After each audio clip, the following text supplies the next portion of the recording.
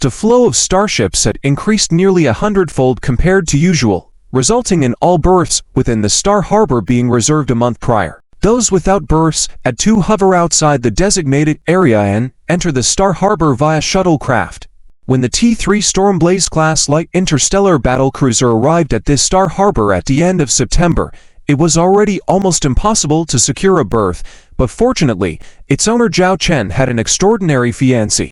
After Zhao Chen contacted Chu Xuan, he learned that she had reserved a berth for him early on. Perhaps the Star Harbor had already set aside a position when sending out invitations to the Chu family. The T-3 Stormblaze-class light interstellar battlecruiser navigated through specialized channels, passing through the crowded zones of hovering starships.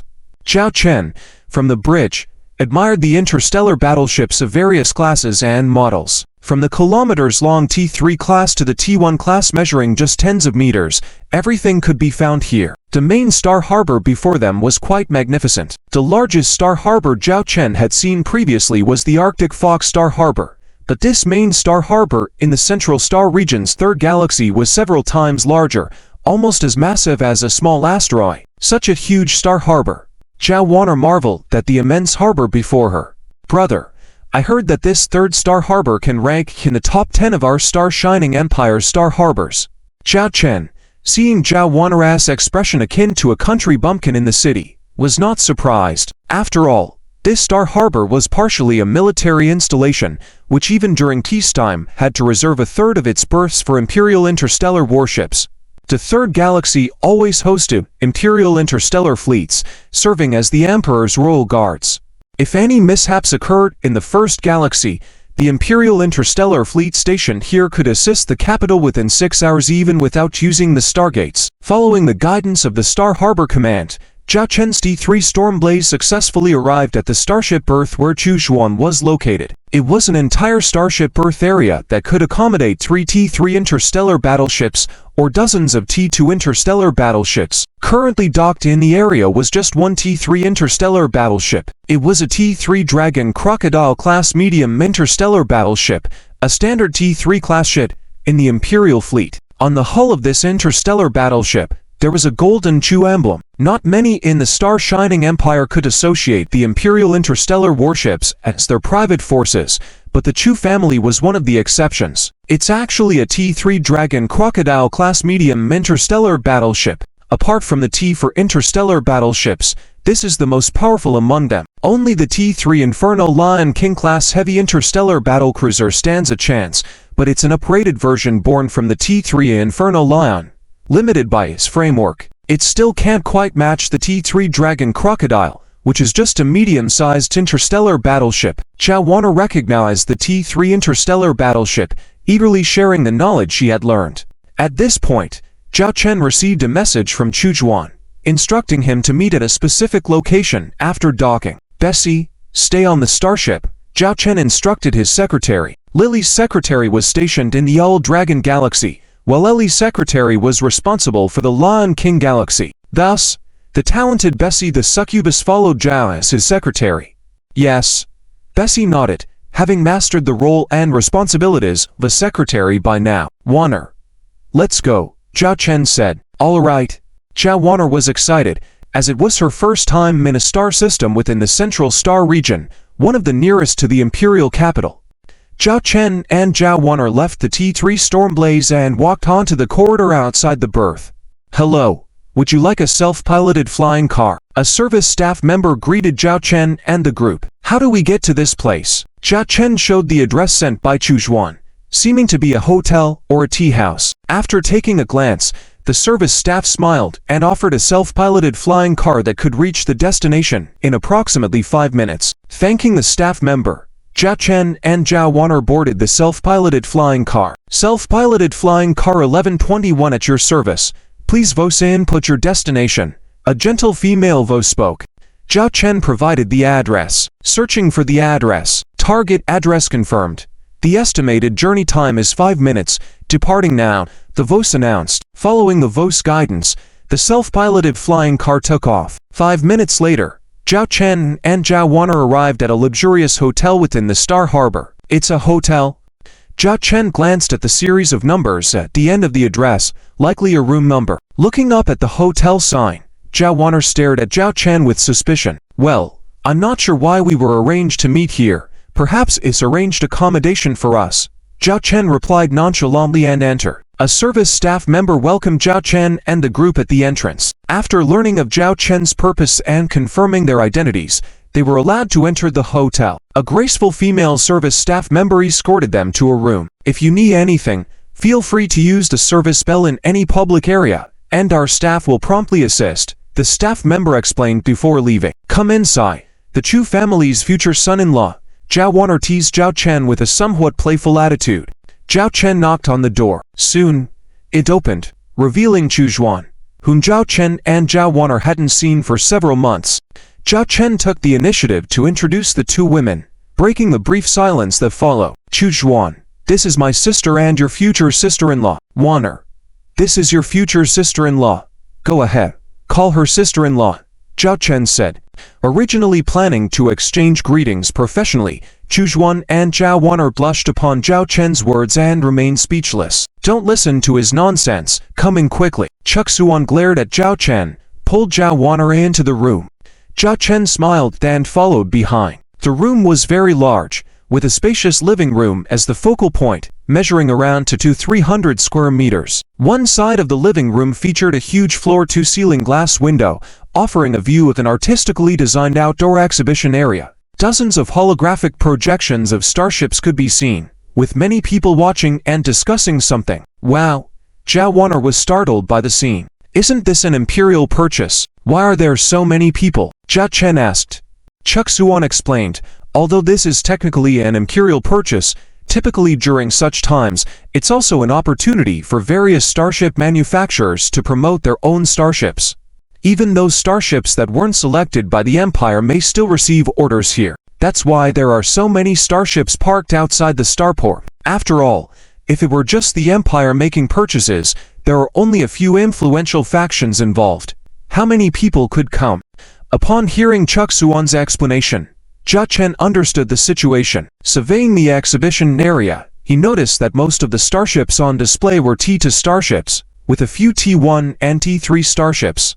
The crowd gathered around each booth indicated the popularity of the starships. The most popular starships in this imperial purchase are two particular ones. One is the T1 Volfleet-class medium-sized star destroyer from a Northern Goose Starship Technology Group. Although it's not being purchased by the Empire, this starship is highly regarded by all interstellar territories.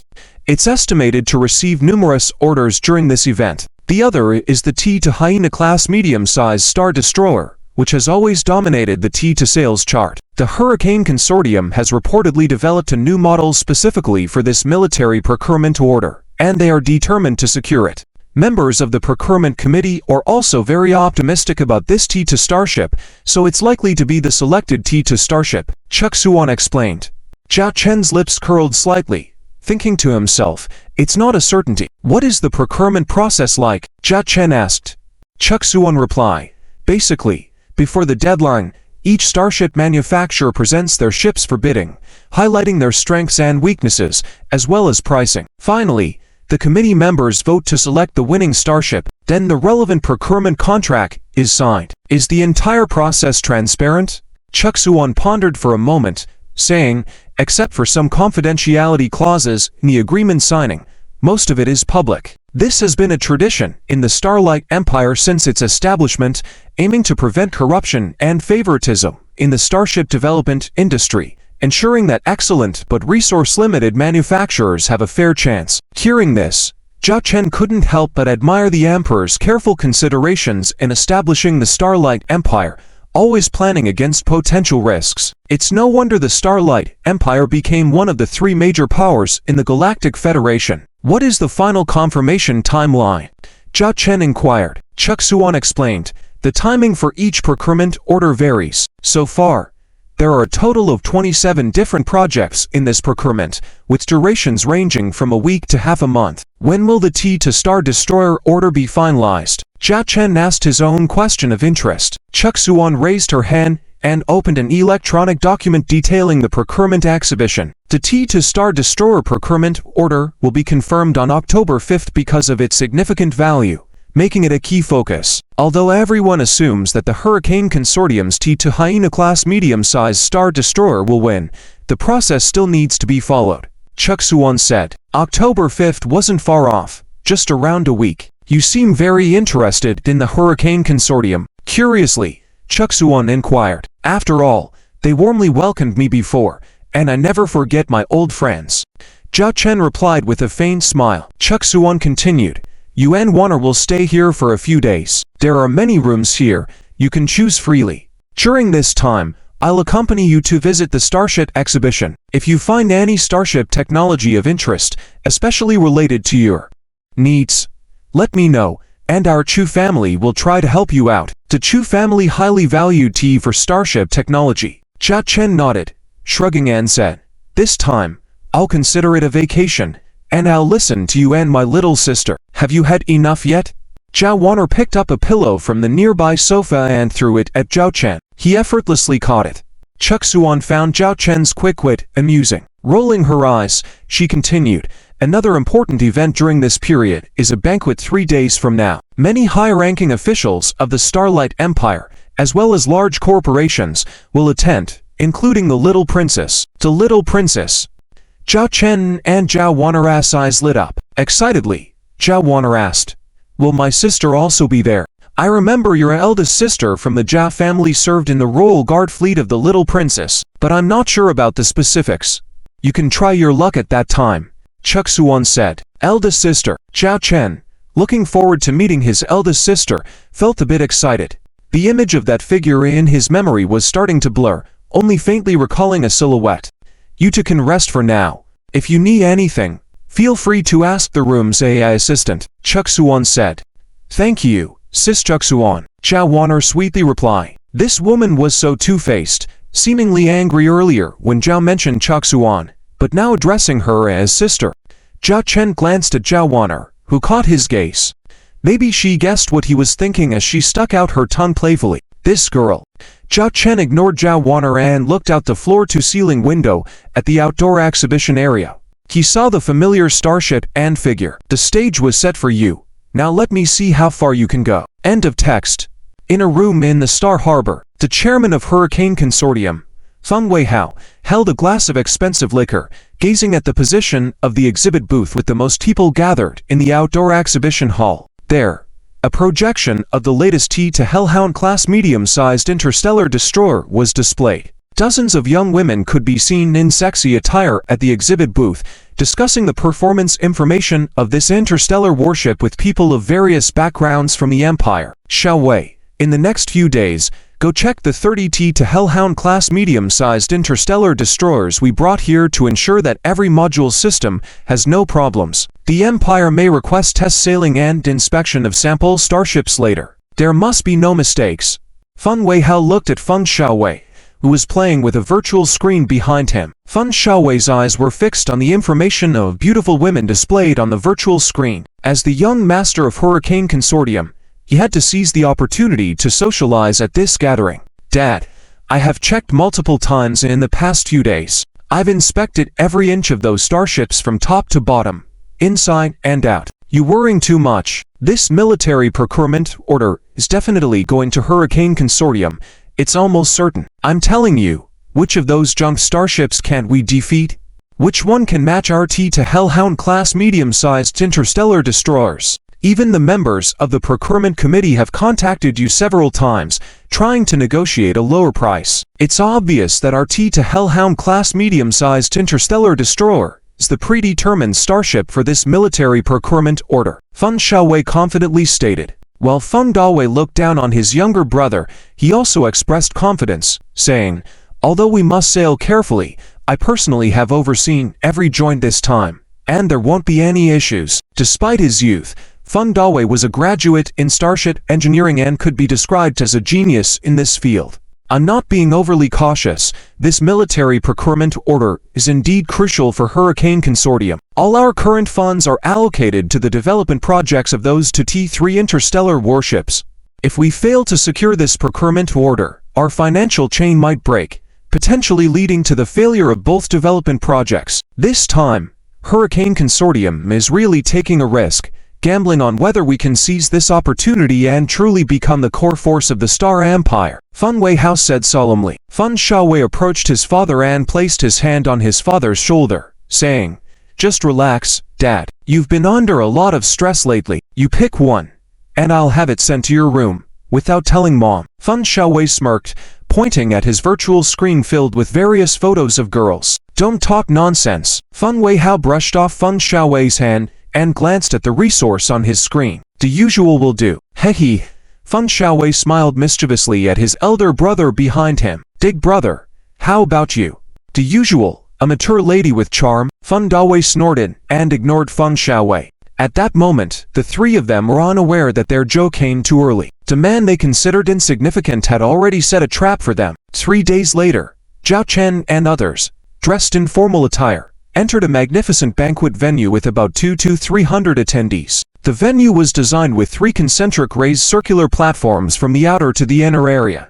Most of the outer participants were small nobles from the interstellar territories or component suppliers in the starship manufacturing industry, hoping to gain opportunities in this military procurement or eyeing their favorite interstellar warships.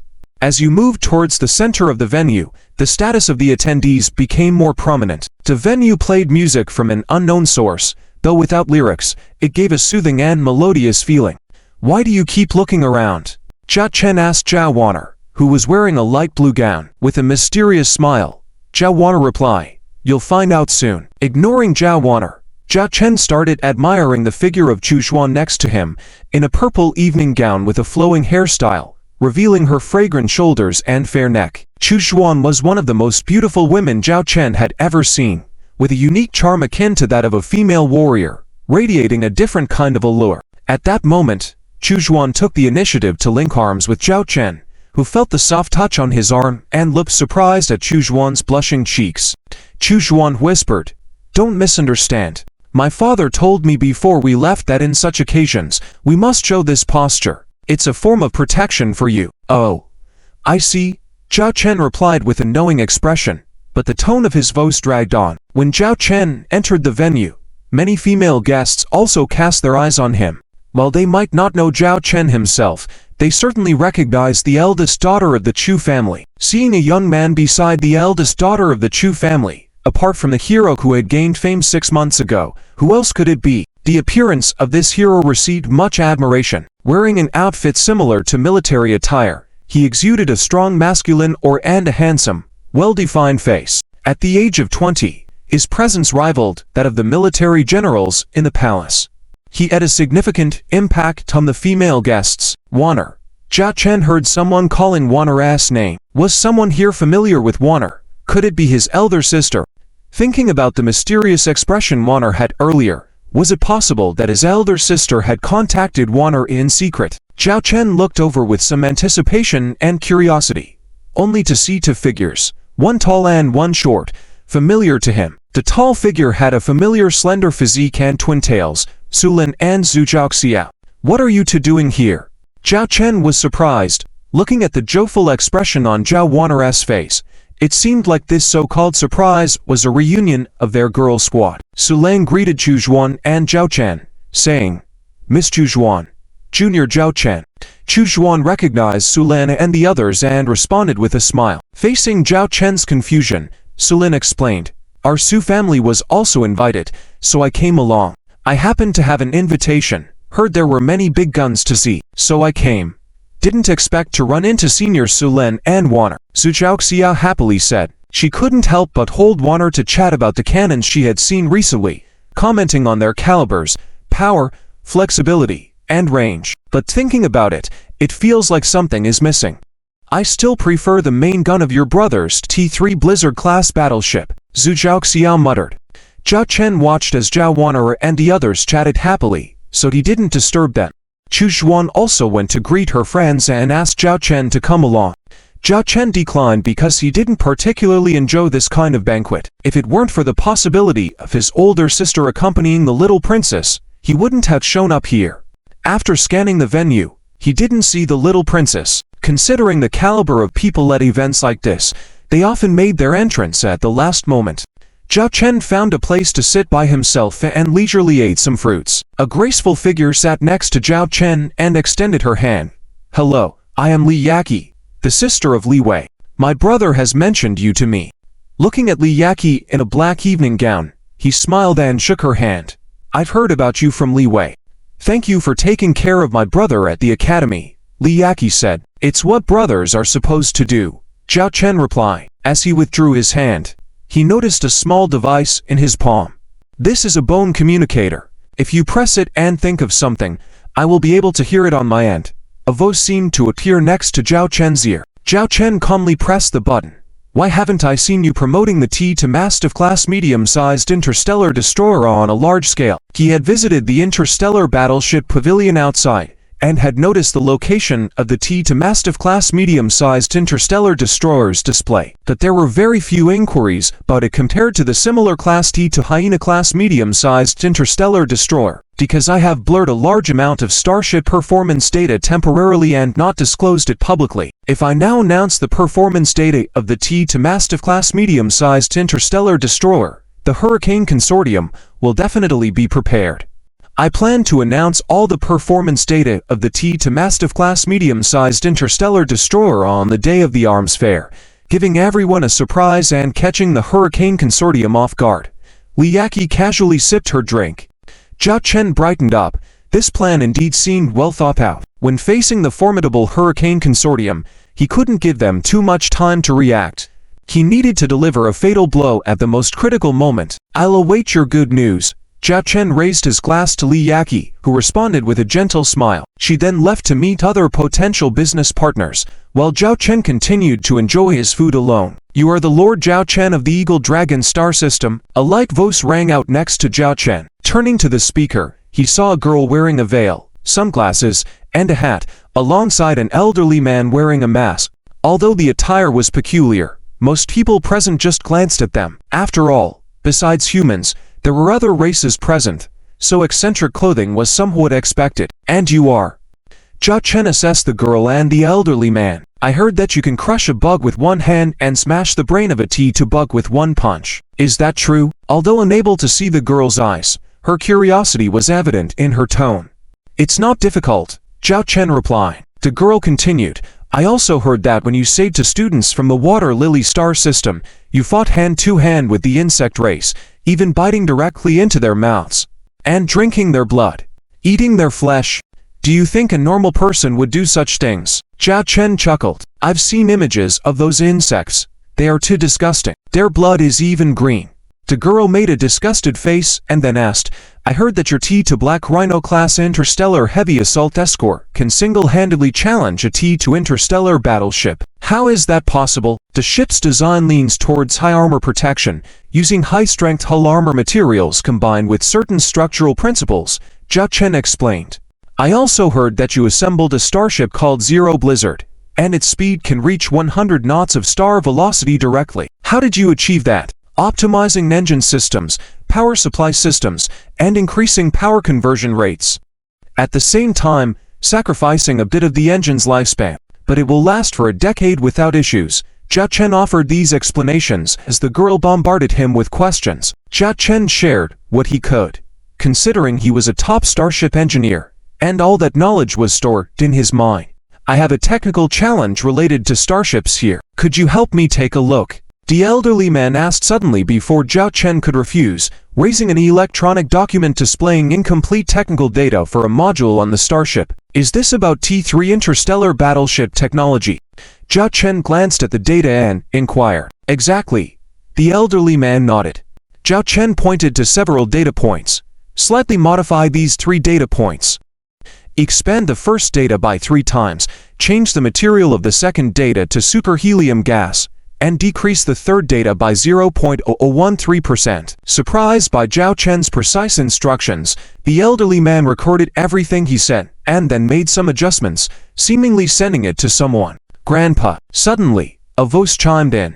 Chu Zhuan walked over with surprise, looking at the masked elderly man. "Ahem. Young lady, you seem to have mistaken me for someone else. How could I be your grandpa?" The elderly man corrected himself hastily. Squinting her eyes at him, Chujuan said, "Do you think just because you are wearing a mask, I wouldn't recognize you? And you shouldn't spray that 30-year-old brand of cologne when you go out.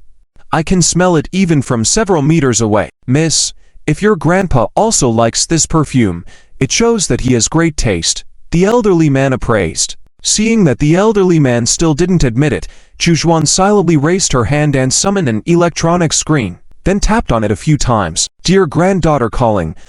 Lovely little granddaughter calling. Grandpa's little darling calling." A childish voice emanated from the handheld terminal on the elderly man's wrist. Though some things had changed, Zhao Chen still recognized that it seemed to be Chujuan's voice, and Chujuan's expression was quite complicated. "I told you to change that ringtone, but you haven't, and you even put it on speaker. I shouldn't have listened to you and recorded that message for you, and I was younger because of that little temptation." Chujuan glared fiercely at the man. Ahem. Knowing he couldn't keep up the act, the elderly man removed his mask, revealing his true identity. Zhao Chen had seen this face at a prominent location in the Northern Starfleet Military Academy. There was even a statue. Zhu Kai, Governor General of the Northern Star Region, Duke of the Empire. T.S. 1/4 something came up today, so the next 3 chapters will be updated later. I've been updating quite frequently this month, so I'll have a slightly restful end to the month with for updates in these 2 days. I have met Governor Zhu. Zhao Chen placed his hand on his chest and bowed to Governor Zhu. Governor Zhu waved his hand with a smile and said, "No need to be so formal, the way you just did was fine. I was curious about what kind of son-in-law old Zhu would pick, who could actually match our Zhuaner. Now I believe, indeed not bad, being able to be my grandson-in-law." Chujuan blushed and glared at her grandfather. "Grandpa, what are you saying? Don't say these things here." "What? Your grandpa is allowed to call him grandson-in-law, but I'm not allowed to call him grandson-in-law. Zhuaner, have you forgotten the kindness your grandpa showed you? Your grandpa did not allow you to join the Imperial ***** fleet, but I arranged for you to join the Imperial ***** fleet in the Northern Mine Starfield, although there were some unfortunate events later. Your grandpa, because of that, at that time came to scold me every other day for 3 days." Governor Zhu looked like a resentful little housewife. Chujuan ignored her grandfather and looked at the girl next to Zhao Chen wearing sunglasses and a hat. "Who is this? Could it be that she is your illegitimate daughter?" "Grandpa, pooey. Zhuaner, you can't talk nonsense like that." Governor Zhu's face changed. He quickly covered his granddaughter's mouth, then looked apologetically at the girl with sunglasses. At this point, Zhao Chen also became curious about the girl's identity. To appear with Governor Beifeng and make Governor Beifeng so nervous in the Starlight Empire. At this age, a girl. Zhao Chen quickly placed his hand on his chest. "Baron Zhao Chen of the Empire, I have met the princess." "Princess?" Chujuan was startled. There was only one person in the Starlight Empire who could be called the princess, the beloved of the Starlight Emperor. "You are really smart to have guessed so quickly." The girl took off her disguise, revealing her true appearance. With delicate and beautiful skin, an otherworldly beauty. Although she appeared to be only 16 or 17 years old, Zhao Chen was certain that if this girl grew up, she would definitely be a disastrous presence. "Princess," Chujuan exclaimed, then quickly bowed to the princess. "I misspoke earlier. Please forgive me, Your Highness." The princess is her grandfather's illegitimate daughter. Isn't that the same as saying that the current emperor? It's fine. Sister Chujuan, you don't need to be so nervous. We were just joking around casually, and besides, you didn't know my identity earlier, the little princess said with a smile. Suddenly, the sound of military boots clashing against the ground echoed through the banquet hall, and all eyes turned toward the entrance. A squad of female soldiers in gold and white military uniforms was briskly marching in. This wasn't a place where ordinary soldiers would dare enter, yet no one tried to stop them, and people even instinctively made way for them. The captain of the squad anxiously scanned the hall, as if searching for someone. "Isn't that the little princess's personal guard?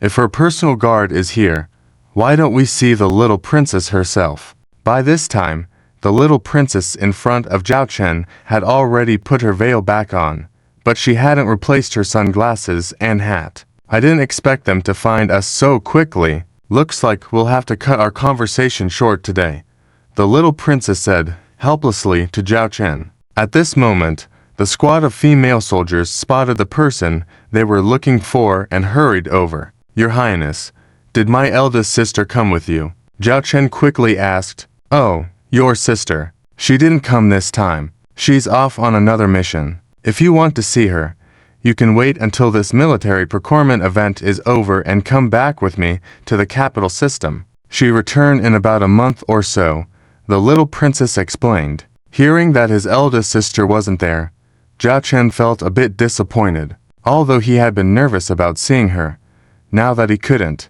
he felt somewhat empty inside. Your Highness. The squad of female soldiers had now arrived in front of the little princess and saluted. At this moment, all eyes were focused on the little princess, but due to the veil on her face, no one could see her features. Greetings, Your Majesty. Everyone in the room began to bow to the young girl. The little princess's playful demeanor changed, and an aura of royal authority emerged. Her eyes glinted with a trace of pride as she nodded slightly in acknowledgement to those who greeted her. She then walked directly to the innermost part of the banquet hall, where a special seat had been prepared for her. This must be her first official appearance, Chu Zhuan remarked, slightly surprised. You did chat here with my grandson-in-law for a bit. I'll go take care of the little princess, the governor of North Wind said to Chu Zhuan and Zhao Chen, before quickly following the little princess. His presence by her side discouraged many from trying to approach her, so they could only bow from a distance. I think this really is the first time I've heard of the little princess attending such an event, Chu Zhuan said, somewhat amazed. Zhao Chen watched as the graceful young girl, surrounded by attention, walked forward. However, he could sense that hidden beneath those jewel-like eyes was the real her. Compared to her current puppet-like demeanor, the lively girl who had sat beside him earlier, asking countless why questions, felt much more real. Looks like your younger sister's in some trouble, Chu Zhuan said suddenly, pointing in a direction. Zhao Chen followed her gaze and saw Feng Xiaowei harassing his younger sister and her friends. He set down his drink and walked straight over. Warner, did you hear? At this military procurement event, our Hurricane Corporation's T-Hyena-class medium interstellar destroyer is guaranteed to win the contract, a 400 billion star coin deal. Soon, our Hurricane Corporation will be one of the strongest in the Starshine Empire. If you're with me, I can give you so much. Feng Xiaowei boasted. I already told you, I have zero interest in your stupid corporation, Zhao Warner said in disgust. Feng Xiaowei continued talking arrogantly. You might not have a concept of what 400 billion star coins means, but that's more wealth than your brother could accumulate in 10 years, maybe even in a lifetime. If you're with me, you can leave that backwater place behind. As he spoke, he reached his hand out towards Zhao Warner's face, but before he could make contact, a sharp slap landed on Feng Xiaowei's head, leaving him dizzy. Who hit me? Feng Xiaowei turned around and saw Zhao Chen. The moment he recognized the man in front of him, he instinctively took several steps back. He vividly remembered their encounter on that T-3 Blizzard-class light interstellar battle cruiser. I warned you before, didn't I? Zhao Chen said, landing 3 more slaps on Feng Xiaowei's face, leaving him stunned. This commotion quickly drew the attention of the crowd. To dare make a scene at such an event was no small matter, especially against the son of the Hurricane Corporation. You dare to hit me? Feng Xiaowei covered his swollen face and only then realized. This is not a T-3 storm-level light interstellar battleship, not a place where Zhao Chen can act arrogantly. Zhao Chen didn't say anything, and went up to slap him again, saying, Do you think I dare? Feng Xiaowei was completely speechless this time. This guy really doesn't play by the rules. Viscount Zhao, although my brother is a bit ignorant, he's still part of our Hurricane Consortium. I hope you can give me some face. A figure appeared at this time, smiling humbly like a noble prince. The eldest son of the Feng family, Feng Dawei. He should be grateful he's here now. If he were still on that planet, I would have let him have a close encounter with the swarm directly, Zhao Chen said coldly.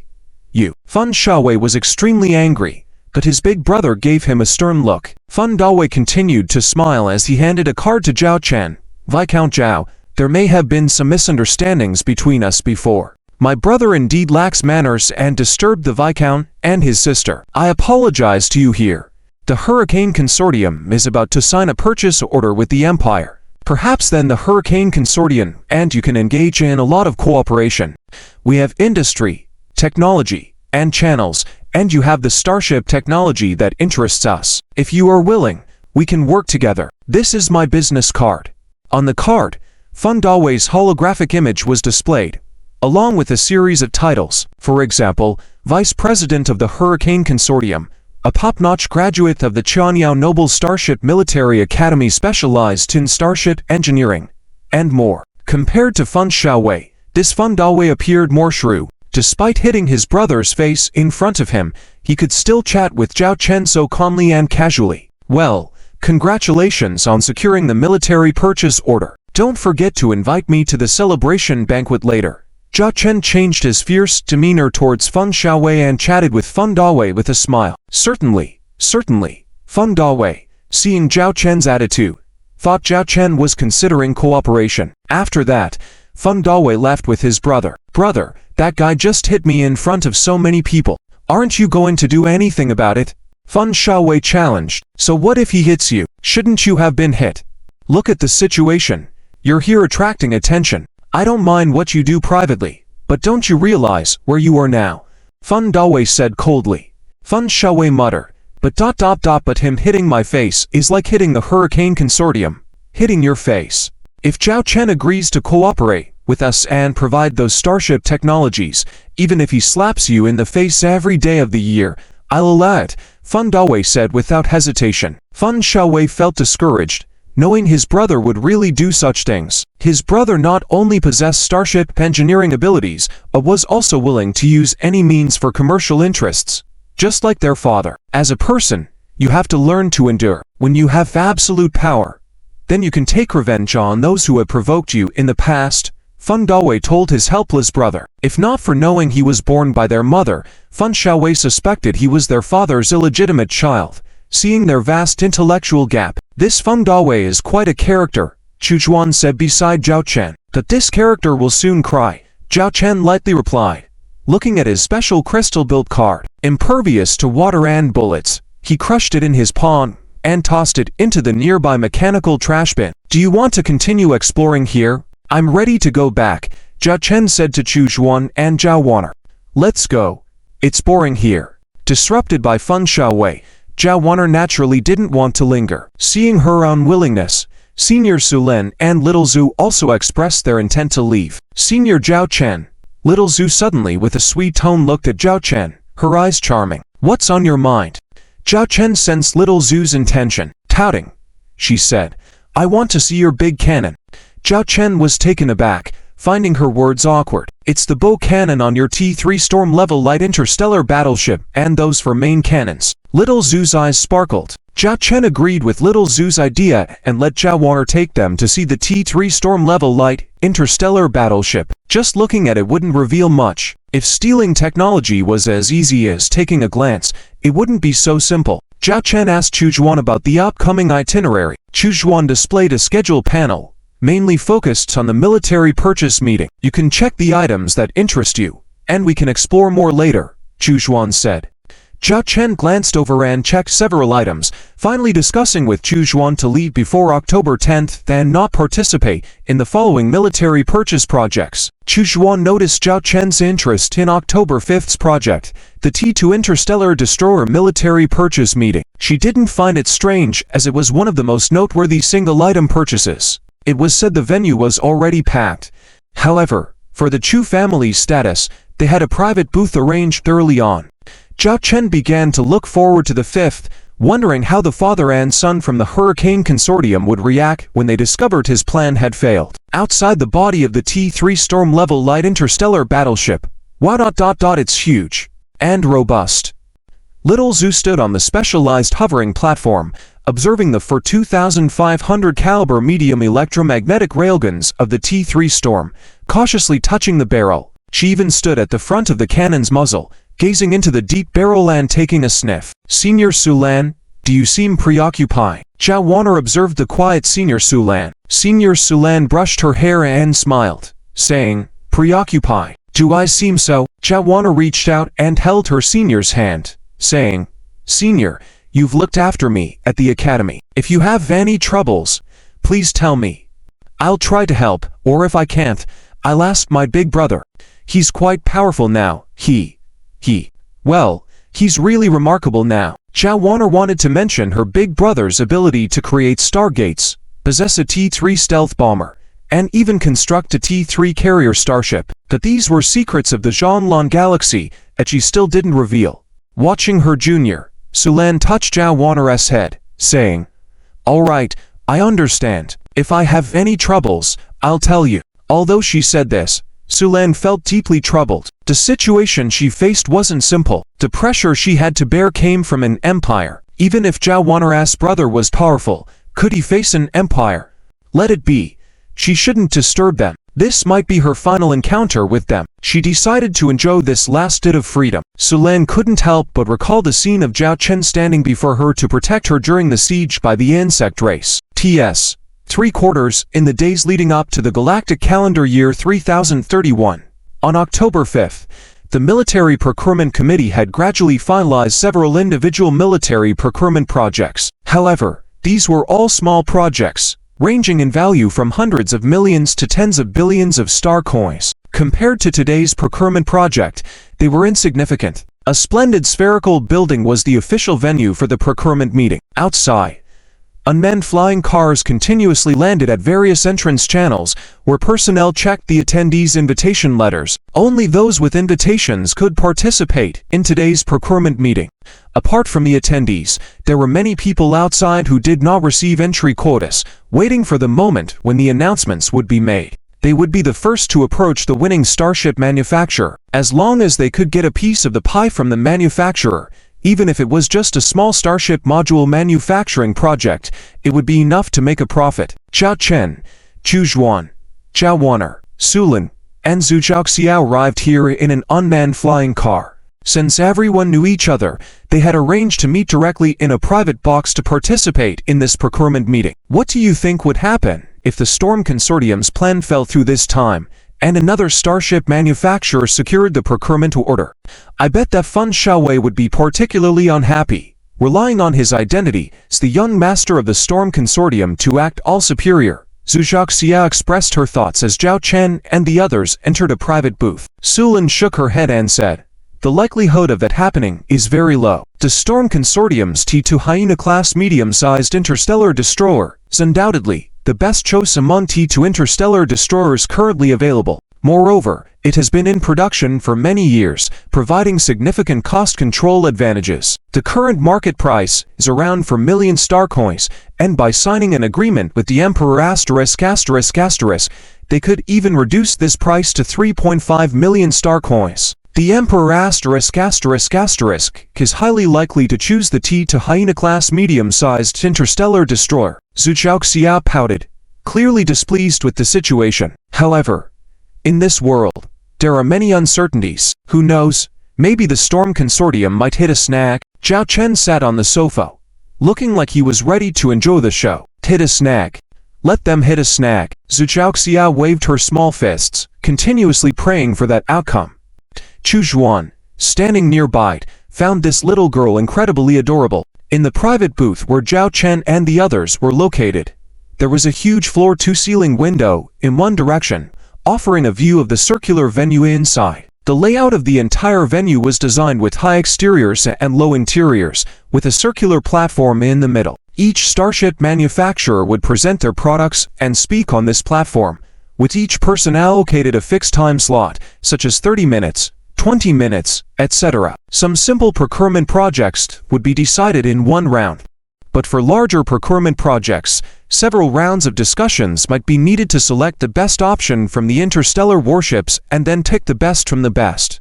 On one side of the venue, there was a seat hovering in midair, which belonged to the Military Procurement Committee. Initially composed of 100 members representing 100 votes, this year was a bit special with a total of 111 votes. One of the additional 11 votes was held by the special guest, the Northern Wine Governor.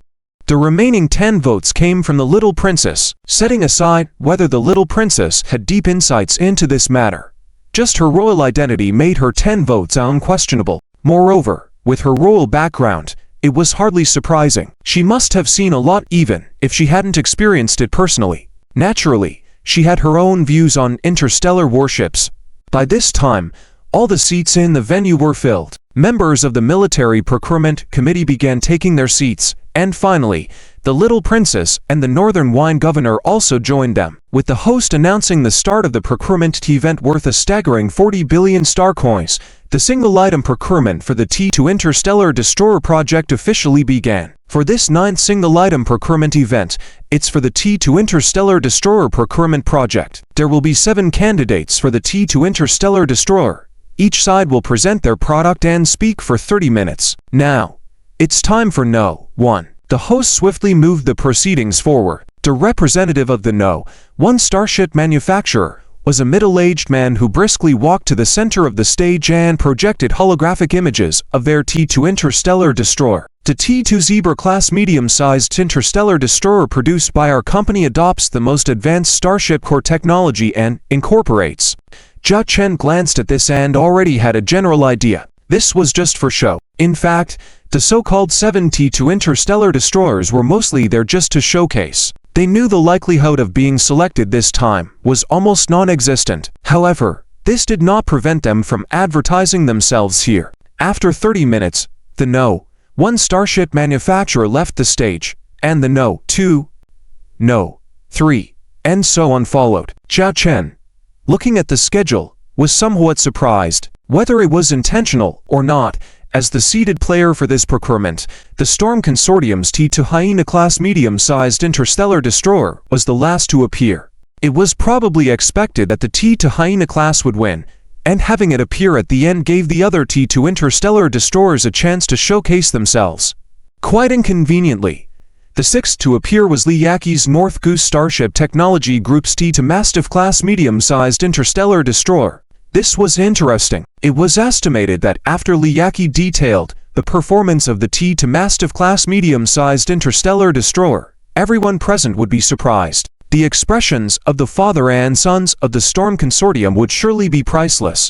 Zhao Chen's gaze happened to fall on where the Storm Consortium's father and sons were seated, closest to the central round table in the venue. They were sitting upright with confident expressions, seemingly enjoying the performances of their so-called competitors. In their eyes, winning this procurement was already in the bag. A small smile tugged at the corner of Zhao Chen's mouth. Several hours later, the host appeared on stage again. Next up is the T2 Mastiff-class medium-sized interstellar destroyer from the North Goose Starship Technology Group. The North Goose Starship Technology Group.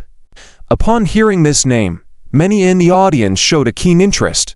Their T1 Lice-class medium-sized interstellar destroyer had become one of the best-selling T1 starships. In the past 6 months, they had introduced several other impressive interstellar warships.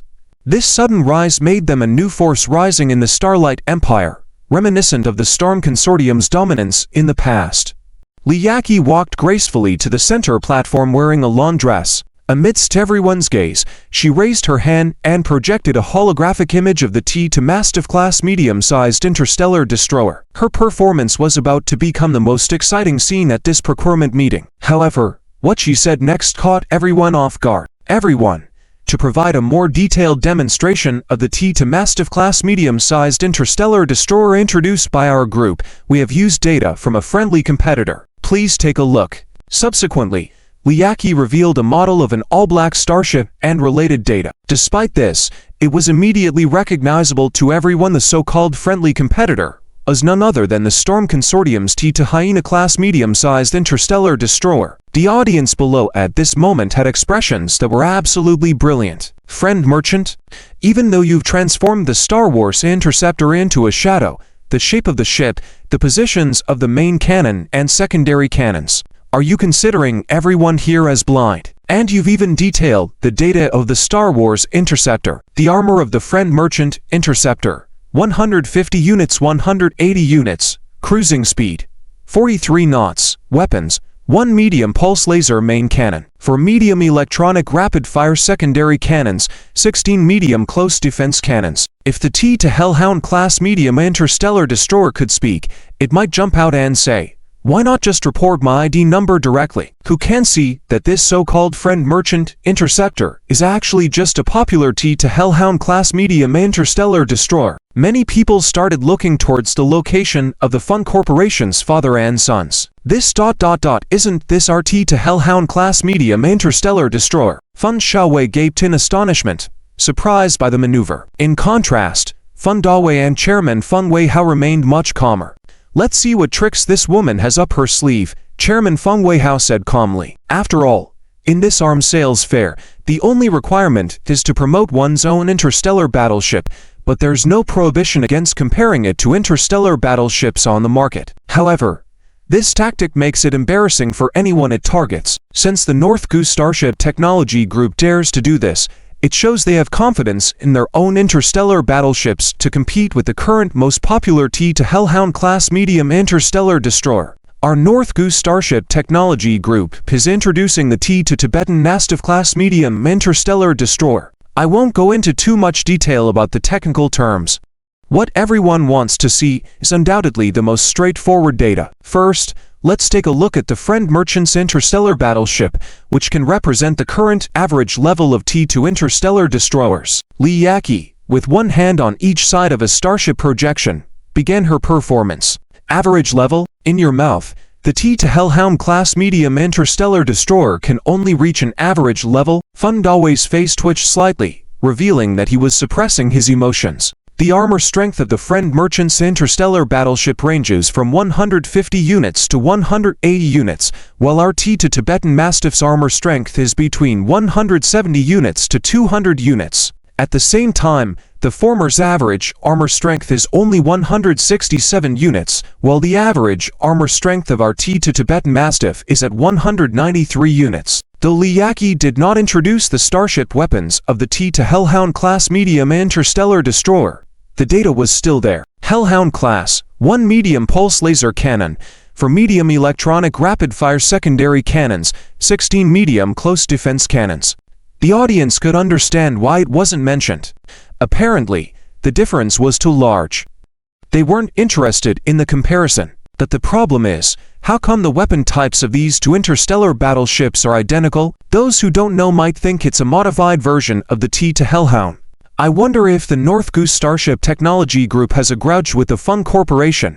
This T to Tibetan Mastiff seems to be tailored for upgrades based on the concept of the T to Hellhound, pressuring all the T to Hellhound data from various angles. Zhu Zhaoxia exclaimed in the booth. Miss Li's speech this time is amazing. Although she could have dazzled everyone based on the powerful performance of her own interstellar battleship, now she directly compares her competitor's interstellar battleship in front of everyone, which is stepping on the competitor's position, Chu Zhuan exclaimed, admiring Li Yaqi's move. Beside her, Zhao Waner looked skeptically at her brother. If she remembered correctly, Li Yaqi should be her brother's good friend from the academy, Li Wei's sister. The North Goose Starship Technology Group has successively launched several excellent interstellar battleships, such as the T1 Volf T class medium interstellar destroyer. Now, they've unveiled this T2 Tibetan Mastiff that overtakes the T to Hellhound. With such astonishing starship development capabilities, she had a feeling that her brother was behind this. Perhaps to others, this might seem impossible. How could so many interstellar battleships be developed by Zhao Chen alone? But Zhao Waner knew more insider information. Her brother was a terrifying genius who could develop T3 Stargate and T3 aircraft carrier starships. With this in mind, developing these T2, T1 interstellar battleships would be a natural thing, right? I didn't expect this arms sales fair to be so exciting. I almost fell asleep during the previous ones, the princess on the Arms Procurement Committee said eagerly to the North Wine governor next to her. Exciting it is, but some people might be in trouble, the North Wine governor chuckled. With Li Yaqi revealing more information, everyone's attention on the T to Tibetan Mastiff class medium interstellar destroyer grew higher, as from the data comparison. The T to Tibetan Mastiff entirely outperformed the T to Hellhound class medium interstellar destroyer. Even with same-class interstellar battleships, there may still be different battlefield positions that can attract with their unique features. For example, emphasizing speed, firepower, armor strength, etc. That the problem here is that she is optimizing according to your strengths, at the level of your strengths. In this situation, who would still consider a second-rate interstellar battleship? Feng Dawei's current expression was quite ugly. Even though he was well-versed in hiding his emotions, he had clenched his fists involuntarily. If looks could kill, he would have slain that woman on stage a long time ago. Don't panic.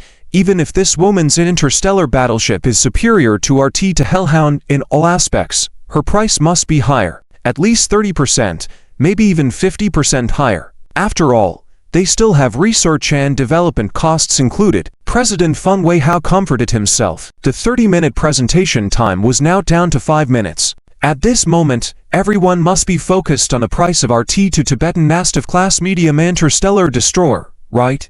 You might say, your T2 Hellhound is so much better than the Friend Merchant's interstellar battleship, then your price must be much higher, right? Li Yaqi raised her hand, pointing first at the selling price of the Friend Merchant starship. According to our understanding, the public selling price of the Friend Merchant's interstellar battleship is for million star coins. Over the past 10 years, the average public selling price has been 3.88 million star coins, and the lowest selling price was 3.66 million star coins. Next, we will reveal the market price of our T2 Tibetan Mastiff-class medium interstellar destroyer. Everyone held their breath, anticipating the price of this suddenly rising interstellar battleship. T.S. 1/4. As everyone was eagerly waiting for this quotation, Li Yaqi seemed to be deliberately teasing everyone, refusing to speak. This atmosphere lasted for about 10 seconds. Li Yaqi raised her hand, and a row of blurry numbers appear in front of the holographic projection of the T2 Tibetan Mastiff-class medium-sized interstellar destroyer. 7 digits in total. The unit digit, tens digit, hundreds digit, thousands digit, and 10,000 digit appeared sequentially. 5 zeros. The father and sons of the Hurricane Consortium held their breath, imagining that the first digit of these 7 numbers should be a 5 or a 6 and the like. After all, if this interstellar battleship really defeated their T2 Hyena-class medium-sized interstellar destroyer, there was only one possibility: that it was very expensive to build. This was the only explanation they could accept. The 6th digit began to change. 6th digit, 0. At this moment, only the last digit remained. Sulin, how much is the selling price of this T2 Tibetan Mastiff? Zhu Xiao curiously asked Sulin beside her. Sulin pondered for a moment.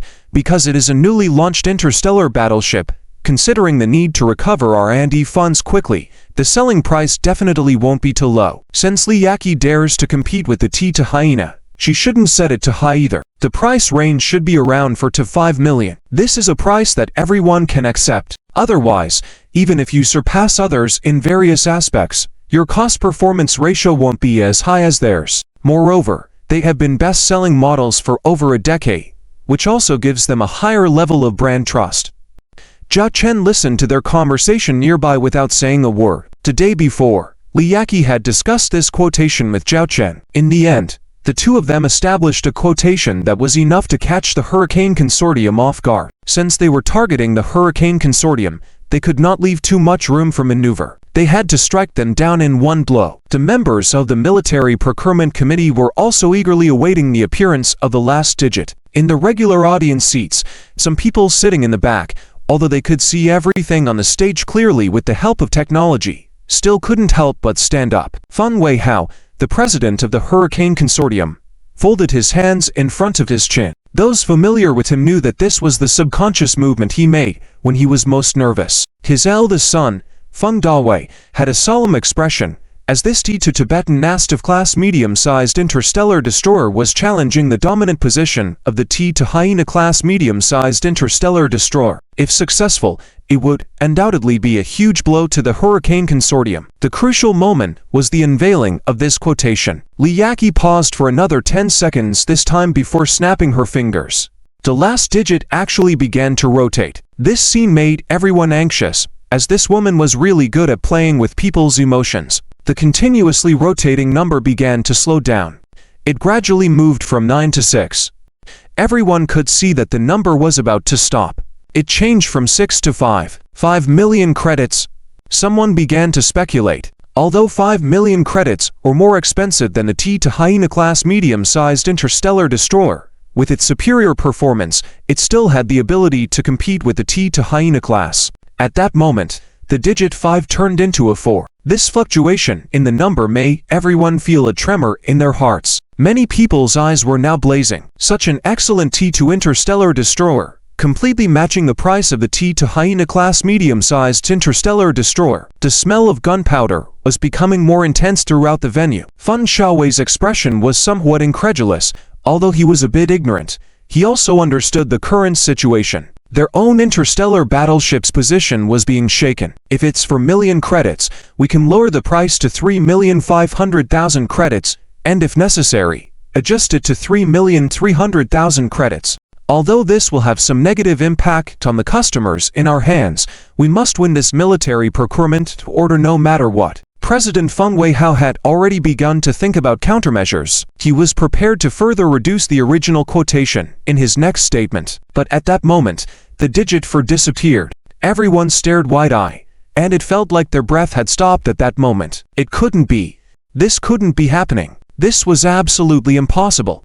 Everyone seemed to know what was about to happen, but they still couldn't believe it. Feng Dawei could no longer remain calm at this moment. He stood up with a shocked expression. A number several times larger than the previous 6 digits appear in front of everyone. 3. Our North Goose Starship Technology Group's T to Tibetan Mastiff class medium-sized interstellar destroyer is priced at 3 million credits. Li Yaqi's words swept through the venue like a solar storm. President Feng Weihao's eyes went from shocked to panicked, then angry, and finally anxious. In those few seconds, his mood became extremely complicated. Everyone in the venue was now digesting this quotation. This interstellar destroyer that surpassed the T to Hyena class medium-sized interstellar destroyer was priced at 3 million credits. This was the lowest price the T to Hyena had ever had. 3 million credits.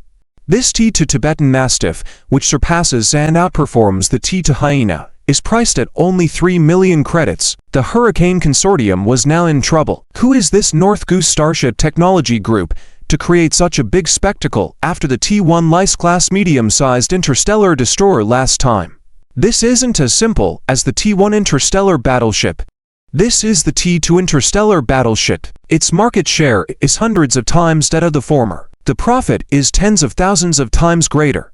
Everyone was shocked by this newly appeared T to Tibetan Mastiff class medium-sized interstellar destroyer. Its unbelievable performance, combined with its unbelievable price. The problem was that it completely matched the performance characteristics of the T to Hyena class medium-sized interstellar destroyer. It could be said that customers considering the T to Hyena class medium-sized interstellar destroyer could completely switch to this T to Tibetan Mastiff. After all, who would ignore a more excellent, yet cheaper interstellar battleship? I object.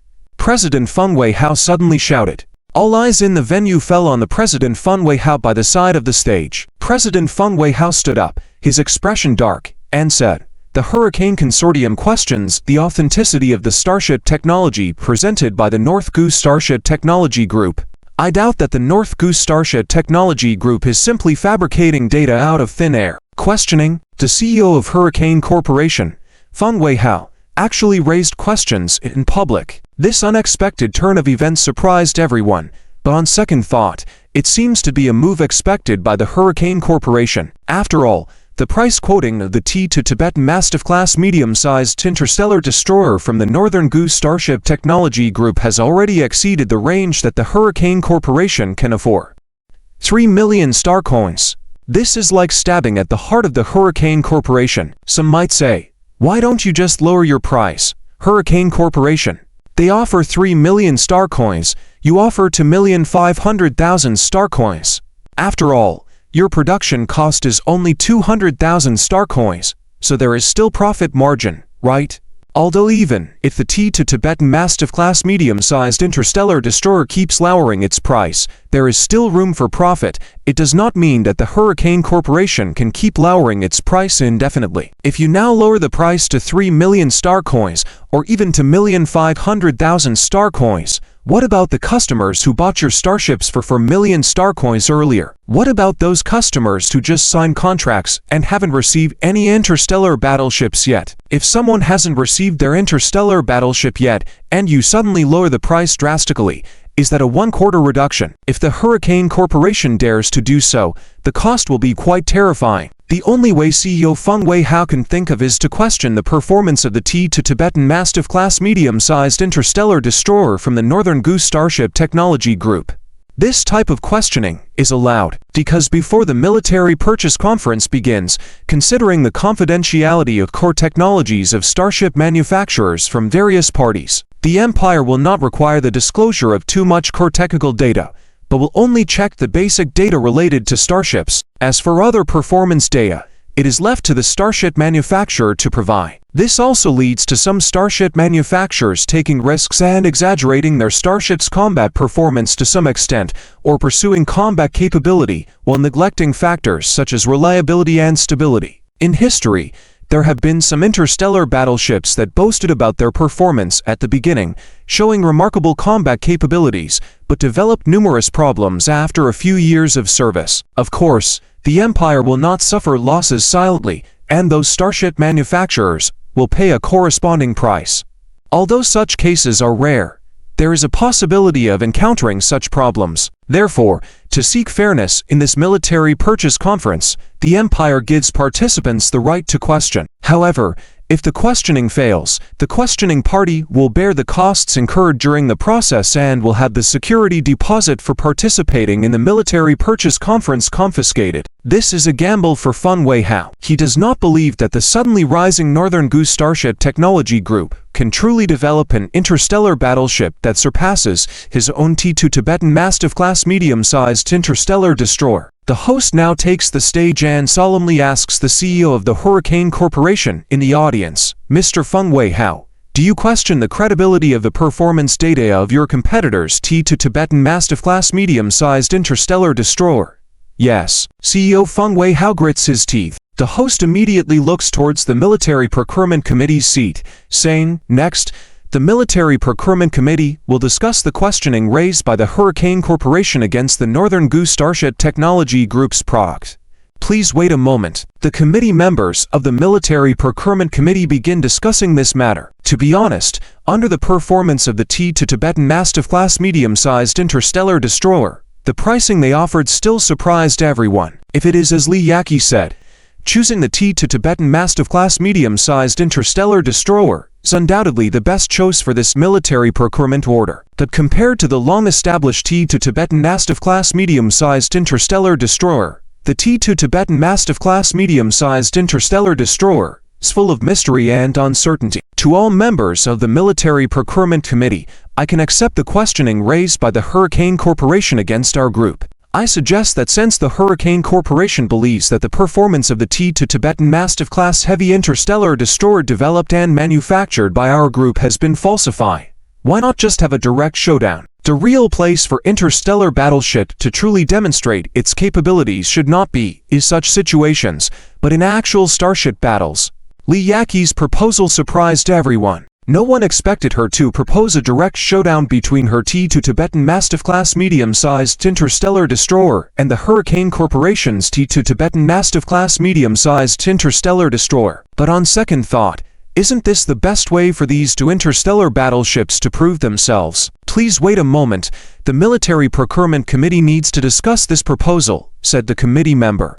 The atmosphere in the venue became lively. The peak duel between the two T2 interstellar destroyers was about to happen, and it was undoubtedly the most exciting highlight of this military procurement. Li Yaqi smiled as she locked eyes with CEO Feng Weihao in the audience, sparks seemingly flying between the two. Then, at the request of the staff, they both left to prepare for the impending starship battle. Partial translation. 3/4. In the corridor, CEO Feng Weihao strides ahead. That Tibetan Mastiff, definitely exaggerating the performance of its interstellar battleship. How could it be stronger than our Hyena? Feng Shaowei follows his father and older brother, continuously questioning the Tibetan Mastiff. Feng Dawei can't stand it anymore, directly grabbing his younger brother by the collar and pressing him against the wall. The starship information about this competitor your responsibility. Why is there no information about the North Goose Starship Technology Group? Fun Xiaowei, looking at his brother's fierce face, feels dumbfounded and afraid. I didn't expect the North Goose Starship Technology Group to produce such a starship. I've seen their interstellar battleship information. All the information is very vague. I thought they might just be showing up at this military procurement exhibition. Haha.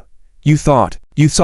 It's all because of your stupid self-righteousness that we were caught off guard by them. If we had known their information in advance, if we had made some preparations, Father wouldn't have had to directly question them in that situation. Do you know that this has pushed our Hurricane Consortium to the edge of a cliff? Fun Dawei really wants to beat up his younger brother. Dawei, that's enough. It's useless to talk now. What's most important is how to face what's coming next. We must win the next starship duel. Fun Wei Hao says in a deep voice. They all understand that this starship duel is a showdown the Hurricane Consortium absolutely cannot afford to lose. If they lose, it means the downfall of the Hurricane Consortium's T2 Hyena-class medium-sized interstellar destroyer, a cash cow for them. This would be a disaster for the Hurricane Consortium. Understood. I will conduct a strict inspection of our 30 T2 Hyena-class medium-sized interstellar destroyers. I will have our finest starship crew members operate these T2 Hyena-class medium-sized interstellar destroyers in this starship duel. Fun Dawei says seriously. This time, we cannot afford to lose in this gamble. Feng Weihao sighs. Meanwhile, on the other side, Li Yaqi has already arranged 30 T2 Tibetan Mastiff-class medium-sized interstellar destroyers. CEO, this is the situation of our 30 T2 Tibetan Mastiff-class medium-sized interstellar destroyers. The captains and crew have been trained by us for a long time. They are veterans and very familiar with the T2 Tibetan Mastiff. And whether it's their background or ability, there are no issues. The secretary reports the preparation to Li Yaqi. Li Yaqi sternly says, this starship duel is to be conducted based on real combat. There will definitely be casualties. But tell our crew, if they sacrifice or get injured in this starship duel, we will provide the highest level of compensation to their families. We will take care of direct family members for life, and those with children can join the North Goose Starship Technology Group directly when they come of age. For the seriously injured, our North Goose Starship Technology Group will unconditionally provide the best medical care, and they can directly advance to the management level of the North Goose Starship Technology Group in the future. If we win this starship duel, everyone will receive a reward of 300 credits and have the opportunity to join the North Goose Starship Technology Group in middle management positions. If they don't want any of the above, they can receive 3,000 credits each. In short, Li Yaqi, will not mistreat them in any way. Understood. The secretary immediately begins to relay this message. For the crew below, no amount of inspiring words would be as effective as the hard cash provided by Li Yaqi. 5 hours may seem long or short. However, within these 5 hours, this news has started to spread. Someone is challenging the monopoly of the T2 Hyena-class medium-sized interstellar destroyer. This is definitely a big news that could shake the entire interstellar battleship industry. Many people start to investigate this North Goose Starship Technology Group upon learning that they recently launched the popular T1 Flea-class medium-sized interstellar destroyer. They are even more interested now. After 5 hours, all eyes are back to the venue. But in the middle of the venue, several projection interfaces have already appeared, along with a holographic battlefield sandbox. At this moment, in a deserted star sector outside the Star Harbor, 60 interstellar destroyers are divided into 2 groups and entering this battle zone. These 2 groups are none other than Hurricane Consortium's T2 Hyena-class medium-sized interstellar destroyers and North Goose Starship Technology Group's T2 Tibetan Mastiff-class medium-sized interstellar destroyers. The broadcast in the venue is showcasing this scene. On the interstellar battleships of these 2 groups, there are their respective group emblems.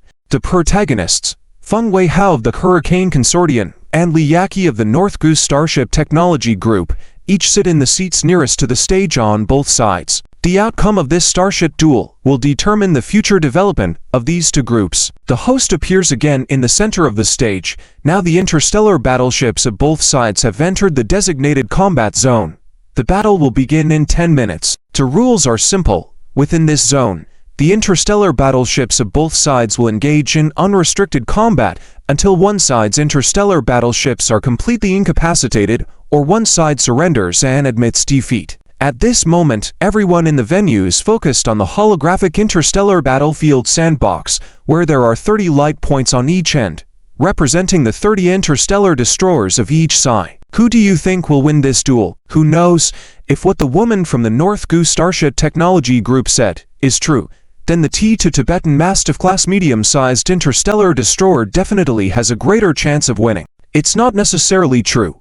After all, no one knows if this T2 Tibetan Mastiff is really powerful or just pretending. Though we all know the performance of the T2 Hyena class very well, it's been the best-selling interstellar battleship for the past decade. Inside the booth, Zhao Chen gazes at the profile of Li Yaqi on the stage, calm and composed, like a chess player. She has already arranged everything to make her North Goose Starship Technology Group T2 Tibetan Mastiff-class medium-sized interstellar destroyer shine today. At the same time, to completely snatch all the customers of the T2 Hyena-class medium-sized interstellar destroyer. This battle not only involves this large order for military procurement, but also affects the future market share of T2 interstellar destroyers within the Starlight Empire. One's success is everyone's success. One's loss is everyone's loss. Whether the North Goose Starship Technology Group can rise to a higher level depends on this battle. I declare, the Starship duel begins. At this moment, in the video feed, the 30 interstellar battleships on both sides start to move. The showdown between the T2 Tibetan Mastiff-class medium-sized interstellar destroyer and the T2 Hyena-class medium-sized interstellar destroyer has officially begun. Who will be the best T2 interstellar destroyer? For quarters, in the venue, everyone was focusing on the 60 light points on the interstellar sandbox. Because both sides were interstellar destroyers, there were no special tactics in this showdown. Both sides adopted a similar battle formation resembling a single-line serpent formation. All 30 interstellar warships were swiftly navigating on one side to ensure that when they encounter enemy ships, all 30 interstellar warships could engage in firepower against the enemy at the earliest moment. 10 minutes left.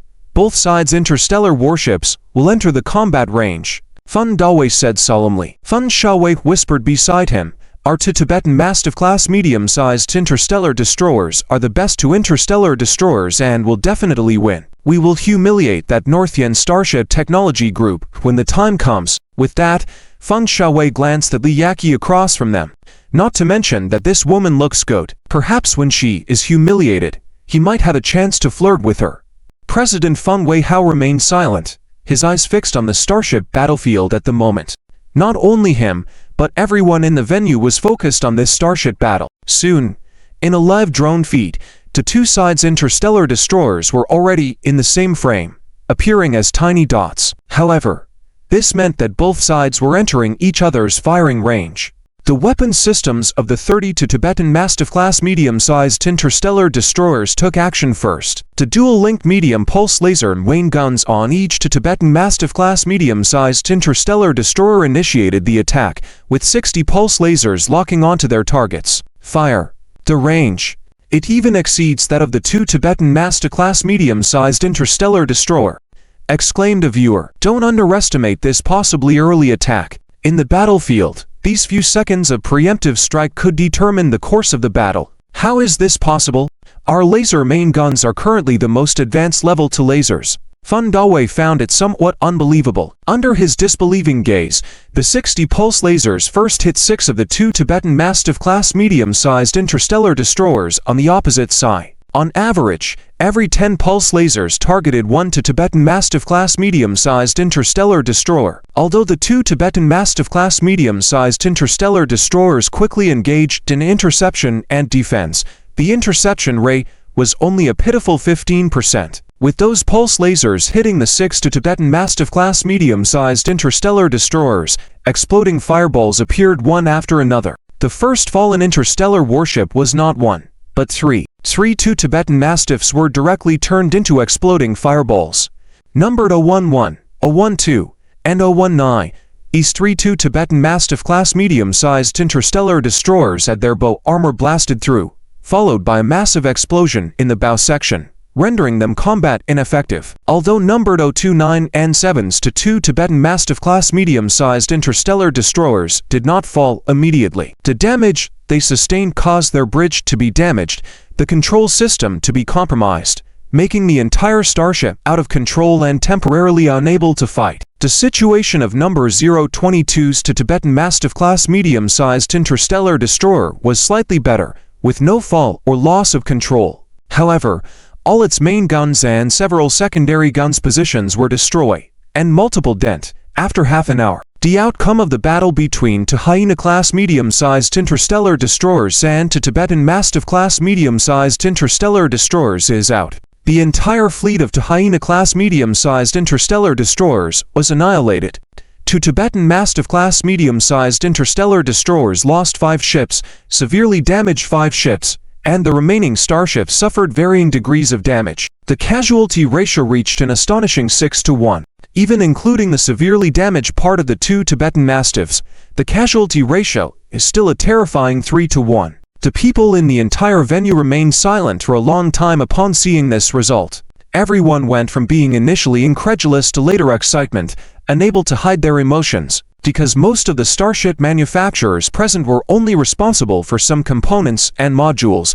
If the 2 Hyena-class medium-sized interstellar destroyer won, it would just have solidified its original Hyena empire. But now, the 2 Tibetan Mastiff-class medium-sized interstellar destroyers have the upper hand, meaning the Northern Goose Starship Technology Group will rebuild a commercial empire. As long as you cooperate with the Northern Goose Starship Technology Group, you can get a piece of the pie. It's like one person's success benefits everyone around them. Liyaki had a natural smile on her face, as if everything was within her expectations, though inside, her heart was pounding like a startled deer. Although she had a great confidence in this result from the beginning, until the final moment of confirmation, her heart was still hanging in suspense. Only now did she truly have a grounded feeling. She looked towards the direction of the audience seating area. In the eyes of others, this woman was declaring her victory, announcing the coming era belonging to the Tibetan Mastiffs. In reality, the direction Liyaki gazed at was where Zhao Chen was seated. Only Zhao Chen understood what Liyaki was expressing to him. She told herself, "See that? I did it. I didn't let you down." At this moment, this woman was like a little girl with an excellent report card, sharing her joy with her family. Some are happy, some are sorrowful. Compared to the Hurricane Consortium on the other side, it was quite bad. The father and sons of the Hurricane Consortium all had different expressions. President Feng Weihao's face was grim, and he hadn't spoken a word in the past half hour. Young Master Feng Dawei was full of disbelief, not believing that the commercial empire he had built with the 2 Hyena class was crumbling like this. Young Master Feng Xiaowei now looked more like a discarded dog, lost and confused. The host then took the stage, solemnly saying, "I announce, according to the judgment of the Military Procurement Committee, the challenge Hurricane Consortium made against the 2 Tibetan Mastiff-class medium-sized interstellar destroyer from the Northern Goose Starship Technology Group is invalid. According to the rules, Hurricane Consortium will bear the losses caused by this starship duel to the Northern Goose Starship Technology Group and will also forfeit all the participation deposit from this military procurement meet. They are unable to participate in any upcoming bidding activities." At the same time, following the unanimous decision of the Military Procurement Committee, the 2 Tibetan Mastiff-class medium-sized interstellar destroyer of the Northern Goose Starship Technology Group wins is bidding. Next, Miss Liyaki, representing the Northern Goose Starship Technology Group, will discuss the detailed military procurement order with the Military Procurement Committee. At the invitation of the staff, Liyaki left the venue like a victor under the envious gazes of the people. Next, Liyaki will sign a multi-billion starship procurement order, pushing the Northern Goose Starship Technology Group to new heights. But this is just the beginning of the storm, and the Hurricane Consortium will face a series of negative consequences as a result. It's imaginable that the orders for the 2 Hyena-class medium-sized interstellar destroyers of the Hurricane Consortium will significantly decline in the future, and even the current signed orders may face the Beer's breach. Because of this, a series of chain reactions will impact the financial chain of the Hurricane Consortium. Whether the Hurricane Consortium can survive this challenge remains unknown. In the private box, so amazing, I never expected to witness someone overturning the hegemony of the 2 Hyena-class medium-sized interstellar destroyers of the Hurricane Consortium. Zhu Zhaoxia exclaimed in surprise. Chu Xuan nodded, saying, "If I remember correctly, this Northern Goose Starship Technology Group is from the North Wine Galaxy. My grandfather must be laughing in his dreams." He has always been worried about the lack of a powerful starship manufacturing group in his galaxy. Now one has shown up. Zhao Wan'er suspiciously observed her elder brother, noticing that Li Yaqi, after winning, looked in their direction. Is this a coincidence? No. With the 360 surroundings, why did she look towards this side? This made her feel that Li Yaqi definitely had some secret with her brother that couldn't be exposed. Zhao Chen crossed his arms at this moment, feeling quite pleased. When Li Yaqi completes this deal, it means Zhao Chen will have a continuous stream of profits in the future. Although the multi-billion starship order may take a year or even several years to deliver and receive the final payment, just a 30% down payment alone is enough to make Zhao Chen extremely happy. The most important thing is that it helps suppress the Hurricane Consortium, hitting two birds with one stone. Suddenly, the people in the venue notice that the little princess and the North Wine governor, who had been sitting at the military procurement committee seats, seemed to receive some urgent news and quickly left their seats. What's happening? Zhao Wan'er noticed this scene and curiously muttered, "Beep beep beep." The terminal in Chuchuan's hand flashed. She looked and her face changed drastically. What's wrong? Zhao Chen noticed Chuchuan's expression change and inquired. Chuchuan said solemnly, I just received a message from my grandfather. There's been a major incident at the border. I think the princess and my grandfather hurriedly left after receiving related information. At the border, could it be the mechanical clan? Zhao Wan'er asked curiously. Chuchuan nodded, then said, my grandfather said. The interstellar fleet of the mechanical clan suddenly withdrew. The mechanical clan's interstellar fleet withdrew. Is it just in one region of the mechanical clan's interstellar warships withdrawing? Su Lan asked. Chuchuan shook her head and seriously said, on the border defense line, all the mechanical clan's interstellar fleets withdrew. This news caught everyone present off guard. The war between the mechanical clan and the Galactic Alliance had been ongoing since their birth. In this millennium-long war, both sides may have had wins and losses, each occupying localized advantages at times. But throughout, the interstellar warships of the mechanical clan never retreated, and now there was intelligence suggesting otherwise. This information that the interstellar fleet of the mechanical clan that had never withdrawn in a millennium finally withdrew. This news was too unbelievable. What happened beyond the border? T.S. 2 quarters. The news of the mechanical clan withdrawing in large numbers quickly spread throughout the higher echelons of the Starshine Empire in the following days. After all, such a big event couldn't be kept secret. Everyone was speculating about the reasons behind the mechanical clan's withdrawal. It was rumored that the high-level leaders of various interstellar powers of the Galactic Alliance were discussing this matter. At the same time, the resources left vacant by the retreat of the mechanical clan were also being eyed by various factions of the Galactic Alliance, as those territories were now unclaimed lands. On October 10, 3031, in the galaxy calendar, Zhao Chen and Li Yaqi arranged a time for a holographic communication to discuss the military procurement. Li Yaqi appeared before Zhao Chen. Congratulations, Manager Li. Zhao Chen applauded, congratulating her. These days, the front page of popular news in the Starshine Empire is almost always related to the Northian Starship Technology Group. You are being hailed as the commercial empress. Please don't tease me. I've been exhausted these days. Outsiders may not know, but I have been working tirelessly as someone's laborer. Li Yaqi looked at Zhao Chen somewhat resentfully. It was strange to her that despite the large business deal, Zhao Chen never intervened from the start of their cooperation to the end, even trusting part of the profits to be deposited entirely in the Northian Starship Technology Group's account. Previously, it was fine, but now with contracts for hundreds of billions of starships signed, Zhao Chen still showed no intention to interfere. She wasn't sure if he truly wasn't interested in money or genuinely believed in her. Let's talk about how the military procurement contract went this time, Zhao Chen inquired. Li Yaqi raised her hand and presented a confidential military procurement contract electronic agreement to Zhao Chen, allowing him to browse through it casually. The signing went smoothly. Originally, the Empire was planning to purchase 10,000 ships, but since our to Mastiff's price is only 3 million stars each, they decided to increase the order to 15,000 ships, bringing the total military procurement price to 450 billion stars. Li Yaqi continued. According to the Imperial's request, this order must be fully delivered by the end of next year. In the meantime, it will be delivered in batches as agreed. According to our profit-sharing agreement, I will bear all the costs, so you can allocate 31.5 billion stars at the time. Congratulations, Lord Baron. Your wealth may surpass even the counts and dukes. We have also received orders from other factions. The market share of our Mastiff has been completely seized. Zhao Chen applauded and said, "This is all because of your operation at the military procurement meeting, which accelerated the demise of the Mastiff. And Miss Li Yaqi, you have made quite a profit this time, with the material costs only around 3 billion stars.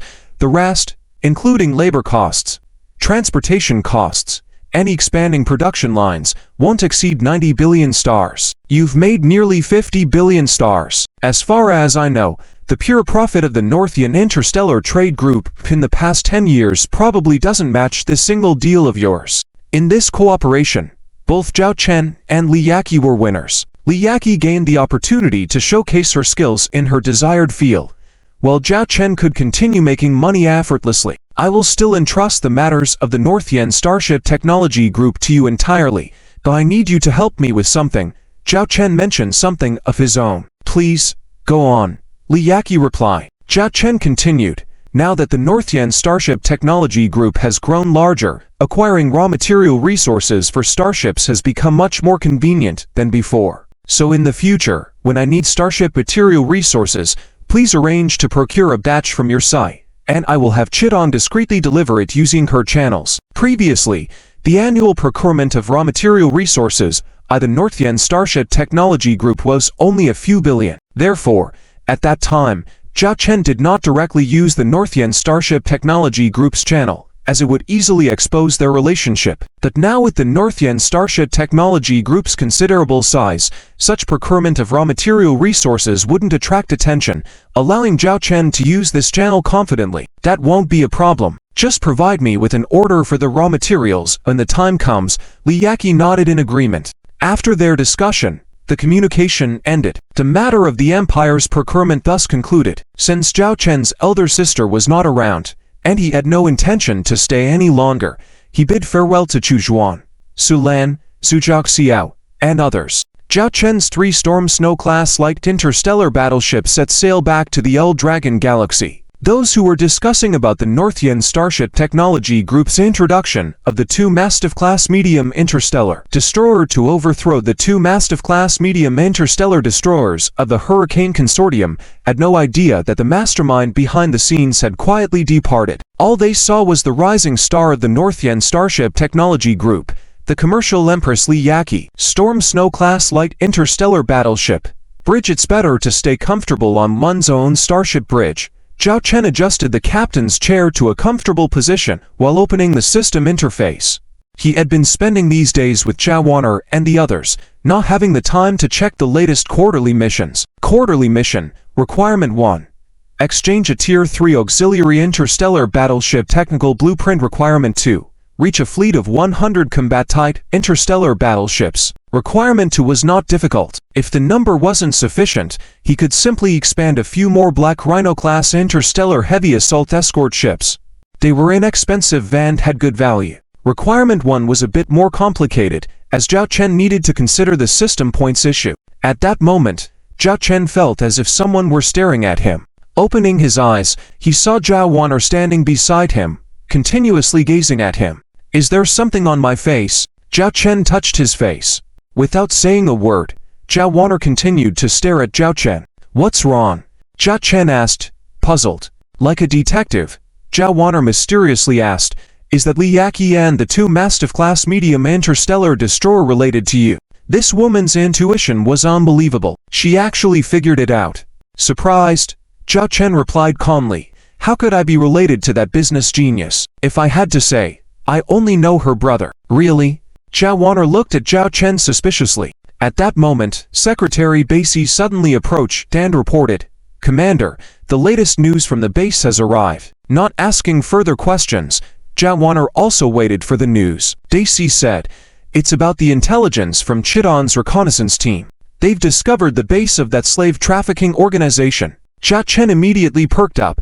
Basie returned to the L-Dragon Galaxy at the fastest speed. He was about to avenge himself with his 4.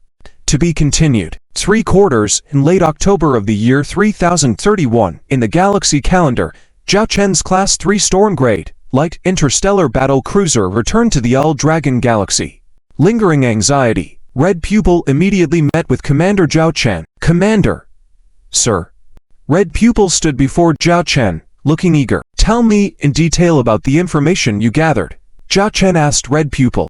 Red Pupil began recounting her month-long mission of gathering intelligence by piloting a 2 Black Rhino-class interstellar heavy assault frigate. The intelligence-gathering process wasn't too difficult. Slave trading in the interstellar black market was a lucrative business, and naturally, everyone had dealings with the group of slavers under the Prince's party. Following the trail, Red Pupil quickly located the main base of these slavers in the interstellar border space between the Azure Starfield and the Starlight Central Starfield within the Starshine Empire. Just like the original Bloody Mary Mercenary Corps headquarters, it was a secure location to build a main base. Unexpectedly, it was located so deep within the Starshine Empire. However, upon further reflection, wasn't this direct evidence of the slavers' connections to the Prince's party? With the protection of the Prince's party, this place was actually the safest for these slavers. The specific coordinates are at this position, a medium-sized starport. From my observation for some time, there are at least 1 Legion-class interstellar fleet,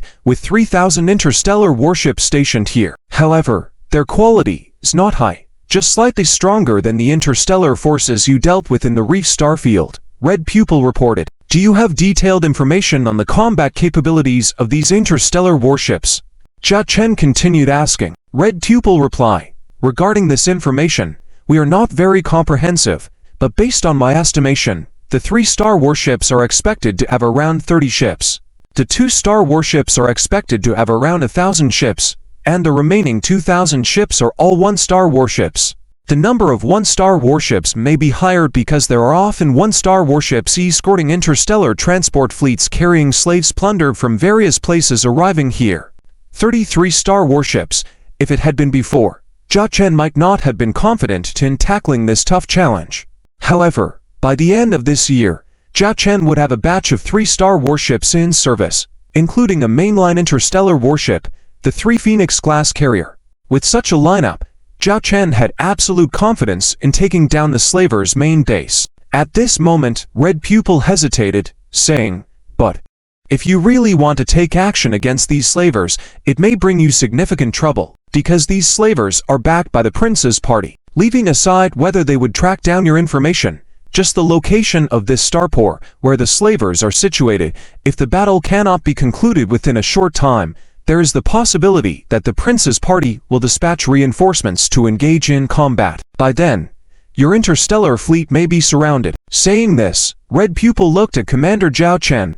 "We understand your desire for revenge, but if it puts the current precious life at risk and requires you to take risks for us, I really don't want to." While saying this, Zhao Chen could see that Red Pupil was genuinely conflicted. Saying she didn't want revenge was definitely false. The gruesome scene of the attack on the Bloody Mary Mercenary Corps headquarters during this time seemed to haunt her daily. But she looked at her subordinates and friends living peacefully and happily in the Dragon Galaxy, and she didn't want her quest for vengeance to disrupt that happiness. Zhao Chen looked at Red Pupil and firmly said, "Red Pupil, I understand your concerns, but rest assured, I promise that what we protect will not be at risk now or in the future. At the same time, I will make those responsible for the blood feud committed against the Bloody Mary Mercenary Corps headquarters pay the price." Seeing Commander Zhao Chen's resolute statement, Red Pupil was truly moved. She couldn't understand why this man was so dedicated to avenging himself and the blood feud he carried. Just as Red Pupil was touched by Zhao Chen, a side mission appeared before Zhao Chen. Side mission. Red Pupil's revenge mission contents. Investigate and eliminate the leader of the slaver organization under the Prince's party, as well as the fleet commander who attacked the Bloody Mary Mercenary Corps headquarters. Mission reward. For interstellar warship technical blueprints. For interstellar warship technical blueprints, Zhao Chen had to obtain this, no matter who stood in his way, be it slavers or even a prince. However, for a comprehensive operation, I need you to gather more detailed information and give me some preparation time. By the end of this year, I will launch a military operation against that slaver's main base," Zhao Chen said to Red Pupil. Red Pupil nodded in understanding. Zhao Chen looked in the direction outside the bridge, where the construction area of the new generation of interstellar warships of the Old Dragon Fleet, consisting of 2 Iron Hammer-class heavy interstellar industrial ships and 3 Foundry-class heavy interstellar industrial ships, was located. October and November ahead will undoubtedly be the most difficult period for the Hurricane Consortium. With the appearance of 2 Tibetan Mastiff-class medium interstellar destroyers, their 2 Hyena-class medium interstellar destroyers had lost all their orders.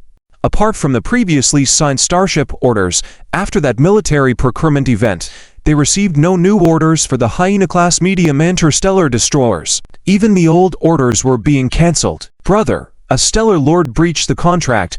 Rather pay us a penalty than take our Hyena-class medium interstellar destroyers. Wine Xiaowei entered an office, looking at the somewhat dejected Wine Xiaowei. Many scattered bottles of wine were by Wine Xiaowei's side, indicating the failure of the Hyena-class medium interstellar destroyers at the military procurement event dealt a heavy blow to this once proud figure.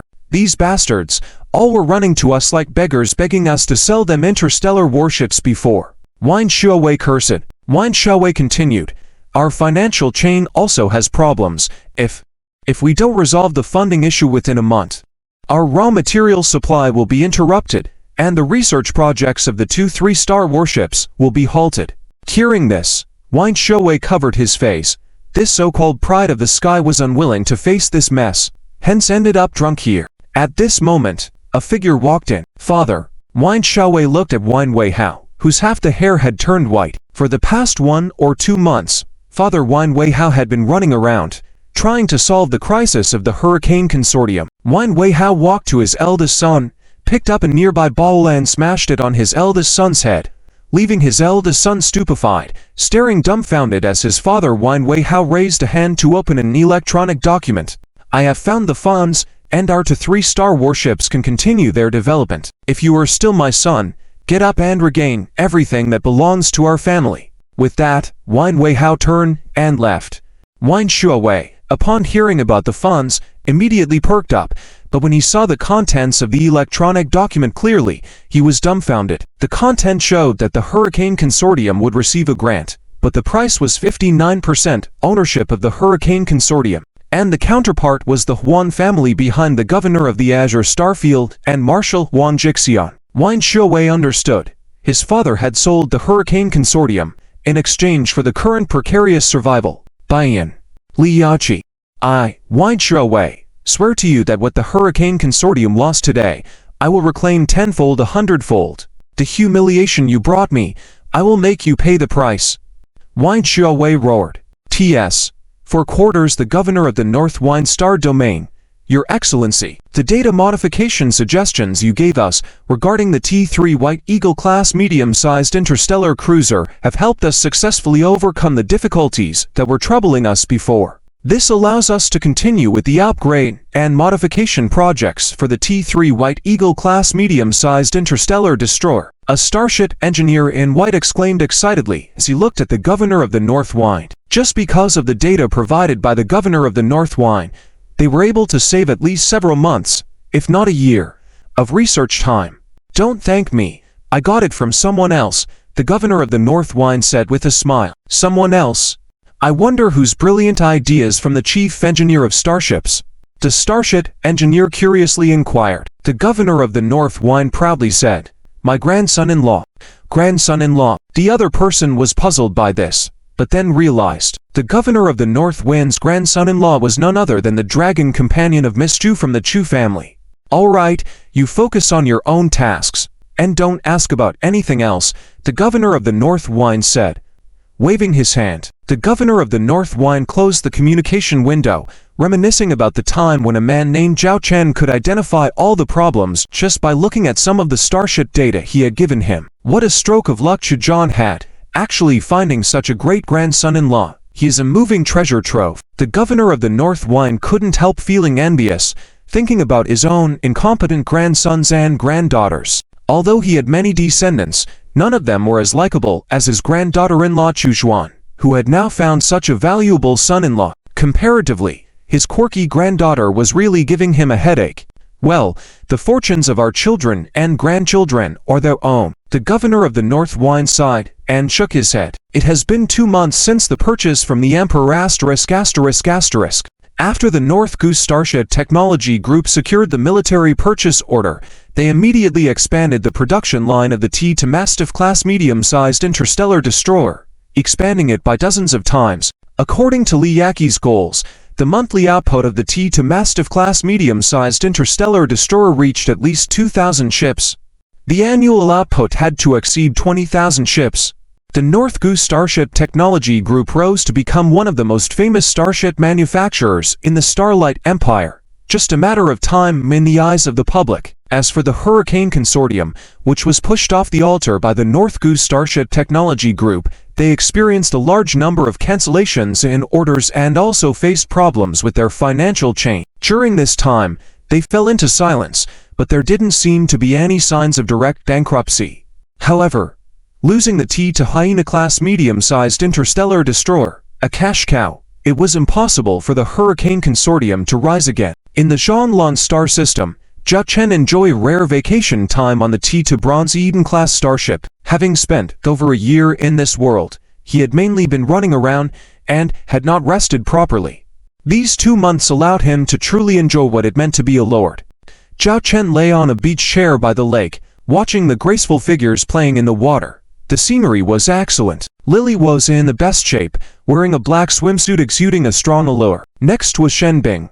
Although she had a humble background, her figure had not been neglected. Charlotte was also good, especially with her tail and ears, adding a unique charm. Initially, Charlotte was reluctant to get into the water. Apparently, she particularly disliked it. It was Zawaner who mischievously pulled Charlotte into the water, allowing Charlotte to frolic with them. There was also a figure by the lake, Qitong. Qitong was wearing a one-piece swimsuit, black patterns visible in many places on her body, seemingly naturally formed. Even in such a situation, Qitong still wore her mask. Commander, suddenly a potato-like figure blocked Zhao Chen's view. Hey ... Zhao Chen, being in high spirits, felt a bit annoyed by this sudden blockage. Annie, didn't anyone tell you not to disturb others when they are enjoying the scenery? Zhao Chen made a fierce face as he pinched Annie's chubby cheeks. Annie waved her hands, finally escaping from Zhao Chen's clutches, rubbing her face pitifully. Enjoying the scenery? I don't even want to expose your thoughts, Commander. Annie looked disdainful at Zhao Chen. Zhao Chen cleared his throat. So, why are you suddenly here looking for me? The T3 Phoenix-class heavy carrier starship officially went into service today and completed all trial sailings. I came to inform you, Annie reported. Zhao Chen sat up abruptly, smiling as he started rubbing Annie's cheeks. Actually, I find Annie quite cute. Let's go and see our big baby. Why are you not happy, but want to rub my face? Should I be happy only when you rub my face? Annie touched her face, which was almost rubbed bare, warily watching Zhao Chen. Because I want to, Zhao Chen said mischievously. You. Annie pointed at Zhao Chen, looking like she wanted to scold him. I noticed you have been diligent lately. I'm preparing a bonus for you. As soon as Zhao Chen had finished speaking, Annie immediately bowed 90 degrees. Thank you, Commander. Our success is inseparable from Commander's trust and cultivation. We share Commander's credit for our success. Can I still rub your face? Which side do you want to rub? The right side. It's more elastic. Zhao Chen looked at Annie, who had a greedy look, not teasing her further, and greeted Lily, Zawaner, Bessie, and others still playing in the lake. He said he was going to see the T3 Phoenix-class heavy carrier starship in service. Upon hearing this news, all the ladies stopped playing and crowded around Zhao Chen. They had been waiting for the T3 Phoenix-class heavy carrier starship's commission. They were also eyeing the position of captain. Who wouldn't want to be the captain of the T3 Phoenix-class heavy carrier starship? Zhao Chen then led everyone aboard the shuttle to go see the T3 Phoenix-class heavy carrier starship. By the way, why didn't you just video call me to notify me, but came to me in person? Zhao Chen suddenly thought of this, looking at Annie, who had a slightly guilty expression. You weren't trying to be lazy, right? As if realizing her thoughts had been figured out, Annie immediately pointed outside the porthole. Look, our T3 Phoenix-class heavy carrier starship. Although knowing Annie was changing the subject, everyone's attention was drawn to the magnificent figure outside the porthole. The ship was painted in red, a huge interstellar battleship. The entire body of the ship was disc-shaped, with bird-like textures on its body, resembling a phoenix enveloping wings at first glance. Parked not far away was a T-3 Blizzard-class light interstellar battleship. To previously called a giant ship, the T-3 Blizzard now seemed like a child in front of the T-3 Phoenix-class heavy carrier starship. The gap was too significant. "This is our Phoenix-class heavy carrier starship." Charlotte looked at the red interstellar giant ship before her. Although she was prepared, the sight of it still couldn't hide the shock in her heart. At present, the T-3 Phoenix has completed all trial sale items. Everything is normal. Just need to arrange for the officers to board. Annie led Zhao Chen and others off the shuttle aircraft and officially boarded the T-3 Phoenix-class heavy aircraft carrier starship. At this moment, temporary officers are aboard this T-3 Phoenix-class heavy aircraft carrier starship. Zhao Chen looked at Charlotte beside him and inquired about the arrangement of officers for the No. 1 ship of the T-3 Phoenix-class heavy aircraft carrier starship. Back when you were developing the construction project of the T-3 Phoenix-class heavy aircraft carrier starship, I began preparing the crew base for this interstellar battleship. I have prepared a standby crew of 3,000 people, all of whom had undergone advanced training related to the aircraft carrier on the T-3 Goddess School-class starship. Within 3 days, I can select the most suitable 1,000 officers to board, and within 5 days, we can form an effective combat force," Charlotte declared confidently. Very good. Zhao Chen was very satisfied with Charlotte's efficiency. With the T-3 Goddess School-class starship present, Zhao Chen's Dragon Fleet no longer had to worry about ships being unmanned. "Is this temporary hangar actually this big?" Zhao Wanner looked at the hangar in front of her, amazed. Zhao Chen looked at the hangar with its predominantly red and white color scheme, beautiful, giving the feeling of being in an art gallery. After the group exited the hangar, they could see a spacious corridor. The width was equivalent to a double-lane two-way road in Zhao Chen's past life. So big.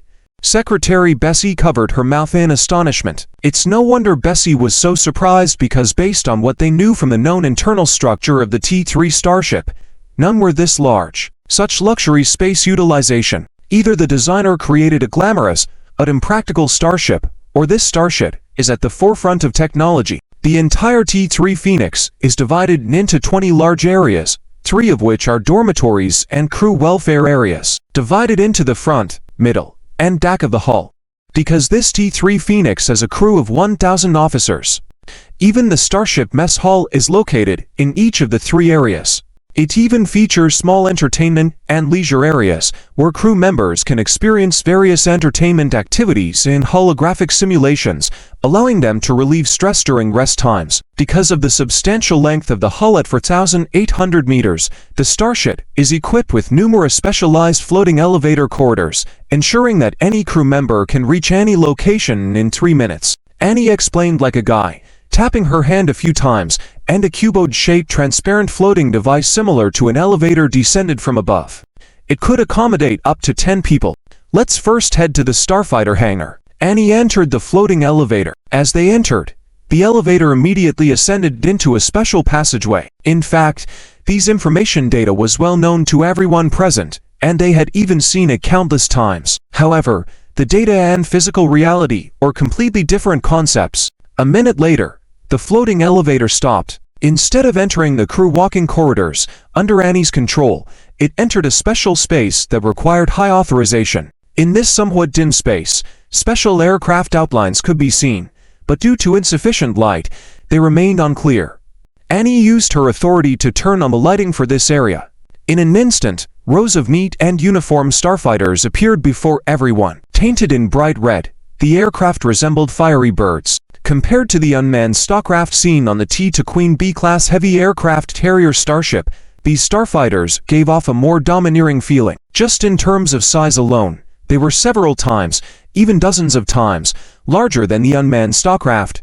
These are the T-3 Phoenix-class starfighters equipped on the T-3 Phoenix-class heavy aircraft carrier starship, with a length of 29.5 meters, a height of 5.22 meters, a wingspan of 16.02 meters, and a cruising speed of up to 380 knots in space. The test's maximum speed can reach 520 knots in space. This is just our test's maximum speed.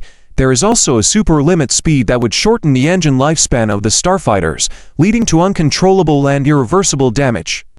It is expected to reach around 130% of the maximum speed, with an unknown duration. These T-3 Phoenix-class starfighters are equipped with a particle energy cannon for laser machine guns and 30 small interstellar missiles. With this firepower configuration, a single starfighter can easily defeat any T-1 starship. Even facing a T-2 starship head-on would pose no problem at all. After all, the T-3 Phoenix-class starfighters are equipped with unidirectional shield technology, effectively defending against enemy anti-aircraft defenses when launching a frontal assault. Is that over there? Shen Bing saw the interstellar bombers displayed at the far end. These aircraft were evidently larger in size than the T-3 Phoenix-class starfighters, presenting a more streamlined design with no external weapon modules on the hull. These are the T-3 Fire Phoenix-class heavy interstellar stealth bombers, Zhao Chen introduced. The floating elevator, where everyone was quickly moved to the area where 30 T-3 Fire Phoenix-class heavy interstellar stealth bombers were parked. These were like silent red ghosts. The T-3 Fire Phoenix has a length of 36.8 meters, a wingspan of 71.3 meters, and a height of 9.6 meters. Equipped with stealth module functionality, the entire aircraft can be completely invisible on radar and visually, only appearing when attacking, and within 20 seconds after the attack, it can return to stealth mode. The aircraft carries 50 onboard particle energy bombs. Don't underestimate these mere 50 energy bombs. The power of each one is not inferior to the main cannon damage of a T-2 starcruiser. Annie proudly introduced. Those unaware might think that she developed all these herself. This is where the starfighters are stored.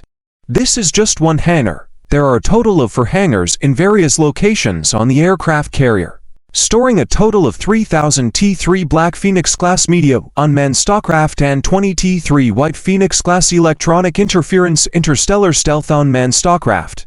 Annie continued, according to the configuration of the T-3 Phoenix-class heavy aircraft carrier starship, all starfighters can deploy within 10 minutes, and returning to refuel and redeploy only takes 3 minutes. Unmanned stockcraft can all be deployed in 3 minutes, and returning to refuel and redeploy only takes 30 seconds. For an aircraft carrier starship, the deployment and return fuel capabilities of starfighters and unmanned stockcraft directly affect the actual combat power of the aircraft carrier starship. Next, let's head to the bridge. Commander, you need to prepare for selecting the captain for this position. Annie blinked at Zhao Chen, instantly changing the atmosphere within the elevator. Zhao Chen looked at Annie. The girl is definitely up to something. P.S. Sorry about the delay. Went to the hospital this morning. Updated late. Zhao Chen was positioned in the middle of all the women inside the suspended elevator. Although the women were chatting about the excellent features of the T-3 Phoenix-class heavy carrier starship, Zhao Chen could detect the smell of gunpowder among them. The captain of the number 1 ship of the T-3 Phoenix-class heavy carrier starship. This is a position that any starship captain dreams of. If there is any romance aside from the giant ship and big guns, it is only the thrilling scene of thousands of interstellar fighters and unmanned drones rushing towards the enemy fleet at a command, creating a spectacular and exciting scene. Currently, under Zhao Chen's command, the capable candidates competing for this position are Charlotte, Zhao Warner, Shen Bing, Crimson Eyes, and White Wolf Woman. Charlotte is undoubtedly the top candidate. She is capable, experienced in combat, and also a veteran figure in Zhao Chen's Shanlong fleet, with all aspects deserving the position of the T-3 Phoenix-class heavy carrier starship. Zhao Warner is Zhao Chen's trusted younger sister, although lacking a bit of combat experience. During her previous command of the T-3 Phantom-class light interstellar stealth bombers, her combat and commanding talents were fully revealed. Furthermore, compared to the T-3 Phantom-class like interstellar stealth bombers, the position on the T-3 Phoenix-class heavy carrier starship is safer, as it is located at the core of the fleet. If the carrier starship of a Starfleet is threatened, it can easily be imagined what the fate of that Starfleet will be. White Wolf Woman was recommended by Charlotte, and she also possesses capability and skills, but in terms of priority, she naturally ranks behind Charlotte. Shen Bing and Crimson Eyes both recently joined the Shanlong fleet, and their abilities need no further explanation. Shen Bing was a national flower-level beauty whom Zhao Chen poached from the North Star Starship Military Academy, while Crimson Eyes came from a background of interstellar mercenaries who often operated on the dangerous edge. Even though these women did not express their desire to become the captain of the T-3 Phoenix-class heavy carrier starship, the earnest look in their eyes revealed their thoughts. Just now, Annie's words were like throwing a stone on the quiet lake surface. This little girl must be intentionally stirring up trouble for herself. Zhao Chen looked at Annie standing in front of him, feeling an urge to kick her. Annie shivered, feeling a chill. She touched her stomach. Probably didn't eat enough at noon. Soon, they arrived outside the bridge of the T-3 Phoenix-class heavy carrier starship. The bridge door was an automatic sensing virtual light gate, transparent from one side. The outside cannot see inside, but the inside can see outside, and it automatically recognizes the permissions of the officers. Although those present were not regular officers of the T-3 Phoenix-class heavy carrier starship, due to their high ranks within the Shanlong fleet, their permissions were second only to Zhao Chen. Entering the bridge naturally posed no problem. After scanning Zhao Chen and the others' identities, the bridge door disappeared. Before them was a magnificent crimson bridge. Zhao Chen and the others walked into the bridge. Looking up, they could see the layout with 5 layers of openwork structure above, and the same below. The entire bridge looked like a crimson flame-patterned bird's nest, with the command center located in the central area. The central command center, similar to that of the T-3 Blizzard but with a broader function, since the T-3 Phoenix-class heavy carrier starship needs to command thousands of interstellar fighters and unmanned drones. The system's strength is completely different. There are 100 positions for officers in this bridge, controlling any data situation of all departments of this T-3 Phoenix. Annie introduced. Charlotte and the others looked around the entire bridge, their eyes filled with admiration. Isn't this the stage they dreamt of? The tail behind Charlotte is now shaking continuously. Crimson Eye's eyes shimmered with radiance. Zhao Chen walked to the command post, skillfully summoning a suspended captain's chair for himself and sat down. The suspended captain's chair formed the most comfortable structure according to Zhao Chen's body, and it would move to any position on the bridge that Zhao Chen wanted, based on his brainwave control. When not in use, it would automatically retract into the floor. I have decided to temporarily take on the position of captain of this T-3 Phoenix-class heavy carrier starship, with Lily as my secretary and Crimson Eyes as my vice-captain. Zhao Chen looked at the women and announced his decision. Although the women felt a bit disappointed that Zhao Chen would be the captain of the T-3 Phoenix-class starship, after all, Zhao Chen was the commander, the most suitable person to command the strongest interstellar battleship in the Shanlong fleet. And this T-3 Phoenix-class heavy carrier starship is also very suitable for Zhao Chen's identity. Zhao Chen is the commander of the Shanlong fleet. He cannot still be leading the charge like before with the T-3 Blizzard-class light interstellar battlist strike. That would be somewhat inappropriate. As for Crimson Eyes being the vice-captain under Zhao Chen, it was a bit special. Commander ... me being the vice-captain. Seems a bit inappropriate, right? I am already enough as the captain of the T-Black Rhino-class heavy interstellar assault escort ship. Crimson Eyes was also a little surprised by the appointment. At present, the personnel under my command are somewhat scarce. Having you as my vice-captain is just right. This is an order, not up for negotiation. Zhao Chen said solemnly. The other women did not mind this arrangement. After all, it was just the position of the vice-captain. Charlotte, Zhao Warner, running to Zhao Chen's starship to be vice-captains, although they may not mind themselves. Given the current shortage of top-ranking officers in the Shanlong fleet, it would be somewhat wasting their potential. And Crimson Eyes just joined the Shanlong fleet, still lacking a sense of belonging. Letting her command a T-3 interstellar warship, alone, is not quite suitable, and assigning her to be the captain of a T-2 interstellar warship would also be a waste of her talents. Therefore, serving as Zhao Chen's vice-captain would be the best transitional position. I know what you are thinking. Don't worry, this is our first T-3 Phoenix-class heavy carrier starship, but definitely not the last one. We will soon have a second one, a fifth one, and even a 10th T-3 Phoenix-class heavy carrier starship. When the time comes, if you are willing, each of you can have your own ship to ride. Zhao Chen promised jokingly to the women, but everyone knew that so far, every word spoken by Commander Zhao Chen has been fulfilled without exception. 10 T-3 Phoenix-class heavy carrier starships, what a scene that would be. Just the thought of it made one's blood boil.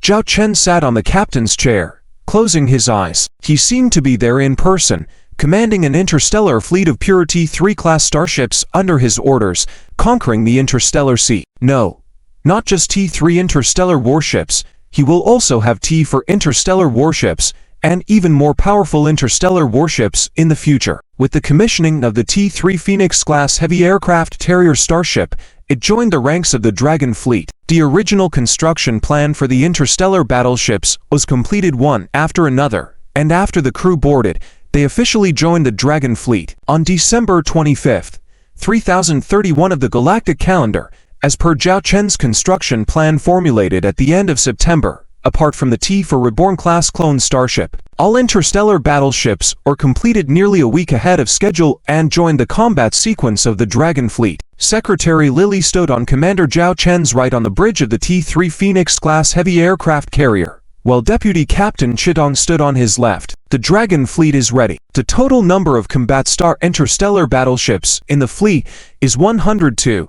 With 26 T3 interstellar battleships and 76 T2 interstellar battleships. The total number of combat personnel is 7,300. This is the detailed situation of the Dragon Fleet. Lily raised her hand and projected a data panel in front of Commander Zhao Chen. For the T3 interstellar battleships, 1 T3 Phoenix-class heavy aircraft carrier, 5 T3 Mirage-class light interstellar stealth bombers, 20 T3 Blizzard-class light interstellar battlecruisers. For the T2 interstellar battleships, 1 T2 Queen Bee-class heavy aircraft carrier, 5 T2 Lion King-class heavy interstellar missile ships, 10 T2 Snow Mastiff-class heavy interstellar battleships, and 60 T2 Black Rhino-class interstellar heavy assault escort ships. Besides the commissioned T3 interstellar battleships, Zhao Chen utilized some abundant production capabilities to add several T2 interstellar battleships to enhance the fleet's overall combat capabilities.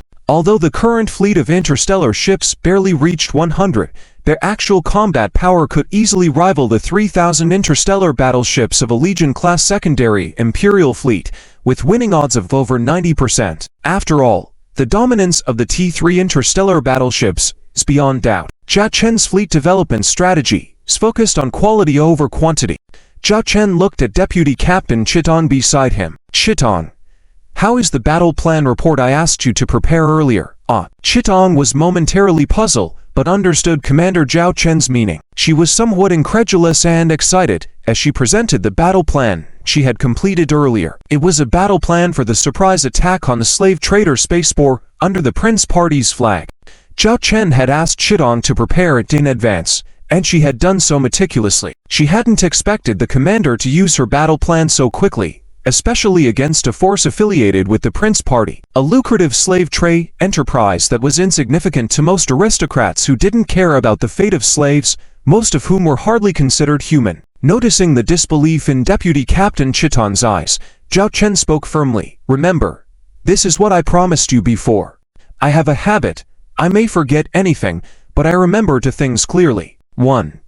Money owed to me, and the other, enmity towards me. Since you have joined the Dragon Fleet, your enemies are the enemies of the Dragon Fleet. A debt must be repaid.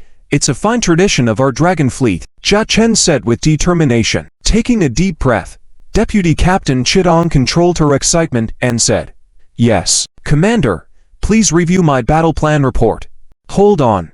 I'll send this battle plan to Charlotte, Zhao Warner, and the others first. Let them provide their input," Zhao Chen said. Subsequently, Deputy Captain Chitong began to explain her detailed battle plan. The plan was comprehensive, outlining the route from the Dragon Nebula, waypoints, estimated enemy fleet size, suggested tactics, planned battle duration, possible enemy reinforcements, support timing, and evacuation routes upon battle completion. It was almost overly detailed, and after Zhao Chen reviewed it, he felt as though he had mentally gone through the entire process. The battle plan report not only included a single plan, but also several contingency plans for different scenarios. "Were you really only with the Interstellar Mercenary Corps before?" Zhao Chen asked in amazement, looking at Deputy Captain Chitong. Chitong, a bit embarrassed, pointed to her head, saying, "I have a talent where I can create a mental space in my mind, like continuously playing and simulating scenarios, much like playing a game and repeatedly rehearsing a storyline. When I was with the Bloody Mary Mercenary Corps before, I would simulate each operation hundreds of times to ensure nothing was left to chance." This girl is practically radiating with the aura of a protagonist. Zhao Chen's eyes shone as he gazed at Chitong. In his opinion, Chiton's battle plan was already perfect, with feedback from Charlotte, Zhao Warner, and others mostly praising Chiton's plan with only a few additional suggestions. With such competent subordinates, Jia Chen felt considerably at ease. Since everything is in order, Lily, convey my orders. Leave 10T to Black Rhino-class interstellar heavy assault escort ships to guard the Dragon Nebula. The rest of the interstellar battleships are to prepare for battle within 3 hours, replenishing starship resources and ammunition supplies and modifying and camouflaging the ship's exterior. Depart according to this route after 3 hours. Jia Chen issued the battle readiness order directly. Secretary Lily solemnly replied, "Understood." Chiton, set up a central command network now, composed of me, you, Charlotte, captain of the T3 Blizzard No. 1 ship, Zhao Warner, captain of the T3 Mirage No. 1 ship, Shen Bing, captain of the T2 Snow Mastiff No. 1 ship, and Bai Zhu, captain of the T2 Lion King No. 1 ship. Jia Chen ordered, "Yes." Deputy Captain Chiton immediately executed the command. The network command system primarily based on the T3 Phoenix class was swiftly established. Video windows of Charlotte, Zhao Warner, Shen Bing, and White Snow appeared around Zhao Chen. Confirm the route, Zhao Chen said. Lily reported, execute route A. Estimated travel time 5 days. Will approach the target slave trader spaceport by 3 o'clock on December 31, 3031 of the Galactic calendar. As per the battle plan, a 5-hour assault and annihilation operation is expected, with evacuation within 10 hours after the battle begins. Jia Chen looked at the star map before him, with 2 dashed lines marking the departure and return routes, converging at the assault target for this mission, the slave trader spaceport. Jia Chen took a deep breath and began to wait silently. 3 hours quickly passed. Report, Dragon Fleet is ready for departure. Lily reported. Jia Chen's voice turned cold. Set sail. The fleet was composed of 92 interstellar battleships, all painted gray with no identifying insignia of any interstellar power. They began navigating towards the outer edge of the stellar space beyond the Dragon Nebula, disappearing into the darkness. The massive aircraft carrier starship, like a dark beast, was about to reveal his fangs for the first time. The slave trader in the Star Harbor said angrily, "We still haven't found out the whereabouts of the Bloody Mary mercenary corps." Scarface inquired resentfully. "No. Since that operation, the Bloody Mary mercenary corps seemed to have disappeared into thin air. However, fortunately, our slave transport fleet has not been attacked since then, achieving our original goal." Another thin man nonchalantly holding a beauty in his arms said. Scarface suddenly stood up. "Elder brother, what do you mean? Have you forgotten about those unknown guys who attacked our interstellar fleet, causing us great losses, and even destroying our T3 interstellar battleship? This was all because of your incompetence. Humph, with such a fleet at your disposal, if you couldn't even prevent a surprise attack with assistance from the inside, letting the cooked ducks fly away. If it weren't for the prince's benevolence, if it were me, I would have already sold you into the arena as a slave, to battle wild beasts to the death." The thin man, elder brother, did not disguise his sarcasm. As the second and third in command of this slave trader Star Harbor, Scarface and elder brother had never gotten along, often fighting over each other's interests, even resorting to stealing each other's slave fleets as their own achievements. The two nearly came to blows, if not for the prince behind them intervening and threatening that anyone who dared to cause trouble would be severely punished. The two had to fight to the death. Suddenly, a gunshot rang out. Fresh blood spattered on the thin monkey-like elder brother, who looked surprised at the woman in his arms who had fallen. "Enough. Do you want me to take your words to the prince to see your ridiculous faces? And you, elder brother, have you forgotten what I said? Don't mention the prince in front of anyone else except the 3 of us. Next time, my gun will be aimed at your head." A tall man sitting at the main seat put away his laser gun and scolded. Facing this tall man, elder brother and Scarface were clearly afraid. The tall man raised his head, revealing his single eye. The leader of this slave trader Star Harbor under the prince's faction turned out not to be a human race, but a giant one-eyed race. With a humanoid structure at an average height of over 3 meters, his most prominent feature was a bald head and a large eye occupying a quarter of his face. Thus, he earned the nickname, Big Eye King. "We will investigate the attack on our fleet to rescue the Bloody Mary mercenary corps, but the top priority now is to complete the mission assigned by the prince. Recently, the prince has requested an increase in the number of slaves for sale. The standard for this year has only been completed by 80%. If it weren't for my plea in front of both princes, the two of you would have lost at least one arm. In the first quarter next year, I expect you to achieve at least 130% of last year's target for the same period. The Big Eye King said sternly, 130%. The difficulty is too high. In these months, we have increased the number of captured slaves, and some interstellar races around us have become alert, significantly increasing the cost of capture, Elder Brother said with a bitter face. The third also expressed difficulties. The Big Eye King stepped forward and directly grabbed one person's neck in each hand. I am not negotiating with you. I am conveying the prince's orders. If the target for the next quarter is not met, you will make up for it with your own lives, yes. Elder Brother and the third reluctantly agreed. Elder Brother, why did the prince suddenly request to capture more slaves in the past half year? Elder Brother asked curiously. The next moment, he received a slap from the Big Eye King. Forgot the rule. If it's not meant to be asked, don't ask. Scarface, the third, saw this and initially felt pleased, but soon he too received a slap. Third Brother, I can overlook your past transgressions, but now is a critical time. If you dare have these small actions again, I will chop off your hand. I know I was wrong. Elder Brother and the third Scarface were meek in front of the Big Eye King, obedient like obedient dogs.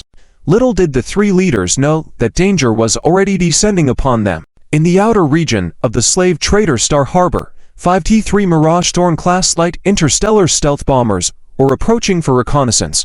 Even passing interstellar battleships or patrol fleets around the slave trader Star Harbor could not detect these hidden interstellar stealth bombers with lowered eyelids.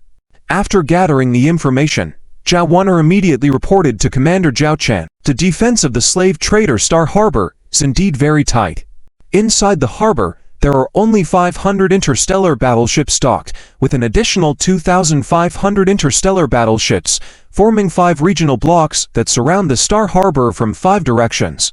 Unless like ST-3 Mirage Thorn-class light interstellar stealth bombers infiltrate invisibly, it's challenging to approach the slave trader Star Harbor. Zhao Chen rubbed his chin, informed by the information reported by the Vice Captain Red Eyes. Then let's execute our battle plan. Zhao Chen glanced at Red Eyes, who was already clenching his fists, trying to control his emotions. If looks could kill, Red Eyes would have already directly destroyed the slave trader Star Harbor before him. System Mission Update. Branch Mission. Red Eyes Revenge Mission Content. Investigate and eliminate the leader of the slave trading organization under the Prince's faction, as well as the fleet commander who attacked the Bloody Mary Mercenary Corps headquarters. Mission Target. Kill Big Eye King. Elder Brother, Third Brother Scarface Challenge Mission. First capture one of the target individuals and bring them before Red Eyes for execution. Reward 3,000 system points. Mission Reward. 1 T for Interstellar Battleship Technical Blueprint. Zhao Chen's face changed. Is the system really looking for excitement? Killing these big shots is one thing, but to require capturing them as well. Yet 1 is worth 3,000 system points. 3 is 9,000 system points total. Zhao Chen couldn't help but feel tempted. What surprised him even more was the appearance of 3 shadows in front of him, with a string of numbers above them. 3 hours 59 minutes. Zhao Chen carefully examined the positions of these 3 shadows and determined through the star map that these shadows were located in a certain location within the slave trader Star Harbor. One of them was the largest in size, very similar to the information he knew about the one-eyed giant race. It turned out the system provided Zhao Chen with a target mission location to help him complete this mission. Zhao Chen looked at the pulsating numbers and understood their meaning. It represented the time limit for this location, beyond which the location function would be cancelled. In the vast sea of people, Zhao Chen realized that capturing these 3 mission targets would be like finding a needle in a haystack once the time limit was exceeded. The system in the slave trading post Star Harbor, everything appeared to be normal. But beneath the calm surface, 5 giant beasts began to show their fangs. Zhao Wanner was aboard the T-3 Phantom Sting-class light interstellar stealth bomber, serving as the commander of all 5 T-3 Phantom Sting-class light interstellar stealth bombers. As she gazed upon the slave trading post, she checked the time, which indicated it was exactly 5 o'clock. She issued the command, Phantom Sting Team, Commence operation. Phantom Sting 2. Copy. Phantom Sting 3. Copy. Phantom Sting 4. Copy. Phantom Sting 5. Copy. Two T-3 Phantom Sting class light interstellar stealth bomber suddenly appeared at the outskirts of the slave trading post. What the hell? Am I seeing things? How did a previously unseen interstellar battleship appear out of thin air? A worker in charge of the docking bay at the port observed the strange interstellar battleship that had appeared before him. Initially thinking he was mistaken, he checked the incoming data and found no record of a battleship arriving at this location without prior notification. Hey, what's the situation with your ship? Why are you here without clearance and not reporting in? Respond. Using his personal communication device, the worker tried to contact the unidentified battleship through the public channel. However, there was no response from the other end, but there was activity aboard the battleship. Star torpedoes and interstellar missiles were fired one after another. The worker's communication device fell to the ground as his widened pupils revealed an expression of disbelief and fear. Before he could scream, his location was engulfed in flames. In an instant, every key point of the slave trading post erupted in violent explosions, with two docked T-3 interstellar destroyers receiving special attention as dozens of interstellar torpedoes and missiles struck them. Despite attempting to depart urgently, the two T-3 interstellar destroyers never had a chance and quickly became engulfed in flames. The explosive disturbance in the port alerted the Daeyeonwon resting in his room within the trading post.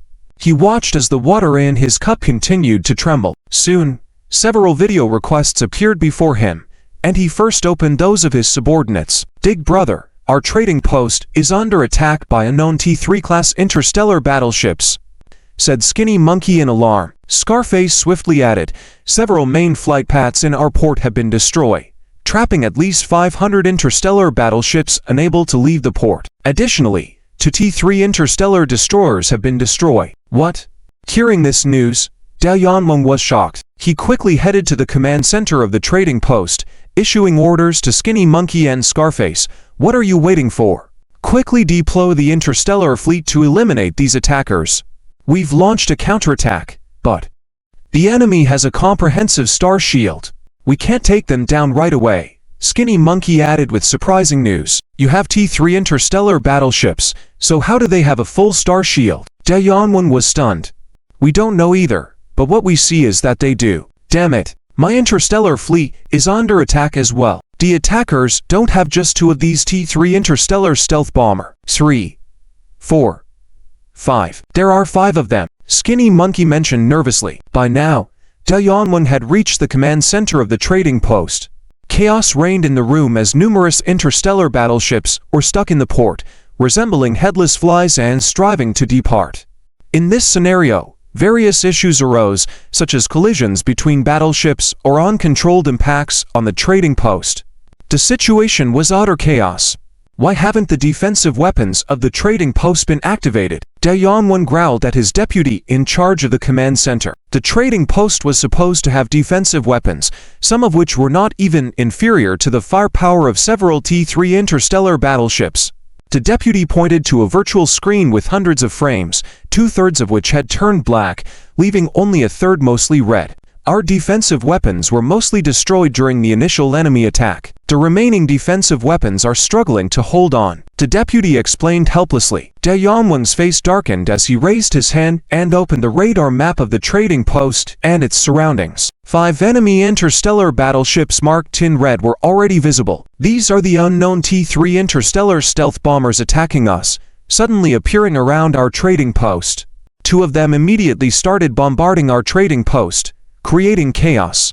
The other 3 are attacking the first, second, and third interstellar fleets positioned in different directions, focusing their attacks on our T-3 interstellar battleships. So far, we have lost nearly 10 T-3 interstellar battleships directly, the deputy reported with grave news. We've lost 10? Daeyeonwon's eyes widened like saucers. Considering that he had only about 30 T-3 interstellar battleships under his command, mostly thanks to the support of the Crown Prince, this loss was a significant blow to his developing industry. In just a short moment, a third of his fleet was destroyed. Don't panic. If the enemy has only 5 T-3 interstellar stealth bombers, their ammunition should be almost depleted. Order our fleet to surround these bombers. Although we lack anti-stealth ships and equipment, as long as we block their escape routes, we can force them out. De Yongwen quickly made a decision. It seemed that this was the only way to deal with these T3 interstellar stealth bombers. Warning! Warning! Large numbers of interstellar fighters and drones are attacking our 4th Fleet and 5th Fleet positions. Suddenly, a startling message was relayed from his subordinate. Interstellar fighters? Interstellar drones? How many are there? De Yongwen immediately inquired. It appeared that the enemy was not limited to just these 5 T3 interstellar stealth bombers, but had come prepared. It seemed that there were enemy T-2 carrier starship battle groups in the distance. A total of over 300 interstellar fighters and over 3,000 interstellar drones. According to deep space telescopic scans, they are identified as T3 class interstellar fighters and drones. De Yongwen froze in disbelief, his expression filled with incredulity. T3 carrier starships had arrived. Two quarters warning. Warning. Warning. A large number of interstellar fighters and drones approaching our area have been detected. The 4th and 5th fleets of the slave traders were resounding with this warning. Perhaps in the past, this kind of warning was nothing special. Interstellar fighters and drones, they've seen them before. But this time, they dare not take it lightly, because what they saw were a total of 3,000 T3 class interstellar drones, along with 300 T3 interstellar fighters. They were charging in like a tidal wave. This was not just about numerical interstellar fighters and drones, but about the terrifying long-range striking capability. Warning! Warning! Warning! Interstellar missiles en route. The warning sounded again. On the radar screens of the flagships of the 2 slave trader fleets, clear images showed more than 3,000 dots in the distance, accompanied by hundreds of interstellar missiles coming towards their location like a meteor shower. This is Phoenix First Squad.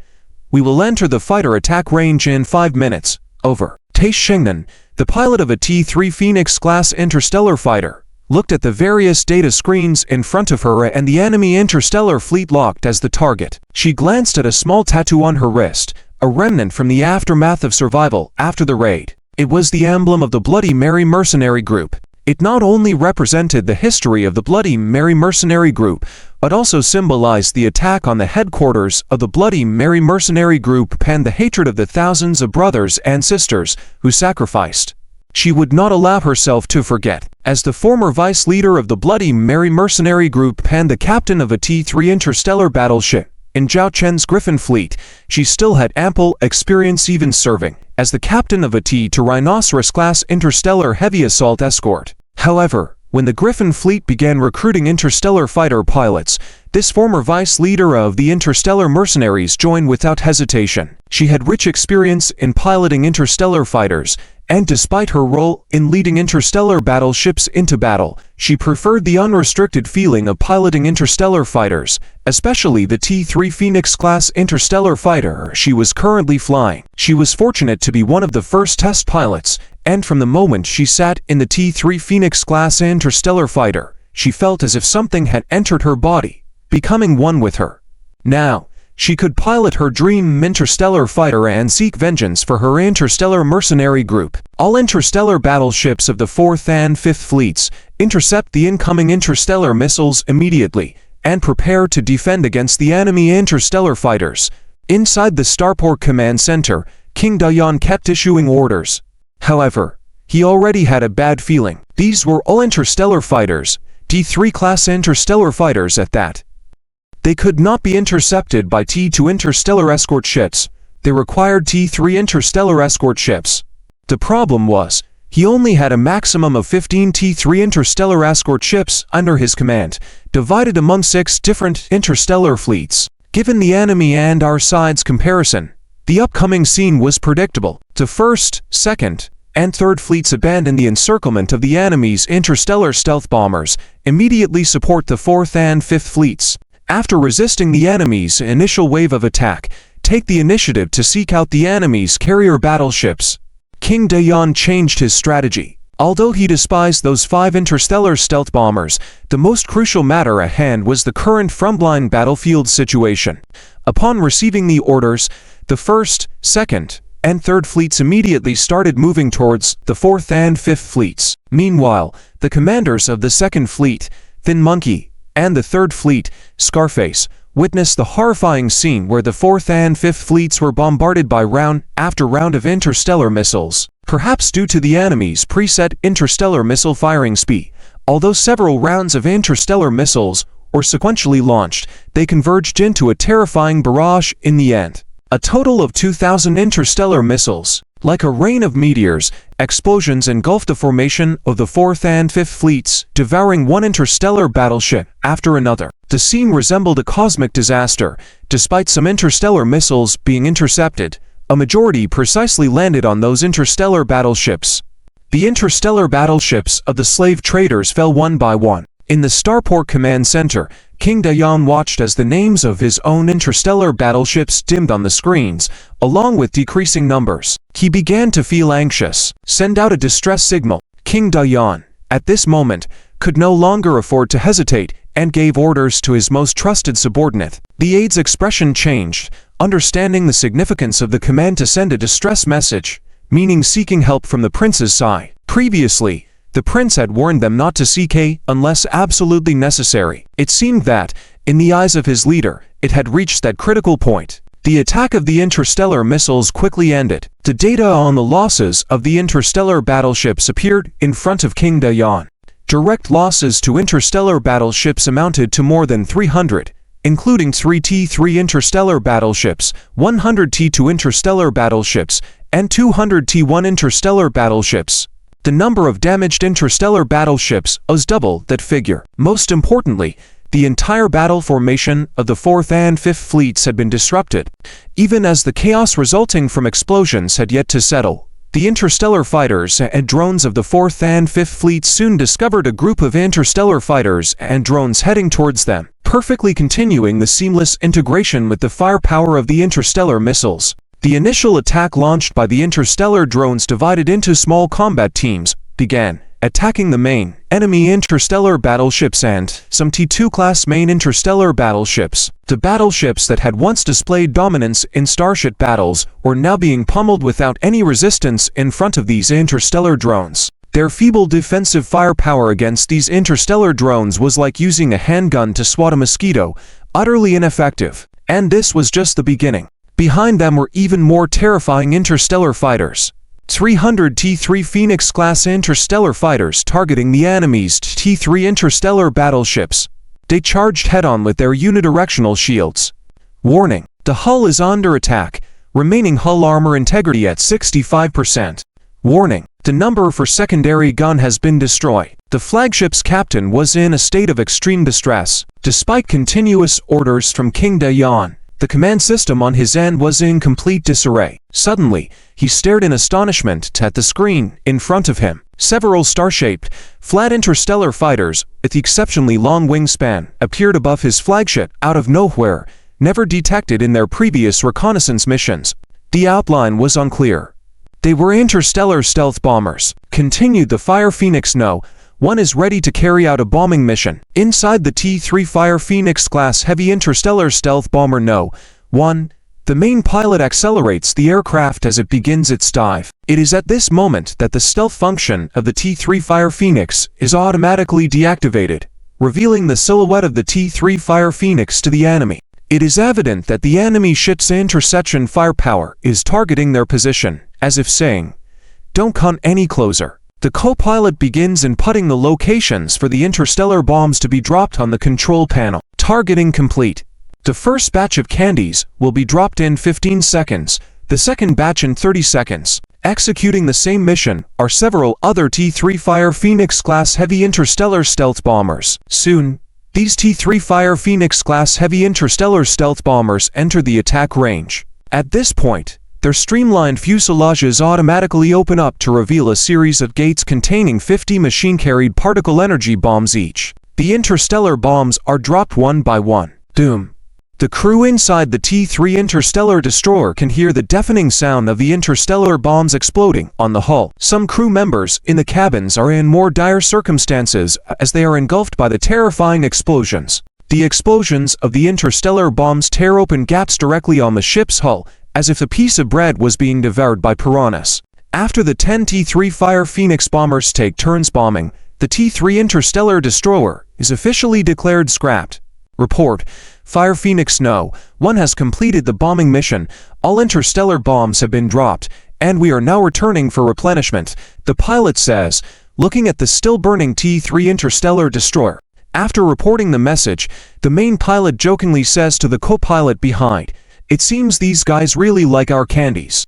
Whether they like it or not, they do not have the right to refuse," the co-pilot asserts domineeringly. The first group of completed T-3 Fire Phoenix-class heavy interstellar stealth bombers begin to re-enter stealth mode for their return trip. In this less than 5-minute barrage, the 4th Fleet and the 5th Fleet's T-3 class interstellar battleships all lose combat capability. More than half of the remaining T-2 interstellar battleships have fallen.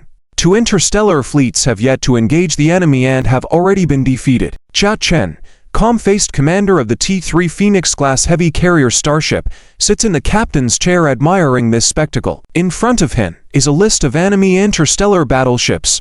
According to the final reconnaissance before the battle, the enemy has a total of over 3,000 interstellar battleships forming 6 interstellar fleets. One of the interstellar fleets takes a break at the starport every so often, while the remaining 5 stand guard. Each interstellar fleet consists of 500 battleships, slightly more than the conventional fleet organization for a greater combat force. Among the 3,000 interstellar battleships are 30 T-3 battleships, 1,000 T-2 battleships, and 2,000 T-1 battleships. It must be said that the slave merchants fleet has a significant number of T-2 interstellar battleships, which is much more prosperous compared to the second-rate factions in the Dark Reef region. The T-3 battleships include 1 T-3 interstellar battleship, 2 T-3 interstellar battle cruisers, 3 T-3 interstellar cruisers, 10 T-3 interstellar destroyers, and 14 T-3 interstellar escort ships. 1 T-3 Dragon Crocodile-class medium interstellar battleship, 2 T-3 Flame Lion King-class heavy interstellar battle cruisers, 3 T-3 Rabbit-class medium interstellar cruisers, 10 T-3 Jazz-class medium interstellar destroyers, and 14 T-3 Guard-class medium interstellar escort ships. It must be noted that a large portion of these ships are interstellar battleships related to the Star Emperor. To say that this group of slave merchants has no connection with the Star Emperor Empire, nobody would believe it. As for the composition of the T-2 interstellar battleships, it is similar to the usual proportions, with a focus on T-2 interstellar escort ships and T-2 interstellar destroyers. Under Zhao Chen's onslaught, nearly 20 T-3 interstellar battleships are directly destroyed. Notably, the flagship of the 2nd Fleet and the 3rd Fleet, 2 T-3 Flame Lion King-class heavy interstellar battle cruisers, miraculously escaped the first wave of attack from the T-3 Phantom Sting-class light interstellar stealth bombers. As the battle continues, under Zhao Chen's command, only dozens of T-3 interstellar drones are lost, but over 500 enemy interstellar battleships are annihilated. It is worth mentioning that nearly 500 interstellar battleships are currently trapped in the starport and unable to come out. Vice Captain Chishan can hardly contain her excitement and emotions as she watches the scene of the enemy fleet being destroyed. She bites her lip, hand gripping the hilt of her blade. The excitement causes her to bite her lip until fresh blood drips from the corner of her mouth. She seems to envision her own base being attacked, witnessing her companions' painful deaths and her own fleet being chased and destroyed by enemy forces. The faces and smiles of her past companions seem to flash before her eyes. Her eyes feel a bit warm as tears well up. One hand reaches out to wipe the blood from her lips and she says, "This is not the time for you to bleed. It is time for them to pay the price." Vice Captain Chishan looks at the commander's smile before firmly responding, "Yes, I am here for revenge now." Report, the enemy's 1st Fleet, 2nd Fleet, and 3rd Fleet are about to enter the battle area. Our T-3 Fire Phoenix-class heavy interstellar stealth bomber formations have nearly completed their bombing attack mission and are preparing to return. Our interstellar drones will also need to return for replenishment in 5 minutes. In 8 minutes, our T-3 Phoenix-class interstellar fighter formations will need to return for replenishment. Secretary Lily reports beside him. "I understand. Execute our next battle plan." Zhao Chen orders. "Yes." Secretary Lily replies, then proceeds to issue commands for the second phase of the battle plan. The interstellar fleet centered around the T-3 Phoenix-class heavy carrier starship begins to slowly sail out, without hiding its position, and boldly appears in front of the enemy interstellar fleet as if challenging them to come and fight. The slave merchant Starport reports, "The enemy fleet has appeared within our radar range. We have detected over 60 interstellar battleships, including a T-3 class heavy carrier starship." The subordinate hastily reports this news to the Big Eye King, who quickly takes notice, as the enemy shows no intention of concealing their presence. He looks at the giant gray interstellar battleship on the screen, the T-3 carrier starship. It is completely different from any known T-3 carrier starship. Who are these attackers? Who could they be? More than 60 interstellar battleships. Looking at the unified gray paint of more than 60 interstellar battleships in the picture, although one can determine the general type of ship from the exterior design. However, there is no information in the database about these styles of interstellar battleships. There are several suspected T-3 interstellar battleships. For these unidentified interstellar battleships, logically they should not initiate attacks without permission. However, they have a T-3 heavy carrier starship. If they cannot destroy this carrier, the interstellar fighters and drones will continuously launch rounds of attacks. This will only lead to slow death of their interstellar battleships. No time to waste. Transmit my command.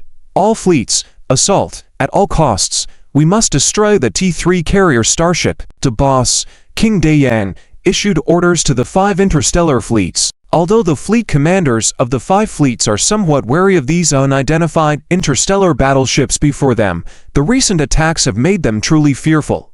The terrifying power of interstellar missiles, along with the dense interstellar fighters and drones. But as King Dayan said, if they want to defeat the attackers in this battle, they must overcome the obstacle of the T-3 heavy carrier starship. 2,000 interstellar battleships began actively attacking, aiming directly at the T-3 heavy carrier starship on the opposite side. T-3 Phoenix-class heavy carrier starship.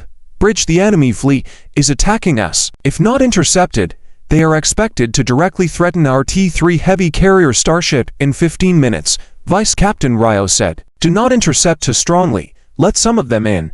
Zhaokan raised his hand and deliberately created a few gaps in the defense formation. Vice Captain Ryo immediately understood the commander's intention. If the defense was flawless, the enemy interstellar fleet will undoubtedly try to break through at any cost, attempting to tear open a hole.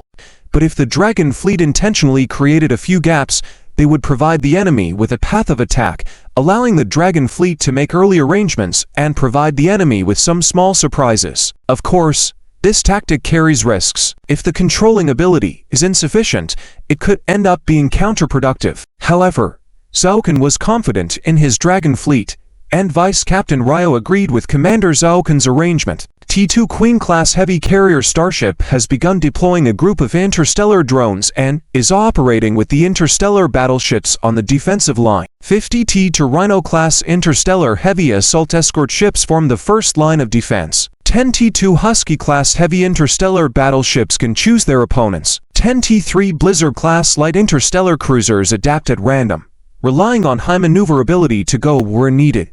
Zhaokan said.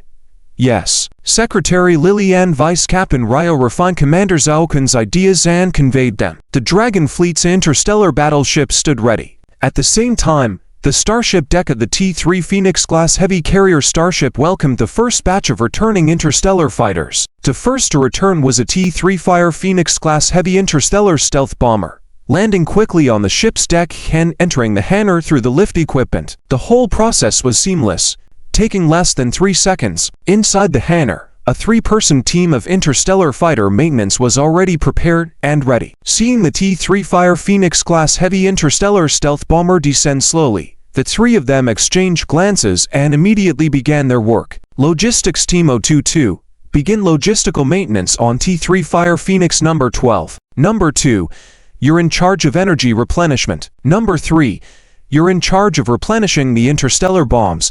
The team leader quickly assigned their tasks. The second worker tapped on the control panel in front, connecting an energy refill port with the one on T-3 Fire Phoenix number 12, beginning the replenishment process. The third worker was positioned at the belly of the ship, observing the empty concealed bomb bay. Looks like our candies are quite popular, but unfortunately, there is no user feedback on the experience, she said, as she began loading new interstellar bombs. Though most of this work was handled by machines, these two still needed to closely monitor to ensure no errors occurred. The leader, number 1, operated a solo floating platform circling around T3 Fire Phoenix number 12, scanning every part of the external shell. Her job was to inspect the returning T3 Fire Phoenix number 12 alongside the machines, ensuring a double check. Additionally, she would conduct emergency repairs on any damaged areas. At the same time, several lines were inserted into the body of T3 Fire Phoenix number 12 to test various software modules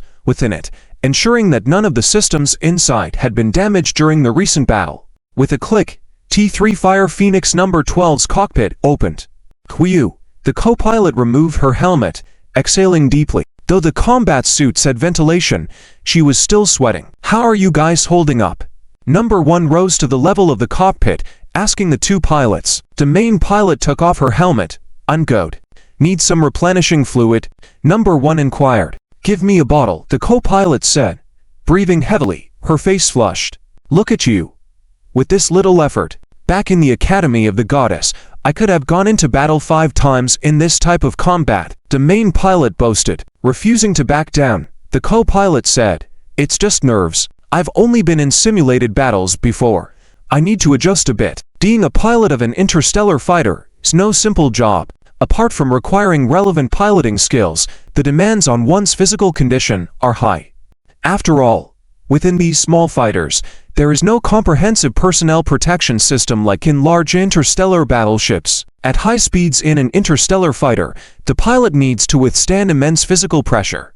What seems like a relaxed time with a combat duration of under 10 minutes may be as physically taxing as climbing 50 stories in a typical Earth building in one go. Anyone who can become an interstellar fighter pilot for this carrier starship must complete at least 5 sortie missions, and that's just the basic requirement." A voice came from the opposite direction. All eyes turned to see a T3 Phoenix-class interstellar fighter parked on the other side, with the number 01 engraved on its fuselage. This was the leader of the T3 Phoenix-class heavy carrier starship interstellar fighter squadron, Pei Shengdan. "Captain Pei." Everyone immediately saluted with their hands on their chests. Compared to their condition, Pei Shengdan remained unchanged, with only the few strands of her bangs sticking to her forehead due to sweat. "This is our first combat mission. Don't embarrass yourselves," Pei Shengdan said sternly. She then put on her helmet, settling back into her interstellar fighter's cockpit. In comparison to the T3 Fire Phoenix-class heavy interstellar stealth bomber, the T3 Phoenix-class interstellar fighter completed the refueling process more swiftly. Fire Phoenix number 01, applying for the second sortie. Permission granted. Using gate number 7, the T3 Phoenix-class heavy aircraft carrier starship bridge of the Interstellar Starfighter Command Center, where dozens of crew members are monitoring the situation of the T3 Interstellar Starfighters in real time. They are tasked with assisting the starfighter squadrons in combat operations, deploying emergency support to surrounding starfighters when certain starfighters are in danger. Additionally, in the event of severe damage to a T3 Interstellar Starfighter, they promptly command the starfighter pilots to retreat or even abandon the aircraft for escape. Commander Zhao Chen has given them the top priority mission. People are more important than machines. When the need arises, protect every starfighter pilot at all costs. Suddenly, a crew member sees on the screen a T3 Interstellar Starfighter being unfortunate enough to be hit by the main cannon, the T2 Interstellar Destroyer, but luckily protected by a unidirectional star shield. However, the attack from the main cannon depletes a shield's energy instantly, followed by the close-range cannon attack causing damage to the T3 Phoenix-class interstellar starfighter. Warning: left-wing damage, power decreased by 15%. Warning: body armor under attack, remaining armor integrity 80%. Inside the cockpit of this T3 Phoenix-class interstellar starfighter, the pilot can hear the starfighter's alerts. Phoenix 203. Immediately leave the battlefield. I have arranged for the nearby friendly starfighters to cover you. Please evacuate the battle immediately. The support crew keeps shouting. Understood. Phoenix 203 initiating return. Despite feeling reluctant, the pilot complies with the command to return. During the return journey, the starfighter continues to endure attacks. Warning: compressed oxygen leak inside the aircraft. Oxygen supply will be lost within 5 minutes. Warning: power down by 46%. The pilot can feel the starfighter she controls shaking continuously. Buddy, this is our first mission. No matter what, you have to bring me back safely. Phoenix 203, I have detected severe damage to your aircraft. Oxygen supply only available for 5 minutes. I recommend you abandon the ship. I will arrange for a unmanned medical bay from the T3 Cassiopeia class interstellar medical ship for your rescue. The concerned support crew members say, "This is Phoenix 203. I can hold on. I can bring my starfighter back." The pilot responds. The support crew member reminds her of the commander's instructions, emphasizing that leads are more important than starfighters. The pilot, looking at her control panel with blinking red lights, calmly says, "This is Phoenix 203. I am aware of the current situation. According to the manual, my starfighter is salvageable. Please let me try again. I really do not want to give up on my starfighter." The support crew member bites her lip, looking at the condition data of the T3 Phoenix-class interstellar starfighter 203, saying, "Then, I remind you again that once your power drops to 50%, you must abandon the aircraft to ensure your safety. Otherwise, I will punish you according to wartime regulations, and you may not be able to fly for the rest of your life." Phoenix 203. Do you understand? Understood. The pilot takes a deep breath, thinking to herself, "Sister, I will definitely bring you back. Trust me." Note: the text exceeds the character limit, so this is the first part of the translation. If you need the rest, feel free to ask. T3 Phoenix-class heavy aircraft carrier starship, Captain Jerome control chair floated to a department on the bridge. "How is the progress?" Jerome asked. "Commander, we are currently conducting electronic interference on the target interstellar warships. Target 1 has not started yet. Targets 2 and 3 are in progress," the department head reported. At this moment, a crew member shouted, "White Phoenix class no, 1 electronic interference has begun. White Phoenix class no, 2 electronic interference has begun. White Phoenix class no, 3 is currently intervening." The star shield system of the target T3 Flame Lion King class heavy interstellar battle cruiser has been controlled by our side. The target's main cannon system has been electronically interfered with by us and cannot be operated. The target's close-range defense gun system has been completely disabled. The target's energy system is in a stagnant state. Within the next 5 minutes, the communication network of the target starship will be paralyzed. Jerome looked at the 3 simulated holographic images in front of him. 2 of them were the flagships of the opponent's 2 interstellar fleets, the T3 Flame Lion King class heavy interstellar battle cruisers. Around these 2 target starships, there were 5 T3 White Phoenix class electronic interference interstellar drones each, which had subjected the target starships to intense electronic interference, damaging or controlling a large number of enemy electronic devices and programs. The remaining target, which had not yet begun, was the slave trading starport. 10 T3 White Phoenix class electronic interference interstellar drones were circling around, ready to launch an attack at any moment. At the same time, around the first 2 target starships, there were 2 T3 Blizzard-class light interstellar battle cruisers rapidly approaching the target starships. On the bridge of the slave trader 2nd Fleet flagship, Captain Laowa Shaw sat, watching as the light sources on the entire bridge suddenly dimmed, and various operational screens malfunctioned, his face full of astonishment. "What is going on?" Laowa Shaw immediately asked his subordinates. "It seems we are under intense electronic interference. Many devices are not functioning properly. Even our energy system is experiencing a stagnation," a subordinate said, in panic. "Electronic interference? Wasn't that a military technology rumor that only T4 interstellar warships were equipped with? And though there had been research into it in T3 technology, it could only be installed in a few large military starports. How could it be present here? Report: we have captured 5 unidentified interstellar drones hovering around us, suspected to be conducting electronic interference on us." The subordinate uploaded several images. Laowa Shaw carefully looked at the images, which showed flat but slightly larger interstellar drones. An unbelievable idea immediately crossed his mind. Could it be the miniaturization of electronic interference technology? Impossible. Although he had heard that the Stellar Empire was studying it, there had been no implementation so far. What was going on? Who were these assailants? After all, Laowa Shaw felt a chill on his back, as the unknown fear was more terrifying than facing a powerful foe. Doom. The sound of the ship being hit reverberated through the armored hull, and the entire bridge shook violently. Report, our ship is possibly under attack. The armor on the starboard side has been breached.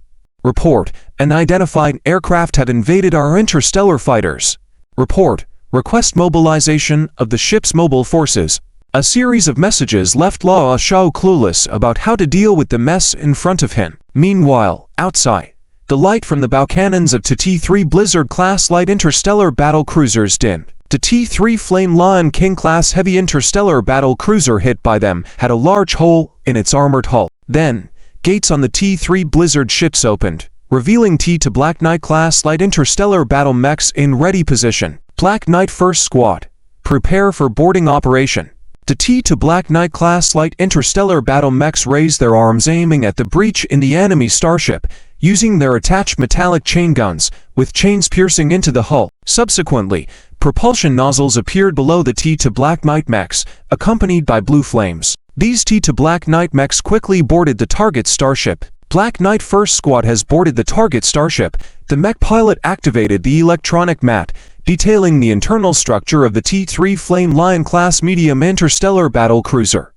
Apart from a few top-secret locations, such as the bridge, which were uncertain, everything else was known. In this map, they had marked a raid zone early on. Their mission was to invade this area and capture a skinny man at the lower right corner. Although they didn't know why they had to capture this skinny man, it was the commander's orders, and the teachings from the Goddess Academy compelled them to obey. Go!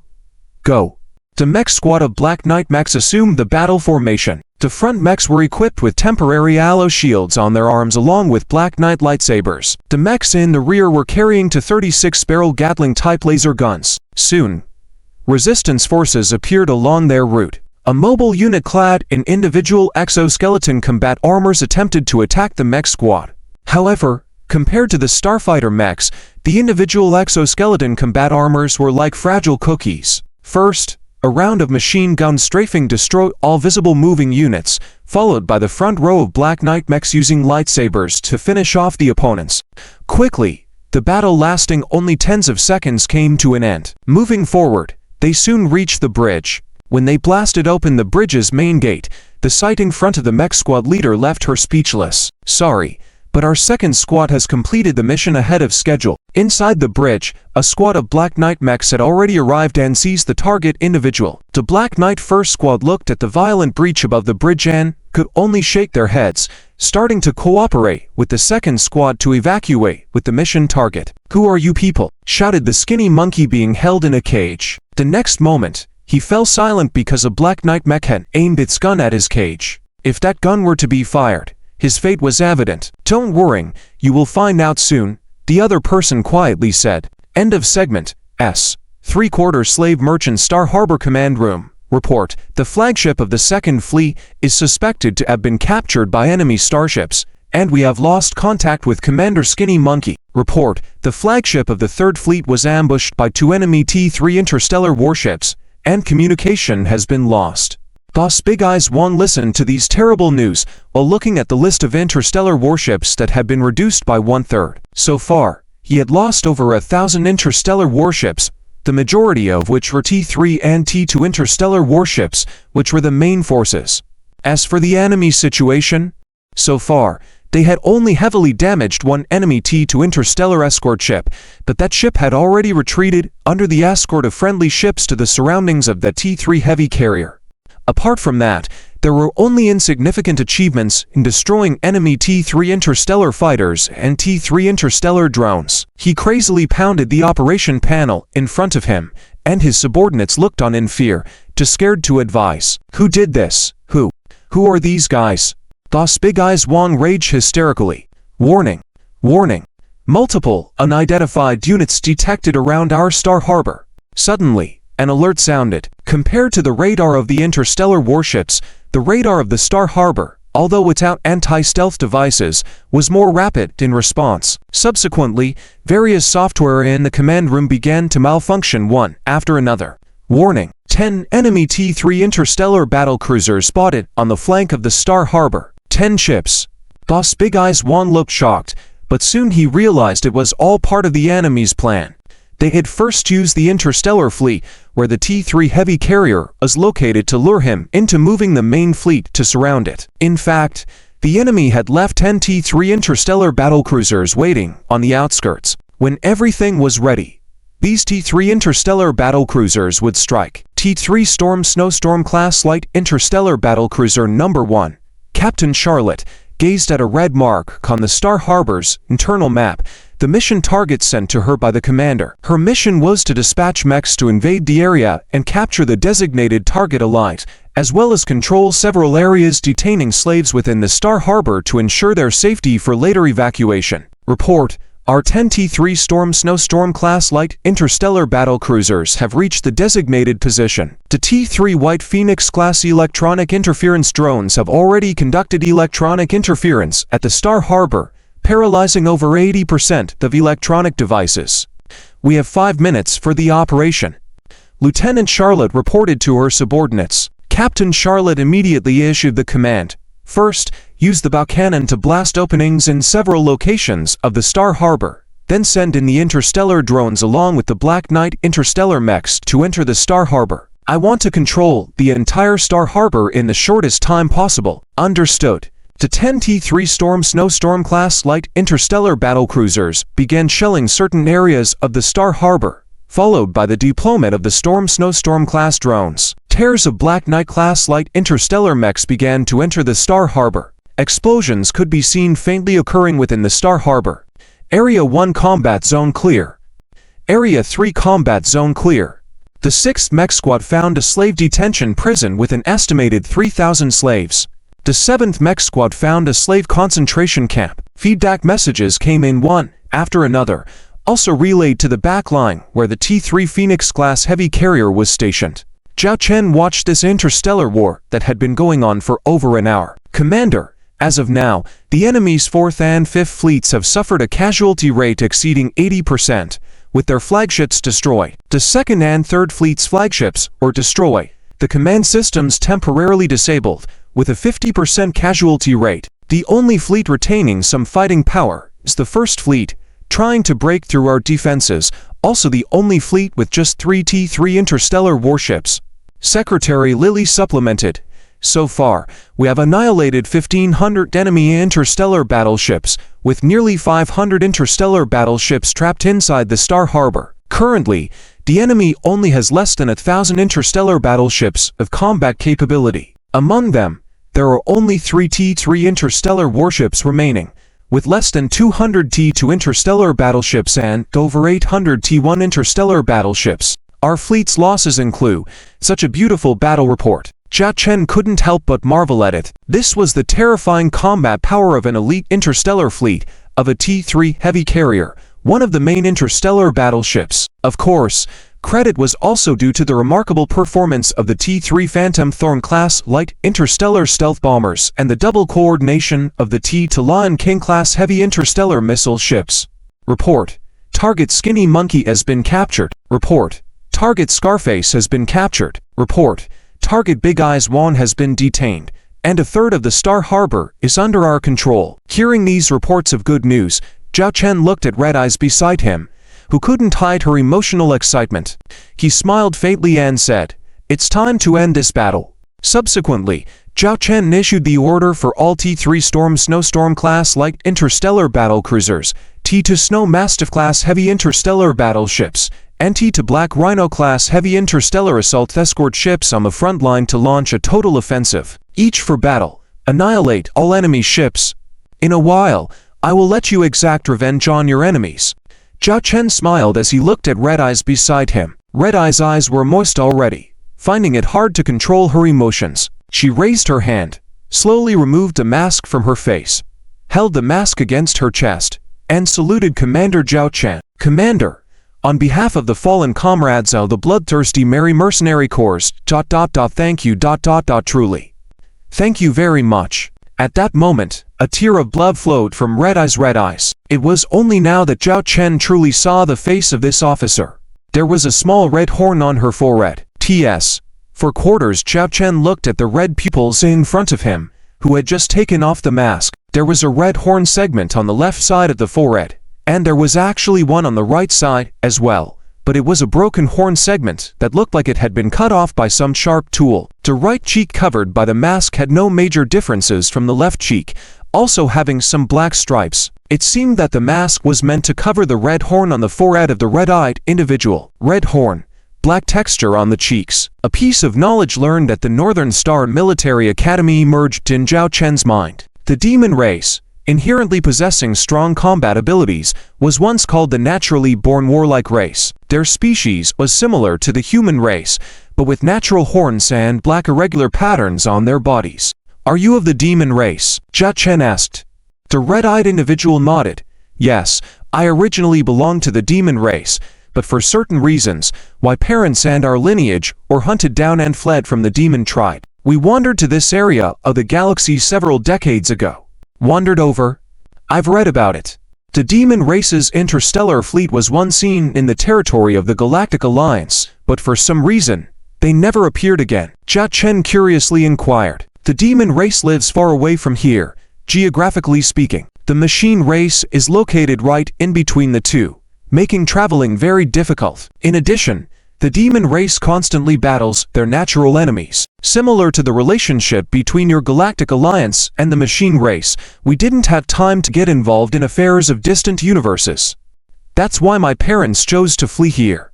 Because here, as long as we disguise our horns, barely anyone will recognize us as part of the demon race," the red-eyed individual explained. It turns out, there was still this story attached to the red eyes. Report, the target starport has been completely controlled by us. The head of the slave traders, Big-Eyed King, has been apprehended by our mecha squad and is on the way here. Secretary Lilith reported alongside. "End the battle quickly. They must have sent a distress signal to their master earlier. We must quickly wrap up the battle and evacuate from here," Zhao Chen ordered. He then looked at the red-eyed individual beside him. "As for your matter, let's discuss it in detail after we return. For now, continue with your assigned task." The red-eyed individual looked a bit dumbfounded at the commander. "What's wrong?" Zhao Chen asked, seeing the surprised expression on the red-eyed individual. "You don't blame me.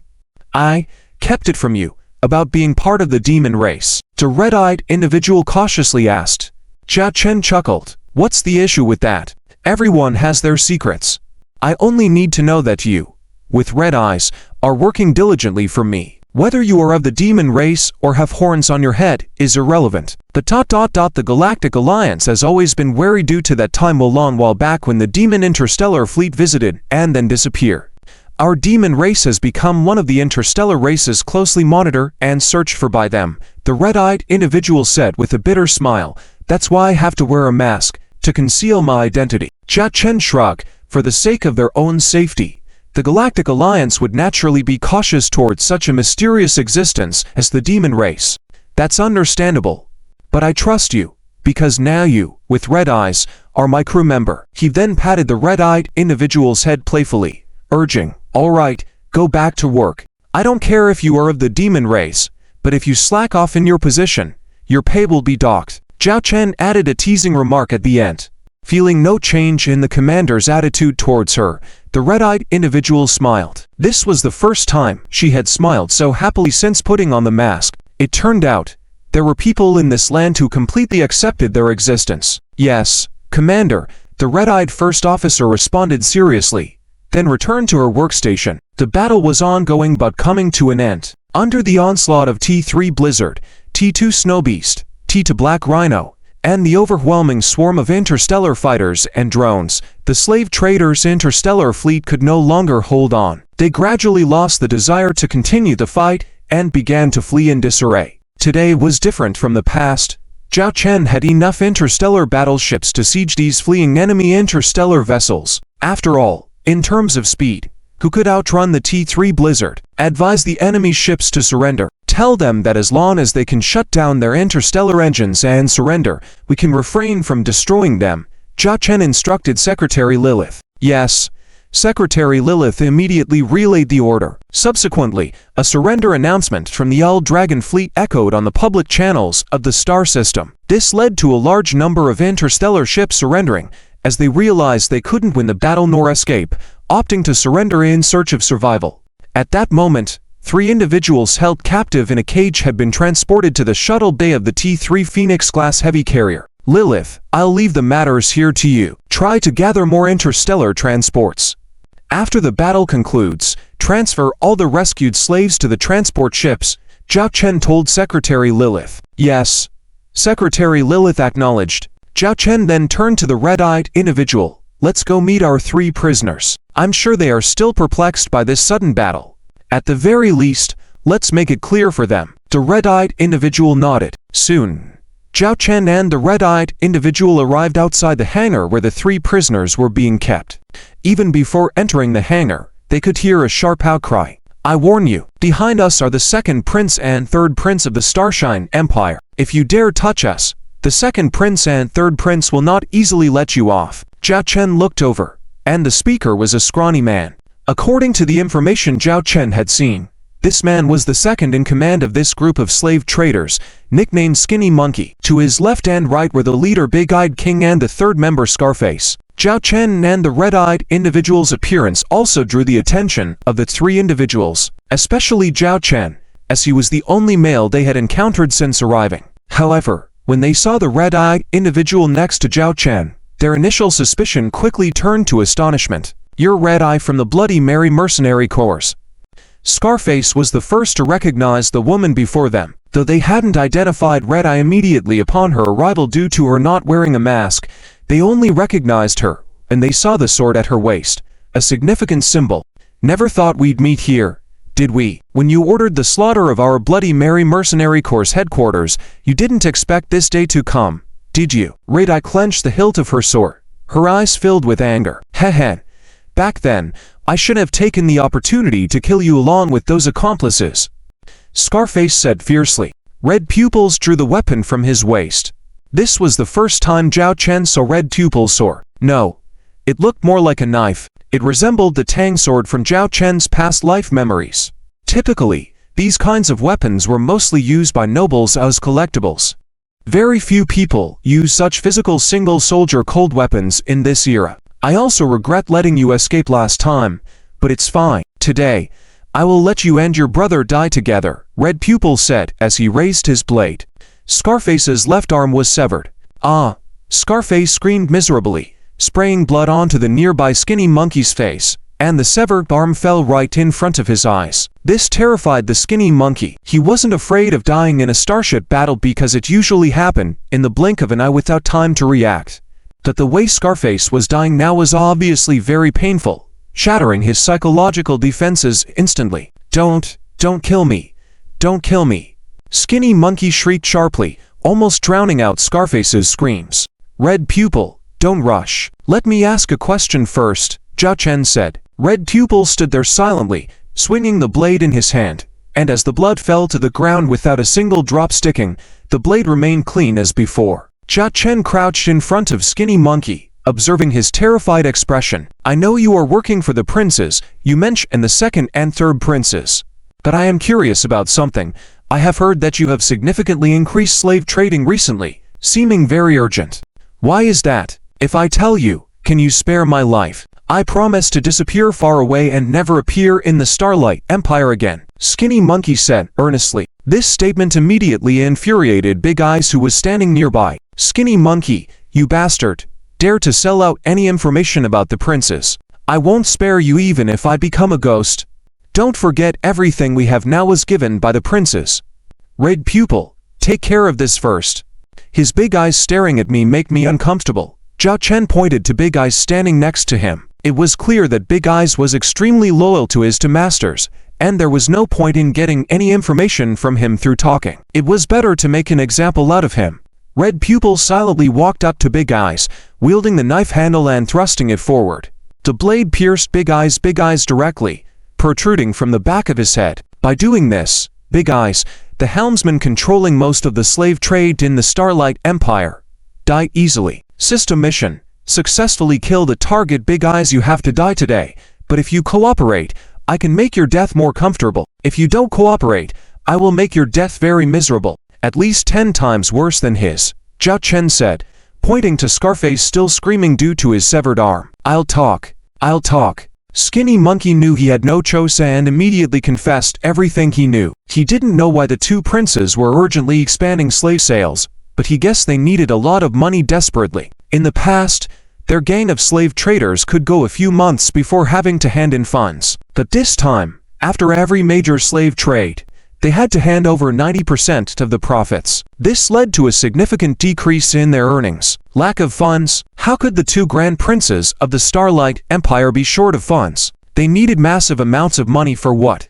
Instantly, Jia Chen recalled a common plotline from palace dramas. This was the only explanation that made sense. In truth, Zhao Chen didn't care who became the emperor of the Starlight Empire, as long as it didn't disrupt his life. But in the current situation, his elder sister stood by the little princess, who would surely support her brother, the current crown prince. And the fact that the two younger princes were moving vast amounts of money at this moment couldn't simply be for preparing a birthday gift for their brother.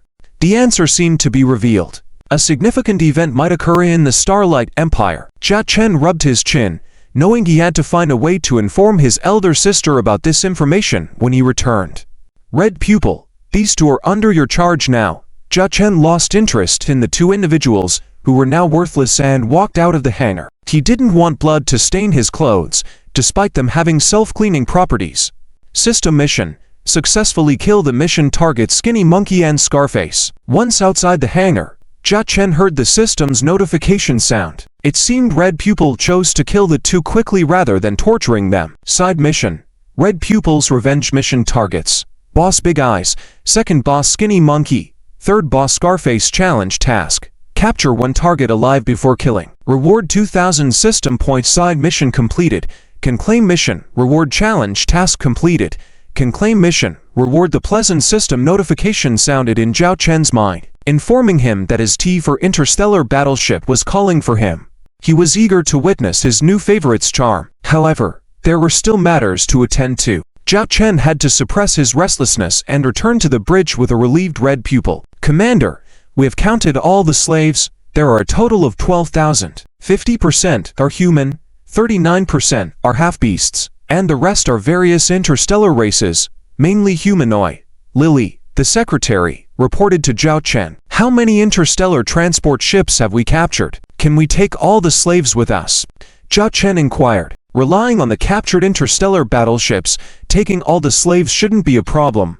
Lily replied. Move these slaves to the interstellar battleships as soon as possible. I think the reinforcements for the two princes should be on their way. We must evacuate quickly, Zhao Chen ordered. Understood. In an hour, we can end the battle here completely. Within the next 3 hours, evacuate all the slaves and resources we can take. Destroy the ones we can't take with us, Lily informed. Don't forget to prepare a gift for the two princes.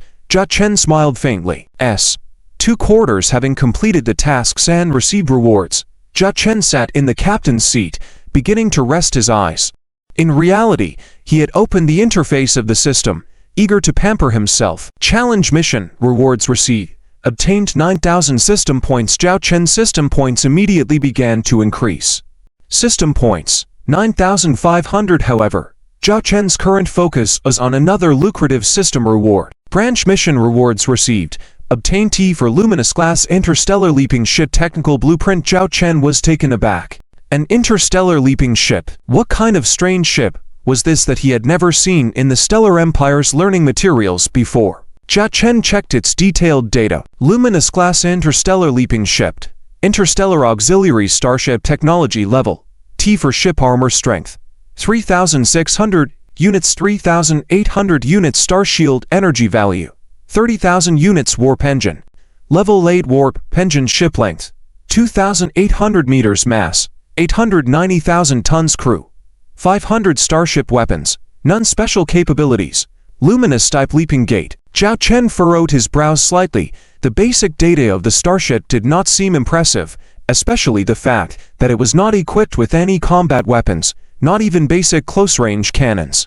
Even the T-3 Fairy Constellation-class interstellar medical ship had its own close-range cannons for defense to some extent. The only remarkable feature may be the luminous-type leaping gate, which Zhao Chen focused on. With a single glance, Zhao Chen was astonished. Luminous-type leaping gate. The wormhole-type, luminous-class leaping engine equipped with the T for luminous-class interstellar leaping ship can briefly deploy a small leaping stargate, allowing a certain scale of interstellar fleet to perform group interstellar leaps. As the name suggests, although the T for luminous-class interstellar leaping ship itself lacked combat power, it could enable an interstellar fleet to appear in any region at any time. It was not merely a starship, it could be called a mobile stargate. At that moment, Zhao Chen's breath quickened slightly because he realized the value of this starship. Its strategic significance even exceeded any T for combat-oriented interstellar battleship. Just imagine, you're at home, hugging your wife, eating, drinking, humming a tune. Suddenly, a batch of interstellar battleships appears above your head. Surprising, isn't it? Unexpected, isn't it? Would you dare to act? It's simply a strategic weapon for blitz attacks and long-distance ambushes. Zhao Chen enthusiastically continued to examine the more detailed data of this T for luminous-class interstellar leaping ship. To first focus naturally was how many interstellar battleships it could deliver at once. This had a quantity limit, which also depended on the level of the interstellar battleships. If all were T3 class interstellar battleships, a single T for luminous class interstellar leaping ship could deliver approximately 1,000 T3 interstellar battleships, equivalent to 3 brigade-class interstellar fleets. The energy consumption for a single use was about 10 million stellars. It was truly costly, akin to the most extravagant Stargate travel. Additionally, after a single use, it required approximately a week for cooldown and recharge. Regarding the leap distance, Zhao Chen noted there was no specific limit, but the quantity of interstellar fleet that could be transported decreased if the distance was too far. Yet, at least for now, they could freely leap across the Galactic Federation region. After reviewing performance, it was time to look at some practical aspects. First and foremost was the cost. For a T for interstellar battleship, especially of this functional nature, the cost stood out, with a single ship reaching as high as 5 billion stellars. My goodness, this is almost approaching the cost of my T3 Stargate. Zhao Chen couldn't help but curse in his mind. With the continuous technological advancements, the cost of T3 and T for interstellar battleships had also significantly increased. Perhaps that was why, until now, there had been no public sale of T for interstellar battleships. After all, if they were put up for sale, the selling price of a single ship would likely soar to hundreds of billions of stellars. Apart from the empire itself and a few top tycoons and nobles, few could afford them. Most were either self-researched and produced, or researched and produced through multiple cooperative efforts. Money was indeed valuable, but its strategic significance was evident. Zhao Chen glanced at the construction requirements. Fortunately, the construction requirements were not excessive. Even a T3 interstellar industrial ship could take the task. If constructed by the T3 melting furnace-class heavy interstellar industrial ship under Zhao Chen's command currently, it would take about 10 months. If multiple T3 interstellar industrial ships were constructed simultaneously, the construction time could be shortened to as little as 2 months. Let's build one next year. Zhao Chen firmly decided, as this kind of interstellar battleship would be extremely useful during critical moments, be it for escape or attack. Especially in an offensive role, even missions that were originally deemed impossible could be accomplished with its assistance. As Zhao Chen carefully studied the T for luminous-class interstellar leaping ship, the battle outside neared its end. Following Commander Zhao Chen's orders, a large number of slaves were concentrated on the captured interstellar battleships. The Shanglong fleet attacked the slave trading starport for the 5th hour. Secretary Lille reported that all the work had been completed. A total of 110,000 slaves, along with over 100 captured interstellar battleships, have been fully prepared. We have left behind only T2 interstellar battleships to ensure they don't slow us down when we retreat, Secretary Lille reported. System mission rescue detained slaves. Mission details. Within the slave trading starport and the surrounding interstellar fleet of traders, there are detained slaves. By rescuing a certain number, you can activate the mission completion level. Completing over 90%, you will receive a T3 class interstellar battleship technical blueprint. System mission completed, 96% completion. Rewards can be received upon receiving another mission reward reminder. Zhao Chen was now truly satisfied. It was not in vain that he had planned so many steps beforehand, all to complete these two system missions. We can prepare for evacuation now, Zhao Chen instructed. Yes, Secretary Lila began arranging the evacuation route. The Shanglong fleet and the captured T2 interstellar battleships began retreating along the same route they came. Meanwhile, Zhao Chen continued to sit in the captain's seat, receiving his second mission reward. System mission reward received. Completion, over 90%, received a technical blueprint for the T3 Triangle Dragon-class interstellar heavy assault escort ship. Completion, over 95%, earned 5,000 system points and 20 mission points PS. 3/4 system points, 14,500 mission points, 35 received a wave of system points and mission points, as well as a blueprint for the T3 interstellar escort ship. This is just in time to solve the urgent need for Zhao Chen's current T3 series interstellar battleship formation. After all, Zhao Chen's all-dragon fleet now has the T3 Phoenix-class heavy carrier starship, as well as a batch of T2 Lion King-class heavy interstellar missile ships. Relying solely on the T2 Black Rhino-class interstellar heavy assault escort ship cannot handle the escort missions, so the T3 Blizzard-class light interstellar battleship will take over the escort missions. Although it can be sustained in the short term, it will definitely affect the overall offensive rhythm of the operation. It is not a long-term solution. Now with the T3 interstellar heavy escort ship, the T3 Blizzard can naturally return to its original combat position. Triangular Dragon-class interstellar heavy assault escort ship type. Interstellar escort ship technology level. T3 ship armor strength. 6,800 units to 9,000 units stellar shield energy value. 150,000 units cruise speed. 160 knots stellar warp engine. Level 6 warp engine length. 888 meters mass. 470,000 tons crew. 250 starship weapons.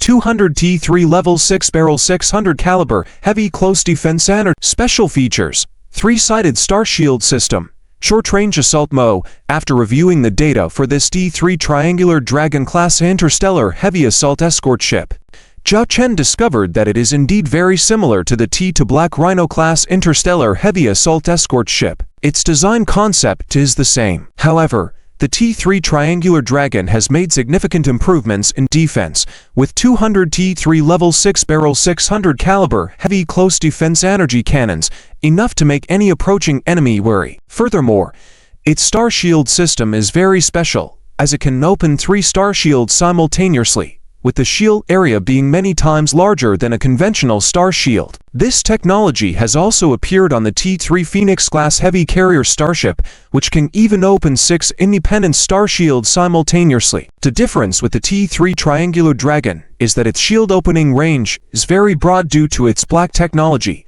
allowing its shield to cover a distance tens of times greater than the normal range. For instance, with 10 T3 Triangular Dragon-class ships releasing their shields, they could even seamlessly release a giant star shield on the battlefield comprising 30 independent star shields. This also means that the T3 Triangular Dragon can release shields in front of friendly ships, serving as a very caring meat shield support. Besides its defensive capabilities, it also features the highly symbolic horn design of the T2 Black Rhino, with 3 installed at once. These 3 horns are equipped with high-particle vibrational magnetic field technology internally. Although invisible to the naked eye, once these horns penetrate the hull of an enemy interstellar battleship and activate this high-particle vibrational magnetic field, the high-frequency vibrations can partly destroy the molecular structure of the enemy interstellar battleship's armor material, providing a very strong armor-piercing effect. The cost of such a T3 Triangular Dragon-class interstellar heavy assault escort ship is quite low, at only 2 million star coins, considering that the price of a previous T2 Hyena-class medium interstellar destroyer was for million star coins. Moreover, relying on the T3 Furnace-class heavy interstellar industrial ship for construction, 1 T3 Furnace-class heavy interstellar industrial ship can build 10 T3 Triangular Dragons in 1 month. Affordable, durable, and suitable for large-scale production seems to be the characteristic of this type of interstellar escort ship. If there were designers behind these system interstellar battleships, Zhao Chen is certain that the T2 Black Rhino and T3 Triangular Dragon were definitely designed by the same designer. In this way, the all-dragon fleet's T3 interstellar battleships are starting to take shape. Zhao Chen felt very satisfied. This adventure expedition truly lived up to Zhao Chen's hopes. Not only did Zhao Chen receive a strategic interstellar battleship with functionality, the T for Wisdom class interstellar leap ship, but also obtained a T3 Triangular Dragon class interstellar heavy assault escort ship. I think the quarterly mission can also be completed now. Zhao Chen opened the interface for the quarterly mission. Quarterly mission. Exchange for a T3 Auxiliary Interstellar Battleship blueprint not completed. Number of combat interstellar battleships reaches 100 ships, 100s completed in the final quarter's construction plan of this year. The requirement for 100 combat interstellar battleships had already been met. However, due to a lack of system points before, Zhao Chen had not yet exchanged for the T3 Auxiliary Interstellar Battleship blueprint. The rewards for quarterly missions are usually generous, and a T3 Auxiliary Interstellar Battleship is essential for a well-rounded interstellar fleet. Zhao Chen began browsing the system store to find a suitable auxiliary interstellar battleship. Soon, he locked onto his target, a T3 Interstellar Heavy Supply Ship. As the name implies, an interstellar supply ship assists in supplying interstellar battleships on the battlefield. Even though interstellar industrial ships can perform supply tasks, their efficiency is only a fraction of that of ships in the same class as the interstellar supply ship. After all, when it comes to professionalism, you have to entrust it to specialized ships. Would you like to exchange the merchandise T3 Virgo class heavy interstellar supply ship for 8,000 system points and 15 mission points confirmed? Congratulations on obtaining the blueprint for the T3 Virgo class heavy interstellar supply ship system points. 6,500 mission points. 20. Zhao Chen quickly browsed the data for this T3 Virgo class heavy interstellar supply ship, finding that it is equipped with a rapid supply system capable of docking with any interstellar battleship. Moreover, it has a large number of cargo holds internally, dedicated to storing various strategic resources. Such a T3 Virgo class heavy interstellar supply ship is sufficient to meet the needs of a regular Corps-level interstellar fleet for expeditionary operations. For example, for Zhao Chen's T-Lion King class heavy interstellar missile ship, if the T3 Virgo class heavy interstellar supply ship were fully loaded with the required interstellar missiles, it would store the same amount of interstellar missiles as 100 T-Lion King class ships would need. It can supply 10 T-Lion King class heavy interstellar missile ships simultaneously, and within 20 minutes, these ships can launch their interstellar missiles once again. Zhao Chen was feeling quite pleased at the moment. With the T for Wisdom class interstellar leap ship, T3 Triangular Dragon class interstellar heavy assault escort ship, and T3 Virgo class heavy interstellar supply ship, all these three interstellar battleship blueprints were obtained at once. Once these interstellar battleships are added to the L Dragon fleet, it will definitely further enhance the combat power of the L Dragon fleet. Commander, we are preparing to enter warp mode, and expect to return to the L Star system in 5 days. Lily's secretary reported. Let's head home, Zhao Chen said, in a good mood. I wonder if those two princes will also be in a good mood when they see the little gifts he left for them. T.S. 4 quarters after several hours, a Legion-class interstellar fleet appeared majestically in the star domain. You could see that the painted insignias on the hulls of these interstellar warships had obvious traces of temporary removal, indicating a hasty job, and the vast majority of them were still the types of interstellar warships in Imperial **** service. Reporting to Commander, we have reached the designated area. Inside the flagship's bridge of this fleet, a group of soldiers dressed in Imperial *** uniforms could be seen. Among them, the officer known as the Commander had 3 shiny gold stars on his shoulders. Prepare for battle, the 3-star Lieutenant General said sternly. He had received orders from the Third Prince and immediately led the fleet to provide support. He knew that the mission he was carrying out this time was a distress signal sent out by a group of slave traders. He had long been aware of the activities of these slave traders because he was one of the intermediaries between the slave traders and His Royal Highness, the Prince. Some of the interstellar warships used by the slave traders were part of the Imperial *** fleet's roster that he had cunningly allocated to these slave traders. He had personally met the Big Eye boss and found that the guy was quite adept at handling situations. The first time they met, he was offered 10 female slaves and hundreds of thousands of star coins as a gift. As a money tree for the prince's faction in the gray area, it was only natural for him to come and investigate as soon as he received a distress signal. Although the activities of this group of slave traders were in the gray area, Those who understood clearly knew that they were backed by the prince's faction. Whoever dared to disrupt the money tree of the prince's faction, who could be so ignorant? Report. We have found the starport, and traces of interstellar warship battles. No other interstellar warships had been found for the time being. The adjutant reported from the side. The three-star lieutenant general glanced at the screen window in front of him, and could see several battle remnants full of interstellar warship wreckage, indicating that a fierce battle had taken place here before. Based on our detection of cosmic elemental flux here, the battle should have ended 3 hours ago. The adjutant reported another important piece of information. 3 hours ago. He had received the distress signal about 8 hours ago. That meant the enemy interstellar fleet attacking here had only engaged in combat for less than 5 hours. Although the strength of the slave traders' interstellar fleet was not strong, they still had 3,000 interstellar warships, including 30 T-3 interstellar battleships. In such a short period of time, the attacking interstellar fleet must have possessed substantial combat capabilities. The three-star lieutenant general looked at the battered starport in the screen. The starport's outer areas were covered in marks of bombardment and attack, with visible damaged interstellar warships. The scene of hundreds of interstellar warships congested in the waterway made it conceivable for him to imagine the battlefield from the previous battle. Be careful. Dispatch the interstellar reconnaissance planes to check the situation at the starport, the three-star lieutenant general said cautiously. Soon, dozens of interstellar reconnaissance planes started to approach the starport. Through the camera footage brought in sync by the cameras on board the interstellar reconnaissance planes, the situation at the starport became clearer. Suddenly, the three-star lieutenant general pointed at the most prominent insignia at the starport. Zoom in on this area quickly. That insignia represented this group of slave traders, except that, aside from being in tatters, the insignia had 3 black spots visible on it. Upon further zooming in, the identities of these 3 black spots became apparent. They were 3 corpses. From left to right, the big-eyed boss, the skinny monkey, and the scar-faced man. Except for the slightly better condition of the skinny monkey, the other two had gruesome appearances, especially the scar-faced man, who seemed to have suffered immense torment while alive. This scene made the three-star lieutenant general's mood plummet.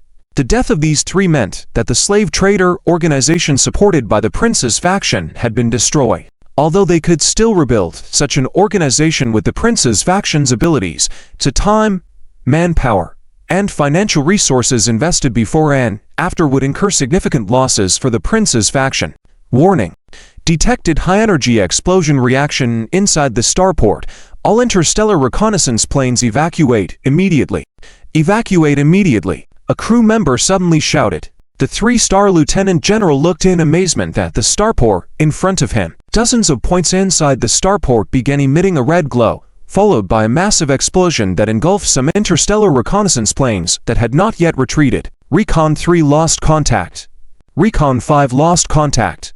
Recon 8 lost contact. The three-star lieutenant general stared at the exploding starport. If the starport seemed like a ravaged land before, it had now turned into a pile of space junk.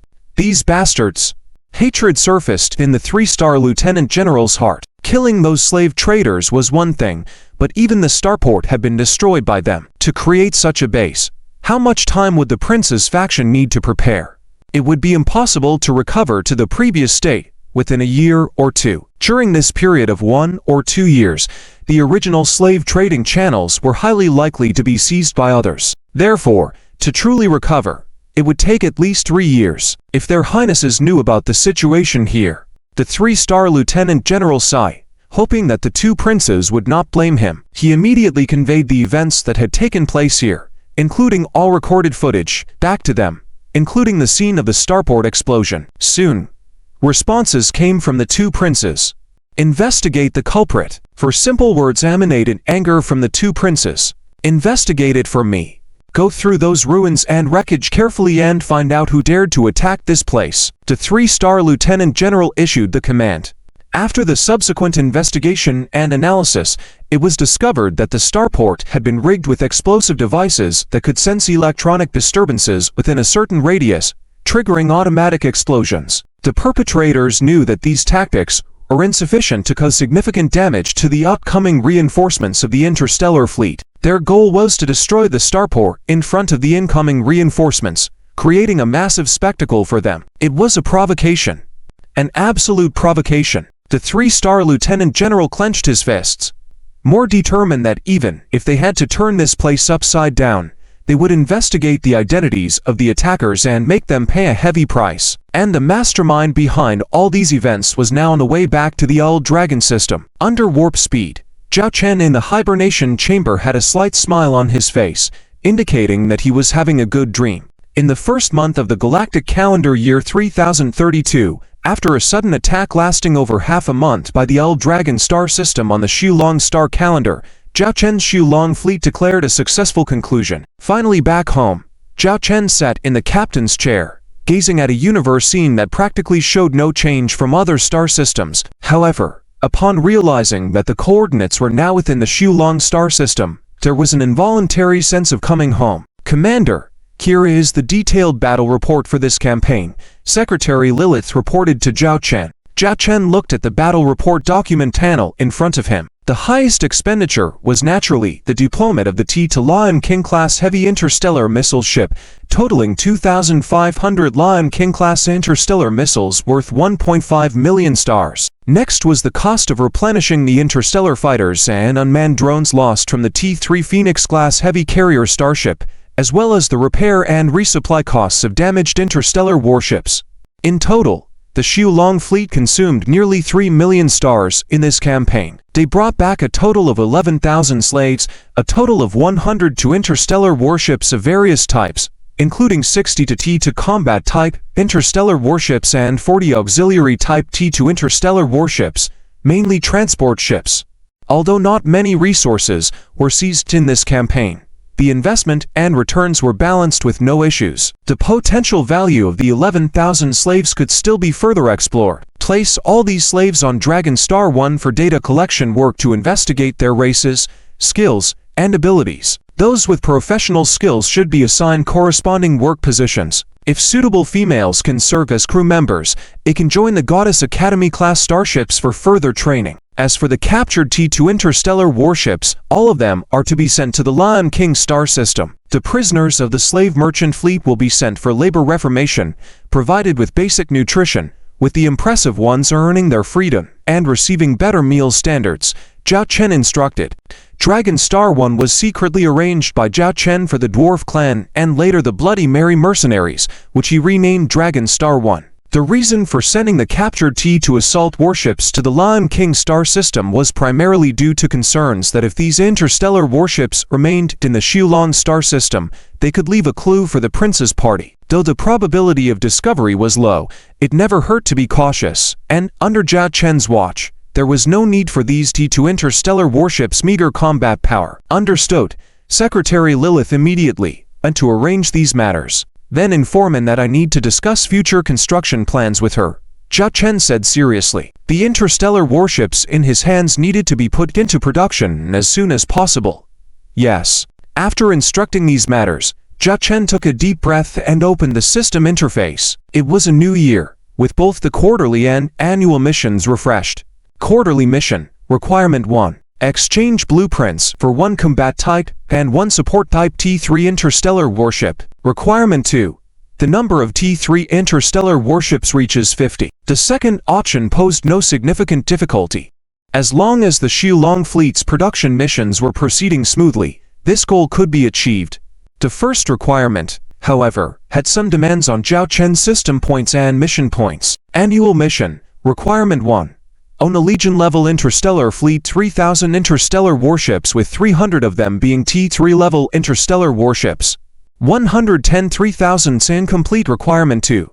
Own a T for combat type interstellar warship. Incomplete. Requirement 3. The average living standard in the Xulong star system must reach 7 or above. 0.6. 10. Requirement 4. Must hold the title of Marquis or higher. Incomplete. Requirement 5. Possess 20 T3-level technological advancements from the system. 11/20 note. Completing 4 of the requirements represents completing the annual mission. Completing all 5 will earn an additional reward of a T5 interstellar warship technology blueprint. Seeing the requirements of the annual mission, Zhao Chen was almost stunned. That was indeed quite a few demands. However, Upon seeing the reminder at the end of the list, Zhao Chen was struck as if by lightning. T5 Interstellar Warship. This was a temptation of having a T5 level interstellar warship directly in front of him. Up to this point, the three major forces in the Galactic Union had only recently solidified their foothold in T4 technology. While rumors suggested that everyone was working on T5 technology, there had been no official unveiling of T5 interstellar warships thus far. It was unclear for the other two factions. However, Zhao Chen was sure that the Starlight Empire had barely made any breakthroughs in T5 technology concerning interstellar warships. After all, the Starlight Empire currently only had two models of T4 interstellar warships. There was too little accumulated technology, and even if they had aspirations to develop T5 level interstellar warships, their actual capability was lacking. And now, this reward was right in front of Zhao Chen. 5 tasks. Zhao Chen, always complete what I start. If they give me 5 assignments, then I will definitely complete all of them without leaving a single one, Zhao Chen said firmly. Analyzing these 5 mission requirements, they could be essentially divided into 3 difficulty levels: low, medium, and high. First was the low difficulty, requirement 1, establishing a Legion-level interstellar fleet of 3,000 interstellar warships, including 300 T3 interstellar warships, had no real challenge. Even without considering overall combat power, Zhao Chen could simply produce all T3 triangular Dragon-class heavy assault escorts to meet the requirement of 300 T3 interstellar warships in a matter of months. Next was the medium difficulty, requirement 3 to reach a standard of living index of 7, requirement 4 to hold the Marquis title or higher, and requirement 5 to possess 20 T3 system-produced technological advancements. While these 3 were of medium difficulty, with careful planning, they could be achieved. The only high difficulty task was requirement 2. The requirement to obtain a blueprint for a T4 combat-type interstellar warship did not seem particularly challenging at first. After all, Zhao Chen already had several T4 technologies. The issue lay in the unknown factor. It all boiled down to luck, something Zhao Chen could not control, unless Zhao Chen could upgrade the system shop to T4 level. No matter the difficulty, I'll face it head-on. Whether it's challenging or not, I'll tackle it. Zhao Chen clenched his fist. In any case, this annual mission had to be completed. That was a T5 interstellar warship. Just imagine, while others were proudly possessing a T4 interstellar warship, Zhao Chen would directly unveil a T5 interstellar warship. What a scene that would be. By then, even within the Starlight Empire, Zhao Chen would have significant influence. Who would dare provoke Zhao Chen? He could just head out with a T5 interstellar warship. Are you bold enough? T.S. 2 quarters, Commander. Secretary Annie has arrived. Lily, the secretary, reminded. The bridge light gate opened, and Annie walked in with a cheerful stride. Commander. Annie walked up to Zhao Chen, saluted, and blinked her big watery eyes at him. Annie, here are 3 plans for building interstellar battleships. Take a look first, then, let's also plan the production schedule for the next 3 months, Zhao Chen said. Another 3. Annie was startled, looking at Zhao Chen suspiciously. Are they all T3 class? Zhao Chen shook his head. Annie sighed in relief, patting her chest. I thought you would bring out 3 T3 interstellar battleships again. It's good that they are T2 class interstellar battleships. One of them is a T4 class interstellar battleship, Zhao Chen said. Annie's expression froze as she looked at the holographic data of the 3 interstellar battleships in front of her. T4, Radiant Light Class Interstellar Transition Ship. T3 Triangular Dragon Class Interstellar Heavy Assault Escort Ship. T3 Virgo Class Heavy Interstellar Supply Ship. Annie looked at Commander Zhao Chen with a resentful look, saying, Commander, you are too fast. I had to work overtime to learn how to produce the T4 Resurrected Class Cloned Human Starship for you. Now you bring out another T4. What? Radiant Light Class Interstellar Transition Ship. I've never heard of it. Let's work together. If there's anything you don't understand, I'll help you, Zhao Chen said. Annie crossed her arms, looking bitter. Commander, whenever you say you will help, you end up delegating everything to me. And there are always various excuses. In the end, it's me who works overtime to meet deadlines. Zhao Chen recalled. It seemed to be the case. However, most of the time, Zhao Chen couldn't free himself and had to act as the firefighter, always on the move to where he was needed. This time, I promise, as long as there are no accidents, I will definitely help you complete this construction task together. Zhao Chen said solemnly. What if you promise? You are the boss. We are just employees. Annie pouted, looking aggrieved. The Starship restaurant on Phoenix T3 has good food. Shall we go there to discuss our next steps? My treat, Zhao Chen said with a smile. Annie's eyes lit up. Actually, I am quite interested in discussing work. A few minutes later, Zhao Chen and Annie arrived at the Starship restaurant. Although Annie was involved in the construction of the T3 Phoenix-class heavy carrier starship, she was not familiar with the operational T3 Phoenix-class starship restaurant. The whole environment of the starship restaurant was completely different, surpassing even the Storm-class starship restaurant of T3. Here, there were enclosed restaurant compartments where you could do your own thing with plenty of privacy. Welcome to Phoenix No. 1 restaurant. How may I assist you? As Zhao Chen and Annie entered the Starship restaurant, a floating screen appeared in front of each of them, showing the menu of the day. Here, there was no need to order at the counter. You could directly operate the menu. This was quite convenient for Annie. Annie, eagerly looking at the dishes in front of her, glanced at Commander Zhao Chen. This. Order whatever you want. As long as you don't waste it, I'll treat you, Zhao Chen said. Annie's eyes lit up, and she started ordering without hesitation, her speed making it hard for Zhao Chen to see what she was ordering. Zhao Chen chose a secluded seat compartment, as the matters they were going to discuss were relatively confidential. As Annie approached the seat automatically lowered, allowing her to sit comfortably.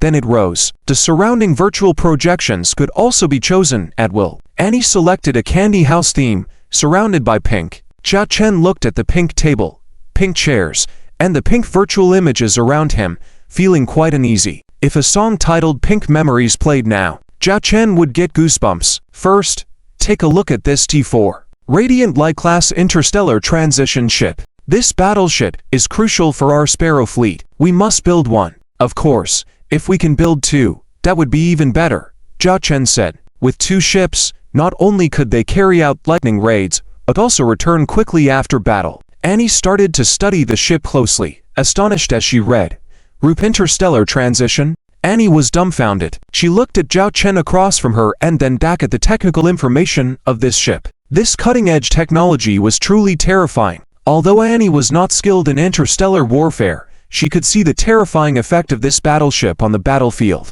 I need to understand this in detail first.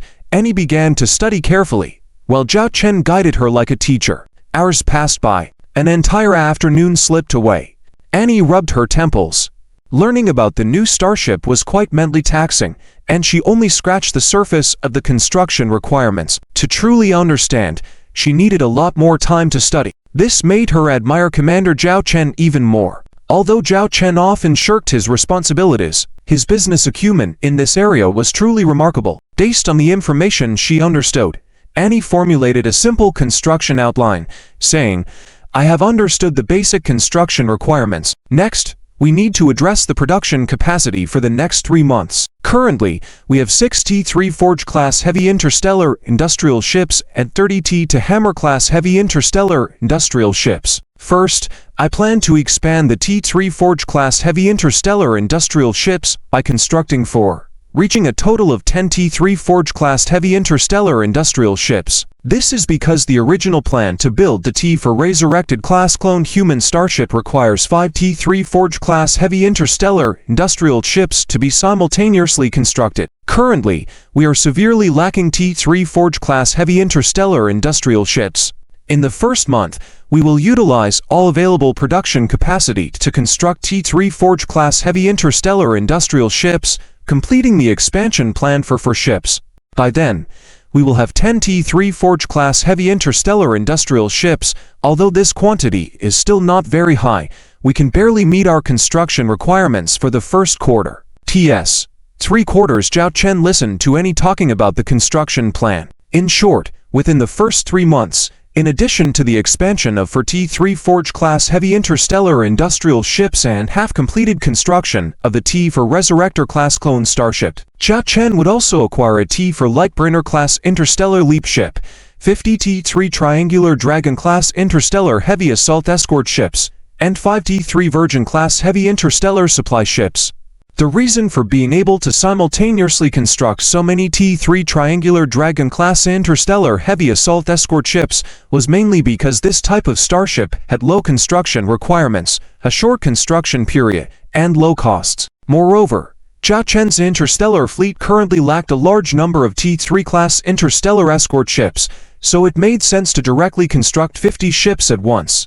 This way, no one could threaten the safety of the Dragon fleet's carrier starships and interstellar missile ships in the interstellar battlefield anymore. The production of these interstellar warships this quarter costs 4.5 billion credits in materials for the T-4 Resurrector-class clone starship, 5 billion credits for the T-4 Lightbringer-class interstellar leap ship, and 100 million credits for the construction cost of the other interstellar warships. In total, this quarter will require 9.6 billion credits in raw materials. Annie quickly provided detailed figures of the required raw materials. It must be said that this was definitely Jia Chen's most expensive construction plan in history, reaching almost 100 billion credits, 96 billion credits. Jia Chen hesitated for a moment. The Dragon fleet's account only had 3 billion credits. There was a big gap, but there was a way to resolve it, because the Governor Chu still owed him a technology licensing fee of 7 billion credits for the second batch of T-3 Inferno-class medium interstellar destroyers. With that amount of funds, he could completely make up for the missing raw materials of the past 3 months. Logically, the final payment should have been made. He would find an opportunity to follow up later. I will take care of the raw material funds. You just need to ensure that these construction plans can proceed smoothly, Jia Chen said. No problem, Annie replied. If there are no other issues, let's end our discussion here for now, Jia Chen said as he stood up, preparing to address the issue of funding for raw materials. Oh. Annie started getting up but suddenly clutched her stomach. What's wrong? Jia Chen looked at Annie. Annie, looking like she couldn't get up, held her round belly. It's nothing. Maybe I ate too much. I'll sit here for a while. Commander, you can go ahead. I'll rest and be able to walk later. Jia Chen looked at Annie with suspicion. You're not thinking of having another meal, are you? Annie pouted. Do I look like a glutton to you? Jia Chen stared at Annie, as if to say, aren't you? All right, rest here by yourself. If you still want to eat, you can order more, and I can have some packed for your brothers and sisters. It will all be on my account, Jia Chen said before leaving the compartment. Annie froze for a moment, feeling a bit guilty as she muttered to herself, the commander is so good to me, and here I am doing this. Is it a bit dishonest? After hesitating for 3 seconds, Annie patted her cheeks and earnestly said to herself, this is not a big deal, and it's part of being frugal and thrifty. With that, Annie stealthily took out a bag from her pocket, cleaned the utensils Jia Chen had used, and carefully packed them. She then opened the communication network on her handheld terminal, the internal network platform of the Dragon Fleet, which allowed Dragon Fleet personnel to chat and interact, similar to forums. Annie skillfully opened a group labeled Commander Support Club. The profile picture for that group was none other than Commander Jia Chen in military attire. She quickly edited a message and attached a few pictures. The content of the images included the pictures of herself and Commander Jia Chen entering the Starship restaurant and the utensils she had just collected. Annie's caption read, utensils used by Commander Jia Chen. First come, first served. Soon after Annie sent the message, the merchandise links began to receive bids. Annie used an auction model, and within 3 hours, the highest bidder would win. Seeing the continuously rising numbers, Annie envisioned credits popping up before her eyes. Sorry, Commander ... for Annie's little treasury. I have to sacrifice you a bit. After all, you won't miss a piece of meat. Hehe. Annie chuckled, ordered a few more dishes, and had them all packed to go. Soon, Annie left the compartment, carrying delicious dishes and feeling satisfied. Meanwhile, a cleaning robot slowly approached the table in the compartment, collecting the utensils. When it saw the empty tabletop on one side, it paused, as if it felt that something was missing. Unaware that she had turned Jia Chen, her side business, into a commodity, Annie returned to the bridge. Lily, the secretary, was working on her tasks nearby. Lily, Jia Chen called out. Lily, the secretary, immediately set aside her work and came to Jia Chen Commander's side, asking, Commander, what are your orders? This is the construction plan for the next quarter that I discussed with Annie. Verify it here, and then coordinate with Annie to carry it out. Zhao Chen handed Lily, the secretary, the outline of the construction plan set by Annie. Lily reviewed it and was shocked when she saw the required material funds. Commander, this requires 96 billion credits, but we only have 30 billion credits in our account. I will handle this matter. Have someone contact Governor Chu for me, Zhao Chen said. Lily, the secretary, nodded yes. Lily arranged for her subordinate to make the necessary contact. Crossing multiple star systems and dealing with a governor required some time for communication. Lily, how is the situation in the Dragon Star system right now? Zhao Chen recalled the requirement to improve the quality of life in the Dragon Star system as part of the annual mission. Although the current civilian aspect of the Dragon Star system was managed by John Han, Lily regularly updated herself with the latest data. Despite the Dragon Star system currently standing at 0.6 in terms of standards, compared to the previous 0.3, John Han had brought back order to the system after the noble migrations and had even doubled the living standards. Of course, this was closely related to the Dragon Fleet's dismantling of the nobles and redistribution of lands. No pain, no gain. In this situation, as long as you operate well, you can naturally build on a leveled ground. P.S. Uplifted the quarterly mission rewards mentioned in Chapter 289.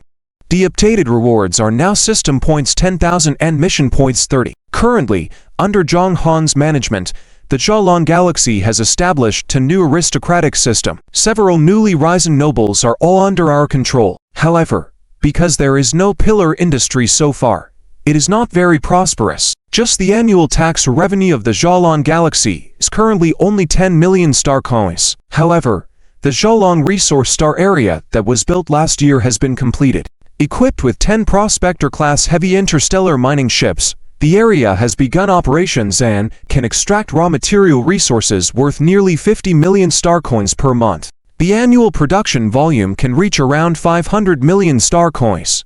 We have also arranged for John Han to build relevant industrial chains around the Zhalong Resource Star area, and we expect to increase the Zhalong Galaxy's tax revenue by at least tenfold.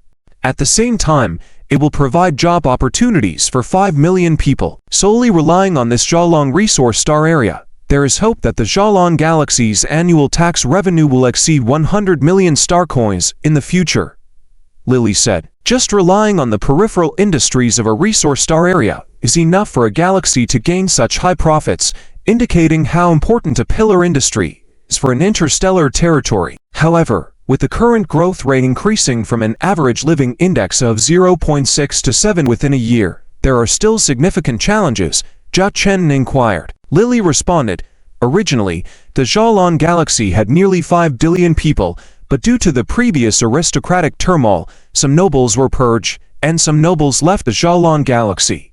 This led to a massive outflow of the population over the past year, with almost 2 billion people leaving less than 3 billion remaining. This is what they call the falling tree scatters the monkeys. After all, in the eyes of the vast majority at that time, the Zhalong Galaxy had no possibility of rising. And having lost a group of core nobles, the system of the Zhalong Galaxy was doomed to collapse. Naturally, there was a group of people who tried every means to escape the Zhalong Galaxy. 3 billion.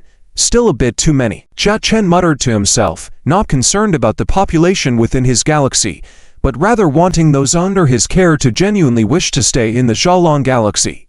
Arrange a meeting with John Han for me, right on the main star of Zhalong. This Lord of Mai has been absent for a long time, and should go back to take a look. Zhao Chen planned his upcoming schedule. The primary purpose, of course, was for the system's tasks and also to meet the T5 Great Beauty. Yes, Lily responded. Commander, Governor Chua's communication has been arranged and can be connected now, reported the bridge officer.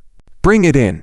Zhao Chen sat on the captain's chair. In the next second, he entered a holodeck immersive communication mode, where the surrounding bridge scene disappeared, replaced by a lake. He saw an old man holding a fishing rod, preparing to fish. This was a function under the holographic mode, simulating any scene or action. Zhao Chen walked over, looking at Governor Chu with the fishing rod. Kid, what brings you here all of a sudden? Governor Chu said without turning his head. Asking for money. The final payment for the technology licensing fee for the second batch of T3 Inferno-class medium interstellar destroyer Zhao Chen stated bluntly. The second batch of T3 Infernos haven't been completed yet. Governor Chu stated the reason for the unpaid final payment. Zhao Chen continued, my research on T4 interstellar destroyers has made a breakthrough, but it requires a significant amount of raw materials. It is estimated that a total investment of 10 billion star coins will be needed. Governor Chu turned to Zhao Chen, looking suspiciously. Are you not tricking me? Do you think I need to trick you? Zhao Chen replied, you really don't need to trick me in terms of starship technology. Lao Ju has been praising you a lot lately, saying you helped him solve a technical problem with a T3 interstellar warship, but requiring 10 billion star coins worth of raw materials. It will still be a challenge to raise that amount in a short time. Governor Chu observed the lake, as if waiting for a fish to bite his bait. Zhao Chen raised his hand, placing several prepared technical data in front of Governor Chu. Here is part of the technical data. Have researched on T4 interstellar destroyers recently. Governor Chu's gaze lingered, never moving away. Even though he wasn't a starship engineer by profession, having commanded interstellar warships for so many years, he had some understanding of the technology. The starship technology Zhao Chen provided, including starship energy, starship propulsion systems, starship shield technology, and starship armor technology, were all T4 level starship technologies. Can I have my research team at those starship research institutes take a look at this? Governor Chu asked Zhao Chen directly. No problem, Zhao Chen agreed. Governor Chu wasted no time, sending a copy directly to a few starship research institutes under him and requesting them to provide a response within 10 minutes. Zhao Chen remained calm. Although he doesn't have a T4 interstellar destroyer yet, don't forget that he currently possesses two T4 level interstellar warships, the T4 Wisdom class interstellar transition ship, and the T4 Rebirth class cloned human starship. By copying some starship technology from them, he could also deceive others. Perhaps Governor Chu's researchers might find some of the data strange, but as long as the starship technology belonged to the T4 level, it should be fine. How is the construction of your Zhalong fleet going now? How many T3 interstellar warships do you have? Governor Chu inquired unexpectedly. Zhao Chen was taken aback by Governor Chu's direct question. After a moment of hesitation, he honestly replied, there are over 100 interstellar warships, 26 of which are T3 interstellar warships. Zhao Chen confessed.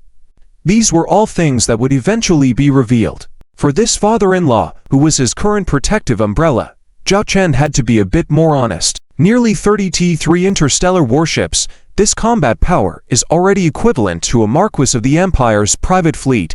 Governor Chu nodded, speaking calmly. It's unclear whether he was praising Zhao Chen's behavior or implying something else. Zhao Chen, let's be straightforward. We both understand that our relationship, from the beginning until now, has been mutually beneficial. I have set my sights on the technology for T4 interstellar destroyers that you can provide, and you have set your sights on the reputation of our Chu family. Governor Chu looked at Zhao Chen. Zhao Chen smiled but remained silent. Actually, if you have real talents and a true relationship with Chu Zhuan, I don't mind if you two are truly together, Governor Chu stated. Zhao Chen responded, for such matters, it still depends on the affinity between me and Miss Chu. Governor Chu's gaze shifted to the floating buoys on the lake surface that began to undulate. As a grandfather of a granddaughter, I have a request for you. You can agree or not. Governor Chu's gaze looked complicated. Go ahead. Zhao Chen agreed. If there is a major incident in the Starlight Empire in the future, I hope you can take Chu Zhuan as far away as possible and never return. Governor Chu's hand holding the fishing rod tightened. T.S. 1/4 Zhao Chen furrowed his brow slightly, and the information in the words of the Chu governor was quite substantial. Just as Zhao Chen was about to speak, the Chu governor preemptively interrupted, saying, don't ask too many questions. Those matters are not something you can participate in at the moment. You just need to quietly develop and expand your interstellar fleet as much as possible. Although your current position, as Viscount, only allows you to have a private fleet of 100 interstellar battleships, you can transfer some T2 interstellar battleships under the names of trusted interstellar families in your territory, keeping your fleet size around 150 ships, and it shouldn't be a problem. No matter what the circumstances, the interstellar battleships you hold in your hands are the only force you can rely on. Since the old man spoke in such a way, Zhao Chen didn't ask further. Most likely, it had to do with internal affairs of the Starlight Empire, such as the Prince's Party. These kinds of plots, whether in ancient times or in the recent interstellar era, never lacked presence. As for the issue of the size of the interstellar fleet, Zhao Chen had never thought of controlling the number of his own interstellar fleet. The truth always lies within reach. Zhao Chen had deep insights from his past life, and Zhao Chen even had a Lion King star system, so if needed, he could hide a batch of interstellar fleets in the Lion King star system and transfer them back when necessary. With the existence of stargates, it just required a bit of time and some stargate resources. At that moment, the Chu governor also received feedback from his several starship research institutes. All of them marveled at the advancement of these starship technologies. Although they were only partial starship technologies, they far surpassed the 2T for interstellar battleships in service in the Starlight Empire. Shall we convert the 70 billion star coins from the second batch of technology licensing fees into raw materials? The Chu governor looked at Zhao Chen. He had tossed aside his previous comment that it would be difficult to gather these raw material resources in such a short time. I have a raw material order here. Just follow the proportions on it. Zhao Chen handed over a raw material order. The Chu governor examined it and found nothing scarce in raw material resources. Since we are discussing it today, let's do this. I am preparing to produce the third batch of T3 Flame Dragon class medium interstellar destroyers this year. It is expected that we will produce 300 T3 Flame Dragon class medium interstellar destroyers, and the technology licensing fee is 45 billion star coins. I will pay you 13 billion star coins upfront, and the remaining amount should be paid by the end of the year. Do you need this fund to be converted into raw material resources as well, as expected of his good father-in-law, knowing what he lacked and sending exactly what he needed? Of course, this was also because Zhao Chen's T3 Flame Dragon class medium interstellar destroyer was powerful. Otherwise, the Chu governor wouldn't have produced 3 batches. This indicated that the performance of this T3 Flame Dragon class medium interstellar destroyer on the battlefield was outstanding. But there was also an implicit meaning. It seemed that the Chu family was also working on military preparations. Nearly 50 billion star coins couldn't be solely for investing in the Emperor. Mostly, the Chu family was expanding its military forces. And they probably put forth quite a sum from their family fortune, because, as Zhao Chen understood it, the military budget of the Chu River sector for a year was only 300 billion star coins. But these were not the matters Zhao Chen had to manage at the moment. His immediate task was to manage his own domain well. Alright, prepare a total of 200 billion resource raw materials for me according to the proportion in the raw material order I just gave you, Zhao Chen said. The Chu governor nodded. I will deliver the first batch to you within half a month, and all will be shipped to your all-dragon star system within 3 months. It's a pity that your star system doesn't have a stargate, otherwise, the speed could be faster. Zhao Chen put on a helpless expression.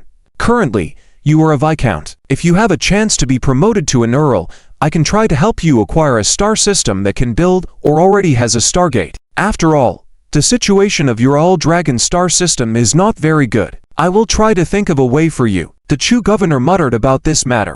Zhao Chen's eyes lit up. Although he didn't mind the poverty of the all-dragon star system, having an official star system of the Starlight Empire on the surface would be the best.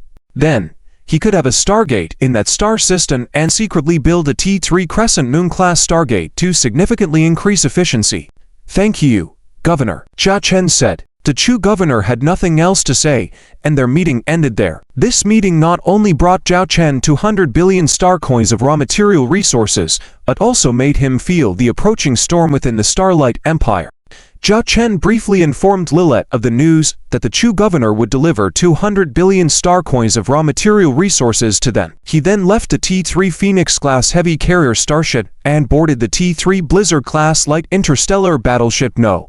1. Commander. Sir, Charlotte stood up and saluted Zhao Chen as he entered. The female soldiers on the bridge were somewhat excited. This used to be Zhao Chen's flagship, but after the T3 Phoenix-class heavy carrier starship entered service, Zhao Chen hadn't shown up for several months. This time, we will use your flagship to return to the L-Dragon main star, Zhao Chen said. Since the T3 Phoenix-class heavy carrier starship was still in the external confidential phase, Zhao Chen used the T3 Blizzard No.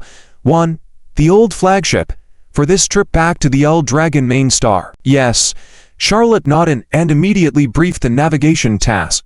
They were headed to the L Dragon main star. "Commander, please take a seat." Charlotte pointed to the captain's chair. "You are the commander. Every position here belongs to you. There is no question of taking or not taking. But it still makes me feel a bit awkward to sit here. Why don't you take this seat also?" Jia Chen joked, but he had already taken a seat. Charlotte said seriously, "You are the commander. Every position here is yours, and there is no need for me to take it. But I feel a bit guilty inside. Why don't you sit here as well?" Jia Chen patted his knee.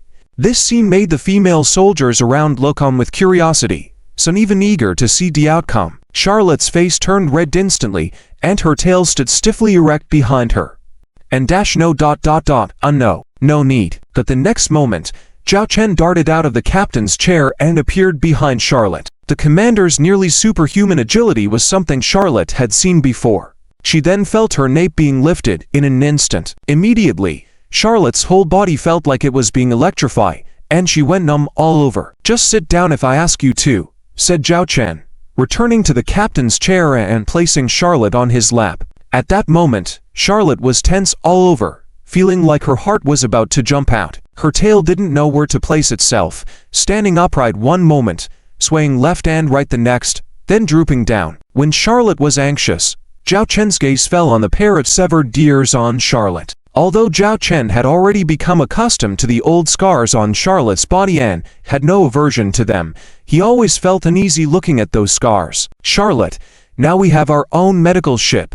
Have you considered undergoing a body repair?" Zhao Chen suggested. Charlotte hesitated for a moment, hanging her head low, and murmured, "Actually, I keep these scars as a reminder not to forget what happened before." Zhao Chen lifted his hand to stroke Charlotte's head. "We won't forget the past, but we also can't dwell on it.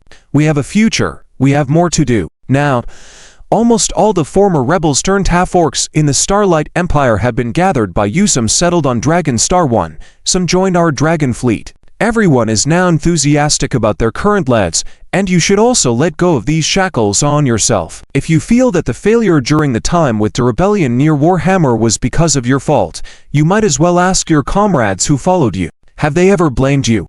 Charlotte's head drooped even lower at Zhao Chen's words, and her tail weakly hung toward the ground.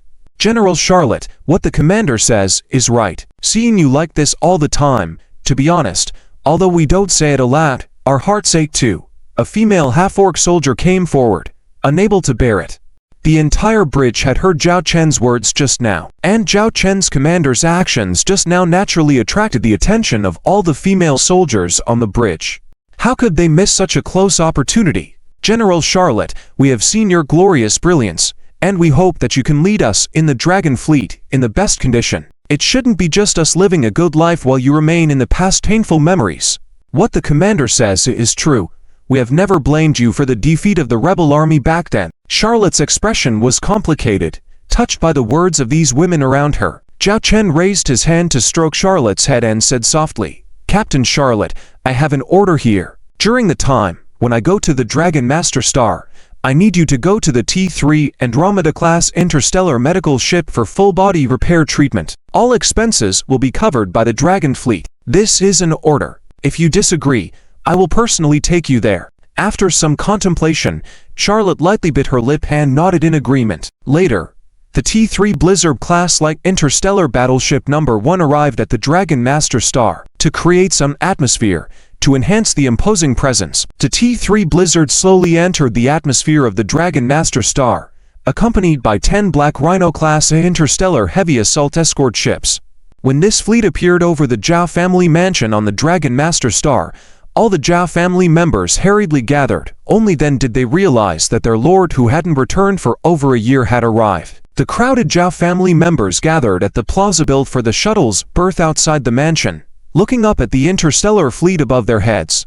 Although there were only 11 starships, they dare not underestimate them. After all, that T3 Blizzard-class light interstellar battleship was known as a legendary starship. The hangar of that legendary starship opened, and a shuttle flew out, accompanied by 15 T2 Black Knight-class light interstellar combat mechs being deployed. They landed first around the Zhao family mansion. Black Knight First Squad has arrived at the designated position. Black Knight Second. The 15 Black Knights on the ground greeted the arrival of the Monarch Light Guards. The shuttle slowly landed in the center of the plaza, and the gate opened. First to appear was a command guard team. All women. They held laser rifles, wore portable single-pilot armors, and also carried single-pilot energy shields. When necessary, they could protect the safety of the commander. Unauthorized personnel are not allowed within 5 meters. The captain of the guard team sternly warned. The Zhao family members hurriedly backed up to 5 meters away. The scenes of the Dragon Fleet's massacre of the nobles in the Dragon Star system at the Zhao family mansion back then were vivid in their minds. At that moment, a figure walked out of the shuttle, wearing the Dragon Fleet-style military uniform and a neat military coat. Zhao Chen looked around, and every Zhao family offspring, upon catching Zhao Chen's gaze, nervously lowered their heads. Unlike a year ago, at this moment, Zhao Chen, or should he be called Viscount Zhao Chen now, gave off a feeling of a dragon lying on a mountain top, with a more contained aura. But the pressure he emanated was no less than before, commanding respect without anger. Just a glance made them feel like they were under a huge mountain. Acting Lord of the Dragon Star System, Zhang Han, pays respect to Viscount, my lord. Zhang Han was one of the few Zhao family members allowed to approach Zhao Chen at this moment. Zhang Han knelt down, showing respect in her words, a complete shift from her attitude a year ago. Zhao family descendants ***, pay respect to Lord. It was unclear who among the Zhao family members spoke first, followed by others kneeling around. Please rise.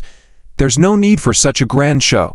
I just came back to take a look at home. Except for Zhang Han, everyone else may leave, Zhao Chen said. With Zhao Chen's command, the entire plaza suddenly appeared much emptier. Go meet my second grandmother first. Zhao Chen walked forward confidently. Zhang Han and the others followed closely behind. In a secluded part of the Zhao family estate, in the backyard of an old mansion, all of you stay outside. Zhao Chen stopped at the entrance, leaving these words and walked into the courtyard by himself. The courtyard maintained its ancient style, with columns and a few small animals. The second grandmother was reclining in a rocking chair, her eyes closed as if she were asleep. A maid was awkwardly massaging her shoulder beside her.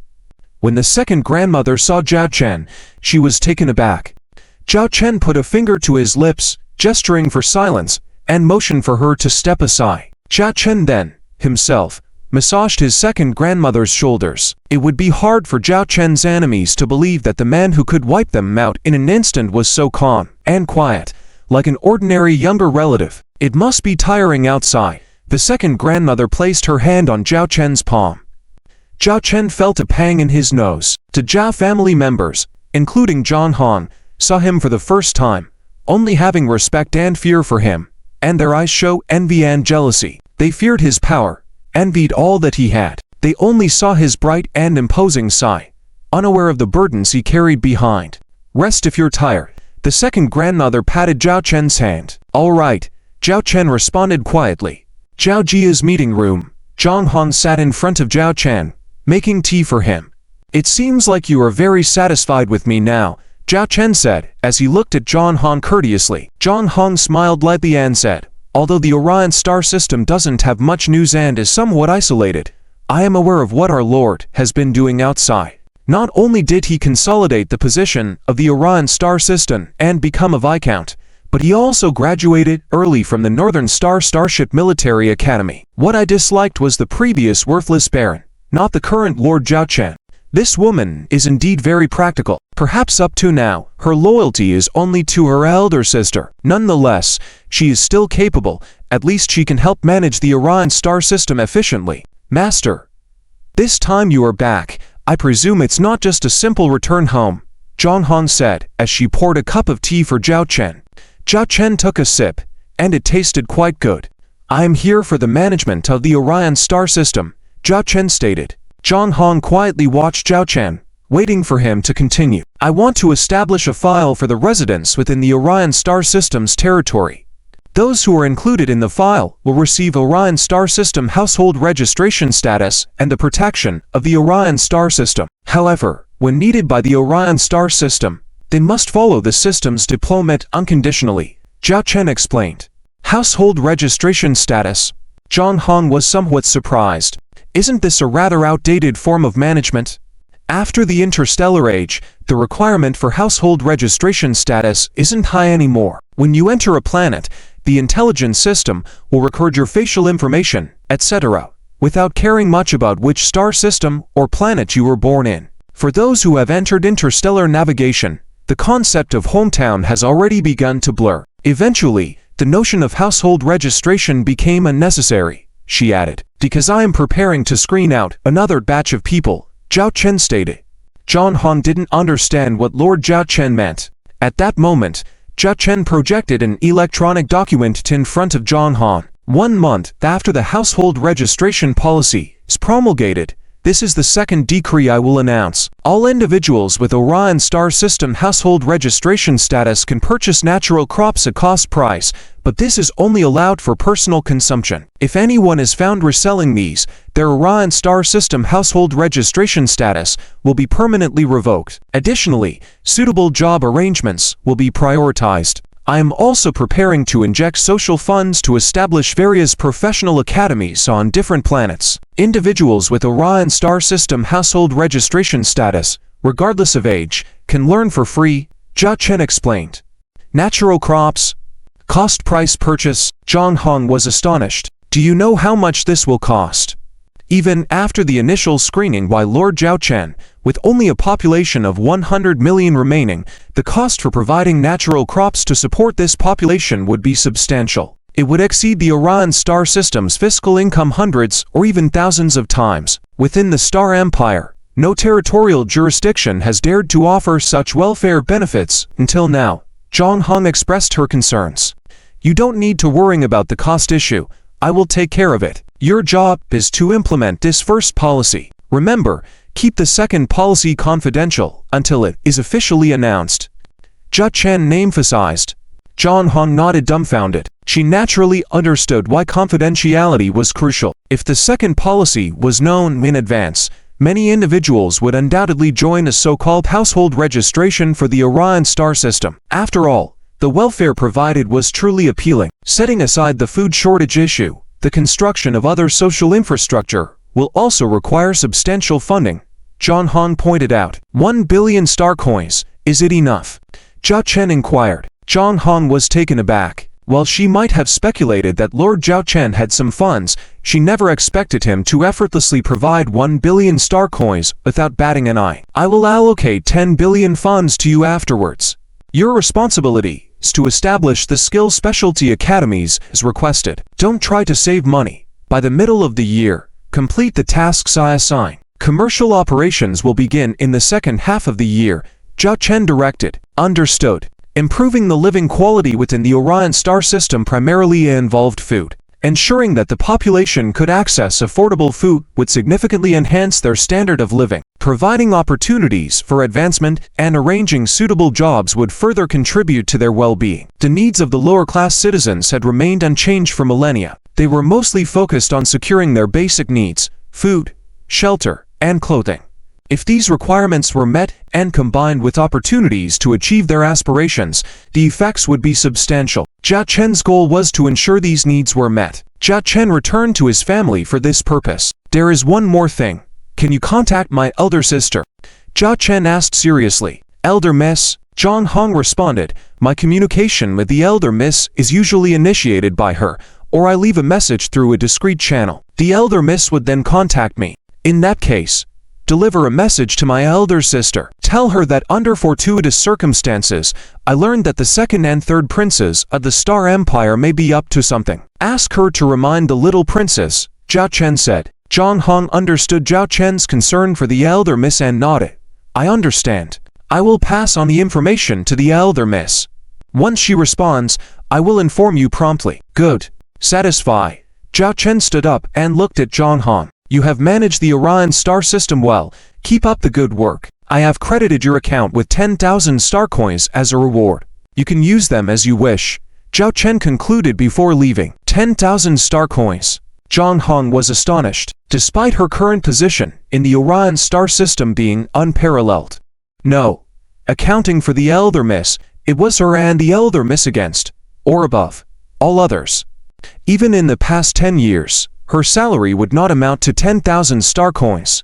Watching Lord Zhao Chen's figure as he left, she couldn't shake off the feeling that she was dealing with a parvenu. After spending half a day in the Zhao family and chatting with John Han, Zhao Chen bid farewell and returned to the No.1 ship of the T-3 Blizzard-class light interstellar battleship. When Zhao Chen returned to the bridge, a figure caught his attention. The scars on her face had vanished, replaced by delicate and fair skin. Even the missing ear had been repaired. Seeing the person in front of him, Zhao Chen felt as if he was observing a masterpiece. He now understood why, when she was captured before, she chose to disfigure herself. Zhao Chen raised his hand and gently touched the pair of animal ears. "Don't touch there." Charlotte's cheeks blushed slightly, and she bit her vermilion lips, her eyes misty and her tail erected like she had been electrified. Next, John Han, this temporary lord, quickly began her work. She formulated detailed regulations based on Lord Zhao Chen's idea and made them public. After the announcement of these regulations, there was a strong response. Even the people of the Zhao family were surprised. Household registration in the old Dragon star system. How ancient was that? And now they have to put in so much effort for this. But John Han's temporary lordship was clear. Before the end of January, all inhabited planets within the old Dragon star system must convey this order. And she organized over 1,000 task forces responsible for this mission. The fifth planet in the old Dragon star system is the most populous planet in the system. Although the main star of the old Dragon had the best ecological environment, the majority of residents there were nobles and middle class, so the population was not very high. However, on the fifth planet of the old Dragon, which was the only industrial planet in the system, there were nearly 100 million residents permanently stationed there. This was also the first place to publicly announce the household registration regulations. At this moment, a responsible working group was stationed in every residential area. Notice, everyone must sign on this document whether they are willing to join the old Dragon star system. To mechanical broadcast deco throughout the entire residential area. Some paid attention to this so-called household registration policy, while others were indifferent. Inside a cheap bar, workers who had just come off their shifts were drinking cheap synthetic alcohol. "Hey, did you just sign that household registration document?" A thin man holding a glass asked. The thin man raised his hand, opened his personal data page where all his information was listed. Name: Li Daqian. Age: 29. Household registration: Old Dragon star system. Current residence: fifth planet of the Old Dragon star system. Profession: low-level transporter. Nothing much, just collected a genetic sample and then registered the information, answered some questions. It was done in less than 3 minutes. Anyway, my family has been in the old Dragon star system for generations, so signing this doesn't matter much. The thin man said innocently. The others sneered. Look at you. Signing that thing is akin to signing a contract to sell yourself. Haven't you seen it written on there? As long as there is hope for the old Dragon star system, you must comply with any deployment arrangements. I'm not signing this ghost thing.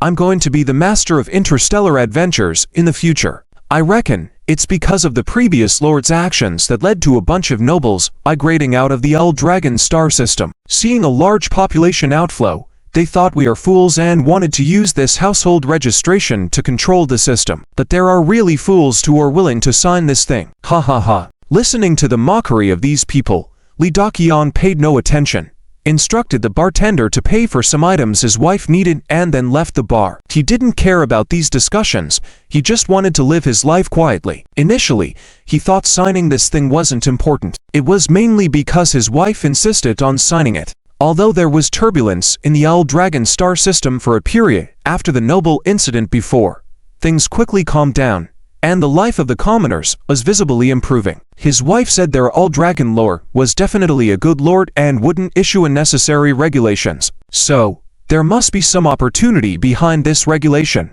and they must seize it. Li Daqian, didn't know whether it was an opportunity or not. He just followed his wife's words. If she said to sign it, then he would sign it. On the side of the task force, the team leader raised his hand, and a series of registration information appeared before his eyes.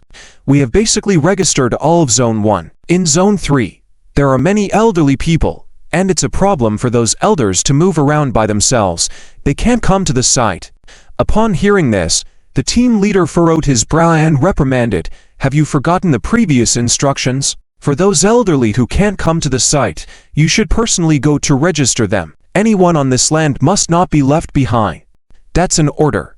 I find it strange. Why is the Lord suddenly interested in household registration? With just a word from him, we have to run around like headless chickens. Some people complained. Have you signed on the registry? My father-in-law is preparing to work in another star system. I can't stay here for long, so I won't sign this thing. I didn't want to sign either, but my father said, since we live in the Dragon star system, be honest, so I signed. The team leader listened to the discussions of his subordinates and didn't pay much attention. In fact, even he himself couldn't understand why the Lord had issued this strange order. But since they were working for the Lord, holding that salary meant enduring this labor. The household registration policy in the Dragon star system was proceeding vigorously. At the same time, construction of interstellar battleships in the Dragon fleet was also in progress. Soon, it would be the end of January. Zhao Chen was somewhat looking forward to how many people would willingly join the Dragon household registration. The registration policy was the first step. The real benefits and treatments that followed were the true sweeteners. By then, the entire Dragon star system would be stirred up. You mean, after your parents, that demonic clan escaped to the Galactic Federation, they found a secluded planet in the system to live. They chose to hide their identities and live in peace. But you longed for the outside world, so you ran away. Jia Chen looked at Qi Tong. While they were snacking, they were discussing Qi Tong's family history. Qi Tong nodded. Actually, the main reason was the event where my brother was kidnapped by slave traders and killed. I was enraged at that time and wanted revenge. But my parents chose to endure, believing that revenge would only bring disaster to our clan. Since I disagreed with them, I ran away on my own. It's been almost 10 years since then. 10 years? You haven't been back during all this time. Zhao Chen was surprised, never imagining that Qi Tong was a runaway girl. I went back quietly and even sent back some supplies secretly. Actually, we demons have relatively long lifespans, with an average of up to 200 years. So for us, 10 years may not seem as long as you humans imagine. Qi Tong explained. So, you've settled your grudge now, and haven't thought about reconciling with your parents? Zhao Chen asked. Qi Tong smiled. Actually, in my heart, I reconciled with my parents long ago. I understand their perspective from the clan's interest, but I don't want to go back to that place because I had my own world now, with my own wings. Would I choose to return to that prison and hide my wings? Zhao Chen nodded understandingly. System mission alert. A sudden voice in his mind made Zhao Chen startle. Mission. Insect plague in the North Wine Starfield. Asterisk end of Part 1 mission. Insect disaster in the Northern Wine Star Domain mission details. Numerous cosmic insect nests have appeared in the Northern Wine Star Domain. Multiple galaxies have been attacked, and the lives and properties of billions of people are threatened. Mission 1. Eliminate 30 T3 insect nest motherships. Mission 2. Annihilate insect units totaling 1 billion units. Mission 3. Rescue civilians whose lives are threatened by the insect disaster to a certain level to receive corresponding rewards. 5 million people, 10 million people, 15 million people, 20 million people, 25 million people, 30 million people. Mission 4. Choose one of the designated 3 branch mission options. Zhao Chen looked at the mission page that suddenly popped up in front of him, with a somewhat surprised expression. This suddenly appearing mission page contained too much information. Insect disaster in the Northern Wine Star Domain. The system wouldn't fabricate it out of thin air, so does that mean there is an insect disaster happening or about to happen in the Northern Wine Star Domain? Report. Secretary Lily hurriedly ran into the bridge with an anxious expression. The latest news, a large number of interstellar wormholes have appeared within the Northern Wine Star Domain in the past 5 hours. So far, there have been 5 level 3 cosmic wormholes, 12 level 2 cosmic wormholes, and 45 level 1 wormholes. 13 star systems within the Northern Wine Star Domain are affected. Indeed, the timing of this system mission announcement is quite astonishing. And just now, the governor of the Northern Wine issued a mobilization order for the entire star domain. It requires star systems not affected by the insect disaster to dispatch 70% of their lord fleets to support the affected star systems. Lily, the secretary, said. Star Domain Mobilization Order. This is one of the highest authorities of the Star Domain Governor. In critical moments, they have the right to command all Lord fleets within the Star Domain, even private fleets. This indicates that the Star Domain is currently in a very dangerous situation. And this is all within just 5 hours of the insect disaster happening. Compared to the previous insect disaster in the Water Lily Galaxy of the Blue Star Domain, this one is several times more severe. At the same time, the Northern Wine Governor's action is very decisive. Issue my command. The Owl Dragon Fleet has 1 hour for military preparation and immediately enter Level 3 combat readiness. Jia Chen issued the assembly order. Even without system missions, Jia Chen cannot ignore such insect disasters. The tragedies in history have long defined these interstellar insect races, and they must be crushed at the first sign of their appearance. Otherwise, with a moment of hesitation and observation, these insects could multiply and expand by thousands of times in a very short period after getting enough food. Jia Chen's Owl Dragon Galaxy is located in the Northern Wine Star Domain, and he is well aware of the principle that when lips are gone, teeth are cold. Yes. Secretary Lilian Deputy Captain Chitu immediately began contacting relevant personnel. The Owl Dragon Fleet, which had rested for over a month, resumed its operations as the war machine, while Zhao Chen took a moment to continue studying his system missions. The mission has 4 requirements. Mission 1 is to kill 30 T3 insect nest mother ships, which isn't difficult. Previously, Zhao Chen had single-handedly killed 3 of them with just 1 T3 Blizzard-class light interstellar cruiser. The challenge lies in whether there are enough T3 nest mother ships to kill. Therefore, this mission emphasizes efficiency. It must be ahead of others in taking down these T3 nest mother ships. Mission 2 requires the annihilation of 1 billion insect units. There is no detailed specification, indicating that the most complex terrain insect units are also part of it. It only requires sufficient firepower to attack, and completion is just a matter of time. Mission 3 is about rescuing personnel, which is a bit more challenging because rescuing people is often several times more difficult than killing them. This involves the need for interstellar transport ships for evacuating personnel, and if a planet is invaded by the insect race, it means ground combat, where slight carelessness could lead to massive casualties. These 3 missions are just the tip of the iceberg. The 4th mission is a bit special. Is it a mission within a mission? Mission nesting. It requires selecting one of 3 branch missions. Zhao Chen clicked to expand this mission option. Branch Mission 1. Defense Battle of Planet SP on 1-8 Branch Mission 2. Insect Clan Battle in the Malton Galaxy Branch Mission 3. Rescue Battle on the 3rd planet of the Sapphire Galaxy. These are 3 completely different branch missions, with different types. The first requires defending a planet, the second involves an interstellar battle with the Insect Clan, and the third involves evacuation missions. Jia Chen pondered. Can I do all 3 of these branch missions? Ding. Mission requirements only need to complete 1, but if the host completes more, cumulative rewards can be obtained. This is good, because these 3 branch missions actually overlap with the 3 previous missions. If one of the branch missions is completed, it can still undertake the other 2 missions. Getting more rewards is always better. If they fail, it's okay too. After some consideration, Zhao Chen ultimately chose the 3rd branch mission, Rescue Battle on the 3rd planet of the Sapphire Galaxy. Why choose this branch mission? The reason is simple. According to the data, the Sapphire Galaxy has a Stargate, which means convenient transportation. The population of the 3rd planet of the Sapphire Galaxy is enormous, reportedly with 2 billion people. Even completing just 1% of the evacuation mission would significantly boost Zhao Chen's mission data. Zhao Chen opened the star map of the Northern Wine Star Domain and located the position of the Sapphire Galaxy. It is separated from the Owl Dragon Galaxy by 3 star systems. If the Owl Dragon Galaxy has a direct Stargate, they could reach there in half a day. However, Zhao Chen must have his Owl Dragon fleet traverse the interstellar border space to reach the nearest Arctic Fox star system and use the Stargate there. Just the sailing time for this stretch of the journey. If using a T3 Blizzard-class light interstellar cruiser, it should take about 2 days at most.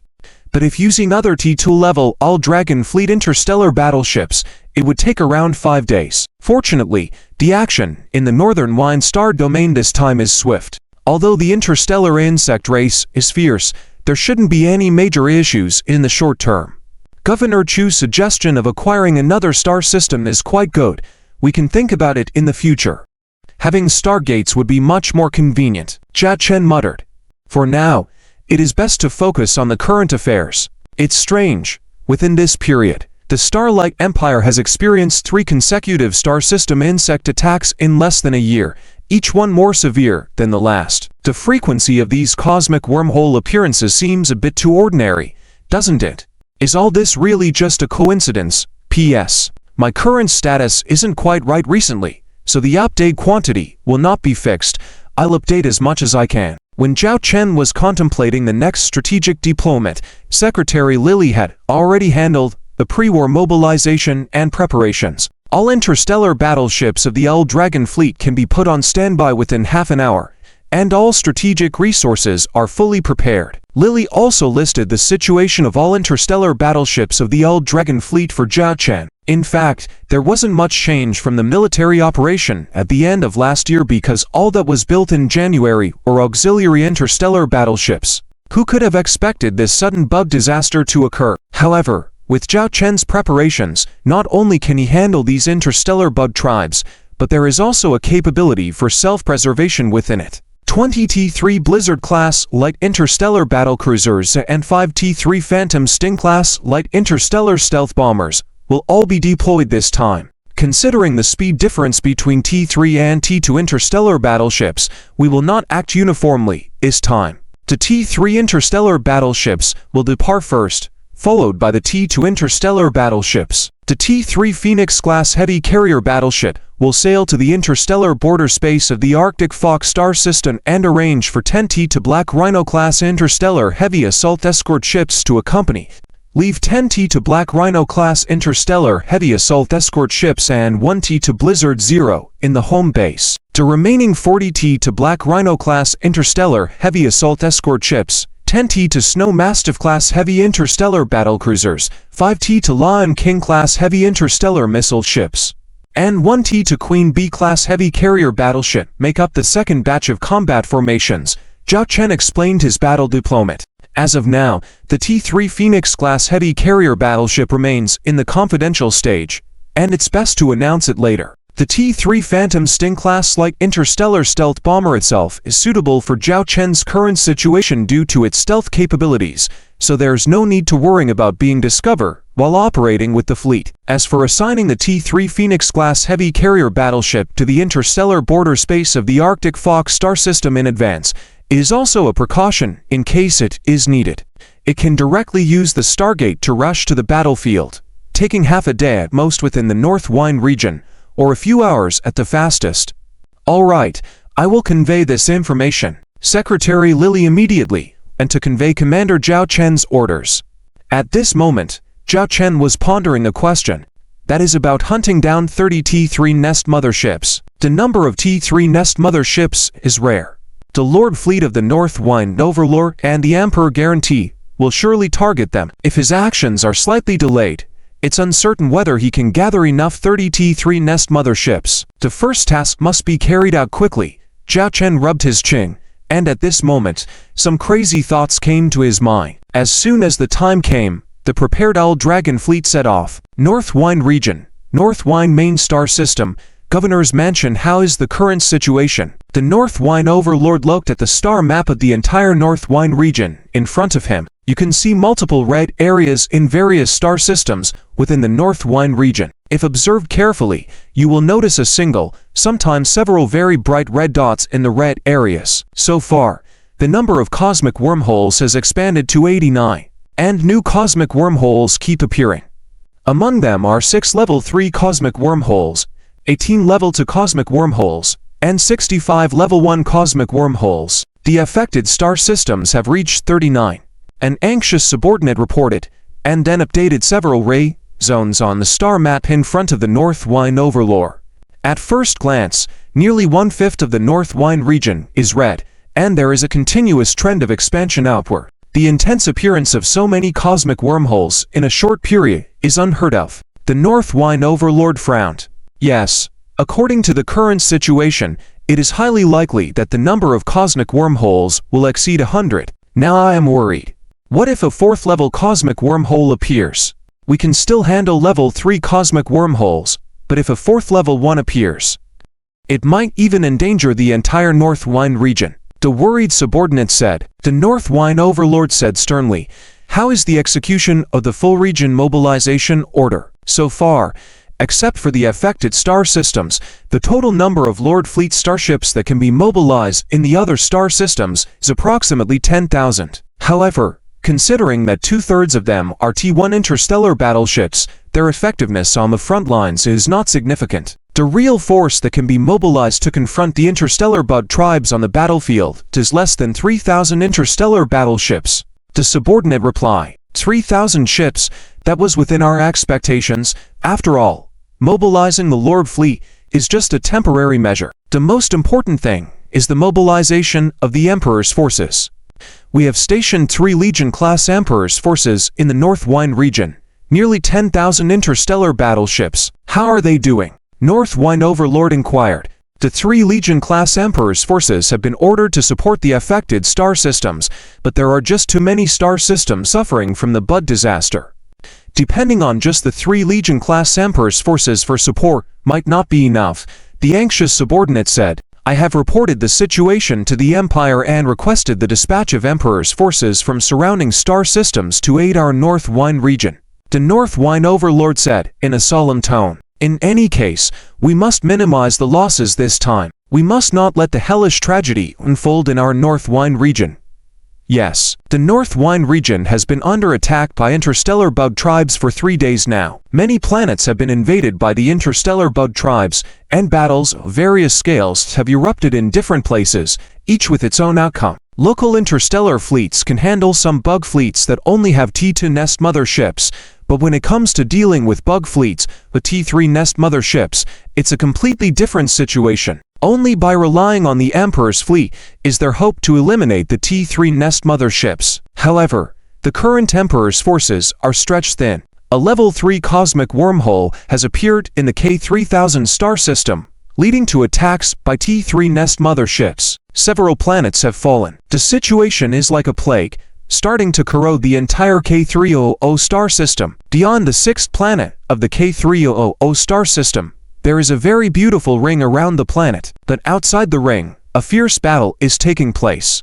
A joint fleet of about 1,000 interstellar battleships from the Lord Fleet is resisting a densely packed bug fleet. Anti-T3 nest mother ships can be seen in the bug fleet. A vast number of bugs are swarming towards the joint fleet. The officer shouting in panic, report, our left flank defense line has collapsed. The commander of the joint fleet looked horrified as he saw a gap on one side of the defense line on the star map, with numerous bug life signals pouring into that gap. The situation was terrifying. Their interstellar battleships were on the brink of collapse. It's over. Completely over. The commander of the joint fleet looked pale, facing the insect armada. If the defense line collapses, it will be like a bursting dam, causing a catastrophic flood. Report. Energy signals of 3 T3 interstellar battleships have appeared on one side of the battlefield. An officer responsible for monitoring the starship radar suddenly exclaimed, T3 interstellar battleships. Could it be the Empire **** fleet? But how is it possible that there are only 3 ships? Are you sure you didn't see it wrong? The commander of the coalition fleet, at this moment, turned sorrow into joy and immediately inquired, indeed, there are only 3 ships. And I can confirm that it is not the Empire **** fleet, because our deep space telescope has captured images of these interstellar battleships. Saying this, the officer released images of the 3 T3 interstellar battleships captured, focusing on the markings on their hulls. It was an emblem of a dragon's head, with the numbers 007, 008, 009 respectively behind it. This emblem, it looks very familiar. The fleet commander rubbed his chin, feeling like he had seen this emblem somewhere, but he couldn't remember where at the moment. It's the All Dragon fleet. These are the T3 Blizzard-class light interstellar battlecruisers of the All Dragon fleet, that legendary interstellar battleship. An adjutant beside him exclaimed with eyes shining. Yes, it is the emblem of the All Dragon fleet. The fleet commander clapped his hands suddenly. During the interstellar disaster that occurred in the Azure Blue Galaxy, the interstellar battleships of the All Dragon fleet gained fame with a battle. Is the All Dragon fleet here to help us? But they only have 3 T3 interstellar battleships. This won't change the situation much. The fleet commander rubbed his head. The adjutant who recognized the T3 Blizzard exclaimed, "Commander, do not forget that this legendary battleship class has previously achieved the feat of killing a T3 Nest mothership and heavily damaging another T3 Nest mothership within the insect armada. A 1-against-3 battle with a safe retreat. Report, the 3 T3 interstellar battleships have begun full acceleration, exceeding 200 knots of star speed and heading straight towards the center of the insect armada. The target seems to be their T3 Nest mothership," an officer exclaimed.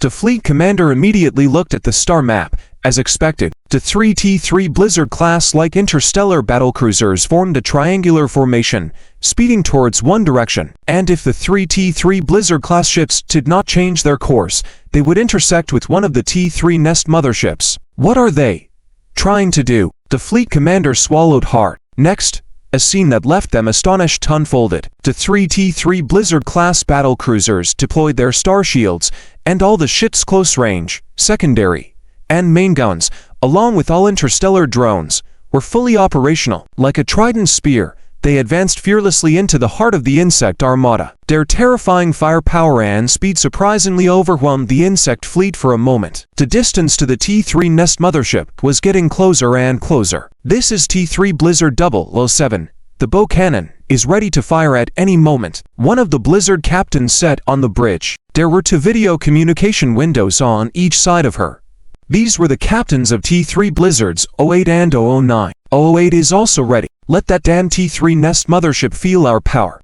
The 2 captains were ready for action. Even though the T3 Blizzard-class light interstellar battlecruisers they commanded had penetrated deep into the insect armada, they showed no fear. After all, their commander previously dared to single-handedly penetrate the insect armada with just 1 T3 Blizzard. Now they had 3 T3 Blizzards. Soon, they were within firing range of their target. Almost simultaneously, the 3 captains gave the command to fire. The bow guns of the 3 T3 Blizzard-class battlecruisers simultaneously fired blue beam lasers. The beams destroyed all insects in their path, turning them to ashes.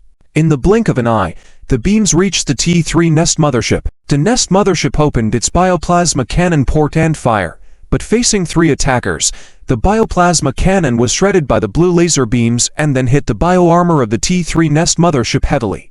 A moment later, the bioarmor of the T3 Nest mothership was pierced through by the 3 laser beams, shattered. Report, target destroyed. The bridge of the 3 T3 Blizzards received reports from the crew that the battle was not over. Another T3 Nest mothership remained. The 3 T3 Blizzard-class battlecruisers slightly adjusted their course, heading straight for the next target, another T3 Nest mothership. Could they be trying to destroy 2 T3 Nest motherships in one go? The Fleet Lord's commander watched in disbelief. In any case, the appearance of the 3 T3 Blizzards provided a turning point in their previously collapsing defense line. The insects began to retreat to protect their motherships, giving them a chance to regroup.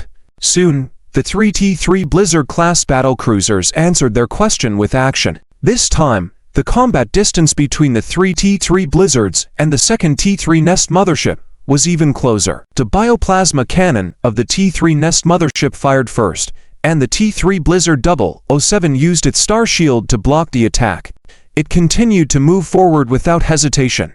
Warning: star shield energy decreasing, remaining at 60%, 57%, 54%. The captain of T3 Blizzard 007 remained calm, sitting on the captain's chair, monitoring a specific data point. It was the ideal range for Blizzard star missiles. Since the bow cannon was still in cooldown, they did not have time to wait. So this time they utilized a new strategy. Report: the second T3 Nest mothership is within optimal firing range. The crew responsible for the Blizzard Star missile module reported. 50 Blizzard Star missiles launched. The captain gave the order decisively. Almost simultaneously, the Star missiles from the 3 T3 Blizzards were launched and conducted a coordinated saturation attack. The missiles flew towards the target with flames trailing behind them. Soon, the majority of the second T3 Nest mothership's body was engulfed in the explosions caused by the Star missiles. On the Starship radar, the life energy signal of the T3 Nest mothership also disappeared. After the explosions subsided, only a devastated carcass of the massive ship remained. They did it. The commander of the coalition fleet was thrilled. In less than 3 minutes, like gods descending to Earth, they had consecutively slain to T3 Nest motherships, giving them hope. Immediately contact the 3 T3 Blizzards. We are willing to cooperate with their efforts, the fleet commander said excitedly. Ow, sir. Those 3 T3 Blizzards seem to have left. The adjutant beside him dumbfoundedly remarked. The fleet commander froze, staring at the starship radar. Indeed, as the adjutant said, the 3 T3 Blizzards that had completed their mission to destroy the T3 Nest motherships had left without a word. This left the Lord's fleet bewildered. Weren't they here to support us? Why did they leave so quickly? However, truth be told, with the loss of the T3 Nest motherships, and the considerable damage inflicted on the insect fleet by the 3 T3 Blizzards as they charged through, the remaining insect fleet, though somewhat troublesome, was not a major threat as long as they avoided fatal mistakes. Why did the 3 T3 Blizzards leave without a word after accomplishing such a feat? It was indeed peculiar. The order of this planet in the Lapis Lazuli galaxy, the third planet, is currently in complete chaos. Various cities are experiencing riots, and the surface starports capable of harboring T1 and T2 interstellar warships are swarmed with billions of people. At the most severe moments, there have even been cases of people manually stripping the outer hull of starships. As for the space elevators leading to the near-orbit starports, they are basically overcrowded. If you were to make a reservation now, you might need to wait for several years. In a mansion, over 100 guards armed with laser guns are protecting the estate from the chaos outside. Although there is no immediate danger, the current situation on this planet suggests that staying here would only be a matter of time before facing death. Father, is the invasion by the insectoid race real? We must evacuate urgently. Zhang Ziwen looked at his father, John Shan, the head of the Zhang family. Don't worry, the planetary governor has promised me to arrange 300 seats for us on an interstellar transport ship. It's a pity about our family's assets, John Shan said with a weary face. Their Zhang family had migrated from the Dragon Star system to the Lapis Lazuli galaxy a year ago, relying on connections to establish their business here. Who would have thought that in less than a year, they would encounter an attack by the insectoid race? Following your orders, everything is prepared. Armored vehicles are waiting outside, and will escort us to the surface starport, where the interstellar transport ship is docked, said a steward-like individual entering the room. All right, everyone. Don't think too much. As long as the Zhang family is intact, we will find a way. Prepare for evacuation, John Shan said. Shasha, what are you standing still for? It's time to go, John's mother urged John Shasha.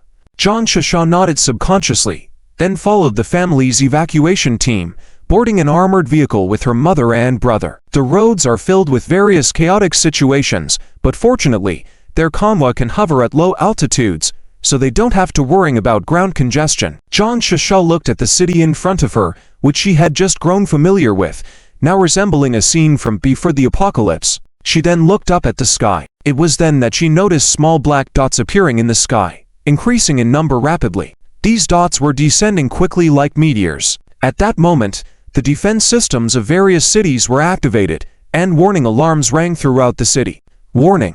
Warning! The interstellar insectoid fleet is battling the patrol fleet outside the planet. Some insectoid races have broken through the lines and landed on the planet. Please evacuate to the shelters.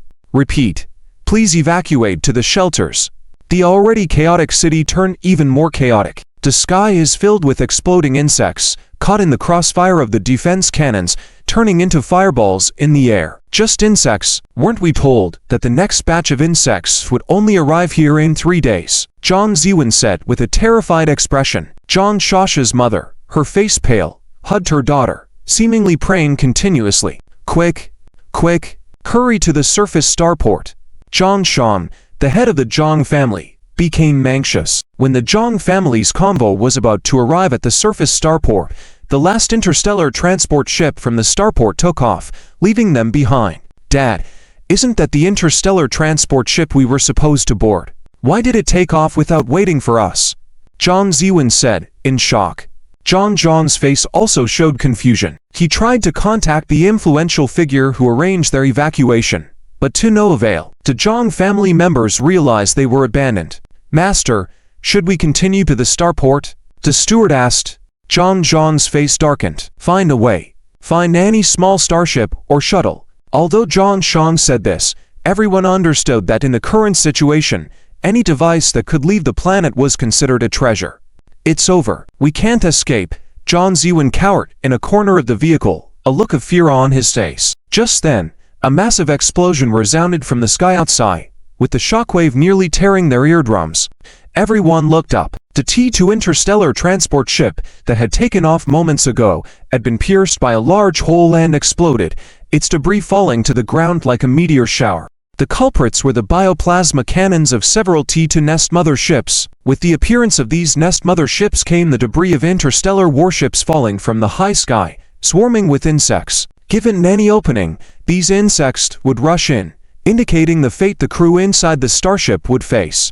The scene signified that the planetary defense line had collapsed. At that moment, the city's defense weapons also began to struggle. Countless insects landed on the ground, initiating attacks on any life forms in sight. The city echoed with cries of distress and agony. What was once a chaotic city had now been painted red with blood. What would be the fate of the planet invaded by the interstellar insectoids? Zhang Shasha had read detailed descriptions of this scenario in her study materials.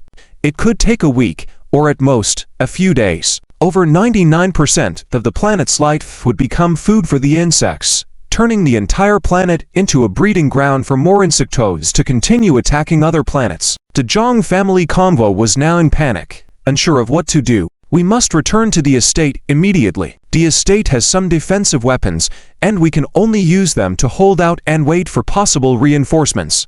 Zhang Shang made a decision. The Zhang family convoy started to head back. Along the way, they witnessed various terrible situations, with the city they were in facing a large-scale insectoid attack. They were relatively lucky to return to the Zhang family estate smoothly. However, their emotions were completely different from when they left, with many Zhang family members breaking down in tears. Zhang Shang began organizing the defense work at the estate, while Zhang Shasha, who had studied at the Northern Star Starship Military Academy, found herself holding a laser gun at a combat position. This was her first encounter with such terrifying insects, watching them crawl towards her continuously, instilling fear in her. Her brother was even more petrifying, falling multiple times and dropping his gun, crying to leave. Zhang Shang, frustrated, kicked him a few times to make him stand his ground. As time passed, the entire city, and even the planet, seemed to become a delicious meal for the insectoids. The estate's ammunition supply started to deplete, as they were just a trading family with few military weapons and the resources were running low, especially in combating the insectoids, which consumed a lot of ammunition. As the estate seemed close to falling, all members of the Zhang family were enveloped in despair. Some had already collapsed, choosing to end their lives. It's over. Zhang Shasha looked at her laser gun.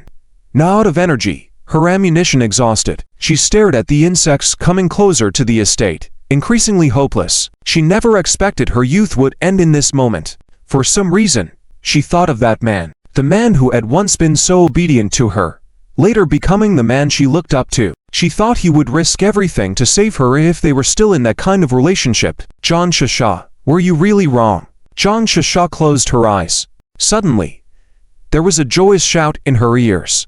Look, it's an interstellar warship.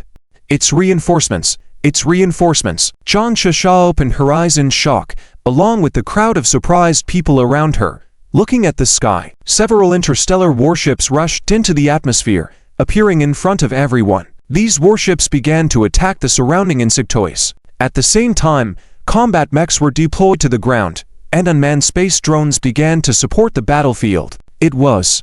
Zhang Shasha immediately recognized the interstellar warship and its emblem. It was the T-3 Blizzard-class light interstellar cruiser of Zhao Chen's Dragonfly fleet. This was Zhao Chen's Dragonfly fleet. At this moment, within the North Wind Star domain, an interstellar battleship cruiser appeared like a firefighting hero, constantly appearing on various galaxy battlefields. When they repelled the interstellar bug invasion, about 3 T-3 Blizzard-class light interstellar battleship cruisers suddenly swoop in. With an unstoppable offensive, they slash through the ranks of bug fleet to kill the T-3 HUD mothership, then leave without looking back. Soon, this news reached the ears of the North Wind governor. Several T-3 Blizzard-class light interstellar battleship cruisers have appeared on various interstellar battlefields. The North Wine Governor looked surprised. Yes. These are the images captured by the relevant fleets. The subordinate released dozens of images, all of which featured scenes of the T-3 Blizzard-class light interstellar battleship cruisers making an appearance. So far, at least 9 registered T-3 Hive motherships have been destroyed by them. Strangely, their target seemed to be only the T-3 Hive motherships, and they won't bother with any other targets unless they interfere during the elimination of the T-3 Hive motherships. The subordinate said, in disbelief. Such a fighting style was unheard of. Immediately contact Zhao Chen, the North Wine Governor said sternly. Only Zhao Chen possesses the T-3 Blizzard-class light interstellar battleship cruisers, and undoubtedly, these appeared T-3 Blizzard-class light interstellar battleship cruisers belong to the Old Dragon fleet, but with such a quantity, there were at least a dozen. He had previously held his grandson-in-law in high regard. His talent in starship construction was truly impressive, but he hadn't expected this young man to shine so brightly in dealing with these interstellar bugs. I had only heard that these T-3 Blizzard-class light interstellar battleship cruisers were powerful, but now that I have seen it with my own eyes, I truly believe it. This type of starship is particularly suitable for this type of high-mobility support annihilation operation, praised the North Wine Governor. Just then, the subordinate hurriedly said, Governor, Lord Zhao Chen is already in communication. A communication window appeared in front of the North Wine Governor, still black as it had not been connected yet. Soon, a somewhat blurry video feed appeared on the screen, with hurried breathing and some noisy background. Commander, behind. Never mind what's in front or behind. I'll stick it upside down with a shot. Dan's and hissing noses were heard one after another, as though it were some battlefield somewhere. The video feed began to clear up, but the face on the screen was Zhao Chen's, who appeared to be wearing a tactical helmet with an integrated camera assisting in his communication. Ah, North Wine Governor, what's the matter with you looking for me now? I see your big bottom needs a beating. Take my shot. The strange words made the North Wine Governor a bit surprised. What are you doing right now? The North Wine Governor asked. Fighting bugs. There are really so many bugs. Zhao Chen's breathing became somewhat rushed at this moment. Fighting bugs? The North Wine Governor was astonished. Explaining it would be too much trouble. See for yourself. Zhao Chen adjusted his image, and the image switched from Zhao Chen's head to a fierce bug head being pinched by a hand. The next second, the bug head was directly crushed. Bug juice splatter everywhere. This scene came to suddenly, shocking the North Wine Governor subordinates behind him. Some civilian female officials' faces turned pale, almost vomiting. In the distance in the video frame, a city could be seen that seemed to be burning, filled with various bugs. The city's guards were in a bloody battle with the bugs, suffering casualties constantly. In the sky, several T-3 Blizzard-class light interstellar battleship cruisers were hovering in midair, providing firepower support to the ground. One T-1 Hive mothership and T-2 Hive mothership fell to the ground like meteors. Around Zhao Chen, dozens of T-2 Black Knight-class light interstellar fighter mechs were fighting, forming a defense line against the bug attacks. The entire scene made people dizzy as Zhao Chen was constantly moving, holding a silver-white long gun that wasn't a conventional weapon. This weapon looked like a long gun but had advanced technological features. It had a laser cannon firing port for long-range attacks and could activate a magnetic field at the tip to enhance firepower. It was a modern melee weapon, perfect for dealing with bugs. It was noted that a large number of bug carcasses were piled under Zhao Chen in the frame, and Zhao Chen seemed to be standing on them rather than the ground. Where are you now? The North Wine Governor asked. Third planet of the Sapphire Galaxy, Zhao Chen answered while fighting. The North Wine Governor glanced at his subordinates beside him, who immediately marked the location of the third planet of the Sapphire Galaxy on the star map and provided the latest information there. The Sapphire Galaxy was also a ravaged galaxy, and one of the more severely affected ones. Within its galaxy, there were 2 Level 3 Universe bug nests, 8 Level 2 Universe bug nests, and 29 Level 1 Universe bug nests. Dozens of planets had been invaded by these bugs. The North Wine Governor hadn't expected Zhao Chen to support the front lines so quickly. As a fleet commander, you should be commanding the battle on the starship. It's too dangerous to be on the front line, the North Wine Governor reminded. The bugs around Zhao Chen had lessened a bit at this point, and he could finally catch his breath. It's fine. I just can't sit still in the bridge for too long, and I wanted to stretch my legs, Zhao Chen said casually. who stretches their legs fighting against bugs. Regardless, you must take care of your safety, the North Wine governor said seriously, then shifted back to the main topic of his conversation with Zhao Chen. T3 Blizzard-class like interstellar battleship cruisers have appeared on various star system battlefields under the Bug Clan's attacks. Did you arrange this? Did I arrange this? Is there a problem? Zhao Chen responded bluntly. The North Wine governor asked, why did your T3 Blizzard-class light interstellar battleship cruisers attack T3 Hive motherships and then leave after eliminating them? I believe that the primary task in dealing with the Bug Clan is to first destroy their T3 Hive motherships. Based on my combat experience, the strength of the Bug Fleet will significantly decrease once they lose their T3 Hive motherships. With my limited number of T3 Blizzard-class like interstellar battleship cruisers, in order to destroy as many T3 Hive motherships as possible to stabilize the overall situation, I have only tasked them with attacking those T3 Hive motherships, Zhao Chen explained firmly. He couldn't possibly admit that he was following orders, could he? You've done well. After the crisis in the North Wine Star domain is over this time, I will definitely hold a celebration for you. The North Wine governor looked at Zhao Chen with great approval. See that? This is the backbone that the lords of the North Wine Star domain should have. When the North Wine Star domain is in trouble, they step forward directly and bravely appear on the most dangerous battlefield. This heroic spirit is truly moving. Yes. It's good that you contacted me. I hope to apply for some authority with you. Because my all-dragon fleet is heading to various star system battlefields, the need for stargates is very urgent. At the same time, I have also deployed some interstellar transport ships to move the people from the disaster-stricken planets. For example, this planet I'm on right now, even though the situation is currently under my control, but not far from this planet, there is a huge insect fleet rushing over, and it's only a matter of time before the planet falls. So in order to rescue more people, I need some authority here. Zhao Chen said solemnly. Without hesitation, the North Wine governor promised, no problem. I will make arrangements so that from now on, the L-Dragon fleet and the relevant interstellar transport ships under your command are equivalent to the Imperial *****. They have the highest priority. In special circumstances, they can act on their own. Thank you, Governor. Zhao Chen smiled. The North Wine governor said seriously, it should be me thanking you for the star systems you rescued. It's like lips and teeth, and I just did what I could do. Just as Zhao Chen was speaking, a large group of insects appeared on the horizon again. Here comes another wave. Governor, I won't keep you any longer. Stay safe, the North Wine governor reminded. The communication ended. The North Wine governor, however, stared at the dark screen for a long time without coming back to his senses. Governor. It wasn't until his subordinates called out to him that the North Wine governor finally came back to himself. Are you too tired? His subordinate asked. The North Wine governor shook his head and explained, I just feel a little ashamed. As a governor, this is what I should be doing.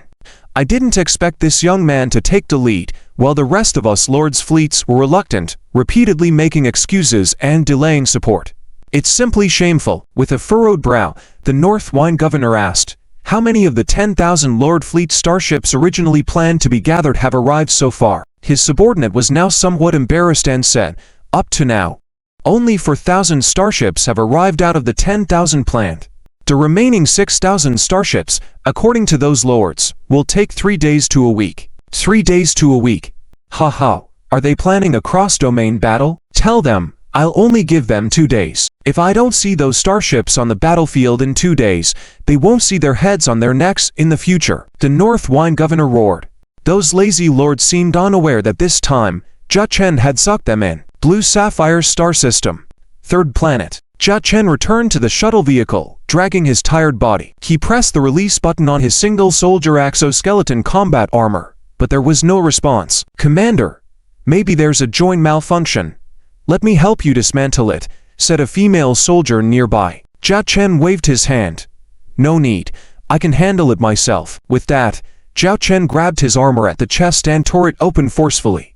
In the end, a set of single-soldier exoskeleton combat armor was permanently retired. Zhao Chen took a deep breath and sat by the porthole, looking down at the city below. In this star system, there were thousands of cities like this. However, Zhao Chen's current fleet of interstellar warships was limited. Fortunately, the number of insect nest fleets that had arrived here was not very high. Apart from the large number of ground-based interstellar insects on the planet, which was troublesome to deal with, there wasn't much other threat. For now, those T1 nest motherships and T2 nest motherships meant Zhao Chen's T3 Blizzard-class light interstellar cruisers only needed to destroy them one by one. If we didn't come, this planet with a population of 2 billion would have fallen completely, Zhao Chen murmured. According to the mission description, this planet with a population of 2 billion would be completely overrun by insects within 10 days. This meant that Zhao Chen had to complete the evacuation work within 10 days. The mission did not specify how many personnel Zhao Chen needed to evacuate, only that he had to carry out the mission, and rewards would be given based on completion. Entering the hangar of the T3 Blizzard-class light interstellar cruiser, Zhao Chen came down shirtless from the upper body, leaving several female soldiers still working dumbfounded for a while. Zhao Chen took a clean ball in his hand, crushed it, and a mist surrounded his body, quickly cleaning him up. Following Zhao Chen, the female soldiers prepared a new set of military uniforms for him. After the transformation, Zhao Chen returned to the bridge of the T3 Blizzard No. 1 ship. Charlotte was commanding the battle here. Secretary Lily was constantly handling various intelligence information. How are the other 5 Blizzard squads doing on their missions? Zhao Chen asked Lily as he sat in the captain's chair. Lily promptly reported, according to the latest information, the 5 Blizzard squads are still carrying out their missions. As per your request, these 5 Blizzard squads need to individually kill 10 T3 nest motherships within 3 days. If they can't finish within 3 days, the mission will be terminated, and they will hurry to our location in the Blue Sapphire star system. So far, although the T3 Blizzard-class light interstellar warships of the 5 Blizzard squads have suffered some damage, it hasn't affected them much, and they are still conducting their missions. These 5 Blizzard squads were formed according to Zhao Chen's orders.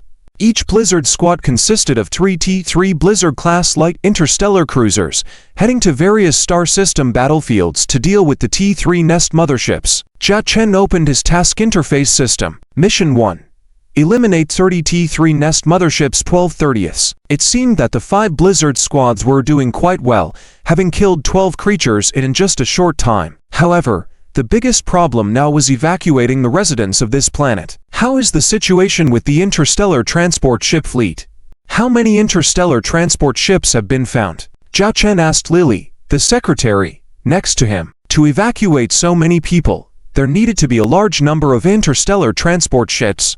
So far, we have collected a total of 500 interstellar transport ships of different models and levels, T1 and T2. However, the maximum number of people that can be transported at a time is only up to 5 million, and it takes half a day to transport them to a safe place, Lily said helplessly. Zhao Chen's face darkened. Transporting 5 million people at a time. There are nearly 2 billion people here, which means over 400 rounds need to be transported. It will take more than half a year to complete this task.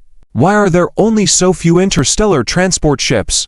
Zhao Chen furrowed his brow and asked. Secretary Lila helplessly replied, these are all the civilian-owned interstellar transport ships that we can find at the moment. Civilian-owned? Zhao Chen caught on to the terms used in the conversation and said with narrowed eyes, so, you mean there are actually other interstellar transport ships available? Secretary Lila detected a hint of madness in Commander Zhao Chen's tone and said with concern, but those belong to other lords, even the Emperor, I'm asking now, which interstellar transport ships can be mobilized, no matter who they belong to? Zhao Chen inquired with an unquestionable tone. Lila swallowed nervously and presented a set of data. These are the records of all interstellar transport ships register in the Northern Wine sector. Apart from the ones we've commandeered along the way, there are actually some owned by various lords, nobles, and even the asterisk. Do these interstellar transport ships have their own transport missions? Zhao Chen asked directly. According to the information we have, some of them carry out transport missions, moving the private assets of various star system lords and nobles. Even so, their utilization efficiency often falls below 50%. Lila replied. Zhao Chen furrowed his brow. These individuals, what are they thinking? Only concerned about their own petty gains. Lila, find me all the idle interstellar transport ships, or those transporting small treasuries for those lords and nobles, in the shortest time possible. Due to the authorization granted by the Northern Line Governor, Jia Chen could now directly access the sector's information network and easily locate all registered interstellar transport ships, even specifying their current positions, some detailed down to the planet and starport they were at. After a few dozen minutes, Lila reported a set of data to Zhao Chen, summarizing a portion of the interstellar transport ships, mainly focusing on the T2 interstellar transport ships.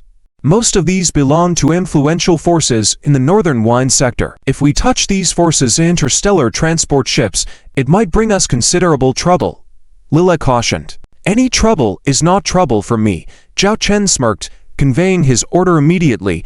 Issue another order to the T3 Blizzard-class light interstellar cruiser currently on a combat mission. Follow their recent navigation route, and on the way, requisition these interstellar transport ships.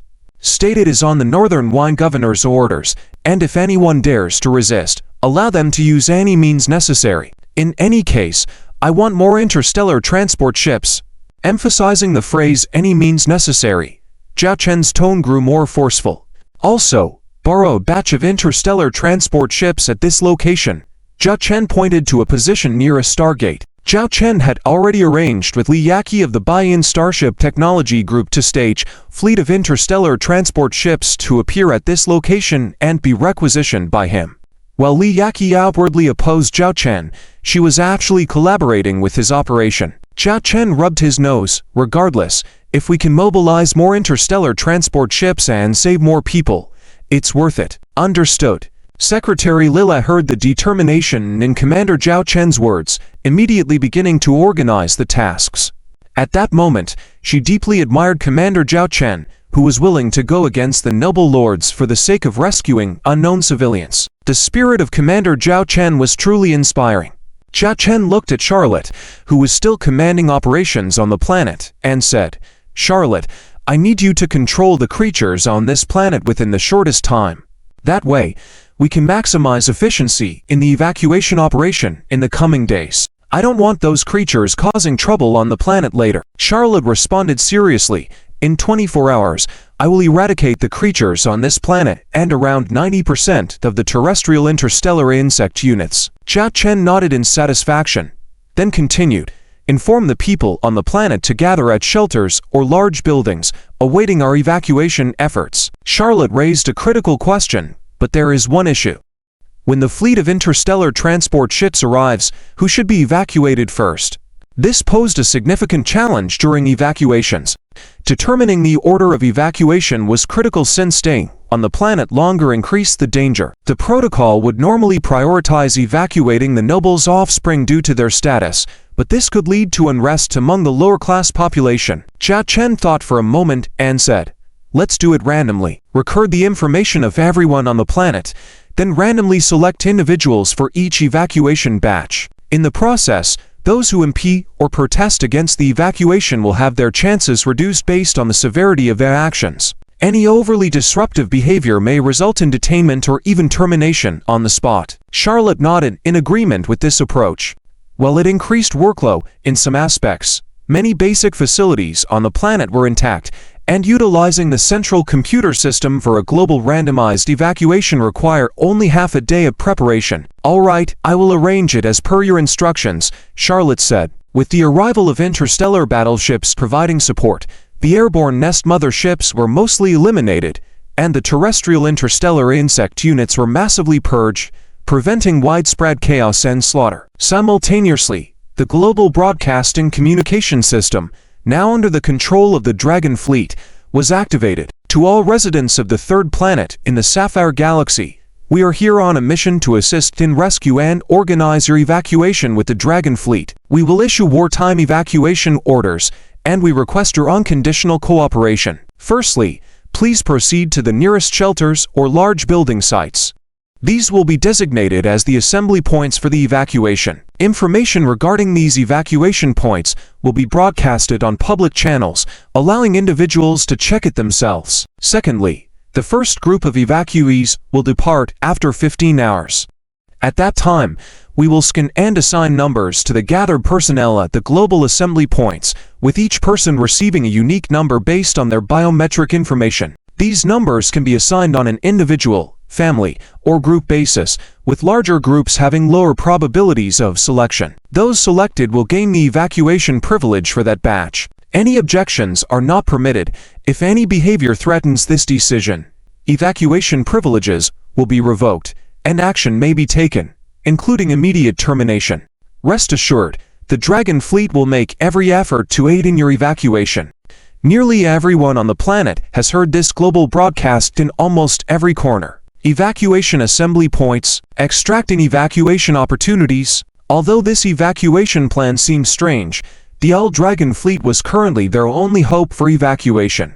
In an instant, a large number of people began to rush towards their nearest evacuation assembly point. However, there was a small group of people who were not satisfied, naturally belonging to the privileged class. Draw lots. We are nobles. Why should we draw lots with those commoners? We should have the privilege of priority evacuation, complained someone who had no noble title. Exactly. If necessary, I can pay for a ticket. We, the elite, should be evacuated first, said a businessman. You can rest assured, this so-called announcement is probably a means for the Dragon Fleet to calm the people's chaos. When we arrive at the evacuation point, report our identities, and among all the draw lots, we will naturally have our tickets, said another somewhat self-righteous man lightly. Inside the Zhang family's mansion, Zhang Shan, the head of the Zhang family, looked at the starship belonging to the Dragon Fleet overhead with a complex expression. A year ago, he never imagined that one day their Zhang family would actually need to hope for the Dragon Fleet to rescue them,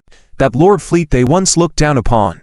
At this moment, it had become their only hope. Father, what should we do now? Zhang Shasha asked with a complex expression. Go to the evacuation point. This is currently our only way to leave here. Zhang Shan, the head of the Zhang family, said helplessly. Although there were some complex emotions stirring in his heart, this was indeed the only current method. Soon, the head of the Zhang family took his family out of the Zhang mansion again, and headed to the nearest evacuation point. Along the way, they could see the terrible scenes on the streets, bugs everywhere, and the remains of some people. Suddenly, thousands of star insects with low-altitude flight capabilities seemed to target their convoy and swarmed toward them. The Zhang family convoy began to fire, but their ammunition was running low, and it seemed they would be engulfed by the insects. The swarm of star insects was torn apart by a barrage, and the flying insect debris even fell in front of the head of the Zhang family. The Zhang family members all had the look of having narrowly survived a disaster as they looked to one side. It was a black interstellar mech, with the emblem of the Dragon Fleet painted on its body. After eliminating the batch of insects, the black interstellar mech began to patrol other areas. It's really hard to believe. During the year we were away, Zhao Chen could actually have such an interstellar fleet and such advanced T2 interstellar mechs. Zhang Shan, the head of the Zhang family, exclaimed. The Zhang family descendants, who had always been mocking Zhao Chen in the past, were now silent. When they left the Dragon star system, each of them was still saying they would wait and see how Lord Zhao Chen would manage the Dragon star system. After the Zhang family left, the trade order of the Dragon star system would probably collapse. But whether the Dragon star system collapsed or not, they did not know, but at the moment, their hearts were collapsing. In a strange atmosphere, the Zhang family arrived at the nearest evacuation point. Halt! A team of soldiers blocked the path of the Zhang family. We need to enter the evacuation point. Zhang Shan, the head of the Zhang family, stepped forward to negotiate. You can enter, but your vehicles and weapons must all be left outside. The team leader with a weapon said. Why? Who are you people? A member of the Zhang family complained indignantly. The captain pointed to the T2 black interstellar mech stationed at the evacuation point nearby. We are a temporary team recruited by the Lord. We were originally soldiers of this planet, and not long ago, we received orders from the sector governor to unconditionally comply with the commands of the Lord. And the command we received was to guard this evacuation point, to defend against insect invasions, and all civilians entering the evacuation point must disarm. Except for personal belongings, all other items must be left outside. Hearing this, the Zhang family members' faces changed suddenly. They carried a lot of the Zhang family's wealth in their vehicles, and if these items couldn't be brought in, the Zhang family's losses would be even more severe. We are the Zhang family engaged in interstellar trade. Have you heard of the Zhang group? Zhang Shan, the head of the family, tried to communicate. The captain said disdainfully, "Don't talk to me about these useless things. Just now, I even stopped a self-proclaimed niece of the planetary governor who wanted to bring her convoy in. The original words of the Owl Lord were to either do as he says or find a way to leave this planet by yourselves." From his words, it was evident that this captain greatly admired the Owl Lord. By treating nobles and lords equally, this lord was very domineering. "But this is our private property. Why can't we bring it in?" John Shasha couldn't help but speak. The captain pointed to the fleet of vehicles. "Look at your convoy. More than 10 vehicles, including large trucks. I don't know what's inside them, and I'm not interested, but I do know that if you bring these things in, there may be hundreds of people inside without a place. During evacuation, there may be over 1,000 people without a place on the interstellar transport ship." John Shasha was speechless. In their eyes, their wealth and resources were naturally more important than those of commoners, but they dare not say such words at this moment. "Have you made a mistake? My sister is the Owl Lord's fiancée. We are aristocrats from the Owl Dragon star system." Zhang Ziwen couldn't help but step forward at this moment with an arrogant attitude. Surprisingly, this statement actually fooled the captain. "Wait a minute," the captain seemed to be contacting someone. "Ziwen, what are you saying?" Zhang Shasha grabbed her younger brother. She had no relationship with Zhao Cheng anymore. Throwing out this status now would be disgraceful. "Sis, what are you afraid of? Right now it's important to protect our property," Zhang Ziwen said nonchalantly. "Sir, I have a team here claiming to be the Owl Lord's fiancée," the captain cautiously reported to someone through communication. He naturally could not contact any big shots of the Owl Dragon fleet. Currently, he was communicating with the pilot of the T to Black Knight class light interstellar combat mech responsible for their evacuation point. "Fiancée? Our lord doesn't have any fiancées," the female soldier pilot exclaimed in surprise. "What kind of person is someone from the John family?" Claiming to be from the Owl Dragon galaxy, the captain added, "John family?" The female soldier pilot seemed to recall something and coldly said, "The John family. Ha ha, that woman indeed used to be the fiancée of our lord. But a year ago, when our Owl Dragon territory was in crisis, she and her family left the Owl Dragon galaxy. Now she dares to call herself the Lord's fiancée. Shameless." Hearing the female soldier pilot's words, the captain suddenly realized and looked disdainfully at these so-called Zhang family members. "I know how to handle this. Sorry to bother you." The captain ended the communication and coldly looked at the Zhang family members. "You really have thick skin. When our lord was in trouble, you scurried away. Now that someone comes to save your lives, you remember you are from the Owl Dragon galaxy. And this woman remembers she is the Lord's fiancée. Shameless. I despise you wallflowers the most. Disgusting." The captain's words were like knives piercing through John Shasha's heart, making her feel so humiliated that she wished she could disappear into a crack in the ground. "I'll say it one last time. Regardless of your status, if you want to enter, follow the instructions I just gave," the captain said bluntly. He then added in a low voice, "If it weren't for the Lord's generosity, I would have let you wallflowers perish on this planet long ago." Facing the mocking words, although the John family members felt angry, they could only endure it. "Take off all your equipment, everyone disembark." John Shan, the head of the John family, reluctantly prepared to abandon some of their belongings. After all, in this situation, preserving their lives was the most important thing. One by one, the John family members got off the vehicle, went through inspections, and entered the evacuation point. It was evident that after learning of the John family members' special status, the soldiers assisting in the evacuation had a very poor attitude towards them. Back then, the Lord was really blind to pick you as his fiancée. It's good that the engagement was broken off to prevent such trouble from harming our Lord. Some female soldiers pointed and whispered at John Shasha, not bothering to conceal their remarks. John Shasha, feeling ashamed, covered her face with a black cloth and quickened her pace. And so, the Zhang family members entered the evacuation point. It was a place resembling a large open-air sports arena, already densely packed with hundreds of thousands of people. Perhaps this was why weapons and excess equipment were not allowed inside. With so many people, if conflict broke out due to someone carrying weapons, the consequences would be dire. If other belongings were brought in, there might not have been enough space to accommodate everyone. Eventually, the Zhang family found a vacant corner and, after registering their biometric information, began to receive numbered tokens. Shouldn't we draw the evacuation quotas as a family team? Zhang Shang, the head of the family, looked at his relatives. However, his relatives seemed hesitant. I think we should draw individually. Yeah. With more people, the chances of being selected in a draw are lower, right?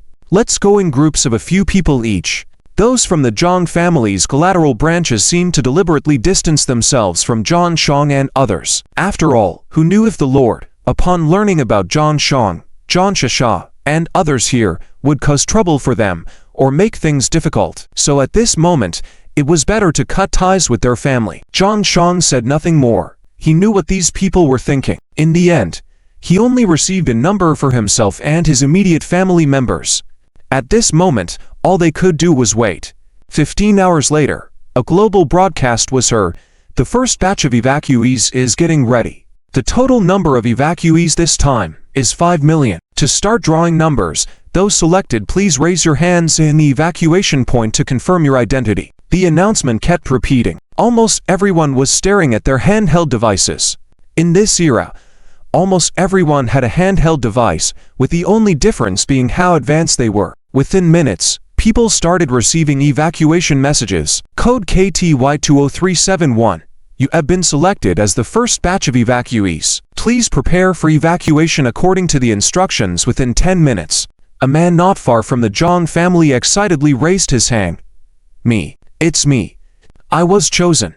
In this evacuation point, hundreds of people were being selected continuously. The staff, operating a hovering vehicle suspended above everyone's heads, verified the identities of those selected and prepared to take them to a starship that had arrived overhead at an unpredictable time. Emotions began to get out of control in some individuals. Why not me? I refuse. I am of noble status. I should evacuate first. I don't want to stay in this damn place. Please take me away. Faced with these individuals losing control, the captain in charge of the evacuation point immediately raised his laser gun and fired several shots into the sky, while security personnel aimed their weapons at the troublemakers. Warning: if there's any more disturbance, those involved will be expelled from the evacuation point and not allowed back in for 3 days. Facing the warning, most people quieted down, yet some lunatics even prepared to take weapons from the soldiers around them. But the next moment, they were pierced by the laser gun. Last reminder: don't make any threatening moves or face the consequences, the captain said coldly. Soon, this batch of evacuees successfully arrived at the starship above. The Zhang family members watched enviously as these people left. Meanwhile, Zhang Ziwen shrunk into a corner, biting his fingers, his eyes wide with fear. With only 5 million evacuated at a time, even if this planet were attacked by the insect race, there are over 1 billion people here. This is impossible to evacuate them all. When the insect fleet launches a massive attack, the rest will be abandoned. Zhang Shan sighed. He also realized the situation. Evacuating the entire global population was basically an impossible task. Zhang Shasha, it's all your fault. If you hadn't insulted Zhao Chen in the first place, causing your relationship to break, I would have been his brother-in-law. How could I still be waiting here for a draw? Zhang Ziwen stared at Zhang Shasha, his eyes bloodshot. Zhang Shasha stared back, slapping her brother in shame and anger. She felt devastated at her family's disappointment in her. At the same time, in a certain galaxy, a fleet of noble starships that were carelessly evacuating were intercepted by 3 T-3 Storm Snow-class light interstellar cruisers. Your starships are commandeered by our all-dragon fleet. You have no right to protest. If you resist, we will use necessary force to control your starships. North Wine Star Domain. Somewhere in the galaxy, there is a Stargate in this galaxy. That is also one of the galaxies invaded by the insect race. Near the Stargate, there is a starport, and at this moment, there are a large number of interstellar transport ships inside and outside the starport waiting here. Because the routes of the Stargate are already fully booked, the interstellar transport ships that haven't taken their turn can only wait here. In a luxurious restaurant on the starport, several local aristocrats of the galaxy are gathered together at the moment. Although the atmosphere outside is very tense, they are still indulgent here, holding fine wine in their hands and embracing beautiful women. I never thought our galaxy would be attacked by interstellar insect races. What bad luck. A wealthy merchant complained. Because of this incident, almost 80% of my businesses here have encountered problems, with losses of tens of thousands of star coins. Enough of that talk. We still have interstellar transport ships to escape, while those commoners without interstellar transport ships can only huddle on their planets waiting to die. We can consider ourselves lucky.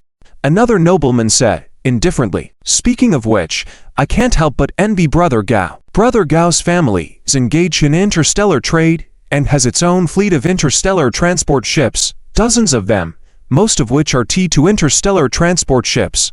I heard that Brother Gao made a fortune from this disaster. A single ticket shot up to hundreds or thousands of star coins. This way, each trip made by an interstellar transport ship can earn millions in profit.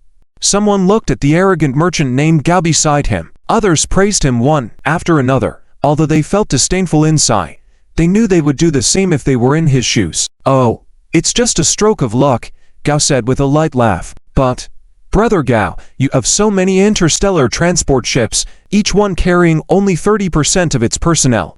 Isn't that a waste of resources? A young nobleman's son with a bit of conscience spoke up. Brother Gao could lower the ticket prices appropriately, so that more commoners could afford to travel. Not only can you save people, but you can also make money. Isn't that a win-win situation? How much value is there in saving people? Gao sneered. As the saying goes, rarity brings value. If I accept a large number of passengers, won't my fares depreciate? Hearing this, everyone understood that this guy was out to make a killing in the crisis. Despite their disdain, they didn't want to confront him openly. Ding! Ding! Just then, the wealthy merchant Gao's handheld terminal flashed a communication alert, and when he opened it, a video window appeared. On the other side was the captain of one of his interstellar transport ships. Boss, something big has happened.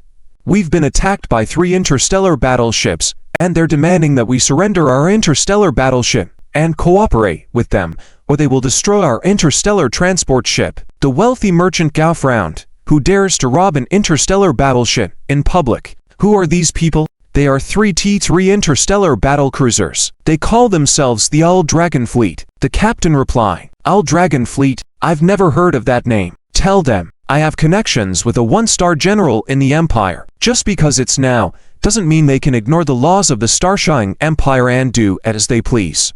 Gao threatened unabashedly. Just then, 3 T3 interstellar battleships appeared outside the starport, and almost everyone noticed them at the first moment. They were too conspicuous among a bunch of interstellar transport ships.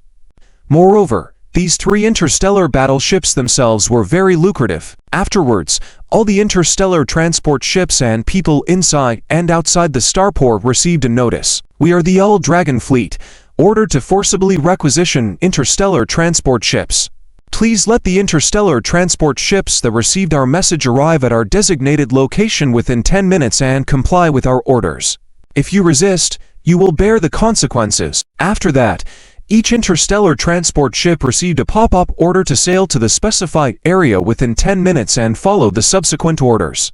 At the first moment, the captains of these interstellar transport ships were all astonished, and they had not yet grasped what was happening. Meanwhile, on Gao's side, he received communication requests from dozens of captains, because nearly half of the interstellar transport ships outside were under his command. Boss, the Old Dragon Fleet is demanding the forced requisition of our interstellar transport ships. Almost every captain's words were quite similar. They didn't dare to make decisions on their own and could only ask for the boss's opinion. Requisition my foot. Who are these Old Dragon Fleet people? What right do they have to requisition our interstellar transport ships? Tell them to get lost. Gao said without hesitation. Old Dragon Fleet? Could it be the Old Dragon Fleet of the Jia family in the Old Dragon Galaxy, which was recently ennobled? The son-in-law of the Chu governor, the grandson-in-law of the North Wine governor. That identity is amazing. Some people exclaimed and remembered this layer of identity. Now many people wanted to see the good show of this wealthy merchant named Gao. After all, they were quite envious of the hefty profits he made during this crisis. When the wealthy merchant Gao heard this news, his mind started spinning. The grandson-in-law of the North Wine governor, the grandson-in-law of Chu governor. These 2 layers of identity are indeed extraordinary. But there had to be a limit to flaunting power like this. Forcibly requisitioning all his interstellar transport ships like this was going too far. And one must know, it involved the windfall of nearly 10 million star coins for him. After a while of struggling, the wealthy merchant Gao finally took the initiative to contact the starship that had issued the notice earlier, and after the other party learned of his identity, they also agreed to communicate. A female captain in military uniform appeared on the opposite end. "Hello, I am the owner of the Gao Interstellar Trade Fleet. I have long heard of the heroic deeds of the Dragon Fleet's Viscount. This time the Dragon Fleet has come to support. We should offer assistance. But my interstellar transport ships are all full of cargo and evacuees. However, I will try to free up 3 T2 interstellar transport ships to support the Viscount." 3. Here, the wealthy businessman Gao had dozens of interstellar transport ships, and he actually offered only 3. The female captain glanced at him and said calmly, "The carrying capacity of the personnel on your interstellar transport ships is less than 40%, and 30% of them are carrying various noble goods, collectibles, and the like. I allow you to have the personnel on these interstellar transport ships board shuttles and evacuate to the starport within 10 minutes. Hearing this, the wealthy businessman Gao's expression changed slightly. He had given the other side face, yet they were so ungrateful. "Captain, although I am just a businessman, if you continue to seize our property, I will go to the Empire to report you. After all, Gao has not been idle all these years." This clearly was a threat. "I have connections." The female captain said calmly, "Our commander's original words, whoever disobeys the requisition order can be directly fired upon. If you don't believe it, you can try." There was an uproar. "Destroy them? Isn't that a bit too exaggerated? You should note that the personnel transported by these interstellar transport ships are either rich or noble. Although most of them are just ordinary families and merchants, there are not many with titles. But such a force should not be underestimated. The female captain even dares to threaten to directly open fire and destroy them. Is she kidding? Most people think that the other party is deceiving them, trying to trick them. Absurd. I don't believe you would dare to play with people's lives. You want to save people. Aren't we also lives?" The wealthy businessman named Gao retorted. The female captain said calmly, "According to our system statistics, this starport is currently within a safe range. It will not be attacked by the interstellar insect race for at least half a month. And we don't need so many interstellar transport ships to transport all of you. A few T2 interstellar transport ships are enough. Of course, this does not include taking away your so-called collections and belongings. Enough. I can't let you commandeer all of my interstellar transport ships. I will report your behavior to the Starlight Empire." The wealthy businessman Gao angrily said, "Well, it seems we need to waste time as well." The female captain coldly ended the communication. Looking around at the people, Gao sneered confidently and said, "I don't believe they would really dare to attack my interstellar transport ships." At that moment, in full view of everyone, the secondary guns of the 3T3 Blizzard-class light interstellar battleships began to target one of the interstellar transport ships.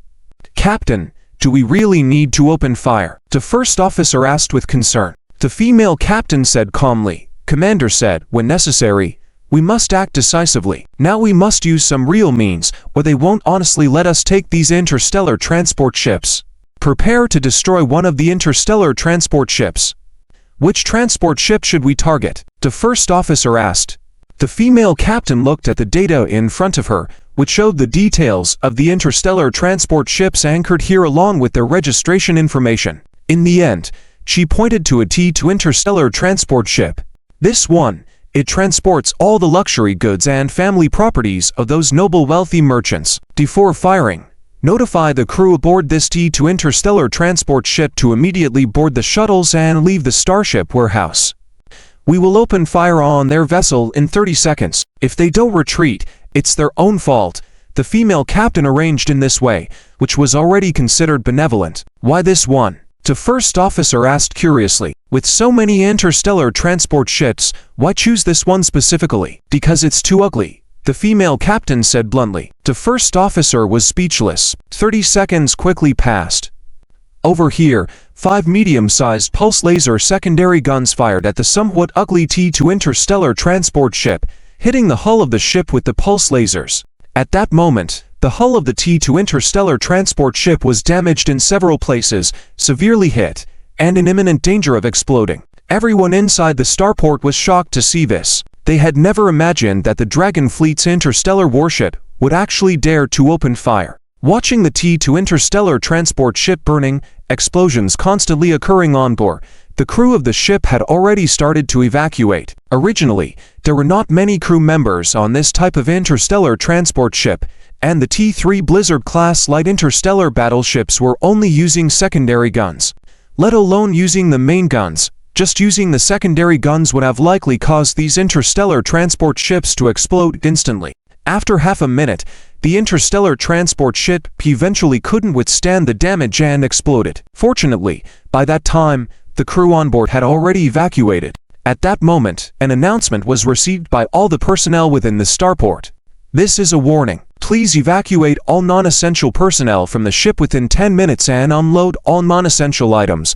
Otherwise, the outcome will be the same as that interstellar transport ship. Faced with this warning again, everyone's hair stood on end, no longer daring to underestimate these words.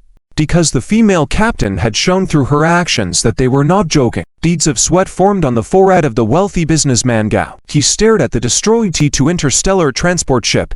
Although there were no casualties, the losses of the goods on board added up to nearly 100,000 star coins. If the owners of those goods were to claim compensation, his losses would not be small. Gao re-established contact with the female captain. The video window appeared, and he quickly said, I am willing to arrange for half of the interstellar transport ships to cooperate with you. It's all of them, the female captain stated firmly. Gao swallowed hard. All of them are fine.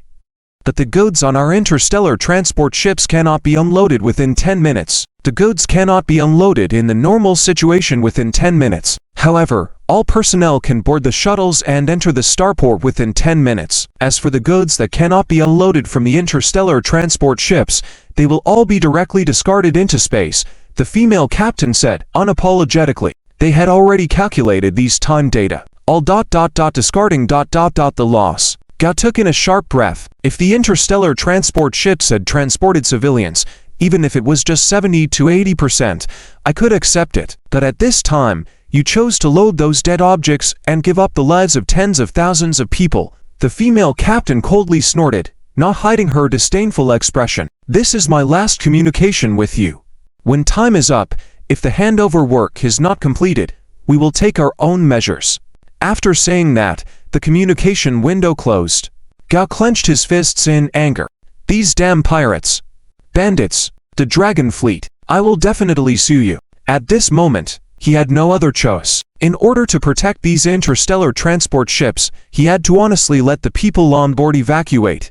And as for those items, rather than hand them over for disposal, he would do it himself. That way, he could figure out a way to let those luxury items float in space to be retrieved later, reducing the losses to a minimum. When the 10 minutes were up, the interstellar transport ships all navigated to the designated positions alongside the 3 T-3 Blizzard-class light interstellar battleships. Finally, following the 3 T-3 Blizzard-class light interstellar battleships, they passed through the Stargate and headed to their destination. At that moment, Gao received a large number of messages from dignitaries, all of whom were wealthy dignitaries who had been driven off the starships, demanding an explanation from Gao. People around him watched with glee. Although they had also suffered some losses, they were not significant. Due to his greed for national disaster wealth, it was now highly likely that Gao's family fortune would be wiped out. Dragon Fleet. Jia Chen, I will have a vendetta with you, Gao said, furious, spitting a mouthful of blood directly on the surface. The old Dragon Fleet has mostly eliminated the nest motherships inside and outside the third planet of the third day on the Sapphire star system. 95% of the terrestrial interstellar insect populations on the planet have also been eradicated, leaving only some occasional appearances of terrestrial interstellar insect populations from remote corners. But this has had little impact. How's the situation now on the T-3 Blizzard-class light interstellar battle cruiser bridge? Jia Chen rubbed his temples, as he hadn't rested properly in these few days. The situation seemed calm, but various systems still faced challenges. Cosmic insect nests continued to appear intermittently, although the frequency was lower. However, the appearance of higher-level cosmic insect nests posed a significant threat. After all All the available interstellar fleets in the northern star field had been deployed to the systems where cosmic insect nests first appeared.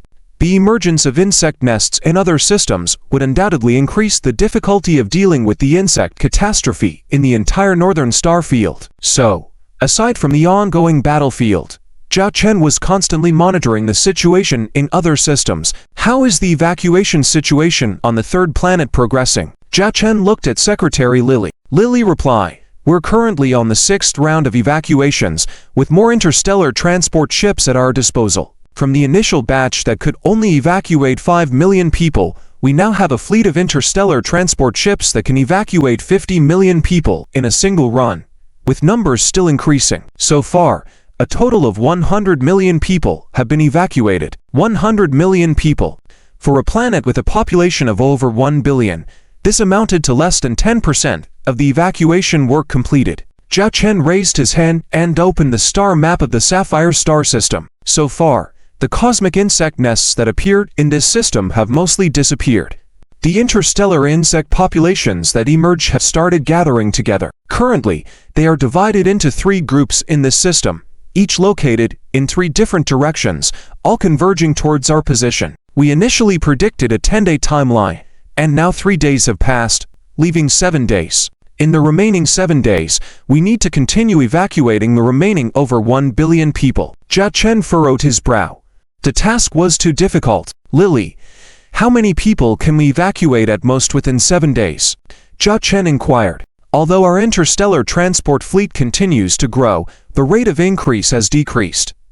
Within 7 days, we can evacuate at most another billion people. It is highly likely that 700 to 800 million people may not be able to evacuate, Lily responded. Zhao Chen furrowed his brow. The problem was too complex. He had previously envisioned completing 3 side missions, but just handling one such mission turned out to be so challenging. Sapphire Star System 3rd Planet Rescue Campaign. Completion 6%, at least 70% completion required. The mission called for at least a 70% completion rate, but based on Lily's data, this was nearly impossible to achieve. What to do? Zhao Chen furrowed his brow. Retrieve the data on the insect fleet in the Sapphire Star System. Zhao Chen turned to Charlotte. Charlotte handed over the prepared data information to Commander Zhao. Up to now, the Sapphire Star System had seen to level 3 cosmic insect nests, 7 level 2 cosmic insect nests, and 23 level 1 cosmic insect nests. There were a few more nests than what Zhao Chen had initially seen, which were added in the last 3 days. In total, the Sapphire Star System now had 9 T3 nest motherships, nearly 100 T2 nest motherships, and nearly 1,000 T1 nest motherships, divided into 3 groups. They had occupied nearly a third of the star system's area. With such a massive and terrifying insect fleet, without a Legion-level interstellar fleet station here and sufficient military resources, it was impossible to defeat these nest motherships. Though Zhao Chen's interstellar battleships were powerful and unafraid of the insects, what if ammunition ran out? What about energy depletion?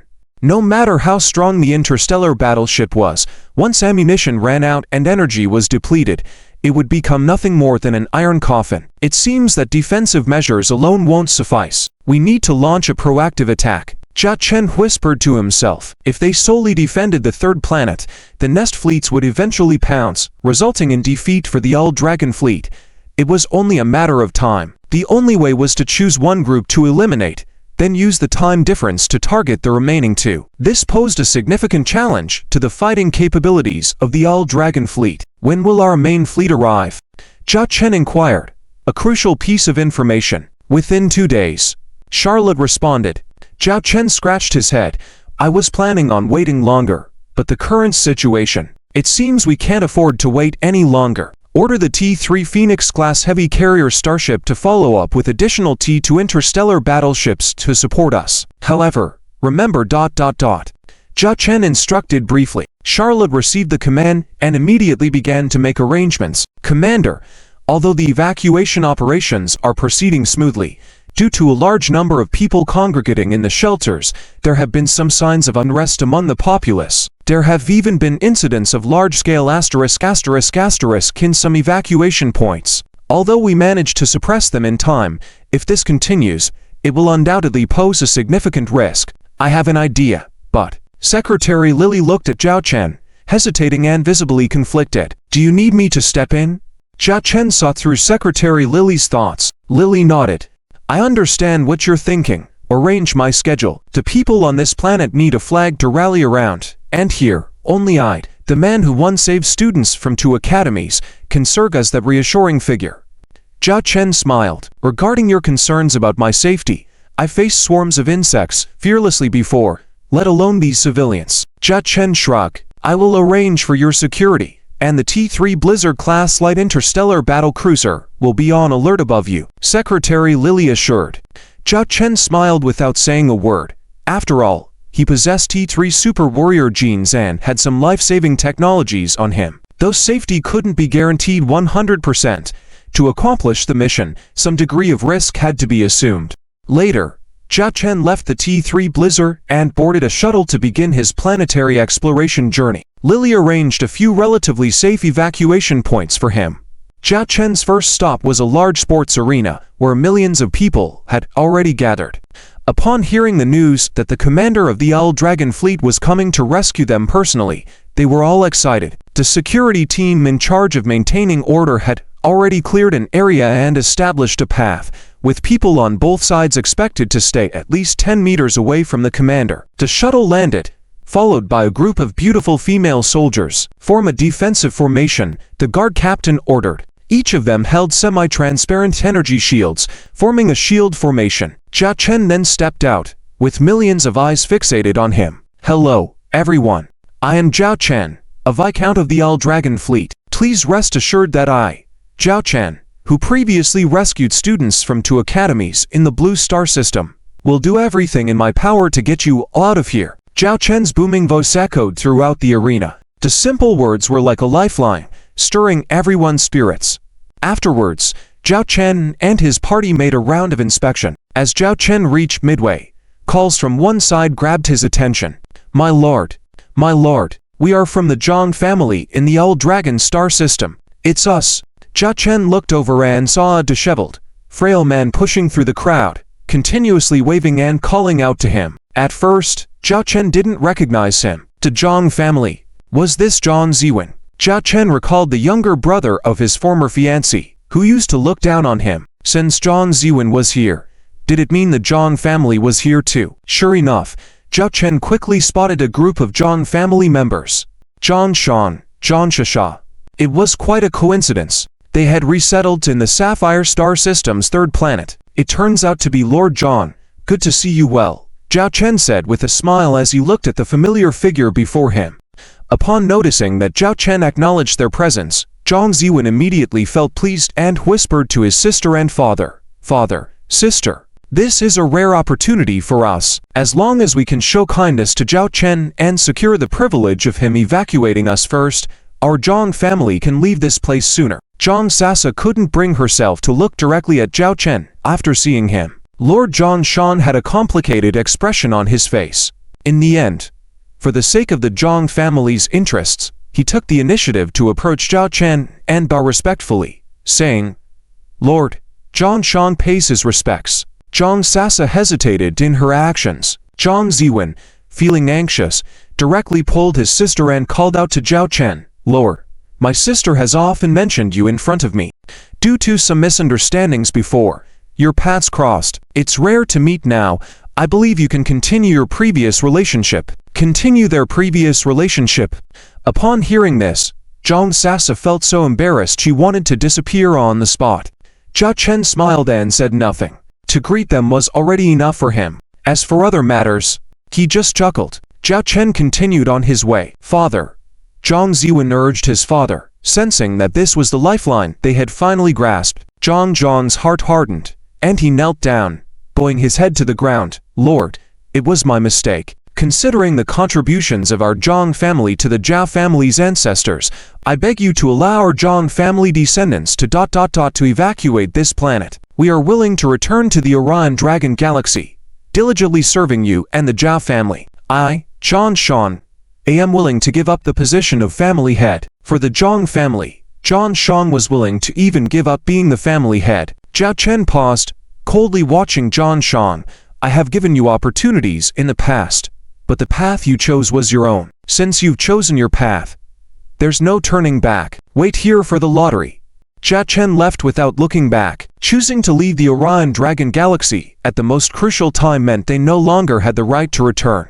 Jia Chen and his group surveyed the area before heading to the next evacuation point. The Zhang family members were disoriented, especially Zhang Shan. At times he would smile foolishly, other times he would seem dazed. Zhang Sasa sat on the ground, her expression vacant. When the Zhang family chose to leave the Orion Dragon Galaxy, they made a mistake. Her father was wrong. She, Zhang Sasa, was wrong. And the Zhang family was wrong. Now all they could do was pray to successfully escape this planet.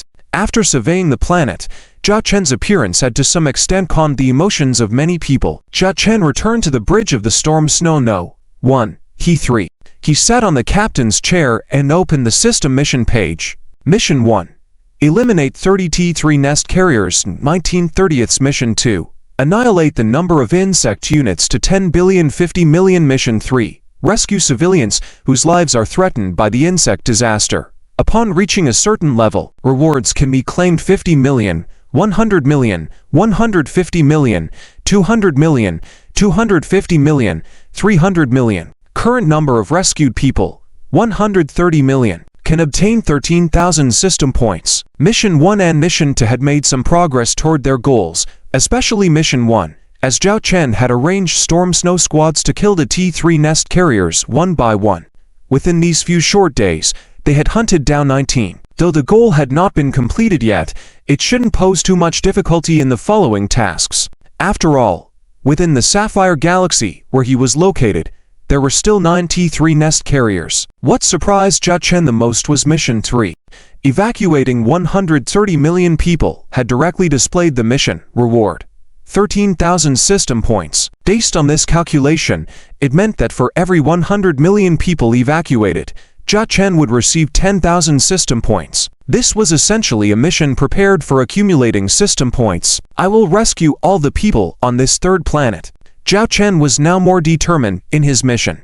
Looking at the planet before him, it was as if he was looking at his substantial system points. On the 5th day, the Dragon Fleet controlled the Sapphire Galaxy. An armada almost entirely composed of the Dragon Fleet's marking sailed towards the Arctic Fox Galaxy Stargate. They reported their identity and requested priority use of the Stargate. As the Dragon Fleet had been granted privileges by the governor of the North Wine, they could now have prioritized usage of all Stargates within the North Wine domain, significantly shortening their travel time. However, many people were still unaware of this. A starship fleet received notice that their Stargate usage time had been delayed. Upon seeing the Dragon Fleet usurping their position, they understood they had been cut in line. Why does the Dragon Fleet have priority privileges? We are also assigned to support the Lin's fleet in operation. The captain grumbled. Captain, look at that red-hulled behemoth. My goodness, is that a T3 heavy carrier starship? A beauty. The first mate noticed a brilliant red figure and exclaimed. At the moment this crimson behemoth appeared, nearly everyone was captivated by its stunning presence, because it was simply too magnificent. Moreover, it was one of the main interstellar battleships, a T3 class heavy carrier starship. Could that also be a starship of the Dragon Fleet? Someone exclaimed. They knew the leader of the Dragon Fleet had a legendary interstellar battleship, the T3 Storm Snow class light interstellar battlecruiser. If this T3 heavy carrier starship belonged to the Dragon Fleet, the fleet's capabilities were undeniably terrifying. However, after careful observation, they noticed something amiss. On the body of this crimson heavy carrier starship, it was not adorned with the Dragon Fleet's emblem, but a shining golden word. Chu. Was this an interstellar battleship of the Chu family? Everyone began to entertain the possibility that this could be a T3 heavy carrier starship developed by the Chu family. The Chu family had always vigorously pursued the development of interstellar battleships and had numerous starship research facilities. If it was indeed a T3 heavy carrier starship of the Chu family, it wouldn't be surprising at all. As for why it appeared among the Dragon Fleet, everyone had heard the rumors. Jia Chen was the son-in-law of the Chu family. The relationship between the two made it unsurprising for such a heavy carrier starship to be seen. Shortly after, this T3 Crimson heavy carrier starship, accompanied by other T2 interstellar battleships of the Dragon Fleet, traversed the Stargate and vanished from sight. The next moment, They appeared at the Stargate of the Sapphire Galaxy. After leaving the Stargate, the Dragon fleet swiftly headed towards the third planet, while simultaneously, the 5 Storm Snow Squads and 15 T3 Storm Snow Light interstellar battle cruisers completed their respective tasks, rushing to meet Zhao Chen's Dragon fleet at the third planet of the Sapphire Galaxy. T3 Storm-class light interstellar battleship. Bridge. Report, Commander. Storm Team 1 has completed the mission and returned. Please give instructions. Report, Commander. All Dragon Fleet's second wave of interstellar battleships have all arrived. Please give instructions. Zhao Chen looked at his interstellar battleships and felt a sense of security. Since everyone is here, Charlotte, you can go ahead and arrange the next mission. We need to move quickly. Zhao Chen said solemnly. Charlotte nodded and set up a video conference room, where over 100 captains of interstellar battleships participated. During the meeting, Charlotte announced the details of the upcoming mission. The strategic goal is to evacuate all personnel from the third planet in the Sapphire star system. To achieve this goal, we need to take the initiative and engage. In the Sapphire star system, there are 3 swarm fleets. We will launch a preemptive strike and systematically defeat each one in a very short time. Charlotte began detailing the operation. Prior to this, Charlotte had been studying the plan for this mission. Everyone understands the mission clearly, right? Rest in place for 3 hours, and after 3 hours, except for the 10T to Black Rhino-class interstellar heavy assault escort ships, all other interstellar battleships should prepare to go to the first battlefield. Zhao Chen issued the order. Yes. The female commanders responded in unison. After briefing the mission, Zhao Chen stood up from his captain's chair and jokingly said to Charlotte, I'll let you take over this position again. The T3 Phoenix-class heavy carrier has arrived, so Zhao Chen naturally needed to return to his own flagship. He looked at the video feed of the T3 Phoenix-class heavy carrier, which had a golden character on its crimson hull, as per Zhao Chen's previous arrangement. Although the current situation forced Zhao Chen to use this somewhat conspicuous T3 heavy carrier, he still didn't want too much attention on himself. Zhao Chen planned to temporarily give it a false identity to blend in with the surroundings. Zhao Chen and Lily boarded a shuttle and returned to the T3 Phoenix-class heavy carrier. They soon arrived at the bridge. Lord Commander, Miss Secretary, the waiting Deputy Captain Akadin looked at Zhao Chen. Since removing her mask, she no longer wore it on her face within the Owl Dragon fleet, but kept it on the side of her head as an ornament. However, she would wear it again once outside the starship. Thank you for your hard work. How are preparations proceeding on the Owl Dragon star system side? Is everything going smoothly? Zhao Chen inquired as he sat in the captain's chair. The latest update is that everything is going smoothly. Lily replied. That's good. We can now proceed with the upcoming battle confidently, Zhao Chen said sternly. This was the first real confrontation between Zhao Chen's Owl Dragon fleet and the interstellar swarm. The first battle was fought with the Imperial Army of Chujuan, where Zhao Chen's interstellar battleships played a crucial role alongside Allied forces. The second was a rescue mission for 2 Academy fleets, more of a hit-and-run operation without real combat against the swarm. So, none of these previous encounters could be considered a true battle with the interstellar swarm. This time was different. Hours later, the Owl Dragon fleet's interstellar battleships were arranged in a formation facing the interstellar swarm fleet, ready for battle. Report. The interstellar swarm fleet will enter our firing range in 10 minutes. Deputy Captain Akadin reported. Zhao Chen remained composed as he raised his hand to access the latest enemy fleet data. For T3 swarm motherships, 42 T2 swarm motherships, and over 450 T1 swarm motherships made up the strongest fleet among the 3 swarms. Since they had to engage, they decided to start with the strongest fleet. This was Charlotte's battle strategy. In this first battle, they hoped to annihilate this particular swarm fleet. It would greatly aid in the evacuation mission on the third planet in the Sapphire star system and boost the fleet's confidence for future operations. Lord Commander, please give the order. Secretary Lily turned to Commander Zhao Chen. Commander Zhao Chen used the fleet command system to issue orders to all interstellar battleships in the fleet.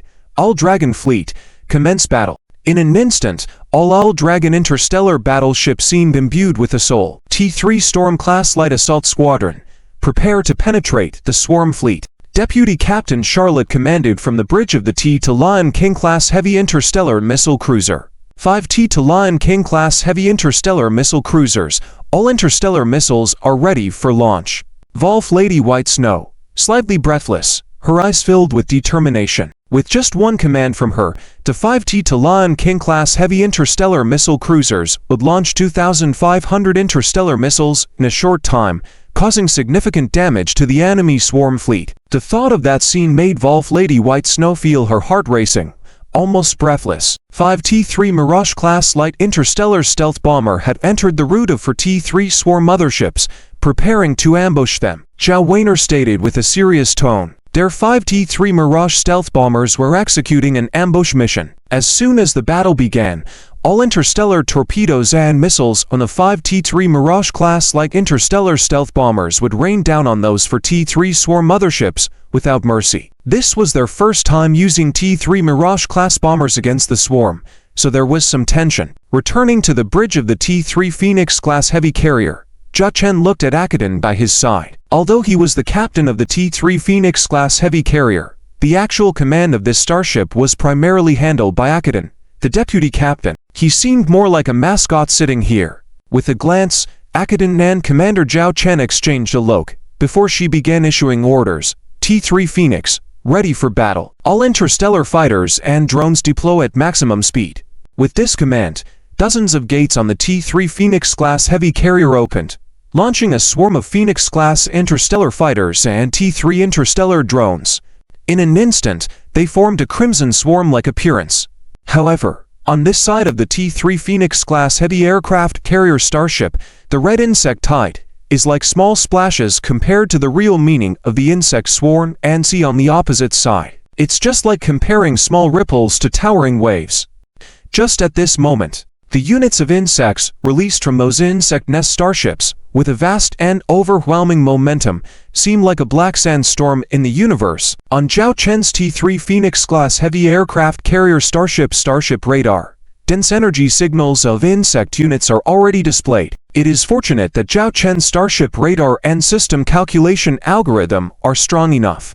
Otherwise, the system would probably be alarmed by such a huge amount of data.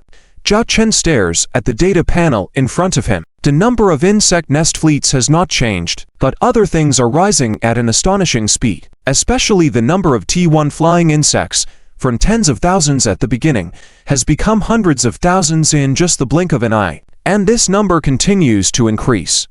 In just 1 minute, it has surged to tens of millions. At this moment, it is still rising, but the rate of increase has noticeably slowed down. However, these T1 flying insects are all cannon fodder among cannon fodder. The main combat units of the insect nest fleet are still the T to stinging snakes, and the number of T to stinging snakes is also increasing continuously, from several hundred, to several thousand, to tens of thousands. Zhao Chen stares at the fluctuating numbers. In fact, he had already speculated on the numbers of these insect units before. T1 flying insects are likely to be around 15 million. And the number of T to stinging snakes will also exceed 100,000. The remaining T3 corrupted alien dragons amount to nearly 5,000, and there are also close to 1,000 T3 self-destructing armored beetles, over tens of millions of insect units. The scene truly makes one's scalp tingle just by looking at it. The insect nest mothership that releases these insect flying units is still sticking to an unchanging strategy, leaving only a small part of the insect units to guard their motherships.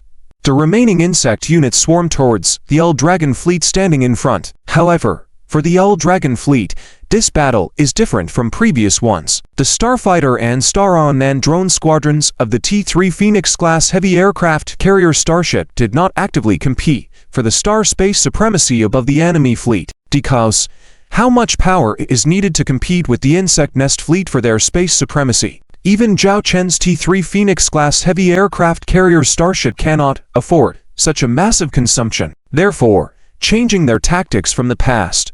The 300 T-3 Phoenix-class interstellar fighters and 3,000 T-3 Black Phoenix-class medium interstellar drones of the T-3 Phoenix-class heavy aircraft carrier starship execute fleet defense counterattacks mainly. Around the L Dragon fleet, They work with the T to Black Rhino-class interstellar heavy assault escort ships to annihilate all the incoming insect units. The T-3 Fire Phoenix-class heavy interstellar stealth bomber does not infiltrate the enemy group to strike hit enemy command ship leaders. Instead, they target the approximate locations where the T-3 corrupted alien dragons and T-3 self-destructing armored beetles are and deploy interstellar bombs. Interstellar bombs are area attacks that can not only kill these T-3 corrupted alien dragons and T-3 self-destructing armored beetles, but also deal immense damage to the surrounding insect units, slowing down their offensive. T-3 Phantom Sting Squad and T-2 Lion King Squad execute the mission. Jia Chen said. T-3 Phantom Sting-class interstellar stealth bombers number 1 was reluctant to accept Zhao Chen's arrangement of a T-3 Blizzard-class light interstellar battle cruiser as a flagship and resolutely requested to continue serving as the captain of the T-3 Phantom Sting. Zhao Wanner. At this moment, she received the order from Zhao Chen and, full of energy, stared at the dozens of insect nest motherships in front of her for a while before issuing the long-awaited command. Phantom Sting Squad. Move out. At the same time, on the T-2 Lion King-class heavy interstellar missile ship number 1, the Wolf girl named Snow, who was waiting for Commander Zhao Chen's command, was already restless, unbuttoning a few buttons of her military uniform jacket. At the first moment she heard the commander's command, she almost howled out the instructions. Lion King Squad. Fire. Fire. Fire. All the interstellar missiles of the 5 T-2 Lion King-class heavy interstellar missile ships. Yes, all the interstellar missiles, because the insect swarm is so fierce, dense, and overwhelming that there is no chance for maneuvers. It's better to go straight for a fierce attack. The 5 T-2 Lion King-class heavy interstellar missile ships, with a total of 2,500 Lion King-class interstellar missiles, began launching continuously at this time. One by one, the interstellar missiles shot out with blazing tails. In just 3 minutes, the 5 T-2 Lion King-class heavy interstellar missile ships had launched all 2,500 Lion King-class interstellar missiles. In this battle, the T-2 Lion King-class heavy interstellar missile ships often lead the attack and are also the first to swiftly leave the battlefield. Fast and fierce is their hallmark. The Wolf girl Snow's bloodshot eyes stared at the screen window captured by the Deep Space Telescope, and her breath seemed to stop at this moment. With the blossoming of the Red Sea of flowers in the picture, her face turned red, her ears perked up, her tail swaying continuously behind her, and a silly smile on her lips. This picture is too beautiful, and underneath this extremely beautiful scene, there are tens of thousands of insect units being engulfed by terrifying explosions. At the same time, the 4 T-3 Phantom Sting-class light interstellar stealth bombers also revealed their hidden fangs. Short-range heavy anti-ship missiles, short-range heavy antimatter bombs, heavy short-range particle torpedoes, all were launched, swooping down on their long-time prey that had already been targeted. For T-3 Hive motherships and several T-2 Hive motherships, perhaps these Hive motherships did not expect that 5 interstellar warships would suddenly appear so close to them, right at that moment, and they immediately began defending themselves, sending their escorting insect flying units to attack these interstellar warships and fend off the incoming assaults. But in such a hurried time, there is no time at all. The 4 T-3 Hive motherships were almost instantly covered by the dense explosion firepower. Even the strongest biological armor cannot withstand such an attack at such a close range. Zhao Chen on the T-3 Phoenix bridge did not need to look at the battlefield. He just needed to look at his system page. Watching the mission options to kill the 4 T-3 Hive motherships, the numbers jumping upward one by one, he already knew the result. The word 19 ships flickered and changed to 20. Then it jumped to 22 directly, and then settled on 23. A smile appeared at the corner of Zhao Chen's mouth.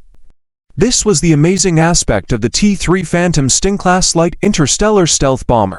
In less than 5 minutes of firepower output, it brought down the 4 strongest T-3 Hive motherships of the Insect Nest Fleet. Phantom Sting Squad completed the mission. Request to withdraw from the battlefield. Zhao Wanner's voice sounded in Zhao Chen's ear. Withdrawal approved. Zhao Chen looked at the next team responsible for clearing the field. The 20 T-3 Blizzard-class light interstellar battle cruisers, led by Charlotte. Charge. On the number 1 ship of the T-3 Blizzard, Charlotte issued the order to attack.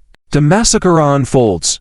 On the 10th day after the disaster struck the northern Wine Star system by the insectoid race, Although the Northern Wine star system is still enduring attacks from the Insectoids, the environment is much calmer and less chaotic compared to the initial days of panic. Currently, most of the chaos has been brought under control. Up to now, in the past 24 hours, there have been no new cosmic insect holes appearing, and the original cosmic insect holes have all disappeared. Research experts on the interstellar insect race are closely monitoring the spatial fluctuations in the Northern Wine star system.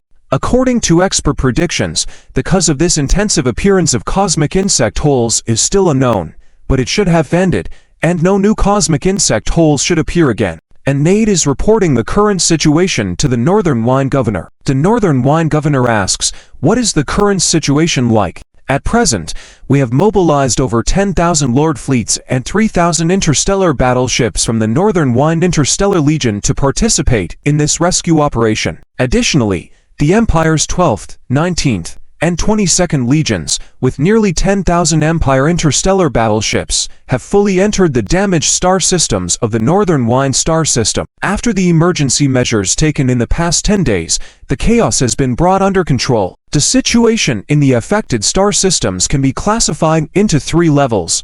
The aide brings up the map of the Northern Wine star system. The map divides the star systems into 4 colors. The majority are white, representing areas that have not been attacked by the Insectoids. Next is green, indicating areas where cosmic insect holes have appeared but are under control, with only a small number of Insectoids remaining. Then there is yellow, representing areas where a significant number of insect nest fleets exist, and some planets may still be threatened or invaded. Lastly, the red area is the smallest, marking 2 star systems.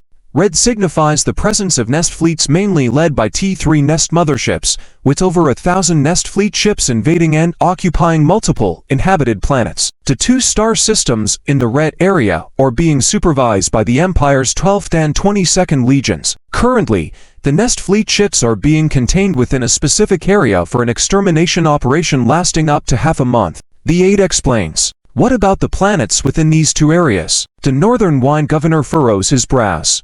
Those planets will have to be abandoned.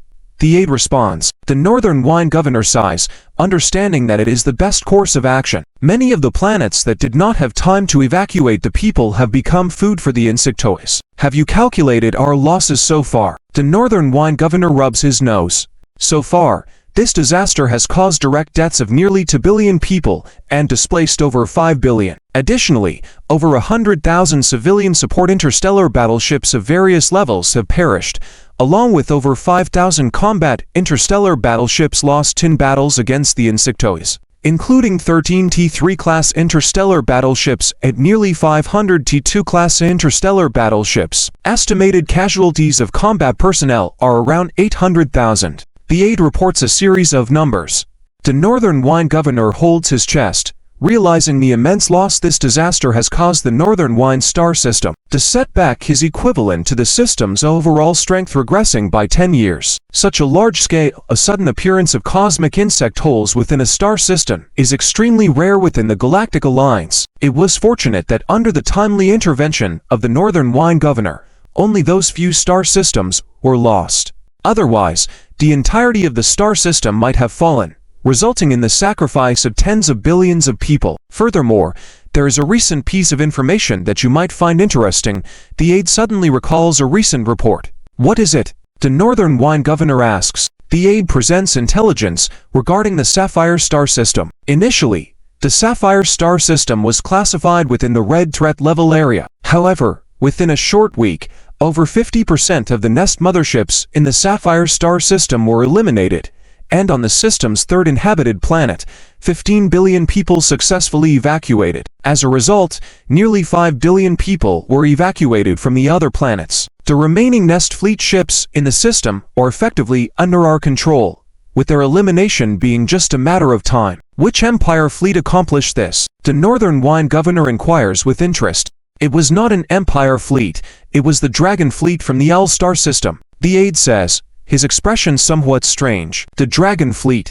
Upon hearing the name, the Northern Wine Governor thinks of his talented grandson-in-law whom he has met once. He is aware that the Dragon fleet also volunteered to assist, but due to his busy schedule, he had not had time to pay attention to his grandson-in-law. Unexpectedly, In such a short time, his grandson-in-law managed to achieve such a great surprise. So, with just the power of his fleet, he resolved the crisis in a star system. This action directly saved nearly 2 billion people. The Northern Wine Governor exclaims, "Yes. How many starships does he have? Over 100, less than 150 combat interstellar battleships. But he has nearly 30 T3 interstellar battleships, including a rumored T3 heavy carrier starship with a golden shoe character emblem." The aide replies. Frowning, the Northern Wine Governor questions, something doesn't add up. Although he has combat interstellar battleships, where did he get so many interstellar transport ships to evacuate nearly 2 billion people? Choose T3 mid-sized carrier starship. How come I haven't heard of that old man developing such a carrier starship? As he discusses this, the aide's expression grows even more perplexed, hinting at something unusual. In fact, there is another related incident in this matter. During this period, a count, 5 viscounts, 22 barons, hundreds of nobles, and even some empire military leaders impeached the Dragon Lord Zhao Chen. However, due to your busy schedule before, I temporarily held it back from reporting to you. The aide reveals. Implicated Zhao Chen. Why? According to what you just said, he's the hero of this disaster in the Northern Wine Star System. The Northern Wine Governor is surprised. Didn't you ask where the Dragon Lord got so many interstellar transport ships from just now? The aide says strangely. Can you guess how he got them? Putting the pieces together, the Northern Wine Governor immediately understands. Could it be that the fellow stole them? The aide confirms, adding, previously, he had his T3 Blizzard-class-like interstellar battlecruisers hunt T3 nest motherships in various star systems battlefields of the Insectoids. Later, when these T3 Blizzard-class-like interstellar battlecruisers returned to join the Dragon Fleet, they coincidentally borrowed a batch of interstellar transport ships on the way. There are even recordings and videos captured by the involved parties. Even for the interstellar fleets that did not cooperate, Zhao Chen's T3 Blizzard ships directly threatened and attacked them. According to reports, at least 6 interstellar transport ships were attacked and destroyed by Zhao Chen's T3 Blizzard, resulting in over 1,000 casualties. However, this data is not reliable. Observations from video footage show that after the T3 Blizzard attacks, warnings were issued, and the attack areas did not have crew members present, so the number of casualties should not exceed 50 or even fewer. This fellow is quite audacious, the Northern Wine Governor scolds while laughing. However, the aide can sense that there is no blame intended by the Northern Wine Governor from his tone. Regarding how to handle the impeachment of the old Dragon Lord by those people, the deputy officer inquired. If it was just 1 or 2 people, that would be fine, but the number is really too many. There are even counts of counts being impeached, and there are several 1-star quasi-generals from the Empire's military being impeached. The deputy officer here really can't handle it and had to report this in his spare time today. The Northern Wine Governor asked carelessly about the old Dragon Fleet robbery. No. These borrowed interstellar transport ships, it seems like they were all private, right?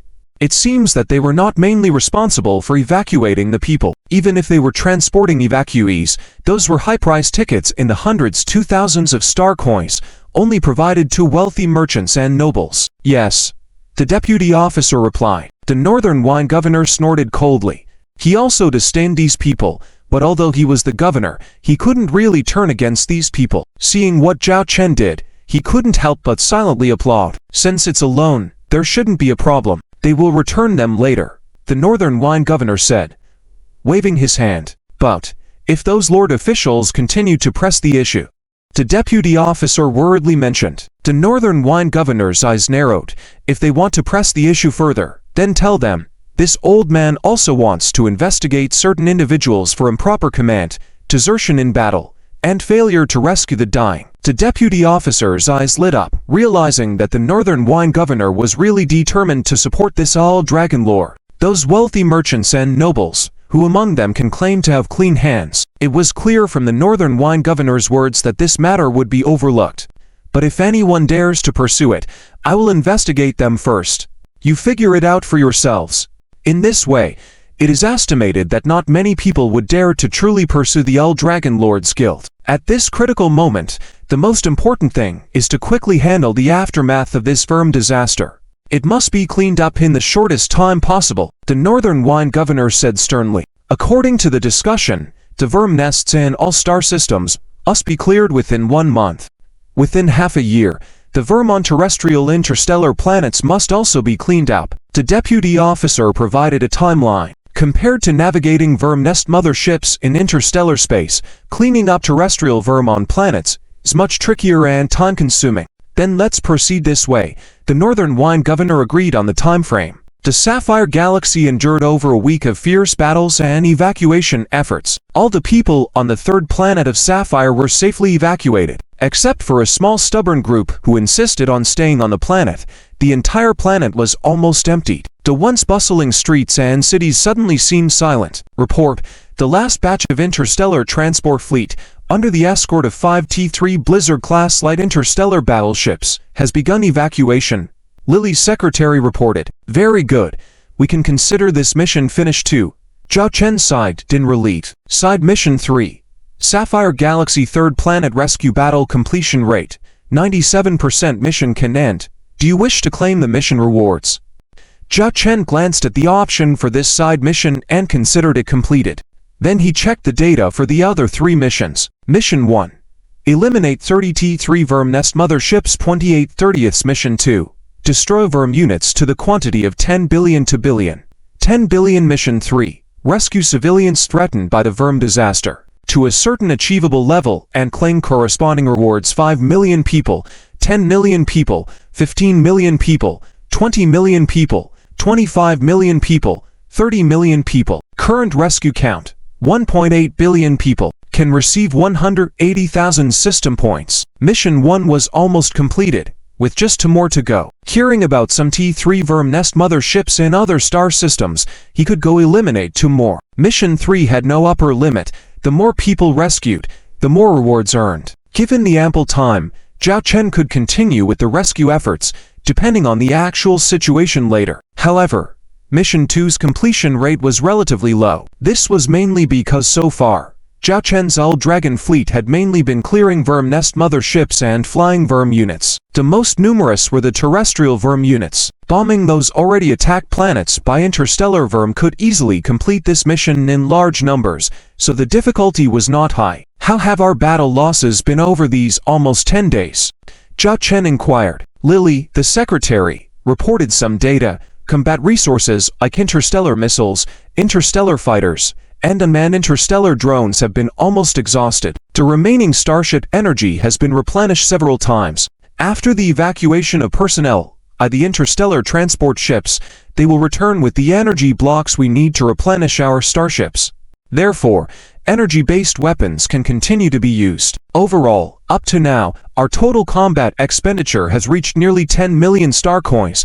Almost 100 people have been injured, but no casualties. 60 to Black Rhino-class interstellar heavy assault escort ships are severely damaged, and to Blizzard-class like interstellar battleships have some degree of damage, but the other interstellar warships have no serious damage issues. Zhao Chen was very satisfied with the results of the battle. And how is that matter I arranged going?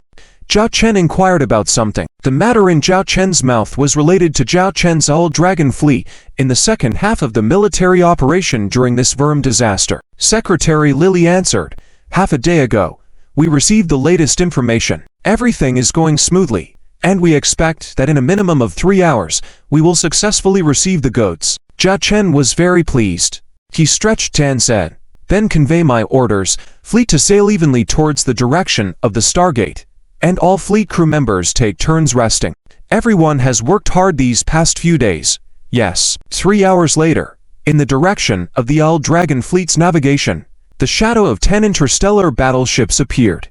Regarding the appearance of these 10 interstellar battleships, the Old Dragon fleet seemed to have expected it long beforehand and made no particular reaction. As these 10 interstellar battleships approached, each captain began to appreciate this new group of interstellar warships.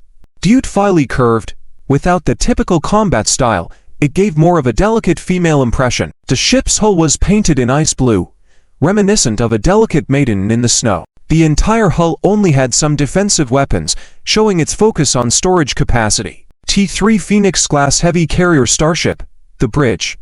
Zhao Chen was also admiring these 10 new faces of interstellar battleships. At that moment, a video window popped up. On the other side stood a somewhat young and familiar figure. Reporting to the commander, Lady Bessie is leading 10 T3 Maiden-class heavy interstellar supply ships to support. Please give instructions. Desi the succubus stood straight, reporting. That's right. These 10 new faces were precisely 10 T3 Maiden-class heavy interstellar supply ships. They were supposed to be completed and in service by the end of March. But due to the sudden Verm disaster, almost finished combat-type interstellar warships or more in demand for Zhao Chen now, so he had temporarily changed the construction order and had Annie, the chief engineer, work overtime to rush the construction. Finally, with the cooperation of T3 Melting Pot-class heavy interstellar industrial ships and T2 Iron Hammer-class heavy interstellar industrial ships, the 10 ships were delivered to Zhao Chen within 10 days. Let's begin. Resupply the fleet as soon as possible, so we can proceed with the upcoming combat mission. Zhao Chen commanded. Yes. Desi's secretary immediately started giving out orders. The 10 T3 Maiden-class heavy interstellar supply ships dispersed, and some all-dragon starships also began to gather around. Massive mechanical arms extended from the bodies of the T3 Maiden-class heavy interstellar supply ships or connected through pipelines to the bodies of other interstellar warships.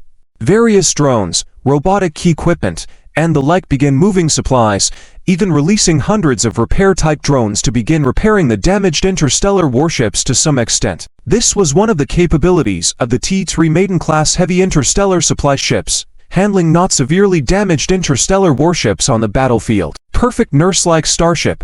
Completing the resupply mission for more than 100 combat-type interstellar warships assigned to Zhao Chen only took 3 hours.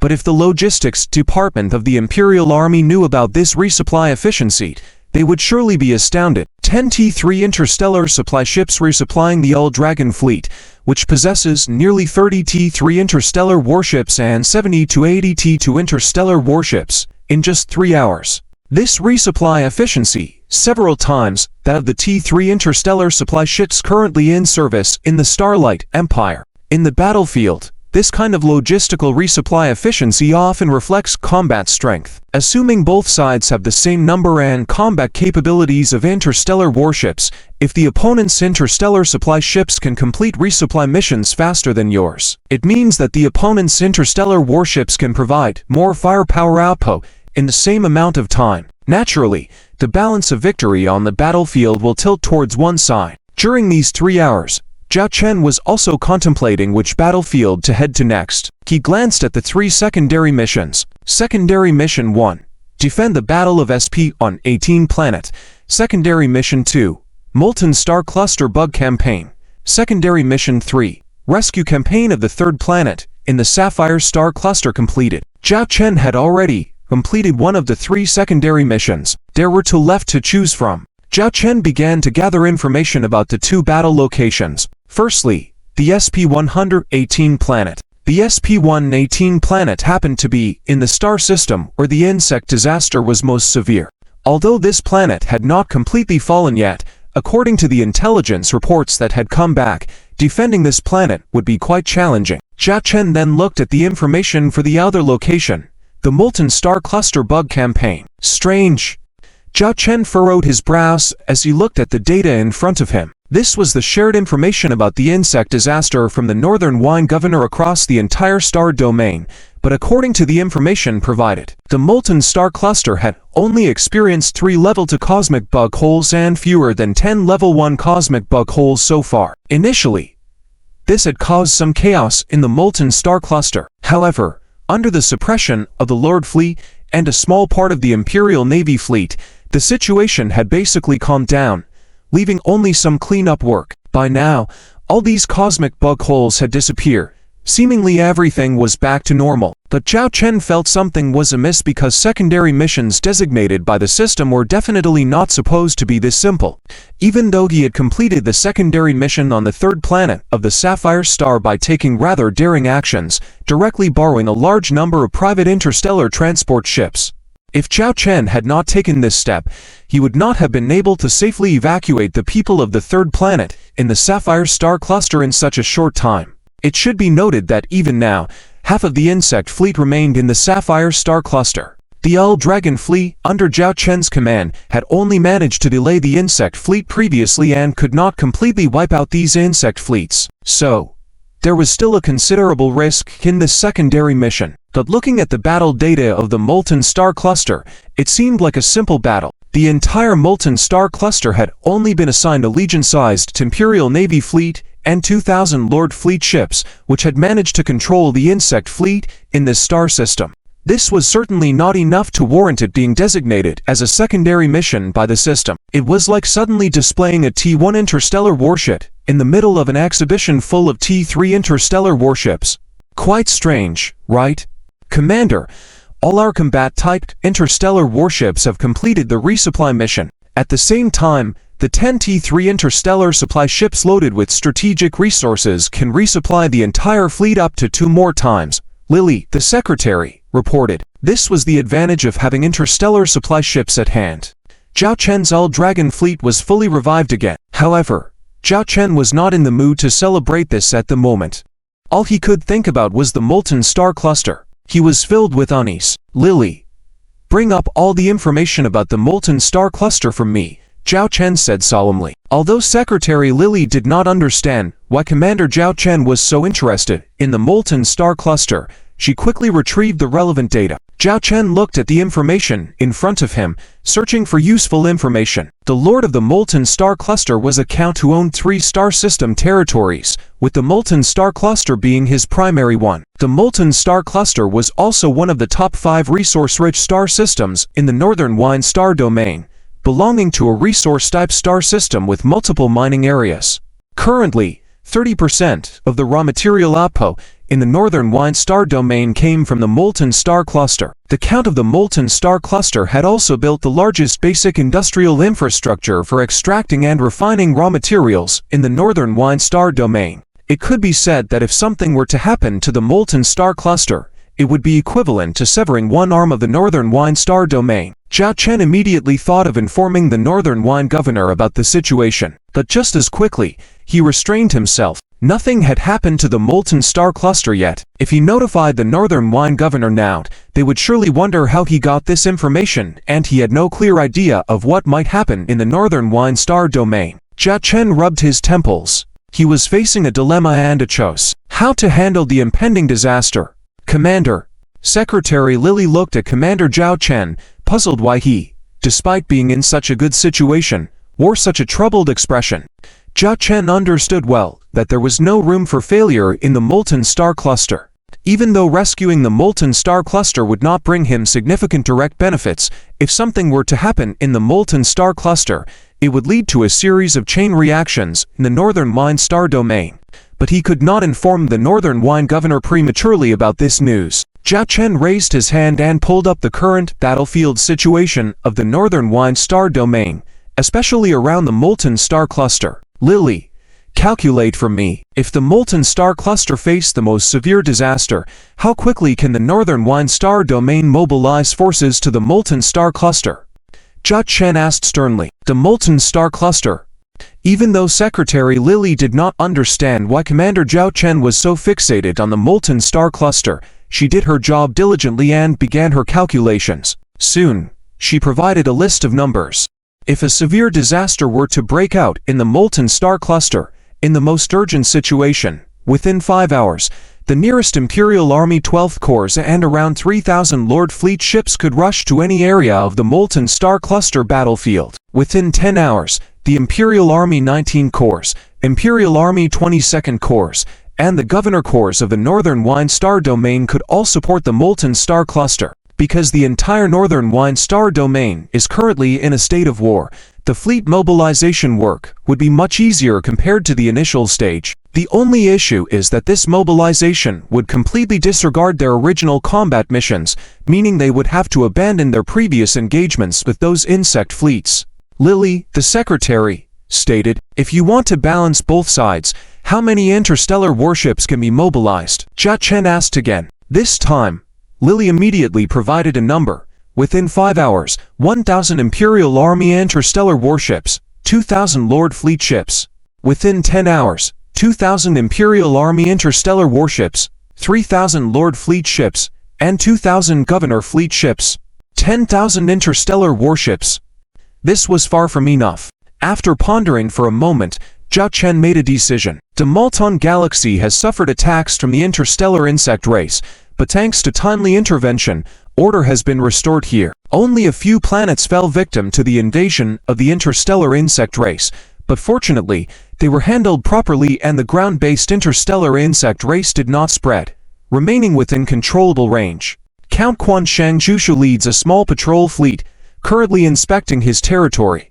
Count, so far, all the insect nest starships in our Malton Galaxy had been destroyed. All mining areas are operating normally, the subordinate reports to Count Malton. Count Malton breathes a sigh of relief and says, "It's good that our mining areas were not affected. If the mining areas were destroyed by the interstellar insect race, it would be a great threat to our Malton Galaxy and the Northern Wine Domain." Indeed, who would have thought that this time there would be so many cosmic wormholes appearing in the Northern Wine Domain, with the number surpassing 300, and there are even more than 10 second-level cosmic wormholes alone. Just the thought of it is chilling, the subordinate remarks.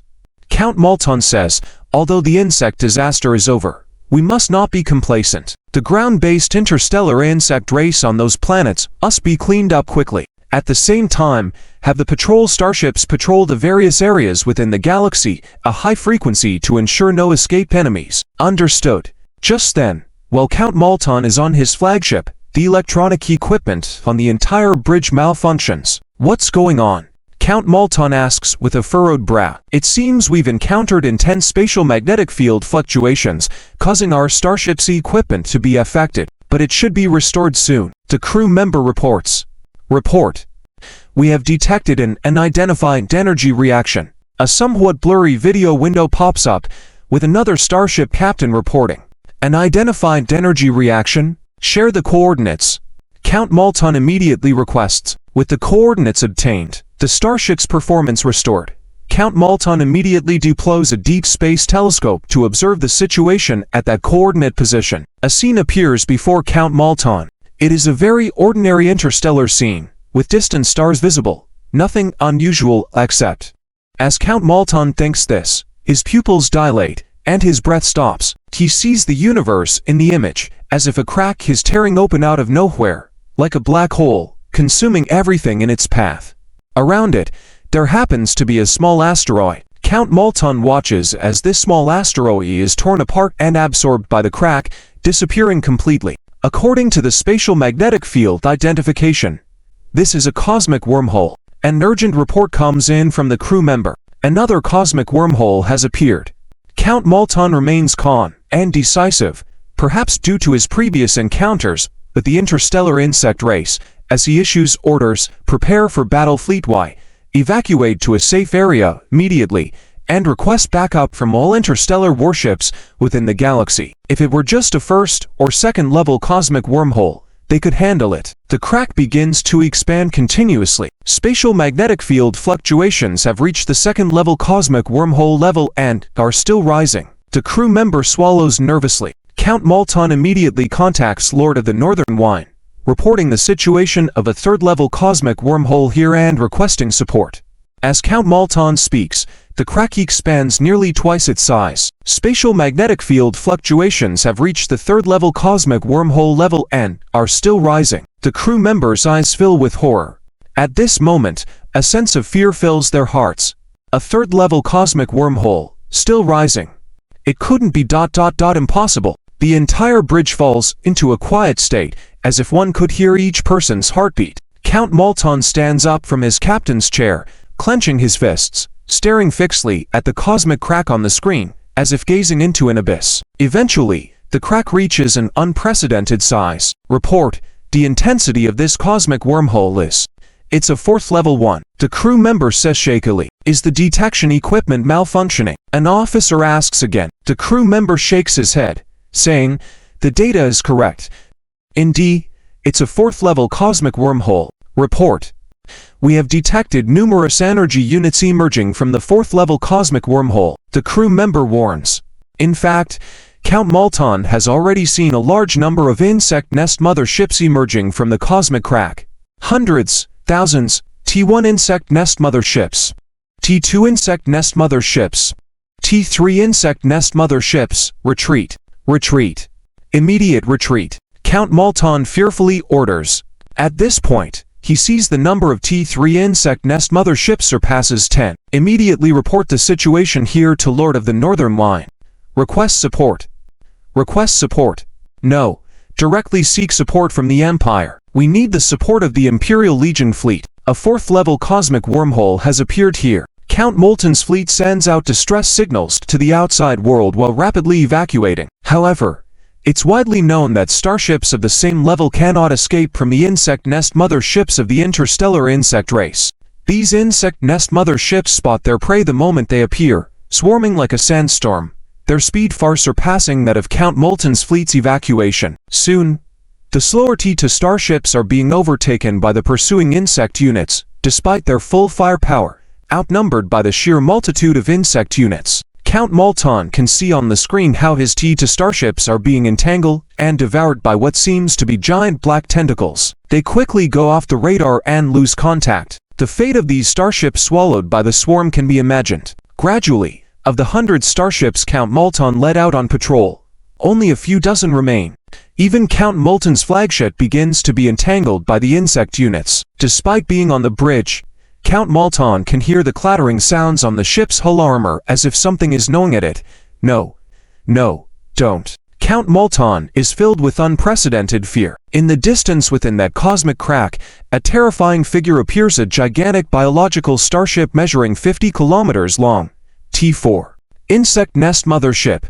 At that moment, the only thought in Count Moulton's mind is, Malton Galaxy. It's over. News of a level for cosmic wormhole appearing in the Malton Galaxy quickly swept through the entire Northwind star domain.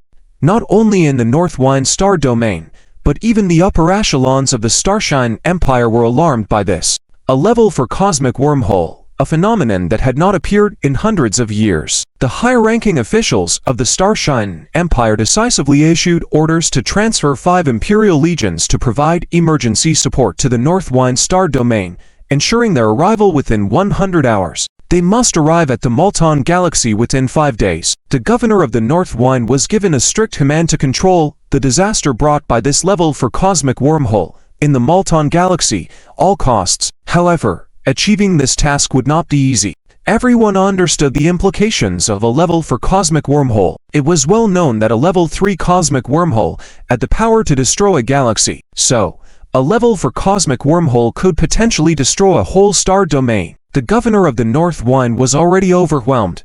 Immediately transfer all available interstellar fleets to the Malton Galaxy. It is essential to promptly contain the crisis of the level for cosmic wormhole in the Malton Galaxy. The governor of the Northwind declared.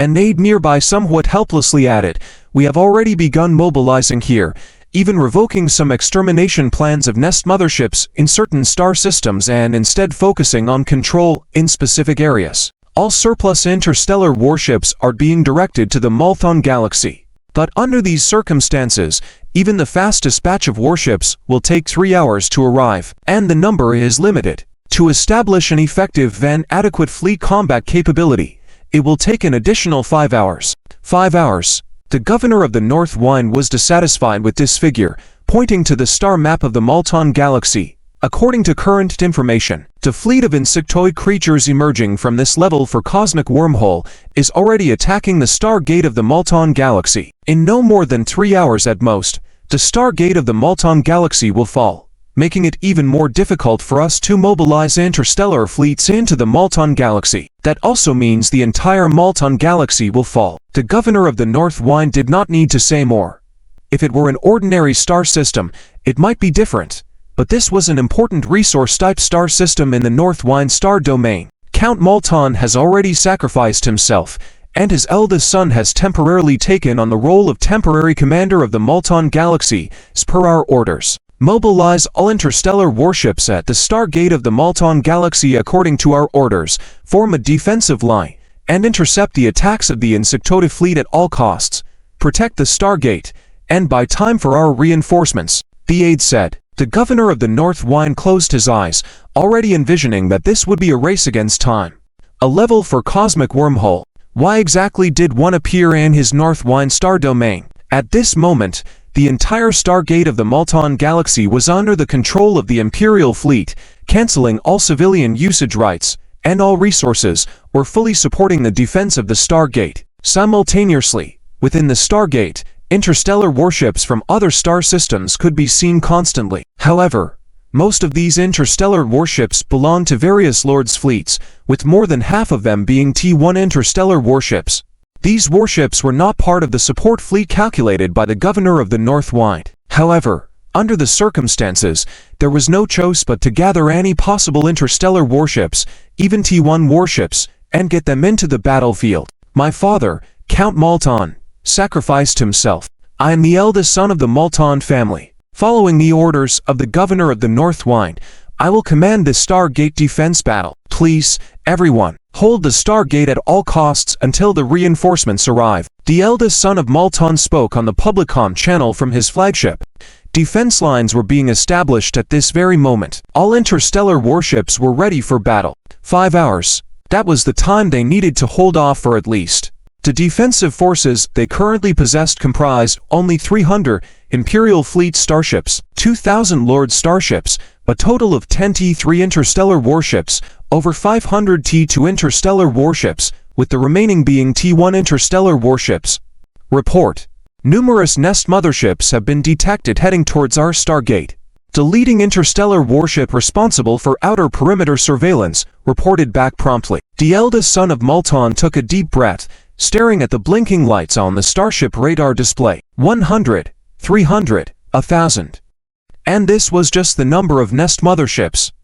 Upon detection of the enemies, these nest motherships began releasing their flying insectoid units. At this moment, the radar was almost entirely filled with clusters of red dots. Although his flagship was a T3 medium-sized interstellar destroyer, the performance of the starship was no longer enough to calculate against such a massive enemy fleet. But in reality, none of that mattered anymore. They had no choice but to fight to the end here. Guard the Stargate. Fight to the death. For the North Wind Star Domain. For Malton. The eldest son of Malton shouted angrily over the comm channel. The battle was about to begin. The Nest fleet surged forward like a landslide or tsunami. Initially, for over 10 minutes, the firepower from the interstellar warships on the defensive line could withstand the attacks from the insectoid units of the Nest fleet. But soon, this stalemate was broken. The incessant swarms of insects approached the interstellar warships on the defensive line, and the defending warships began to suffer losses. Warships were being covered, overwhelmed, devoured. The first line of defense has collapsed. Second line of defense, fire. Cover the withdrawal of the interstellar warships from the first line of defense for reorganization. The eldest son of Malton still had some tactics.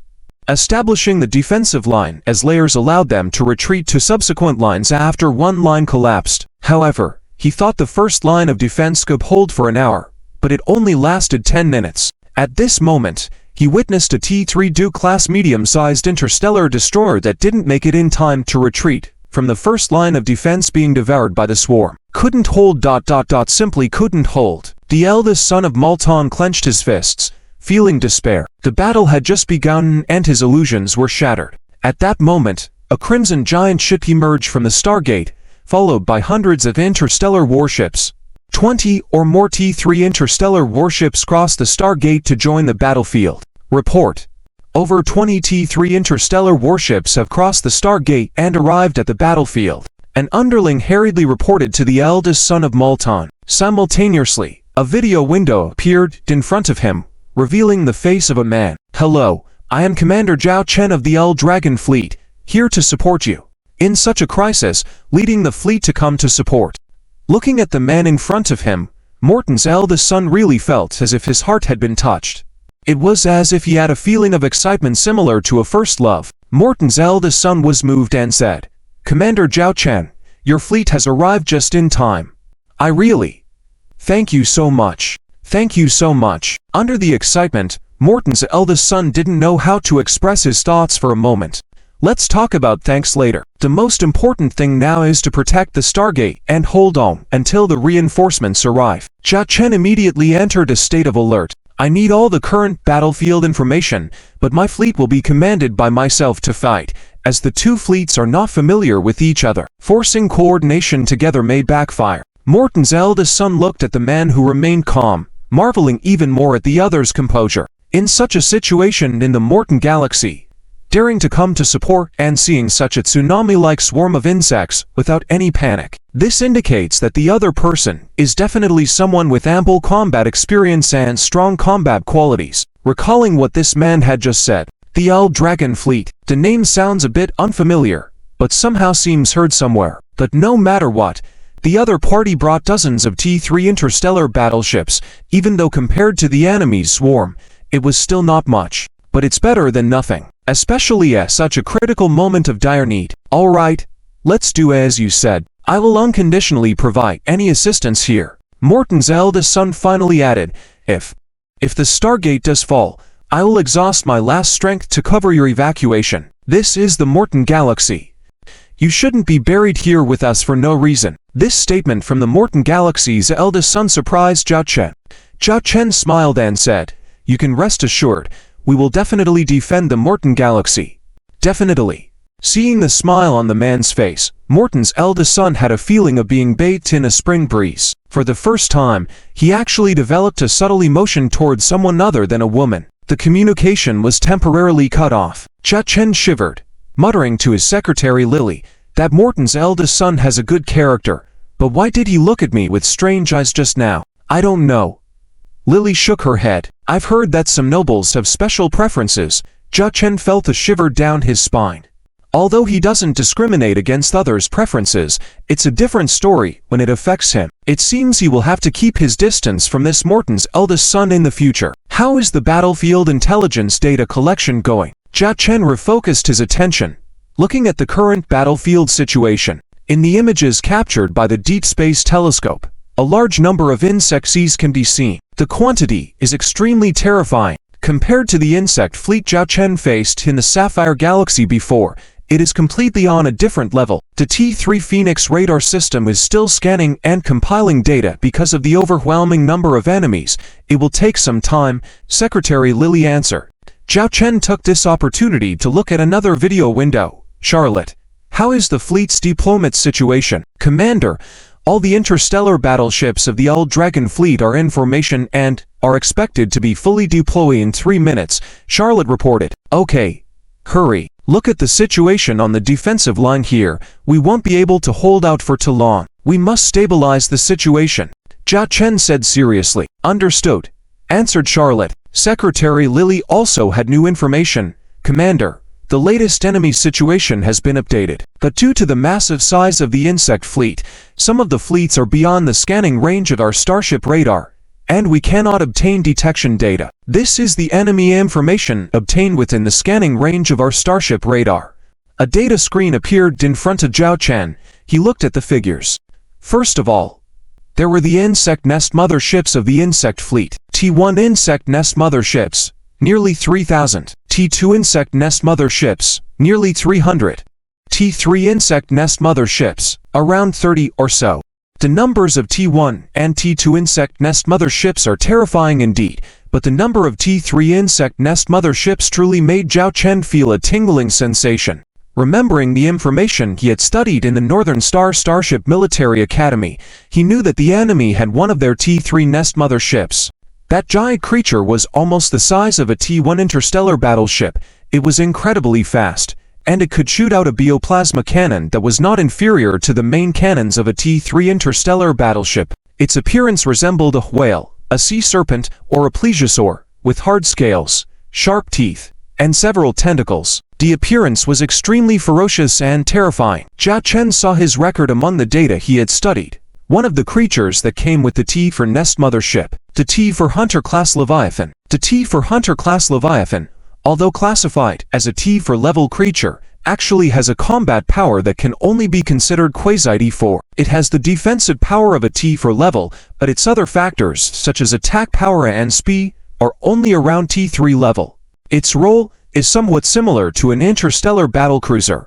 It excels at frontline assault, possessing strong biological armor defense, but also has a terrifying biological plasma cannon that can launch attacks on enemies from medium range. It is worth noting that prior flying insect units had shorter attack ranges. With the appearance of this insect unit, the downsides of the swarm's range have been greatly reduced. At this moment, several dozen T for Hunter-class Leviathans have been spotted on the battlefield. However, an even larger figure shines as well. That is accompanied by a terrifying biological plasma cannon. That biological plasma cannon directly destroy a T3 Viscount-class medium-sized interstellar destroyer. That is ... the T for Colossus-class Leviathan. Jia Chen stared at the image, pronouncing the culprit's name. The T for Colossus-class Leviathan, like the T for Hunter-class Leviathan, is also a unit of the T for Nest mothership of the insect race. It is several times larger than the Hunter-class Leviathan but moves slowly. In comparison, the Colossus-class Leviathan has a more terrifying firepower output and stronger biological armor. Moreover, its range is several times that of the Hunter-class Leviathan. It is the main firepower output among the subordinates of the T for Nest mothership of the insect race. Now we just need the T for Guardian-class Leviathan, Jia Chen said with a wry smile. According to the records of the T for Nest mothership to date, there are a total of 3 T for level insect units, along with the massive T1 flying insects, T2 thorn snakes, T3 self-destructing armored beetles, and T3 corrupted dragon. However, those 3 T for level insect units are the flagship of the T for Nest mothership. They are the Hunter-class Leviathan, Colossus-class Leviathan, and Guardian-class Leviathan, each with clear roles. The Hunter-class Leviathan is for assault, tearing through enemy defenses. The Colossus-class Leviathan is for long-range heavy firepower. Not yet seen is the Guardian-class Leviathan, responsible for protecting the T for Nest mothership and providing escort duties. So, unless the T for Nest mothership is discovered, Jia Chen and others will not see the Guardian-class Leviathan. Due to having these 3 types of Leviathan insect units, the T for Nest mothership also has another name. The T for Leviathan-class Nest mothership. Commander, the defenses at the Multan Stargate have built up 5 lines. However, the second line has collapsed. The commander has ordered the defending fleet to retreat to the 3rd line. Our battle formation is complete and ready to provide support. If we don't support now, I fear they won't hold out for even an hour, Charlotte reported. Looking at the severely beaten Multan defense fleet, morale was indeed low. Some T1 interstellar battleships even showed signs of fear. If the Stargate were not under Multan's control, they would have escaped long ago. Charlotte, make sure to hold on for another hour, Jia Chen said sternly. An hour won't be a problem. Commander, you can rest assured, Charlotte replied confidently. It's up to you, Jia Chen said. Jia Chen handed the command of the L-Dragon fleet to Charlotte, the White Tiger general, who would lead the fleet to resist the swarm of insects. Got it. Charlotte's eyes widened, her voice reaching every starship in the L-Dragon fleet. T3 Phoenix-class heavy carrier starships and T2 Queen B-class heavy carrier starships. Begin deploying all interstellar fighters and drones. Follow the previous defensive strategy. Protect the defensive line. Resist the insect unit attacks, and do not engage deeply with the swarm. Understood, said Deputy Captain Red Aris, who was in charge of the T3 Phoenix-class heavy carrier starship, as she began deploying squadrons of T3 Phoenix-class interstellar fighters and drones. From a distance, it looked as if a fiery blossom was blooming around the hull of the T3 Phoenix-class heavy carrier starship. Compared to the T3 Phoenix-class heavy carrier starship, the T2 Queen B-class heavy carrier starships were completely overshadowed. T2 Black Rhino-class interstellar heavy assault escort ships, T2 Snow Mastiff-class heavy interstellar battleships, enter the 3rd line of defense of the Multan defenders and collaborate in defending against the insect swarm, Charlotte ordered. Nearly 50 T2L Dragon starships rushed into the battlefield. Sitting on the captain's chair of the T2 Snow Mastiff-class heavy interstellar battleship, Captain Iceberg was filled with excitement. This was a feeling that could not be experienced in the academy. With her entire body pulsating with adrenaline, every cell seemingly exploding. Despite facing such a terrifying swarm of insects, Iceberg felt no fear but instead, excitement. Yes, Iceberg belonged on the battlefield, not in the boring academy. Snow Mastiff-class heavy interstellar battleship, prepare to fire. Iceberg's voice, full of fighting spirit, resounded on the bridge. Charlotte continued issuing orders. T2 Lion King-class heavy interstellar missile ships, based on the level of insect swarm attacks, provide firepower support to specific areas.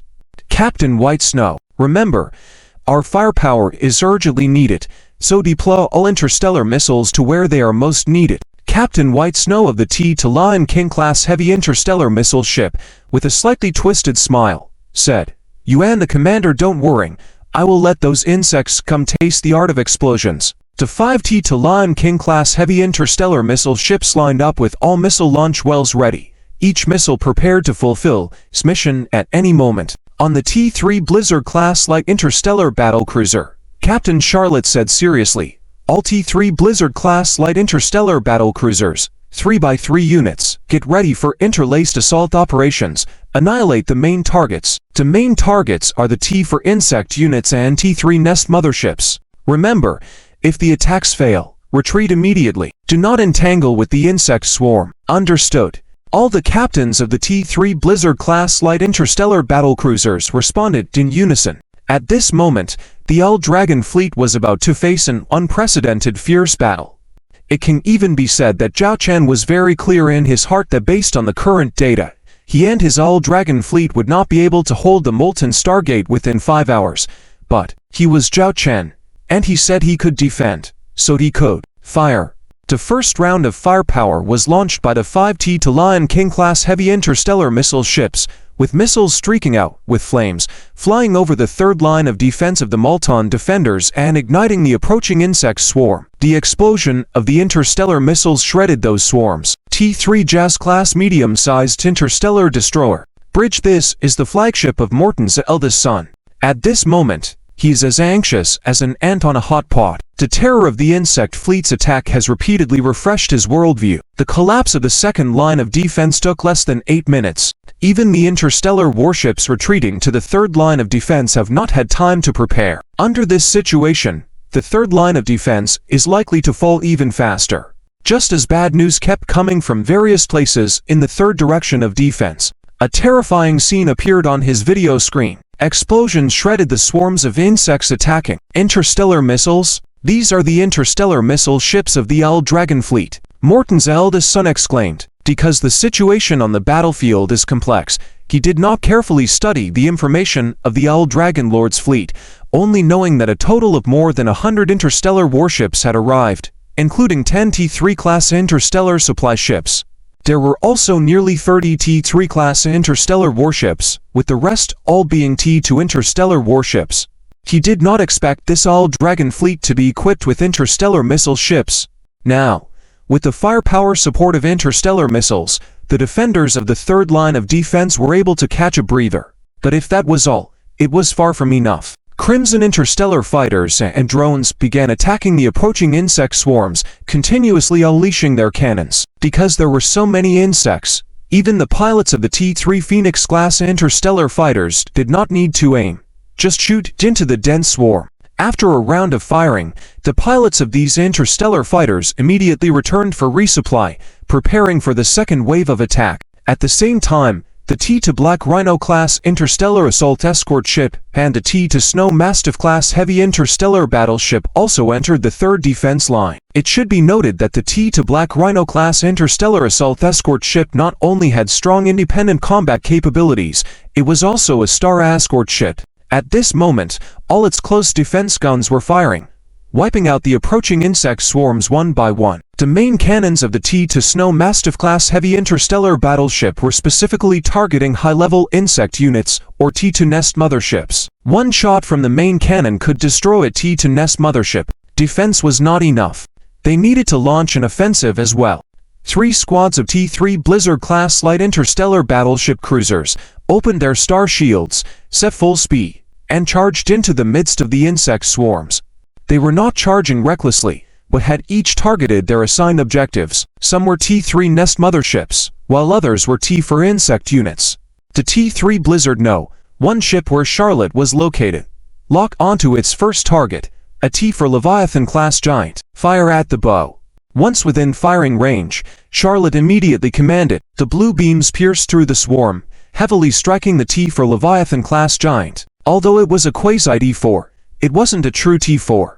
Moreover, the Blizzard was not an ordinary T-3 interstellar warship. Charlotte stared at the target intently, ready to fire another salvo with the interstellar missiles as needed. Fortunately, the bowgun of the T-3 Blizzard-class light interstellar battleship lived up to its name, killing the T4 Leviathan with a single shot. The whole body exploded, flesh splattering. This was the first T4 Leviathan killed so far. Having completed the elimination task, Charlotte immediately led her squad to withdraw, waiting for the bow gun to cool down for the next attack. Unbelievable, what kind of interstellar battleship is this? Morton's eldest son watched in disbelief. The battle style of these interstellar battleships was like art, while the battles of their defenders' interstellar battleships were like child's play. Interstellar missile strikes. Interstellar fighters continuously launched attacks. Interstellar escort ships held the line firmly, forming an impenetrable barrier. Interstellar cruisers were like gods of war, constantly rushing into the swarm to harvest the enemy's main units. This perfect battle scene was beyond his imagination. Yet this fleet was executing the maneuvers so smoothly, as if they had experienced it hundreds of times before. At this moment, he felt a glimmer of hope that they might be able to hold the Stargate. This wave of attacks lasted for a full half hour, and unbelievably, the third line of defense of the Morton Gateway still held. All 5 T2 Lion King-class heavy interstellar missile ships had fired all their interstellar missiles. DRIZZLE, immediately lead your T3 Virgo-class heavy interstellar supply ships to resupply our interstellar battleships. Especially prioritize the needs of the T2 Lion King-class heavy interstellar missile ships. Jia Chen gave orders to Bessie. Yes, DRIZZLE's secretary promptly dispatched 10 T3 Virgo-class heavy interstellar supply ships to begin resupplying the interstellar battleships on the battlefield. Despite the chaotic environment, these 10 T3 Virgo-class heavy interstellar supply ships efficiently resupplied the battle fleet with seamless coordination. From this point, it was evident that the excellence of the T3 Virgo-class heavy interstellar supply ships, they were truly the battlefield mothers. Warning! Warning! Warning! High-intensity energy detected on approach. The bridge of the T3 Phoenix-class heavy carrier starship sounded an alarm. At the same time, a predicted attack trajectory appeared on the starship's radar. This attack trajectory crossed the third line of defense of the Stargate, with dozens of interstellar warships on that line, including a T2 Black Rhino-class heavy interstellar assault escort ship. Jia Chen glanced at the energy intensity detected by the starship radar and the impending time of arrival. He immediately connected to the bridge of the T2 Black Rhino-class heavy interstellar assault escort ship. Black Rhino-class ship 046, abandon ship and evacuate immediately. I am Commander Zhao Chen, and I command you to abandon ship. Abandon ship immediately. Zhao Chen's veins almost popped as he shouted with an almost roaring voice. The captain of T2 Black Rhino-class ship 046 was somewhat surprised to hear the commander's order. In any other fleet, even in an Imperial Navy fleet, upon receiving such an unexpected command, they would find it unimaginable. Why abandon a perfectly functional ship? But after the training at the T3 Goddess Academy-class starship, they all had a supreme motto. The commander's orders were always top priority. The captain of T2 Black Rhino-class ship 046 resolutely pressed the highest level warning on the starship's console, and in an instant, a mechanical voice echoed through all departments on the starship. Highest warning.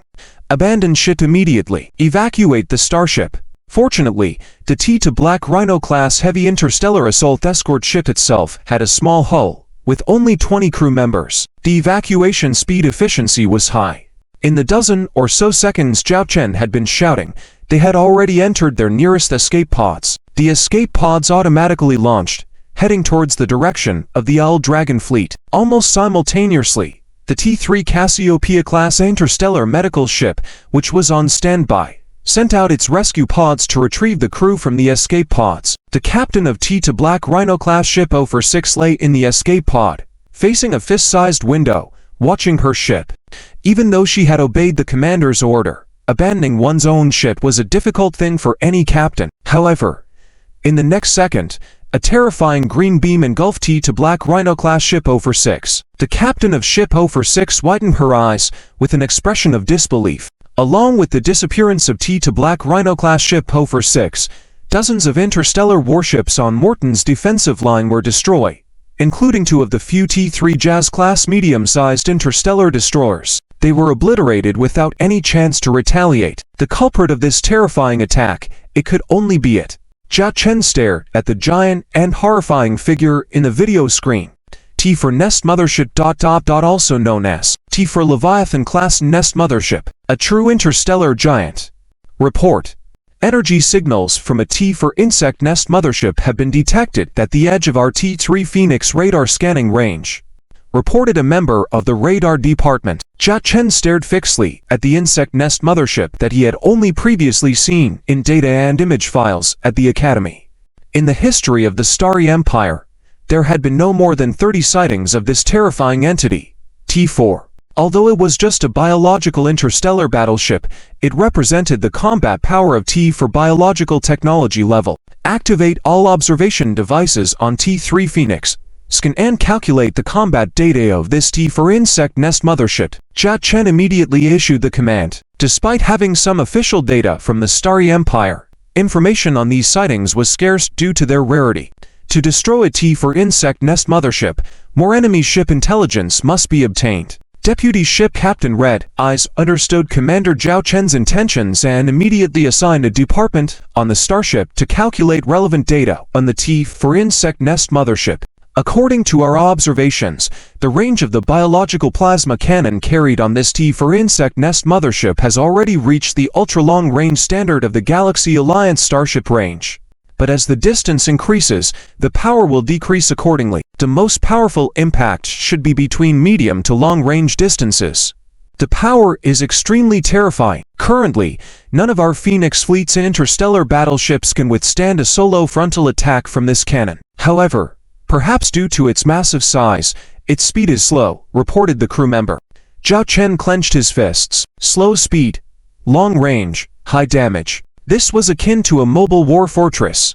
Jia Chen wanted to destroy a T4 insect nest mothership, but with the current combat power of his Phoenix fleet, it was impossible. Reporting, the third defense line may not hold up much longer. It may collapse in at most 10 minutes. I am ready to proceed with the next phase of battle deployment, reported Charlotte to Commander Zhao Chen. The appearance of the T4 insect nest mothership not only breached a gap in the third gate defense line, it also dealt a severe blow to the morale of the gate defenders. Such a terrifying interstellar behemoth made them wonder if it was even necessary to defend a gate. Fortunately, its speed is not fast, and a weapon with such power like the biological plasma cannon probably cannot be used multiple times in a short period. Charlotte, continue with your battle deployment. I will handle the other matters. But remember, you must pay attention to the attack of the enemy T4 insect nest mothership. If any of our starships are in danger, protecting the crew's safety should be the top priority, and if necessary, abandoning the ship is an option, said Zhao Chen firmly.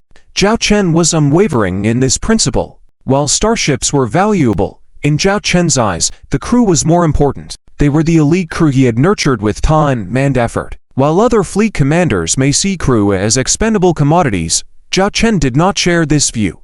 The strength of a fleet was important, but the crew was an indispensable part. Understood, Charlotte said, looking at the commander with determined eyes.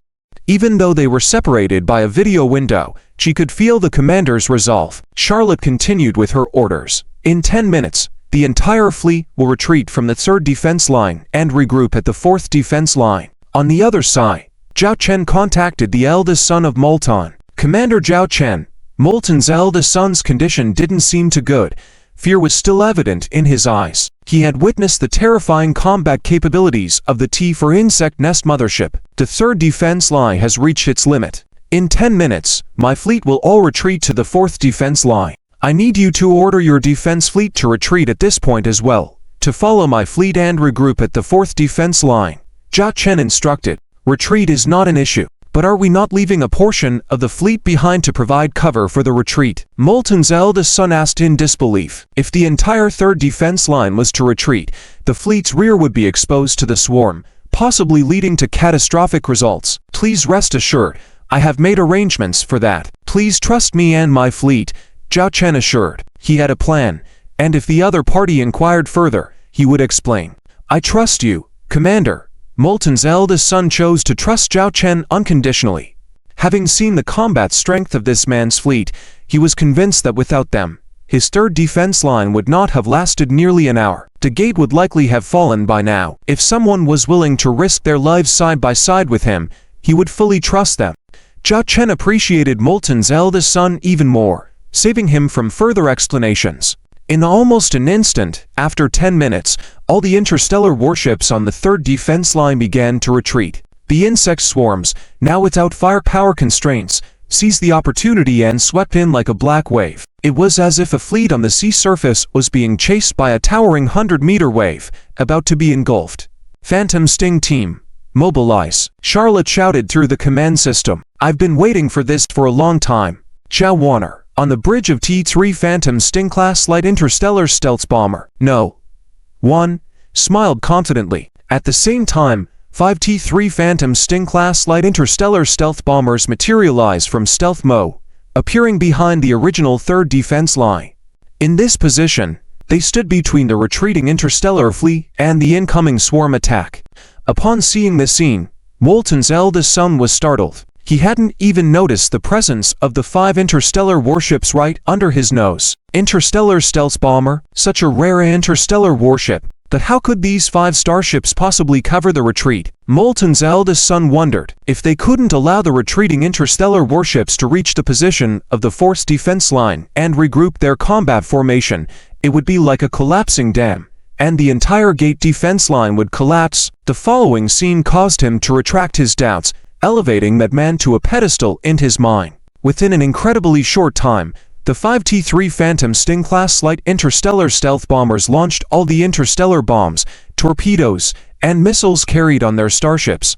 They ignited the entire oncoming swarm, turning the wave into a sea of fire. Zhao Chen admired this masterpiece scene. After the completion of the interception mission by the 5 T-3 Mirage Stingray-class light interstellar stealth bombers, they quickly withdrew from the battlefield. Charlotte did not deploy these 5 T-3 Mirage Stingray-class light interstellar stealth bombers for combat missions before because in this battle, this type of interstellar warship was not suitable for the usual decapitation tactic. See that dark swarm of bugs?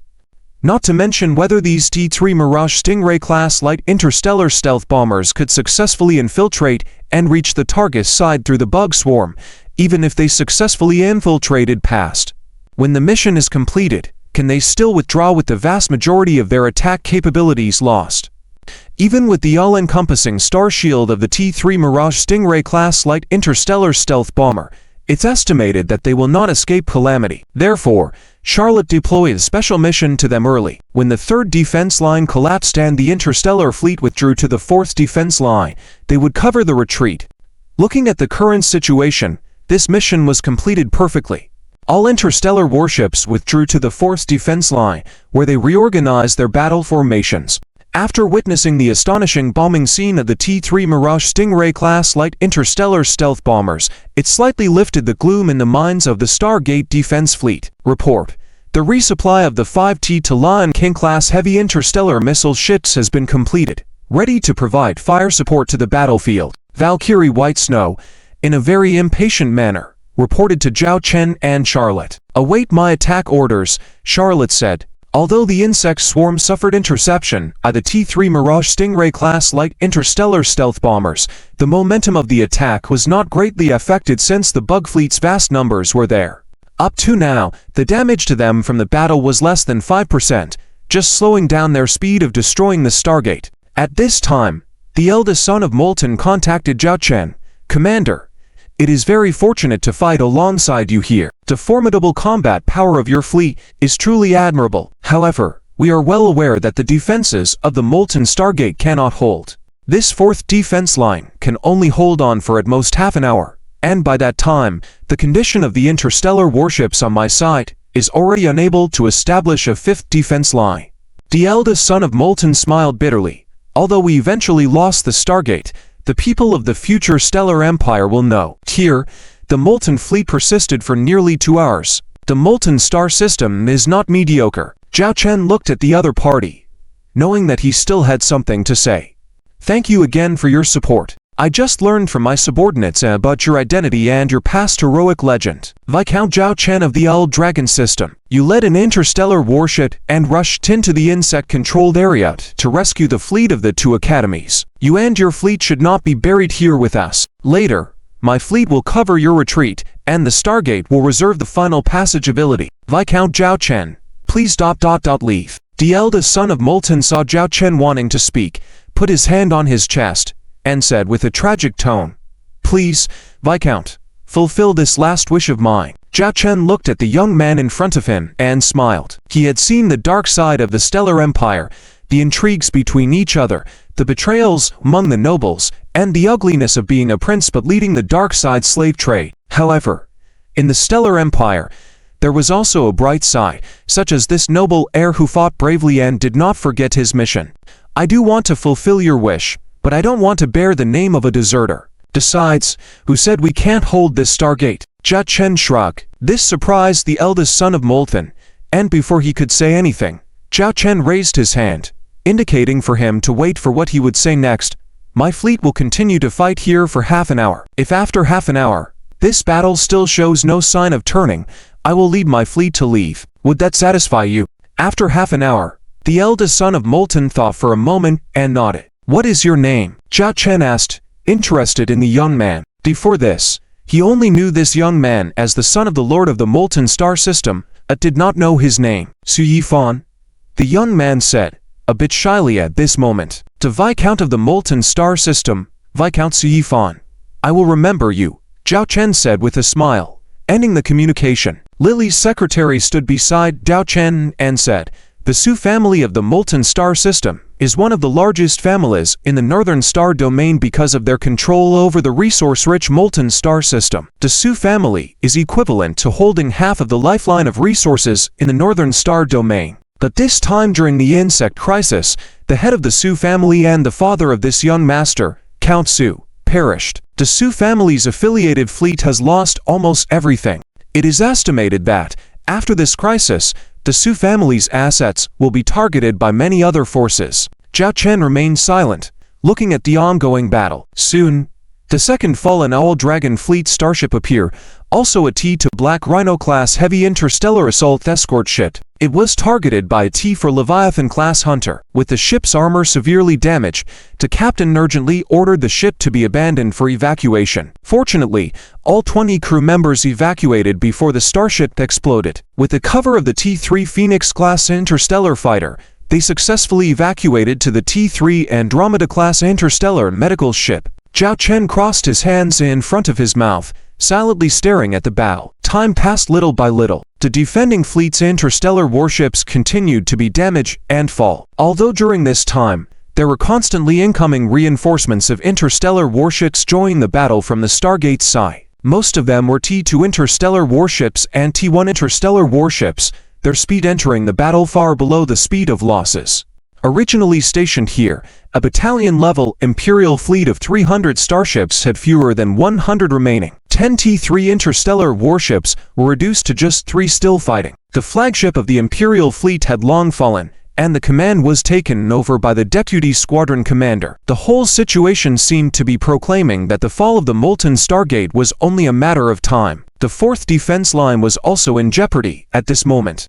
Everything now seemed to be just a struggle in the final moments. As if there was a kind of premonition, Zhao Chen looked towards the direction of the Stargate. At this moment, one by one, special interstellar warships appeared in the docking area in front of the Stargate. All these interstellar warships had a golden character Chu. 10, 30, 50, 100, 300, Chu. A huge interstellar warship stood out among them. Every soldier in the Stellar Empire would definitely recognize this interstellar warship, the Northern Wine God-class heavy interstellar battleship. When the interstellar battleships with the Golden Chu character's emblem appeared on their hulls before, perhaps not everyone noticed. However, when this T-4 God of the North Wine-class heavy interstellar battleship appeared, almost immediately all the starships present knew the news, because this interstellar battleship was just too huge. The T-3 Phoenix-class heavy carrier starship had a staggering length of 4,800 meters for its hull, a size large enough, right?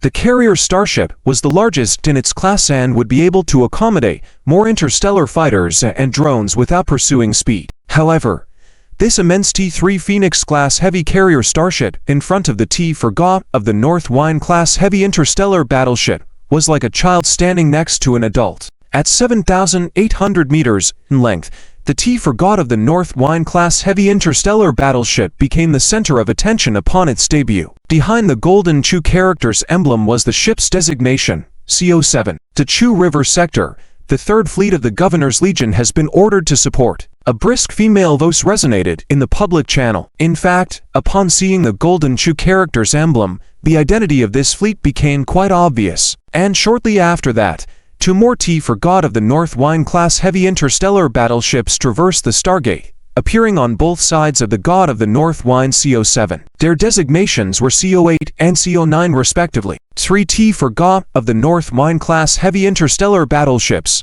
A course-level fleet equipped with 3T3 God of the North Wine-class heavy interstellar battleships. Apart from the Governor's Legion fleet of the Chew family, who else could afford such extravagance? It's the Chew family. It's actually the fleet of the Chew family, the eldest son Su Yifan exclaimed, looking at this fleet of only 300 interstellar battleships, but it felt like a fleet of three suns rising in his heart. He had never expected to see the Chew family fleet here. Among all the sector governors, who had the strongest Governor's Legion fleet, there was only one answer. Governor of the Chew River sector, with the 5-star Marshal, the Imperial Duke, and the Governor of the Chew River sector titles, all held by the Chew Patriarch. His influence was immense, with the governor being a military man himself and having a natural affinity for interstellar battleships. Almost half of the Chew family's annual income was allocated to military spending. It was the largest military budget among all the sector governors. If it weren't for the Chew River sector's special position, the royal family of the Star Radiance Empire would have likely long held no tolerance for the Chew family's existence. Young master, we might have a chance at salvation. The deputy's eyes welled up with tears as he looked at the 300 Chew family starships before him. Though only 300 ships had arrived, they were just one of the 10 fleets of the Governor's Legion belonging to the Chew River sector. But their combat power was not to be underestimated. Once, someone had ranked the combat effectiveness of various military units in the galaxy, and the Chew family Legion was ranked in the top 10. One could imagine the terror of their combat power. Among the 300 interstellar battleships before him, apart from the 3 God of the North Wine-class ships, all the rest were of the T3 class. One must understand that the Star Radiance Empire had only recently decided to phase out T2 interstellar battleships and fully equip the fleet with T3 interstellar battleships. Yet the Chew family Legion had started deployment long ago. Such treatment was probably only afforded to a few select legions of the royal family. Admiral Zhao Chen, standing on the bridge of the T3 Phoenix-class heavy carrier starship, couldn't help but feel a tinge of envy as he looked at the fleet before him. When would he ever have the privilege to command a squadron of T3 interstellar battleships like this, so majestic and formidable, racing through the galaxy? Especially those 3T for God of the North Wine-class heavy interstellar battleships. Zhao Chen felt like Cao glimpsing someone else's dutiful wife. Our system couldn't currently produce them. What if I borrow one from the old Chew Patriarch to play with someday? And at that moment, Secretary Lily promptly brought up a data panel detailing the fleet composition of this Chew family fleet. 3T for God of the North Wine-class heavy interstellar battleships, 10 T3 Dragon Crocodile-class medium interstellar battleships, 5 T3 War Falcon-class medium carrier starships, 20 T3 Flame Lion-class medium interstellar cruiser ships, 40 T3 Short Sword-class medium interstellar cruisers, 30 T3 Blaze Dragon-class medium interstellar destroyers, 50 T3 Jazz-class medium interstellar destroyers, 150 T3 Sentinel-class interstellar heavy escort ships.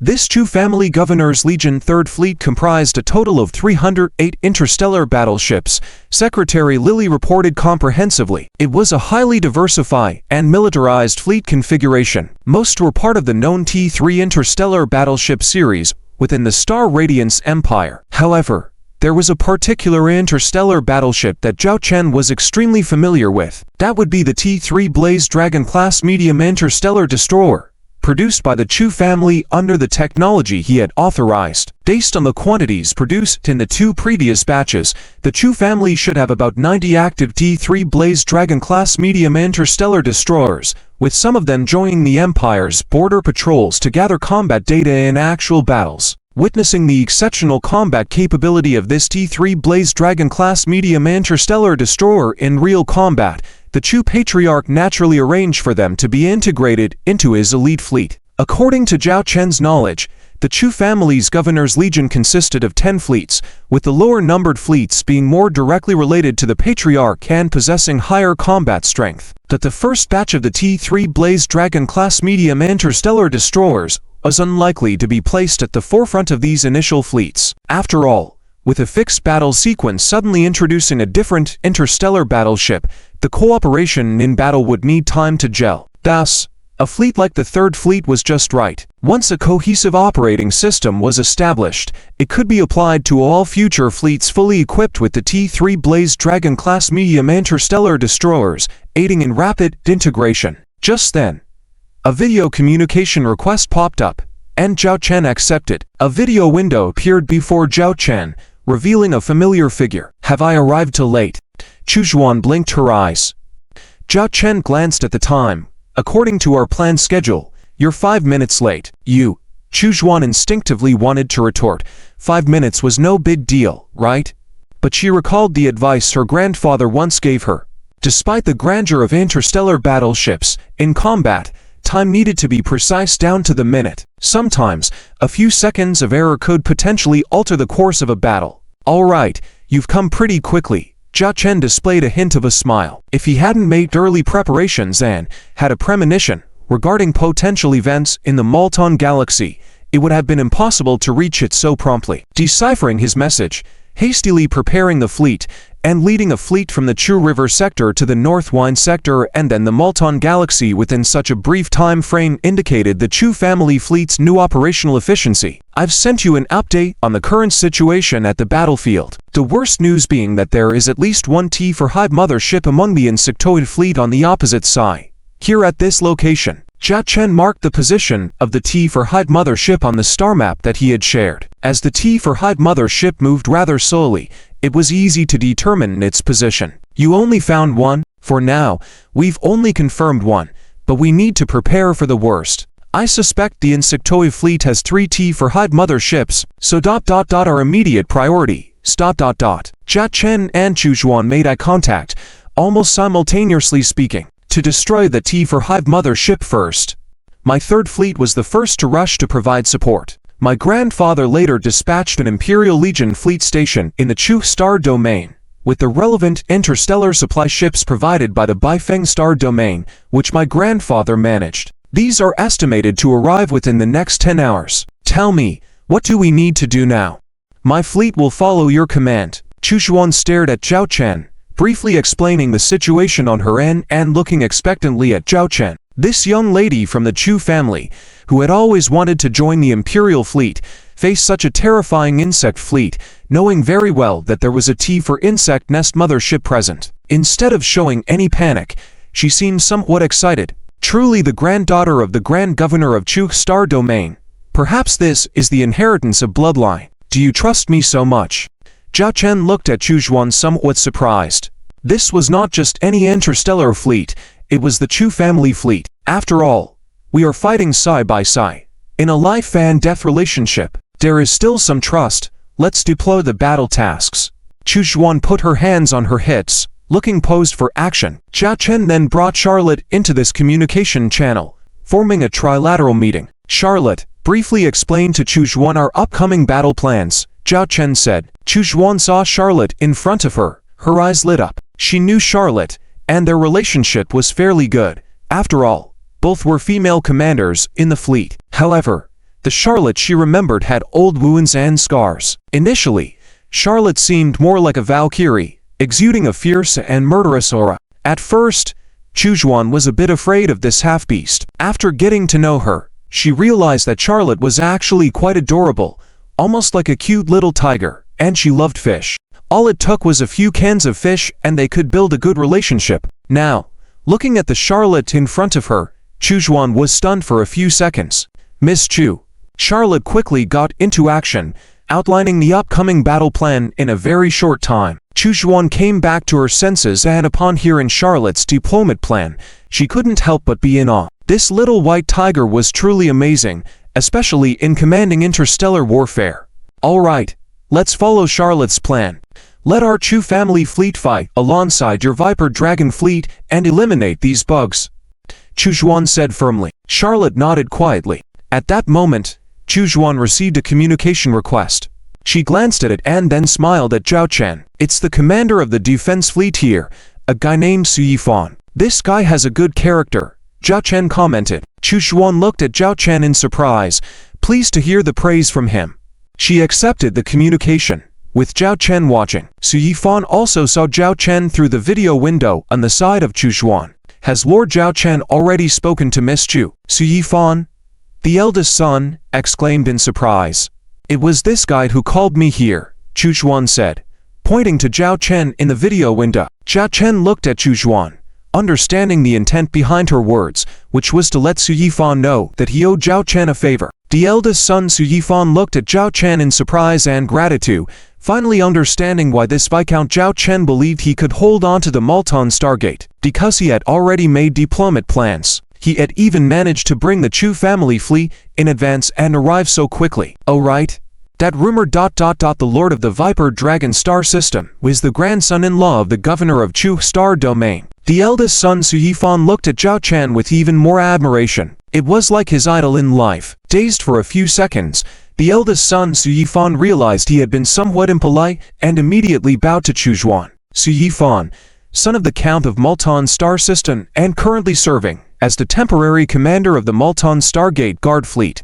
Thank you very much for the support from the Chu family fleet. Thank you so much. You arrived just in time. What are your arrangements? We will cooperate fully. Su Yifan looked fervently at Chujuan and Zhao Chen, not caring about his so-called temporary commander position. In his eyes, the future of the Multan Star System depended on these two people. They were the ones steering everything here. We have discussed the deployment of the upcoming battles and we need your defense fleet to cooperate with us, Chujuan said. Good. No problem, Su Yifan said firmly. Soon enough, the fourth line of defense of the Multan Stargate, which was on the brink of collapse, miraculously stabilized. Furthermore, it showed signs of counterattacking and reclaiming the lost territory. What? Lord Zhao Chen and Miss Chu from the Chu family are going to take the initiative to attack and destroy the T4 insect nest mothership. The deputy officer was left amazed by Su Yifan's command. Yes, and our mission during this time is to ensure the stability of this fourth line of defense and await the next orders at any moment, Su Yifan said excitedly. The deputy officer was at a loss for words. This was indeed a huge problem. The attack of the T4 insect nest mothership was witnessed by all. If it really attacked the Stargate, the consequences would be unimaginable. However, in such a situation, could they really destroy an enemy flagship amidst millions of insects? Even the formidable Chu family fleet? The deputy officer's heart clenched as he looked at the video feed. The Viper Dragon fleet's interstellar warships gradually formed the spearhead, with the Chu family fleet clearly targeting the position of the T4 insect nest mothership. Could they really do it? T3 Phoenix-class heavy aircraft carrier starship. Captain Zhao Chen looked at the two video windows in front of him, one displaying Charlotte and the other Chujuan. Both were busily preparing. Chitong, according to Charlotte's battle plan, what do you think our chances of success are? Zhao Chen asked a red-eyed Chitong. Chitong had been constantly deducing in her mind since learning of Charlotte's battle plan. If this plan were to be executed by a normal interstellar fleet, relying on only 400 starships to cross millions of bug swarms and eliminate the enemy flagship, it would be filled with loopholes and be a fool's dream, with almost no chance of success due to the high performance requirements of the starships and fleet coordination. At this time, the formation of the L Dragon fleet and the Chu family fleet are executing this battle plan. Besides, Lady Charlotte has detailed arrangements at several key points of the plan and has made several combat contingency plans. Chitong's blood-red eyes sparkled with a hint of madness. This crazy plan has a 100% chance of success for us. Zhao Chen sat on the captain's chair, a slight smile appearing on his face as he stared at the T4 nest carrier as if a hunter was eyeing its prey. Then let the show begin. At the moment when the L Dragon fleet and the Chu family third fleet were ready, a comprehensive combat formation centered around carrier starships and interstellar battleships was formed. The T3 Phoenix-class heavy aircraft carrier starship was positioned in the center, surrounded by 5 T-La and King-class heavy interstellar missile carriers. Next were 5 T3 Illusion-class light interstellar stealth bombers and the T3 Virgo-class interstellar medical ship and the T3 Virgo-class heavy interstellar supply ship. These starships formed the core area of the formation. Outside this core area, 3T for North Weingott-class heavy interstellar battleships were positioned at 3 points in the attacker's direction, forming a triangular formation to maximize their attack efficiency. Following were various formations modules of other interstellar battleships of the L Dragon Fleet and the Chu family Third Fleet. A total of 400 starships actively charged out of the fourth line of defense. Attack. Chu Zhuan ordered the attack. 150 T-3 Guardians-class heavy interstellar escort ships were on the outer edge of the fleet formation, protecting the advance of the entire fleet. Behind them were 50 T-3 DRIZZLE-class medium interstellar destroyers, constantly providing firepower to eliminate the approaching bug swarms. Under the assault of such a high-quality interstellar fleet, although the bug swarms held a numerical advantage, their offensive was torn apart in an instant. Jia Chen and Chu Zhuan's joint fleet began moving towards their target. The bug fleet is vast, but its individual combat capabilities are weak. Therefore, our fleet's collective assault has eliminated these bug swarms. However, if the attack is prolonged, we will fall into the dilemma of bug swarm tactics.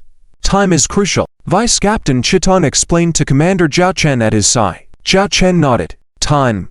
This was also a core requirement of Charlotte's tactical plan. From the start of the attack to the destruction of the combat objective, it should ideally be completed within 15 minutes and no more than 20 minutes. Then spend 10 minutes to withdraw to the fourth line of defense. In other words, the entire battle plan should not last more than half an hour. Otherwise, no matter if it is the L Dragon Fleet or the Chu family Third Fleet, they will be overwhelmed and exhausted by the terrifying bug swarm tactics.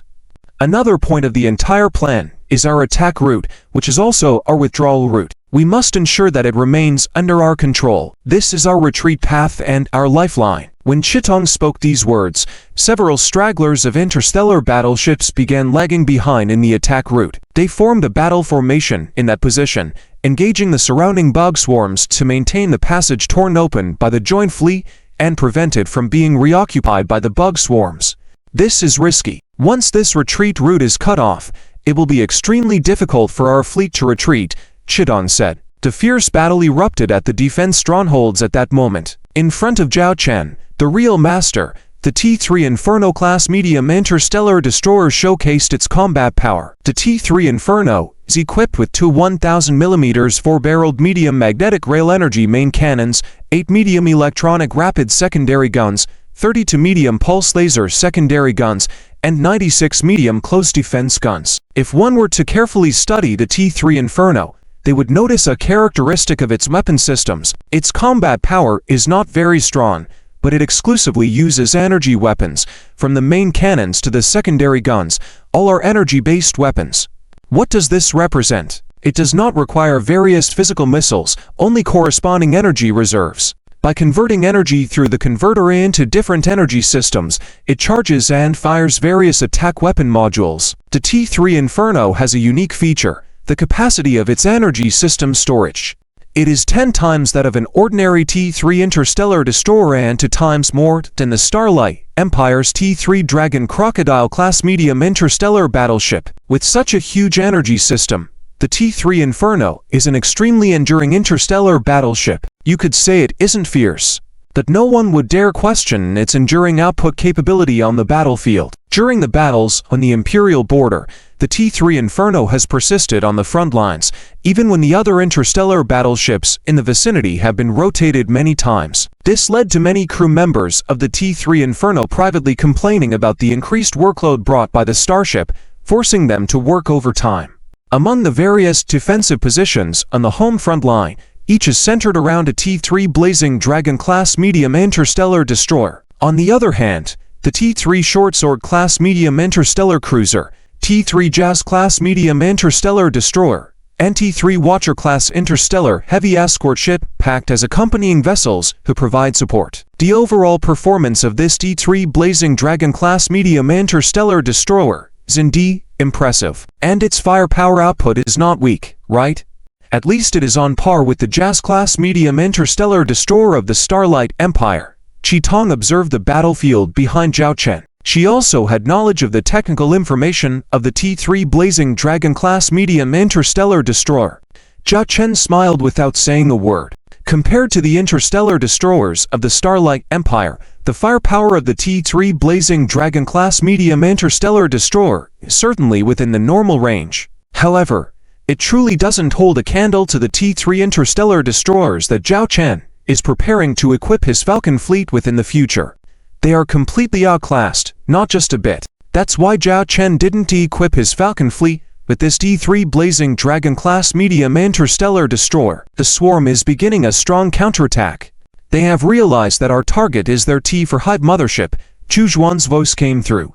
Commander, Charlotte looked at Commander Zhao Chen. I understand. It's our turn now. Zhao Chen raised his hand, signaling to Qi Tong. Begin. Inside the hangar of the T-3 Phoenix-class heavy carrier starship, many interstellar fighter pilots were seen slumped in the hangar, some even falling into unconsciousness. This was because each of them had been deployed at least 10 times before this. It had already reached the limit of consecutive deployments for interstellar fighter pilots. In the Starlight Empire, the requirement for interstellar fighter pilots was only 5 consecutive deployments, but within the Falcon fleet, this benchmark had been raised to 10 times. Not for any other reason, just because they were trained as T-3 Goddess-level Starship interstellar fighter pilots. At this moment, the lights inside the hangar flashed red. This was the command to launch. Launch, launch, launch. Full squadron launch. The hangar immediately bustled with activity. Logistics personnel started preparing each starfighter for deployment. Despite all the interstellar fighters being on standby, it was mainly the interstellar fighter pilots in need of rest. Those who have reached the standard of 10 deployments can take a break. Let the pilots from the second squad launch, declared Captain Pei Shengnan over the intercom in various hangars. The T-3 Phoenix-class heavy carrier starship was equipped with 2 groups of interstellar fighter pilots. It wasn't that more couldn't be accommodated. Rather, the Falcon fleet had only this many pilots capable of flying T-3 starfighters.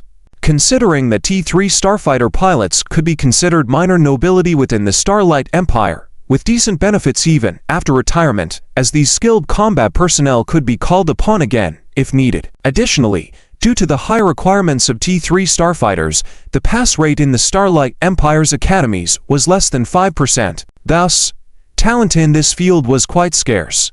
Even though Zhao Chen possessed T-3 Goddess-level starship, it would still require considerable time to cultivate a sufficient number of T-3 starfighter pilots.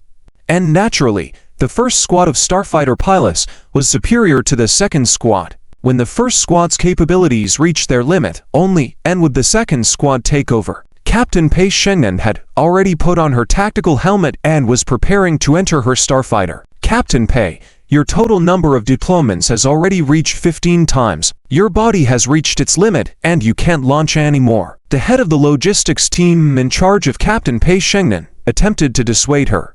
Inside the cockpit, Captain Pei Shengnan replied, I know my body best. Don't waste time. Prepare for launch. Before the logistics team leader could say anything more, the pilot in the adjacent starfighter exclaimed, Don't bother trying to convince her. You may not know the achievements of Captain Pei Shengnan on the goddess-level starship. In the field of T-3 starfighter piloting, she holds the record for consecutive launches, having launched 28 times in a row. 28 times.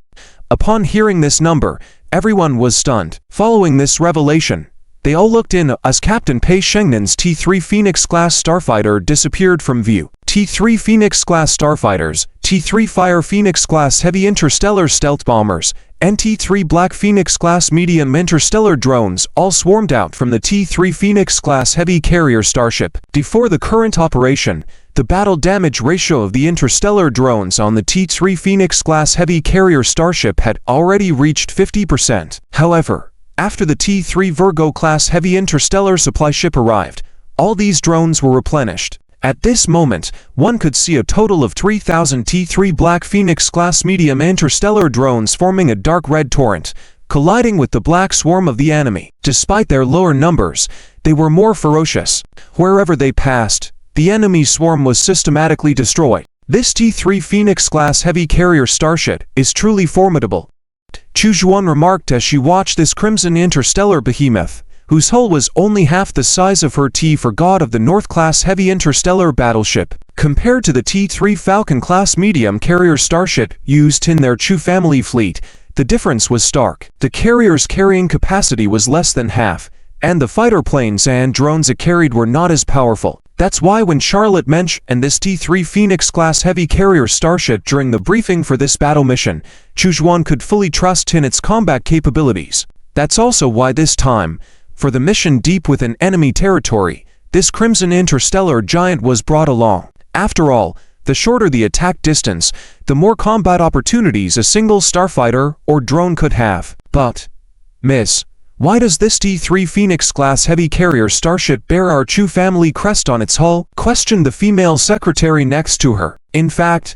many of the captains in the Chu family fleet had noticed the golden Chu character on the hull of the T-3 Phoenix-class heavy carrier starship. How could they not be aware of their own Chu family fleet possessing such a carrier? Perhaps it was part of some secret development mission by the governor. After all, the sudden appearance of the T-3 Blazing Dragon-class medium interstellar destroyer was also quite intriguing. These individuals didn't dare to inquire further and could only pretend they hadn't seen anything. Ahem. Let's not dwell on this. Chujuan coughed and changed the subject. But deep down, she was well aware that Zhao Chen must have used the Chu family's name as a cover. After all, such an excellent T-3 heavy carrier starship, if known to be developed by a subordinated Viscount of the Old Dragon Galaxy, would definitely attract attention. However, if adorned with the Chu family label, things would be different. At most, those people would just envy and be jealous, without taking any further actions. Miss, high-intensity energy reaction detected. It's the bioplasma cannon of the T-4 mothership, reported the ship captain. Chujuan glanced at the starship radar and immediately inquired, can our range reach the T-4 mothership? Not at the moment. At this point, Zhao Chen spoke up. Chujuan, the swarm's interception has become more fierce. Coupled with the T-4 mothership preparing to attack us, I need your T-4 God of the North to take action. Understood. Chujuan promptly issued the command. God of the North CO9, execute the original combat mission. God of the North CO9, understood. Came the voice of the opposing captain, a one-star brigadier, over the communication system. To be the captain of a T-4 God of the North-class heavy interstellar battleship meant holding at least that military rank. Upon receiving the mission, the God of the North CO9 accelerated its speed and positioned itself at the forefront of the entire joint fleet, and it happened to be on the attack trajectory of the T-4 mothership's bioplasma cannon. The God of the North CO9 was enveloped in a comprehensive shield that covered the entire starship. Simultaneously, the two heavy particle beam lasers at the bow of the ship began to shine brightly. These were the strongest primary weapons mounted on the T-4 God of the North-class heavy interstellar battleship. Two terrifying beams of light shot out, directly destroying all the swarms blocking the God of the North CO9, including the T-4 Leviathan-class Titan or the T-4 Hunter-class Titan. The sight resembled the fierce roar of the God of the North. At the same time, the T-4 insect nest mothership on the opposite side also opened its long-prepared abyssal giant mouth, launching a green bioplasma cannon. The swarm caught in between the two suffered calamity, with those unable to evacuate being destroyed like chaff. Units of insect tribes were wiped out in swaths by the attacks from both sides, with rough estimates suggesting that this wave alone destroyed at least hundreds of thousands of unfortunate insect units. This included several T-4-level Leviathan insect units. However, due to the limited range of the T-4 North Wine-God-class heavy interstellar battleship, which failed to threaten the T-4 insect nest mothership, the final attack stopped at a distance from the T-4 insect nest mothership. Here, Zhao Chen finally saw the appearance of the T-4 Guardian-class Leviathan. It was a creature only second in size to the T-4 Behemoth-class Leviathan of the insect tribe, and one could clearly see that its biological armor was thicker, with far fewer attack modules on its body. It only had a few weapons modules resembling close-in weapons.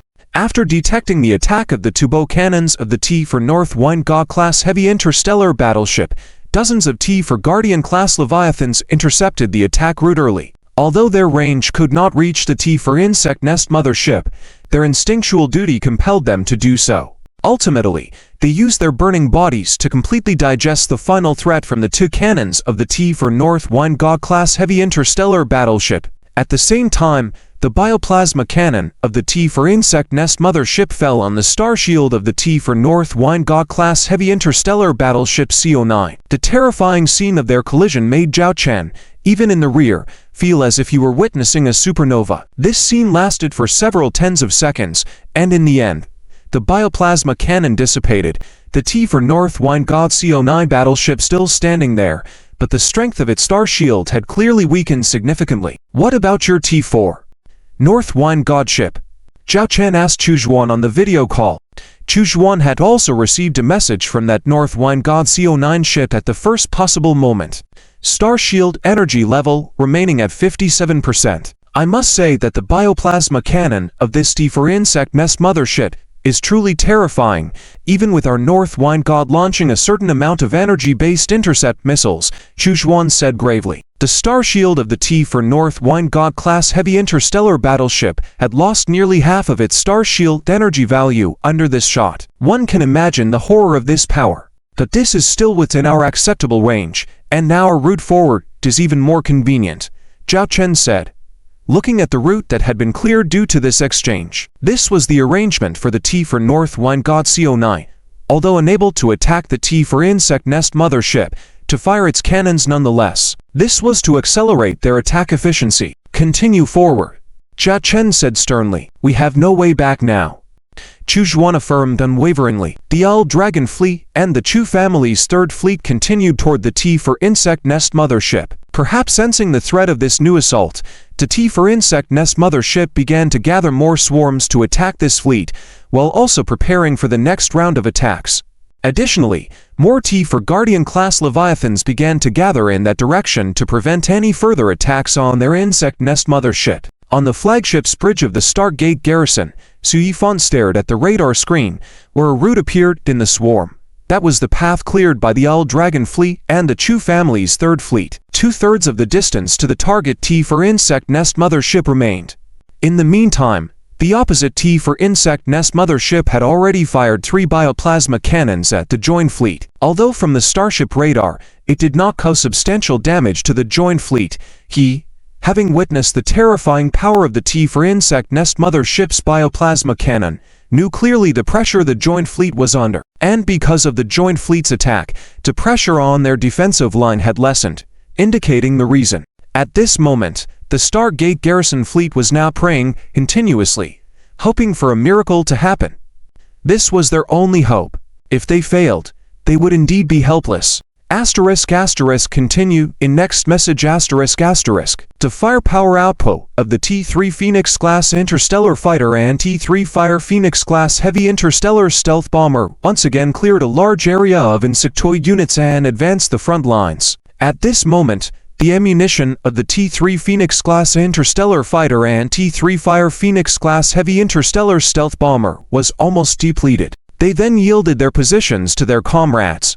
The T3 Black Phoenix class medium interstellar drone passed the T3 Phoenix class interstellar fighter and T3 Fire Phoenix class heavy interstellar stealth bomber, surging to the front. With extremely high speed, they took over the task of establishing a route for the fleet from the T3 Phoenix class interstellar fighter and T3 Fire Phoenix class heavy interstellar stealth bomber. The T3 Blizzard and T3 Illusion followed closely behind. Tai Shengnan watched as the T3 Black Phoenix class medium interstellar drone passed by her. Although she knew there was no one piloting inside it, she still saluted these interstellar drones as they departed, bidding farewell to her special comrades. Tai Shengnan and the others completed their mission and began returning. The T3 Black Phoenix class medium interstellar drones that took over the mission executed it perfectly, clearing the way for the T3 Blizzard and T3 Illusion to advance at a rapid pace. Black Phoenix 1320, ammunition running low. Executing final mission, self-destruct command received. A mechanical voice sounded. The T3 Black Phoenix 1320 with depleted ammunition didn't return, but instead accelerated, breaking away from the fleet. Racing ahead, it plunged into the midst of the insectoid swarm, self-destructing and taking out a portion of the insectoid units. In fact, even before this attack, it was their final mission. When they last returned to the mothership for supplies, self-destruct devices were installed on their bodies. After their ammunition was depleted, they continued to pave the way for the fleet with their bodies. 10, 50, 100, 300. More and more flashes of fire appeared, and more T-3 Black Phoenix data turned black on the T-3 Phoenix-class heavy carrier starship. A female soldier on the bridge responsible for the interstellar drones had slightly swollen eyes. For some reason, although she knew these drones were lifeless and could be replenished in the future after being depleted, watching the self-sacrificing attack moved her inner heart, making her feel uneasy and indescribable unease. With over 2,000 T-3 Black Phoenix-class medium interstellar drones depleted, the T-3 Blizzard and T-3 Illusion had already arrived within a third of the distance to the T-4 Hive mothership. Baizu, Jia Chen shouted at this moment. Snow-white-eyed Volf girl Baizu on the bridge of the T-3 Lion King-class heavy interstellar missile ship No.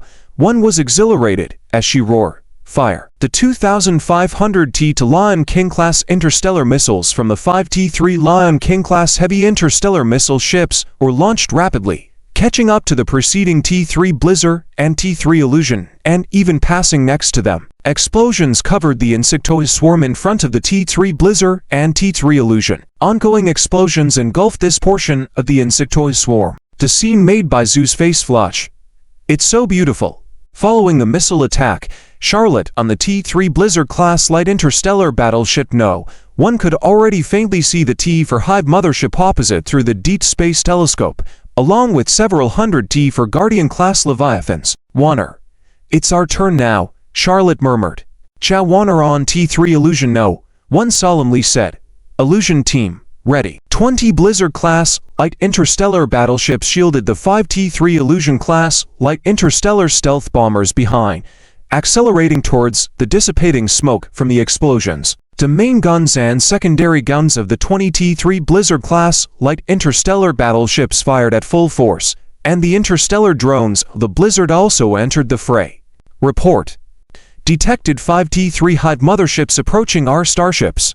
Crew members reported.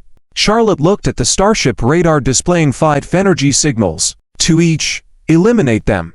Yes. Two T-3 Blizzard-class like interstellar battleships formed a pair, and the bow guns aimed at the target T-3 Hive mothership. Accompanied by the firing of 10 beam lasers, the 5 T-3 Hive motherships soon vanished from the starship's radar. Warner. Now, Charlotte glanced at the position. They were now very close to the T-4 Hive mothership, with only a small number of insectoids and those T-4 Guardian-class Leviathans left in between. Illusion team, attack. Jia Warner gave the command. The 5 T-3 Illusion-class light interstellar stealth bombers began launching their interstellar torpedoes, bombs, and missiles, aiming directly at the insectoid swarm blocking the path to the T-4 Hive mothership, and those T-4 Guardian-class Leviathans. The fleet of T-3 Blizzard-class light interstellar battleships directed all their firepower at the T-4 Guardian-class Leviathans. Bow guns and main cannons opened fire one by one. One by one, the T-4 Guardian-class Leviathans fell in the explosions. Report. Illusion No. 4 completed bombing. Report. Illusion O3 completed bombing. Report. Illusion. The 5 T-3 Illusion-class light interstellar stealth bombers quickly expended all their ammunition. Evade immediately. Charlotte, unable to check the effectiveness of this round of attacks, immediately led the T-3 Blizzard to cover the T-3 Illusion as they began evading sideways. For at that moment, 6 terrifying beams had already posed behind their fleet. 3 T-4 North Wind God-class heavy interstellar battleships were in a row, each with 2 main cannons aiming at the route just cleared by the Blizzard fleet, still not covered by insectoids. Fire. Chujuan issued the command to fire. The 3 T-4 North Wind God-class heavy interstellar battleships fired almost simultaneously. The scene was absolutely dazzling. The 6 beams arrived at the T-4 Hive mothership at lightning speed. In the previous round of attacks, the few remaining T-4 Guardian-class Leviathans attempted to resist the attack with their bodies, but their efforts were futile. Sensing the danger, the T-4 Hive mothership began releasing a large number of unknown spores on its sides. These spores exploded, generating energy shockwaves to counter the incoming attacks. The terrifying cyclone from the bombardment scattered the surrounding insectoids, turning them to ashes in the high temperatures of the explosions. Jia Chen, Chujuan, Charlotte, and even Su Yifan fighting to the death in the Stargate defense line all stared at this sight. Our tactic is a lightning strike, to eliminate the T-4 Nest mothership on the opposite side in the shortest time possible, then quickly retreat, Charlotte said to Chujuan. Listening to this tactical idea, Chuchuan frowned and pointed to the distance from the T for Nest mothership. The distance is too far. By the time we reach the T for Nest mothership, our fleet will likely have been dispersed by the swarm. Not to mention the effective threat to the T for Nest mothership. Charlotte pointed to a point in the attack route drawn out. We don't need to get too close to the T for Nest mothership. We just need to reach the range of the strongest firing range of the bow cannon of the T for North Winegod class heavy interstellar battleship. Right here. Charlotte pointed to a point in the attack route. There is still a problem, even if our fleet reaches this position. You should know that the swarm is very large, and the consciousness of the swarm guarding the mothership is very strong. They will gather a large number of insect units in this central area, not to mention the T for Guardian Leviathans. Just the dense swarm units in this area can consume half or even less than 30% of the power of our T for North Winegod class heavy interstellar battleship's bow cannon attack before hitting the target. In this situation, even with 3 T for North Winegod class heavy interstellar battleships firing simultaneously, it is difficult to destroy the T for Nest mothership in one round of attacks. Chuchuan raised a question. Charlotte stared at Chuchuan and said seriously, "You don't need to worry about that. The All Dragon fleet will pave the way for your North Winegod class ships. Your North Winegod class heavy interstellar battleships just need to follow this route and aim at that big insect to hit it." With that, she sent Chuchuan a detailed operational plan. Chuchuan looked at it and stared at Charlotte, feeling that the operational deployment was really daring. "All right, we'll do as you say," Chuchuan said. Although the operation plan was risky, theoretically it could be achieved. On the bridge of the T for North Winegod class heavy interstellar battleship CO7, I didn't expect that the Owl Dragon fleet could really clear a path for us. Interstellar fighters opened the way, followed by interstellar missiles, and finally, the firepower from the unseen interstellar bombardment ship and the T-3 Blizzard. They really did it, Chuchuan praised. Then she looked at a one-star colonel serving as captain next to her. "Do you think we can destroy that big insect in this round of attacks?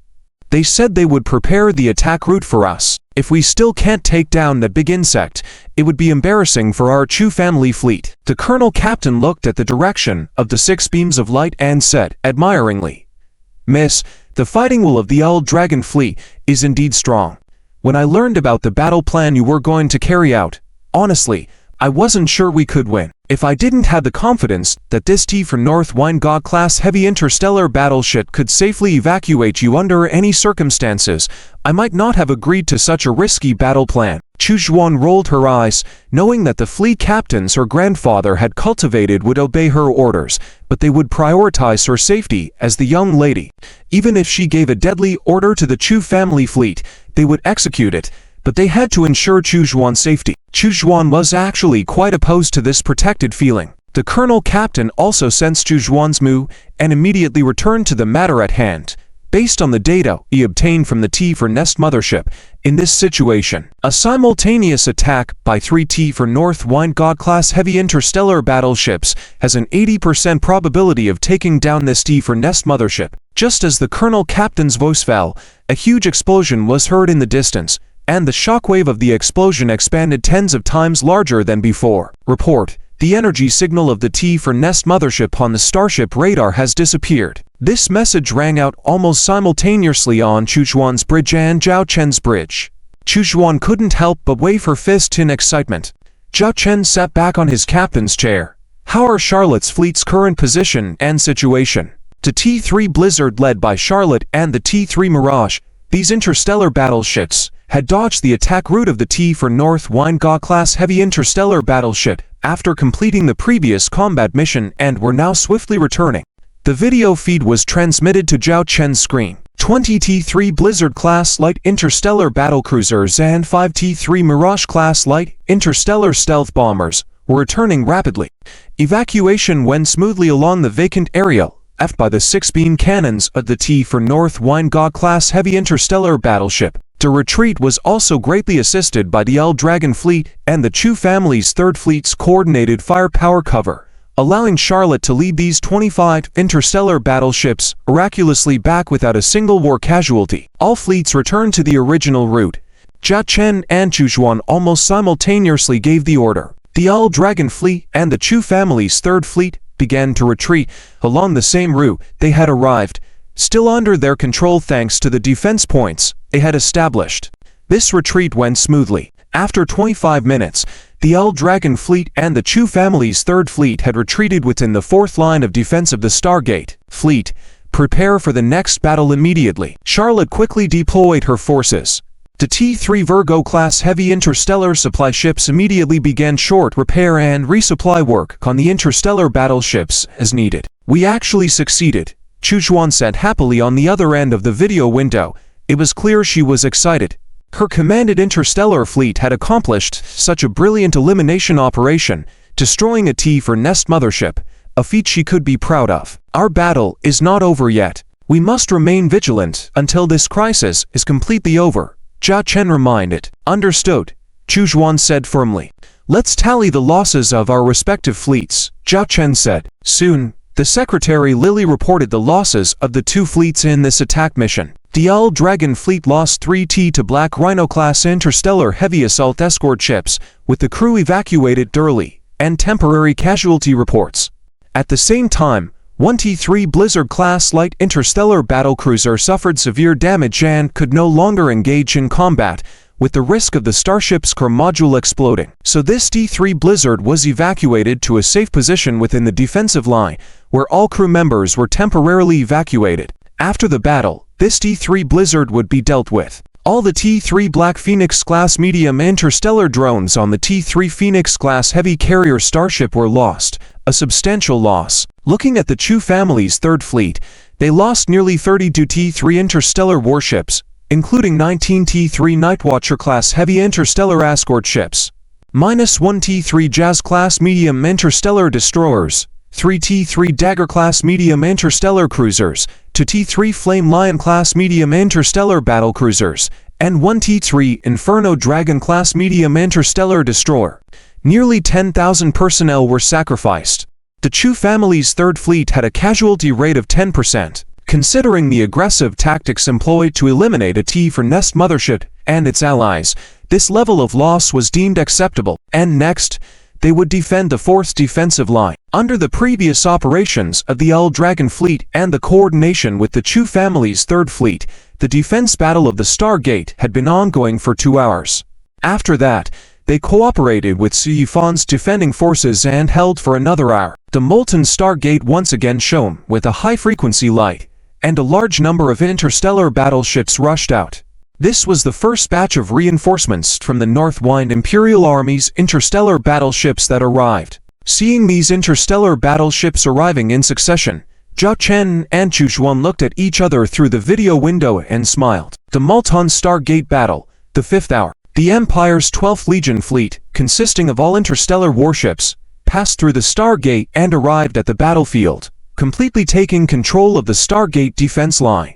With nearly 3,000 interstellar warships from the Empire guarding, the Stargate defense line was now thoroughly secure. The 10th hour, the Empire's 22nd Legion arrived for support, adding reinforcements of these 3,000 interstellar warships, allowing the Stargate defense line to fully recapture previously lost territories. At this moment, the Empire's interstellar reconnaissance ships also discovered the location of 2 additional T-4 Chrysalis Nest motherships. Fortunately, those 2 T-4 Chrysalis Nest motherships did not attack the Stargate, but instead targeted planets around it. The 15th hour, the Northern Wine Governor's fleet, along with the Empire's 25th and 26th Legions from the Chu Starfield, arrived. At this moment, the Molten Star System had gathered the fleets of 4 Empire Legions, a Governor's fleet, and a large number of Lord's fleets, totaling nearly 20,000 interstellar warships. Apart from the 3 T-6 God of the Northern Wine-class heavy interstellar warships that first arrived from the Chu family's third fleet. Subsequently, 3 more T-6 God of the Northern Wine-class heavy interstellar warships were added, originating from the Northern Wine Governor's fleet. With such a massive interstellar fleet deployment, the crisis of the T-4 Chrysalis Nest motherships in the Molten Star System was considered under control. The security of the Molten Stargate was restored, and the next step was to eliminate the alien fleets. Prior to that, several force fleets defending the Molten Star System received holographic audience from the Northern Wine Governor. Jia Chen opened his eyes. He appeared in a holographic environment in a conference room setting. Sitting in the main seat was the Northern Wine Governor, who had crossed paths with it before. with Chu Xuan on his right. Also present was Su Yifan. Compared to the calm demeanor of Chu Xuan and Zhao Chen, Su Yifan was visibly nervous. After all, meeting both his new idol and the governor was a bit overwhelming for him. Yifan, I heard about your father's situation. My condolences. The Northern Wine Governor was the first to mention the Earl of Malton. Su Yifan sat up straight and solemnly said, My father was a military man, who earned the title of Earl through his military achievements. Although we are newly elevated nobles, other nobles consider us upstarts. But my father always taught me that as the lords of this galaxy, we must protect our star system. Even if one day he falls in front of me, At this point, Su Yifan's eyes finally reddened. He had been avoiding thoughts of his father's death during this intense period of combat missions, but now, his emotions overwhelmed him. I will still uphold his duty, defend the Malton star system and all the star systems of our Su family. Good child, you have done it. The Northern Wine Governor praised the young man. You have not disgraced your father. Old Su, seeing you like this, will surely be proud. Su Yifan, holding back tears, asked, Did I really not let him down? No. You did a great job, the Northern Wine Governor firmly affirmed. Su Yifan bit his lip, feeling as though all the stress he had carried was now released, and tears flowed freely. As per Empire rules, your father's title will be inherited by you, the eldest son, although the handover ceremony has not taken place. But you must now take on this responsibility, the Northern Wine Governor said to Su Yifan. Su Yifan nodded heavily. I understand. Well, rest for now. There are still plenty of tasks awaiting you.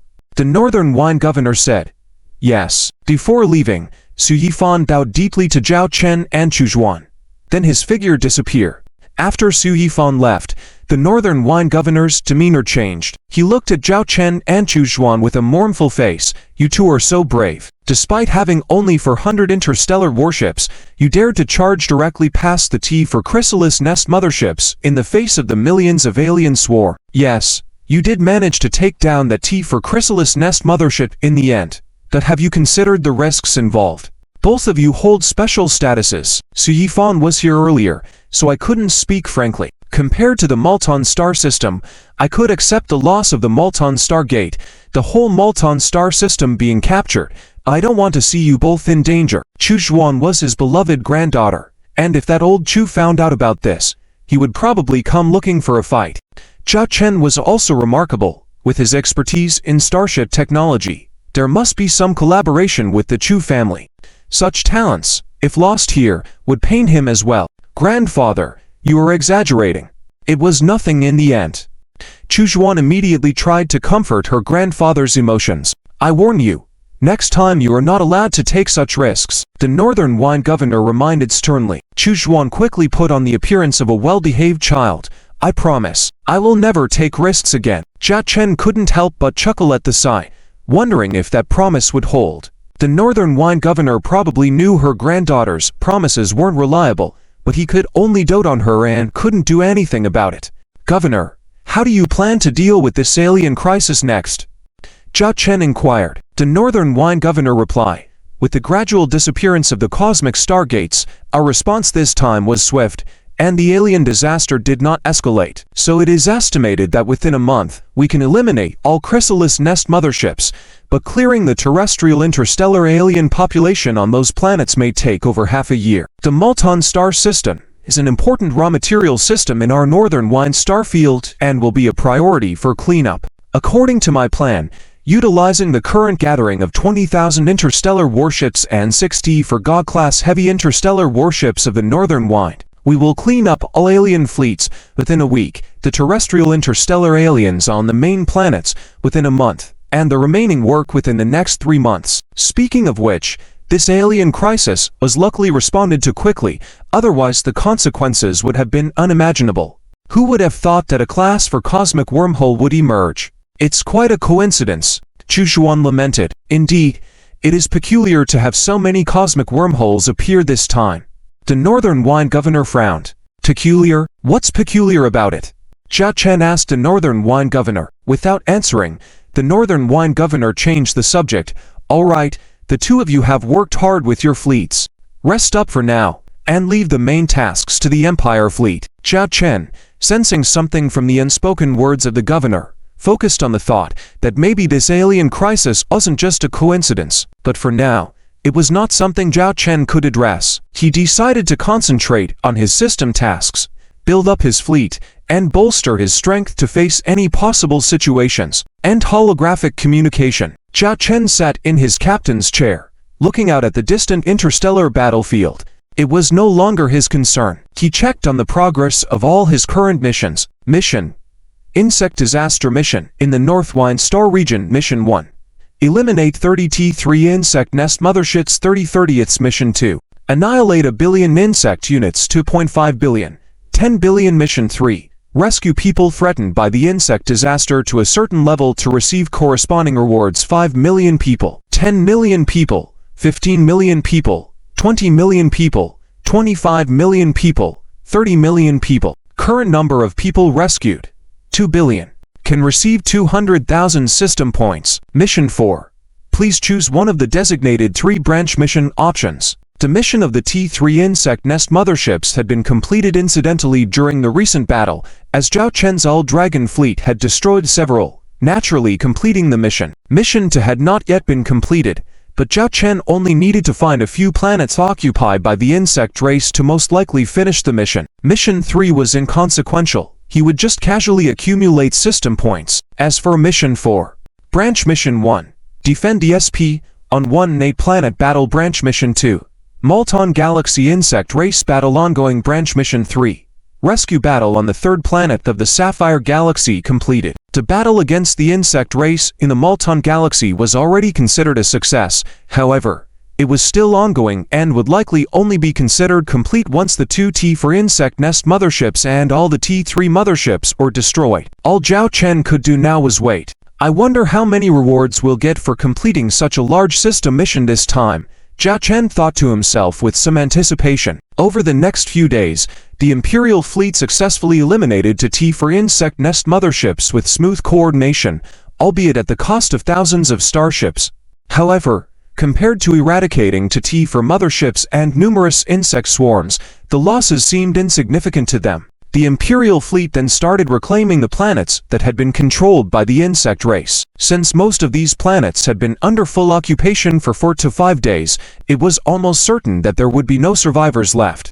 Zhao Chen's all-dragon fleet took on the task of clearing out the insect units on a few planets. In the high altitude of one planet floated several T1 insect nest motherships. However, these quickly realized the danger and began to ascend rapidly, only to be struck by laser beams raining down from the sky, exploding into fireballs and hurtling towards the ground.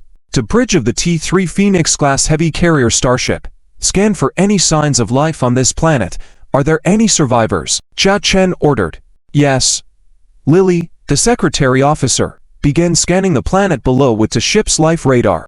After several tens of minutes, the scanning concluded. No signs of life were detected, indicating less than a 99.99% chance of any survivors on the planet. This is the speed at which the insect race consumes a planet. This planet once had nearly 1 billion inhabitants. In less than a week, it has turned into a sea of insects. Zhao Chen observed from above, looking at the devastated planet with towering insect nests and swarms everywhere. A truly terrifying sight. For any interstellar species, the interstellar insect race and the mechanical race are the biggest threats, as they have a destructive impact on indigenous species. Lily, the secretary officer, remarked gravely. After pondering for a moment, Zhao Chen said, according to the plan, conduct an orbital bombardment of this planet. Yes. Lily conveyed the commander's order. The starships of the L-Dragon fleet began to encircle the planet, their main guns, secondary guns, and interstellar missiles all aimed at the planet's surface. Upon Zhao Chen's command, the starships began bombarding the planet from orbit. Laser beams and projectiles rained down from the sky. On the ground, a T3 Thunder Beast raised its head, witnessing the sky turning red as beams of light descended from above. Deafening explosions swept across the land, engulfing the insects on the ground, much like how they invaded the planet and slaughtered its inhabitants in the past. Today, they became the targets of annihilation. The planet's original structures collapsed under the relentless attacks. From outer space, Zhao Chen looked down at the planet, now burning in flames. Seeing the numbers of insect units exterminated rising rapidly in the system mission interface, he began to realize the terrifying power he held. He could easily wipe out all life on a planet with just a command. The bombing continued for half an hour. The planet's surface sank by tens of meters in places, with several continents collapsing, creating unprecedented canyons and various natural disasters, like volcanic eruptions and tsunamis. By the end of the attack, over 99% of the insect population on the planet was eradicated, leaving the remaining insects for future efforts to clear out. After clearing several planets consecutively, Zhao Chen's mission was finally completed. 10 billion. Zhao Chen didn't know when the main mission would be settled, so during this time, he began to lead the All-Dragon fleet to the star systems in need, evacuating the residents of affected planets in order to accumulate system points for Mission 3. However, due to the insect crisis being contained, the efficiency of completing this mission was not as easy as it had been initially. In the late February of the Galactic calendar year 3032, the insect disaster in the Northwind Star region had been ongoing for nearly a month. Under the swift response of the Northwind governor, the initial full star region war mobilization status was finally lowered to a state of overall level 3 alert. At the same time, Zhao Chen's system mission prompted him with a notification sound. Mission: Insect disaster in the Northwind Star region settling. Please collect relevant mission rewards. Lilith, get ready. We can return to the Basilisk Galaxy now, Zhao Chen said, looking at his secretary Lilith by his side. Yes, Secretary Lilith began to make arrangements for the return journey. Zhao Chen sat in the captain's chair, with a relaxed expression. In reality, he was collecting system rewards. Ting. Mission 1. Eliminate 30 T3 Nest motherships. Completed. Receive mission reward. Obtained a blueprint for the T3 Silver Rat class light interstellar stealth reconnaissance ship. Zhao Chen was thrilled to receive the first mission reward, a T3 interstellar stealth reconnaissance ship. This ship was an essential part of large-scale battles, despite its limited combat capabilities. Zhao Chen immediately developed a liking for this beauty. The text describes Zhao Chen receiving various mission rewards, including a T3 Judgment-class heavy interstellar missile ship. Zhao Chen is excited about the firepower and capabilities of this new ship, but also acknowledges its high cost and the potential risks associated with using it in battle. He contemplates upgrading his system mall despite not having enough points to exchange for T for starships. Ultimately, he decides to upgrade the mall to set new goals for himself. Having fulfilled all upgrade conditions, you can upgrade to the T for system mall. Would you like to upgrade? The system notification chimed in Zhao Chen's mind. Zhao Chen immediately chose to agree. Then, he saw his system points rapidly deducted, going from the original 250,000 system points to 190,000 system points. At this moment, a new section appeared on Zhao Chen's system mall page. It was the area for T for technology level products. Zhao Chen opened it and glanced at the products inside. A series of T for interstellar battleships, as well as other technological creations, were displayed. Each had its own merits. The one thing they all had in common was their high price. Generally, T for level products required 600,000 system points and 40 mission points for redemption. For top-tier T for battleships like aircraft carriers and interstellar battleships, the prices could be 3 times as high in system points. Compared to these prices, after upgrading the system mall this time, Zhao Chen's remaining 190,000 system points were simply not enough. I can only satisfy my eyes, Zhao Chen said, staring at the images of the interstellar battleships. It was a feeling of wanting something you couldn't have. It was like having dozens of beauties in front of you, each with a different posture, but you couldn't touch any of them. It was an itch that couldn't be scratched. Maybe I shouldn't look at them. Zhao Chen retracted his gaze, deciding not to look at those T for technology products anymore. Out of sight, out of mind. That the seed was already planted in Zhao Chen's heart. He must have a T for combat type interstellar battleship. After witnessing the terrifying combat tower of the T for God of the North heavy interstellar battleship and the T for Hive Mother mothership, Zhao Chen understood that there was an absolute gap between T for and T3 interstellar battleships. Just the terrifying combat power of the T for God of the North heavy interstellar battleship meant that only with a certain number of T3 judges heavy interstellar missile ships could Zhao Chen's fleet of all dragons, and in a battle where the number of starships on both sides was equal, at a certain cost. While browsing the system page, Zhao Chen suddenly noticed that his quarterly mission seemed a bit different this time. He clicked on it. Quarterly mission. Requirement 1. Exchange for 1 combat type and 1 auxiliary type T3 interstellar battleship blueprint. Incomplete. Requirement 2. Reach a quantity of 50 T3 interstellar battleships 61/50ths. Surprisingly, the second requirement of the quarterly mission was already fulfilled. Currently, he had in service 1 T3 Phoenix, 5 T3 Phantom Spears, and 20 T3 Blizzard ships, all of which were combat-type interstellar battleships. Besides, as the quarterly mission did not specify the need for only combat-type interstellar battleships, auxiliary-type ships should also count towards the requirement. Zhao Chen also had 1 auxiliary-type interstellar battleship, 1 T3 Cassiopeia, 1 T3 Goddess Academy-class starship, 10 T3 Gold Digger heavy interstellar mining ships, and 10 T3 Virgo-class heavy interstellar supply ships that were urgently built due to the invasion of the insect race. Additionally, there was the T3 Melting Pot-class heavy interstellar industrial ship, which would reach a quantity of 10 by the end of the quarter, and the T3 Triangular Dragon-class interstellar heavy assault escort ship that was under construction this quarter. Achieving this quantity of 50 ships was only a matter of time. It seems that the Dragon Galaxy side should have already launched the T3 Triangular Dragon-class interstellar heavy assault escort ship. It's a pity I missed this insect battle this time, Zhao Chen murmured, feeling regretful. In that case, if I exchange for 2 T3 interstellar battleships, I can complete this quarterly mission. Without hesitation, Zhao Chen reopened the system mall and started browsing through the T3 level products. In fact, he had already planned it out in his mind. He immediately exchanged for 1 auxiliary-type interstellar battleship. Do you confirm the expenditure of 12,000 system points and 10 mission points to redeem the product T3 Silver Eden-class starship blueprint? Confirmed. Congratulations on acquiring the T3 Silver Eden-class starship blueprint. Your remaining system points, 178,000. Your remaining mission points, 310. Yes, the T3 auxiliary-type interstellar battleship Zhao Chen had long admired was this T3 Silver Eden-class starship, an upgraded version of the T2 Bronze Eden-class starship.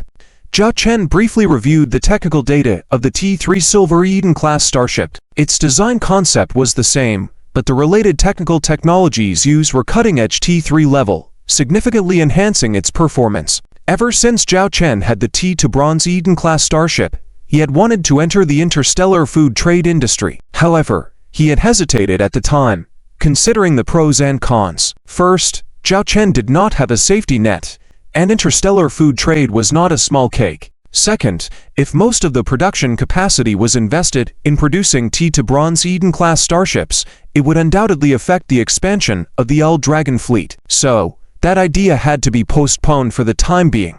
Building just 1 T2 Bronze Eden-class starship would suffice to meet the needs of the L Dragon fleet. However, the moment Zhao Chen saw the annual mission requirement and issued the decree of the Dragon Galaxy, he decided to exchange for this T3 Silver Eden-class starship. The food production capacity of the T3 Silver Eden-class starship was 100 times that of the T2 Bronze Eden-class starship. If the T2 Bronze Eden-class was considered high-tech, then the T3 Silver Eden-class starship was the pinnacle of high-tech. However, regardless of that, the number was quite terrifying. Moreover, the cost of building a single ship was extremely expensive, 3 billion star coins in raw materials. But the investment and return were directly proportional. To food production, the T3 Silver Eden-class starship could meet the daily needs of 1 billion people, and at peak production, provide the basic needs of 10 billion people. The food produced could reach a market value of at least 1 billion star coins annually at current prices. If the food market became saturated, the prices would naturally fluctuate. Based on the current population of the L Dragon Galaxy, only a few T3 Silver Eden-class starships were needed to meet the entire galaxy's food needs. This was the foundation of Zhao Chen's decree of high welfare benefits. With the use of the T3 Melting Pot-class heavy interstellar industrial ship for construction, a single ship of the T3 Silver Eden-class starship could be produced each month. However, there was a special factor. Building a T3 Silver Eden-class starship required a small asteroid that met specific requirements in all aspects. In fact, the T3 Silver Eden-class starship, referred to as a starship, was more like a transformed planet. It involved hollowing out an asteroid that met the criteria and transforming it into a special interstellar battleship through a series of modifications. Fortunately, the standard for this asteroid was not too strict, as far as Zhao Chen knew. In the Owl Dragon galaxy alone, there were at least a dozen that met the standard. If one searched carefully, many more could likely be found. After finishing the Owl Dragon galaxy, there was still the Lion King galaxy. The quantity was not an issue. After exchanging for the support type T3 interstellar battleship, the next chose to make his the combat type T3 interstellar battleship. Zhao Chen glanced at the types of battleships he owned: carrier starship, interstellar battleship cruiser, interstellar escort ship, interstellar missile ship, interstellar stealth bomber. In the future, Zhao Chen is planning to establish a comprehensive and powerful interstellar fleet, so naturally, he needs a variety of battleship types. Currently, the missing types are interstellar battleship, interstellar cruiser, and interstellar destroyer, the three main battleship types. Unfortunately, these three types of battleships have distinct capabilities. The interstellar battleship is the main powerhouse on the battlefield, known for its high armor and sustained high firepower, mainly involved in pushing the front line, and known as direct push. The interstellar cruiser is a support-type battleship in the interstellar battlefield, usually focusing on high speed, so the weaponry and armor on the ship might be slightly lower. Its primary mission is to support local battlefields, infiltrate enemy groups, and long-range ambushes. Lastly, the interstellar destroyer needs no further explanation. It is the all-rounder on the interstellar battlefield. To be honest, I want them all. But in terms of production capacity, I can't mass-produce so many interstellar battleships simultaneously. Zhao Chen rubbed his chin. It's really a complex problem. If I build interstellar destroyers, it will undoubtedly expand the number of interstellar battleships in the shortest time. After all, the production efficiency of interstellar destroyers is second only to interstellar escort ships. But currently, I can't build too many interstellar battleships. A big tree attracts the wind. The interstellar cruisers, the Storm, already seems sufficient for now. Instead, the advancement on the front line is what's needed. The Phoenix Fleet's combat system currently consists of interstellar missile ships with interstellar escort ships, supported by carrier starships. They can quickly end battles against a small number of enemy fleets through high firepower output. In a short time, it might get dragged into a tug-of-war facing too many enemy fleets. That requires a battleship to hold the line. Zhao Chen finalized his choice. The Romance of Men, the giant ship hand cannon series. Zhao Chen browsed through various interstellar battleships and ultimately chose one he favored the most. Would you like to expend 15,000 system points and 15 mission points to exchange for the product T3 Imperial Class Heavy Interstellar Battleship Technical Blueprint? Confirmed. Congratulations on obtaining the T3 Imperial Class Heavy Interstellar Battleship Technical Blueprint. Your remaining system points, 163,000. Your remaining mission points, 295. This name. I wonder if it would upset the Emperor of the Star Empire if it got out. Zhao Chen murmured softly. Fortunately, although the Star Empire operates under a monarchy, it's not so futile to trouble you over a name. Zhao Chen's T3 Imperial Class Heavy Interstellar Battleship is currently the most suitable battleship for the Phoenix Fleet. Imperial Class Heavy Interstellar Battleship Type. Interstellar Battleship Technology Level. T3 Armor Strength. 10,000 units, 12,000 units Shield Energy Value. 59,000 units Cruising Speed. 110 knots Star Speed Warp Engine. Level 6 Warp Engine Length. 3,580 meters Mass. 980,000 tons Crew. 500 people Starship Weapons. 1 Emperor-class heavy beam pulse front cannon, 5,600 mm caliber heavy electromagnetic cannon, 68 quadruple heavy pulse laser rapid-fire guns, 300 fully automatic medium-density anti-aircraft guns. Zhao Chen briefly looked at the performance data of this T3 Imperial-class heavy interstellar battleship, feeling his heartbeat quicken. This battleship is armed to the teeth, with its weapon systems alone several times that of the T3 Storm. However, its cruising speed is less than half of the T3 Storm's. This battleship doesn't have any special black technology. It simply pushes T3 technology to its peak in every aspect of an interstellar battleship. Among the known T3 interstellar battleships in the Milky Way Alliance, none can match it. Zhao Chen even dares to say that in a one-on-one situation among battleships, the T3 Imperial-class heavy interstellar battleship has no equal at the same level. It even has a chance to challenge and defeat some medium-sized T4 interstellar battleships. The construction cost of the T3 Imperial-class heavy interstellar battleship is around 100 million stellar coins. If constructed by the T3 Foundry-class heavy interstellar industrial ship, the building period would be about 2 months. The cost of building a single ship already exceeds that of the T3 Phoenix-class heavy carrier starship. This time, I'm going back to build a large batch of interstellar battleships again. Regardless of what troubles the Star Empire may cause in the future, as long as my own strength is sufficient, I can sit securely on Mount Tai. Zhao Chen pondered inwardly. Ding ding ding. Zhao Chen opened his eyes and looked at the communication window that popped up, sent by Chu Zhuan. Zhao Chen clicked to open it. I heard you're returning to the Dragon Star system. Chu Zhuan straightforwardly asked. Chu Zhuan knew about Zhao Chen's departure because the Phoenix fleet was returning to the Dragon Star system. Following the procedures, Zhao Chen needed to report to the command system of the Northern Wine Governor, since once your lord's fleet has participated in battles, silently leaving would cause a series of issues due to the need to arrange for your fleet to participate in the war. Yes, the insect disaster has been controlled, and after the intense battles our interstellar fleet has gone through during this period, it also needs to return for rest and repairs. So, there's no need to stay here any longer. Zhao Chen replied. True. Chu Zhuan blinked and gazed at Zhao Chen. Your Phoenix fleet has indeed made a significant contribution this time. I heard from my grandfather that he's preparing to recommend you for honors with the Empire.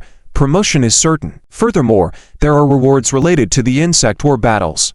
But I reckon these approvals will take 1 or 2 months. Congratulations in advance. This time, Mr. killed a T for Nest Mother ship, which is also a considerable feat. Zhao Chen engaged in mutual praise. Chu Zhuan rolled her eyes. Okay, stop flattering me. At that time, if it weren't for your Phoenix fleet's coordination, with just the 300 interstellar battleships I had, it would have been impossible to destroy that T for Nest Mother ship. Zhao Chen chuckled knowingly. Regarding the battle report of that blitz, Zhao Chen provided all the superficial merit to Chu Zhuan. This was agreed upon between them. If there were tangible rewards, let them go to Chu Zhuan, while the honors and acclaim would be attributed to her. With Chu Zhuan destined to inherit the title of Governor Chu, she naturally needs to amass some prestige. This method of distribution was mutually agreed upon. All right, I won't waste more words with you. I also have to prepare to leave. I estimate that we won't see each other for some time. Chu Zhuan played with her hair. What? Are you going to join a monastery? Zhao Chen joked. Are you just leaving the monastery? Chu Zhuan gave Zhao Chen a stern look, then explained. According to the Imperial Command, my grandfather is required to lead the fleet to control the mechanical clan's retreat, which created a vacuum in those star systems. Both the Sacred Radiance Empire and the Warhammer Interstellar Republic couldn't resist taking action. The financial powers on the Imperial side naturally wouldn't let go of those star systems' resources right in front of them. Even though my grandfather is somewhat worried about the mechanical clan's reasons for withdrawing this time, he can't stop those insatiable people. Even the Emperor has issued orders, so my grandfather can only comply. This time, I will follow my grandfather to battle. After hearing this, Zhao Chen's teasing expression disappeared, and he said seriously, be careful out there. Even though the mechanical clan has withdrawn, who knows what schemes those metal nuts may have. If you encounter any danger, don't be reckless, and run when you should. Why are you as long-winded as my grandfather? Chu Zhuan said disdainfully, but her eyes still held joy. In fact, this time going to battle, my grandfather is more concerned about our 2 allies, she continued. Zhao Chen immediately understood Governor Chu's meaning. Distribution of benefits. It should be noted that with the mechanical clan's withdrawal, the vast home-claimed territories left behind amount to almost half the size of the Starshine Empire. Many of these are resource-rich star systems. How will these resources be distributed? Some might suggest dividing them equally among the 3 forces. Easier said than done. When faced with a vast amount of resources and wealth, would one easily let go? It should also be noted that the existence of the Galactic Alliance is due to the threat posed by the Mechanical Clan. Once the threat from the Mechanical Clan disappears, the consequences are obvious. Governor Chu is looking far ahead. In any case, take care of yourself. Zhao Chen reminded once again. Chu Xuan is one of the few friends he has in this world, and they have fought side by side several times, risking their lives. There seems to be some kind of bond between them. I understand. After all, I'm the young lady of the Chu family. You just wait for the good news of my territorial expansion. With a proud demeanor fitting of a young lady, Chu Xuan said goodbye to Zhao Chen and ended the communication. Territory expansion. That is indeed a considerable temptation. Zhao Chen pondered for a moment, thinking about the mechanical clan's withdrawal. He realized that the benefits left behind by the mechanical clan's withdrawal not only affect the three forces of the Galactic Alliance, but could also intensify the existing divisions within the Starshine Empire due to the distribution of those unclaimed star systems. After all, who will operate those announced star systems, to whom they will be entrusted, is also a matter of benefit distribution. I can only wait and see. Zhao Chen shrugged. Following that, he set off with the Dragon fleet on the long journey back home. Dragon Star System, Galactic Star Calendar Year 3032, early March. It had been over a month since Zhao Chen led the Dragon fleet away from assisting in the Worm Clan battle in the North Wind Star Sector. Meanwhile, a decree that had been prepared long ago was delayed for some time. It was eventually officially announced on March 1st and would be implemented on April 1st of the next quarter. The entire Dragon star system boiled with excitement at the moment the decree was announced. Any resident register in the Dragon star system, under the star system's management, will be able to purchase natural food at cost price. There were other related laws impacting the people's livelihood, such as the construction of some free skill training academies. However, all of these were overshadowed by the glow of the natural food supply law. Food is of utmost importance. For ordinary people, nothing is more real than such tangible benefits. However, from the moment the decree was announced, there was a lot of distrust within the Dragon star system. Many questioned whether the food supply law could be successfully implemented. Even among the subordinates in the mansion, some doubted. So far, there were a total of 190 million registered residents in the Dragon star system. If by April, the system can't meet the residents' needs, the Zhao family's reputation in the Dragon star system will be tarnished. Therefore, I wanted to ask you, does he really have a guarantee? Zhang Hong asked with concern. Zhang Hong, you can relax about this matter. As long as he says so, there's nothing that can't be achieved. At least, based on what I know, there wouldn't be any problem. Zhang Hong, if there's nothing else, I'll go ahead, Annie said nonchalantly. Zhang Hong rubbed her temple with a smile. True. After all, I'm just an acting lord. Why bother with this? The rightful master isn't worried. It's me who is anxious. Muttering to herself, Zhang Hong reached for a piece of fruit, only to find her fruit platter missing. When Zhao Chen returned to the Zolong Galaxy in mid-March, a month and a half had passed since he left. Upon his return to his Zolong base, he noticed significant changes had taken place in his absence. The first noticeable change was the addition of several brand new interstellar warships. Zhao Chen looked at the T-3 Phoenix-class heavy carrier starship, Bridge, hovering in the distance and felt a sense of excitement. On the other side, the secretary, Lily, and the vice-captain, Chitu, were staring at one of the starships intently. Is that the T-4 Hui Guang-class interstellar lead ship? Vice-captain Chitu gazed at the starship that resembled a piece of art. Despite lacking any weapon modules, its value even exceeded that of the T-4 God of the North Wind-class heavy interstellar battleship. A communication request came in. It was Annie, the chief engineer. Zhao Chen clicked to accept, and a holographic image appeared beside him. Commander, do you miss me? Annie looked excited, like a die-hard fan. Let's talk business. Has the T-4 Hui Guang-class interstellar leap ship been completed? Zhao Chen inquired. Annie proudly replied, under my wise and brave leadership, the T-4 Hui Guang-class interstellar leap ship was completed half a month ahead of schedule. How did the trial run go? Zhao Chen asked. The trial run went smoothly. We carried out a mission to the Lion King Galaxy, and everything went well. Annie said. Very good. Zhao Chen nodded in satisfaction. In Zhao Chen's mind, one ship was just a start. It was ideal to have them in pairs for perfect coordination. However, the current situation couldn't meet that requirement. Zhao Chen then asked, which other warships have been completed? Annie began listing her recent achievements. The original plan to build the T-4 Reborn-class clone warship had completed over half, and it was expected to be finished by mid-year. The 4 T3 melting pot class heavy interstellar industrial ships were the first to be completed. Originally, 5 T3 Virgin class heavy interstellar supply ships were planned, but due to the sudden outbreak of the insectoid battle, their construction was expedited, and the number was increased to 10. The T for Huiguan class interstellar leap ship was also successfully completed and delivered. Additionally, out of the planned 50 T3 Triangular Dragon class interstellar heavy assault escorts, 30 had been delivered, with the remaining 20 expected to be delivered within the next week. In summary, the construction plans not only were completed on time, but were also nearly 10 days ahead of schedule. Zhao Chen looked at Annie before him and felt that she was a little gem. Annie eagerly looked at Zhao Chen and asked if she would receive a big reward. Zhao Chen rubbed his chin and said, "A reward is possible, but since you've worked so hard, this reward must be given in front of all the high-ranking members of our DRIZZLE fleet. It must be grand. It must have a ceremonial feel." Annie blushed at the commander's words. "That's too much trouble." Annie chuckled, feeling as if she was floating on cloud 9. Half a day later, dressed in her finest attire and having sprayed a certain perfume, Annie frowned as she looked around. Instead of a grand award ceremony, she found herself in a camping picnic ground. "Bessie, we're out of grilled fish.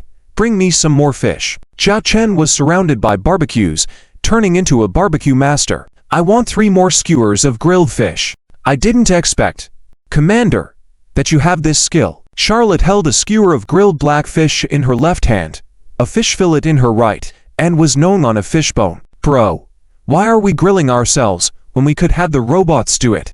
Zhao Weiner looked puzzled. Zhao Chen juggled the grilling tasks proficiently, saying, "Food cooked by machines versus food cooked by humans gives a different feeling. Our Starship restaurants mostly use manual cooking techniques except for some time-saving steps that don't affect the taste. That's what makes for delicious cuisine." Charlotte agreed between bites. "I agree. The commander's grilling is quite good," praised Chen Bing. Zhao Chen pointed to Lily's side stall and said, "You should try Lily's cooking." Secretary Lily was elegantly cooking various foods. During her previous wandering days, she didn't have as many opportunities. Now, when Lily had free time, she would learn various cooking techniques. All the afternoon tea snacks Zhao Chen enjoyed were prepared by Lily. Annie suddenly stood up and pouted, glaring at Commander Zhao Chen. "Commander, didn't you say we were having a grand award ceremony to recognize everyone's hard work? How did it turn into a barbecue picnic?" "Oh, that's right, the award ceremony. Bessie, bring out the things I asked you to prepare earlier." "Shen Bing, watch the fire, don't let it burn." Zhao Chen stood up with importance, wiping his apron hastily before saying seriously, "Everyone, pause your work for a moment." During this time, Chief Engineer Annie has shown dedication and completed our DRIZZLE fleet's construction plans efficiently. Here, I am awarding Annie and other outstanding crew members. Ahem, officers. Applause, congratulations. Zhao Chen clapped quickly, and Bessie produced a particle firework tube from somewhere behind Annie, creating a non-polluting particle firework display that quickly dissipated. The surrounding individuals also joined in the applause. Zhao Chen raised his fists and said, "All right, let's continue with the barbecue. Charlotte, don't just eat fish, have a balanced diet." And as quickly as it had started, the applause ceased. Everyone continued enjoying their food as if nothing had happened. Annie stood dumbfounded in her spot. "Commander, is this what you meant by grand and ceremonial?" Annie looked at Zhao Chen with a tinge of bitterness. Zhao Chen slapped his forehead. "I almost forgot something important." He took out a tea caddy from the side and placed it in front of Annie, saying, "This is the gift I've prepared for you." The tea caddy had "Model Worker" written in red letters on it. Annie tilted her head, looking baffled. Wasn't this completely different from what she had imagined? "Oh, right. There's another important thing." Zhao Chen remembered something else. Annie watched expectantly as Zhao Chen continued, knowing that the commander couldn't just leave things so haphazardly. Zhao Chen raised his hand and handed several copies of Starship technical data to Annie. "These are the designs for the interstellar battleships you're going to build in the future. The construction plan for this quarter is almost complete, so make sure to prepare the next construction plan quickly." Annie was completely caught off guard. She never expected that what awaited her was not a reward but work. Annie was completely disheartened. She seemed as if she had turned to stone. But soon, the aroma wafting through the air sparked Annie's appetite. "Niuji, I want to eat roasted beef leg. I want 10 of them. Annie looked at Jenny, who was helping Commander Zhao Chen with the barbecue, with a disgruntled expression. She was determined to turn her disappointment into strength. Jenny chuckled. I just learned this technique from the commander. Not sure if it's any good. Annie, however, insisted, I don't care. My injured soul urgently needs food to be filled. Annie's words prompted Zhao Weiner to speak up, unable to hold back her laughter. All right, big brother, stop teasing Annie here. Commander Zhao Chen continued working while barbecuing and said, the task I assigned you earlier is real. It should be completed within 3 days, as arranged by me. You did quite well this time, and the rewards won't be few. Your immediate family members will be able to enjoy the basic benefits of all Dragon Fleet officers, and future job arrangements will receive priority treatment. Upon hearing Commander Zhao Chen's words, Annie immediately lit up and said joyfully, really? How come? Don't want it? Zhao Chen teased. I want it. I want it. I knew Commander is the best. Annie said cheerfully, completely abandoning her earlier disheartened state. Somebody might be secretly complaining about me in their heart. Zhao Chen chuckled lightly. Who dares to secretly complain about the great commander? I'm the first one to be rude to her. I'll bite her. Annie opened her big mouth menacingly. All right, remember to complete the task I assigned to you. For now, enjoy this delicious meal, Zhao Chen said. Annie immediately started picking her favorites. Lilith, I want some saucy beef. Commander, give me another grilled steak. After Zhao Chen returned, to reward his subordinates, he organized an outdoor barbecue party in the pasture of a T to Bronze Eden-class starship. Most of the attendees were senior officers of the L Dragon Fleet. Lily, Bessie, and Ellie were serving as secretaries. Charlotte, Zhao Weiner, Shen Bing, Chiton, Pei Shengnan, White Wolf Lady Bai Zhu, and Yi Xiaodong were commanding starship captains and other combat positions. In addition, Annie the chief engineer, Jenny the chief engineer, Sheep's sister the chief physician, and director Xiang were serving in auxiliary logistics positions. The gathering was not just for a barbecue party but for Commander Zhao Chen to discuss some matters. After a few hours, everyone was nearly full, and Zhao Chen stopped his barbecue skills to enjoy the sumptuous food and chilled wine. While eating, listen to what else I have to assign, he said. Currently, our all-Dragon fleet has nearly 200 interstellar battleships. Among them, over 100 are combat-type interstellar battleships. The name all-Dragon fleet might not be appropriate anymore, so I've decided to restructure our fleet. The all-Dragon fleet will become a thing of the past, and from now on, we will be the all-Dragon Legion. Though we're still a bit far from the standard of a legion with 3,000 interstellar battleships, I believe in the near future, we can have such a massive interstellar legion. Zhao Chen started speaking. The people around were eating and drinking, not offering much opinion. Annie, who was hard at work, probably didn't even hear clearly what Commander Zhao Chen was saying. Her head was buried in the meat, making it impossible to see her face. Since we are changing to the All-Dragon Legion, some systems need refining. My position will be All-Dragon Legion Commander-in-Chief. Then, I plan to establish several fleets to facilitate our command structure during battles. Firstly, the All-Dragon First Fleet will temporarily consist of T3 Blizzard-class light interstellar battleship and other regular starships, with Charlotte as the fleet commander, who is also the Deputy Supreme Commander. The All-Dragon Second Fleet will be composed of carrier starships and interstellar escort ships, with me as the acting fleet commander, and Chidong and Shen Bing serving as deputy commanders. The All-Dragon Third Fleet will be formed of interstellar missile ships, with White Wolf Lady Bai Zhu as the fleet commander. At this point, White Wolf Lady Bai Zhu's tail wagged like a fan, indicating her satisfaction with the arrangement. The All-Dragon Fourth Fleet will be a special forces fleet composed of interstellar stealth bombers, with Zhao Weiner as the fleet commander, Zhao Chen said, looking at his sister. Originally, he had other plans for Zhao Weiner and even discussed it with her.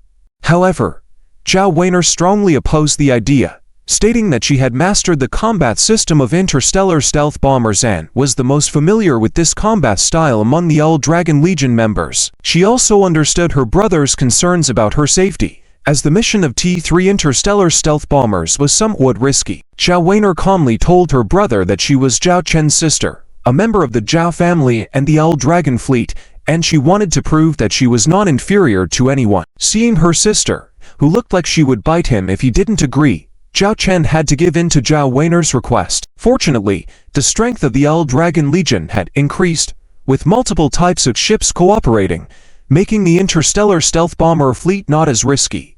The Dragon 5th Fleet will be a logistics fleet composed of interstellar supply ships and interstellar medical ships, with Bessie and Sheet's sister jointly serving as fleet commanders. Lily and Sheet's sister probably never expected to one day serve as fleet commanders, as their fleet currently had the fewest number of interstellar battleships among all the fleets. The number of starships in each fleet is not currently a requirement and can be arranged according to individual circumstances.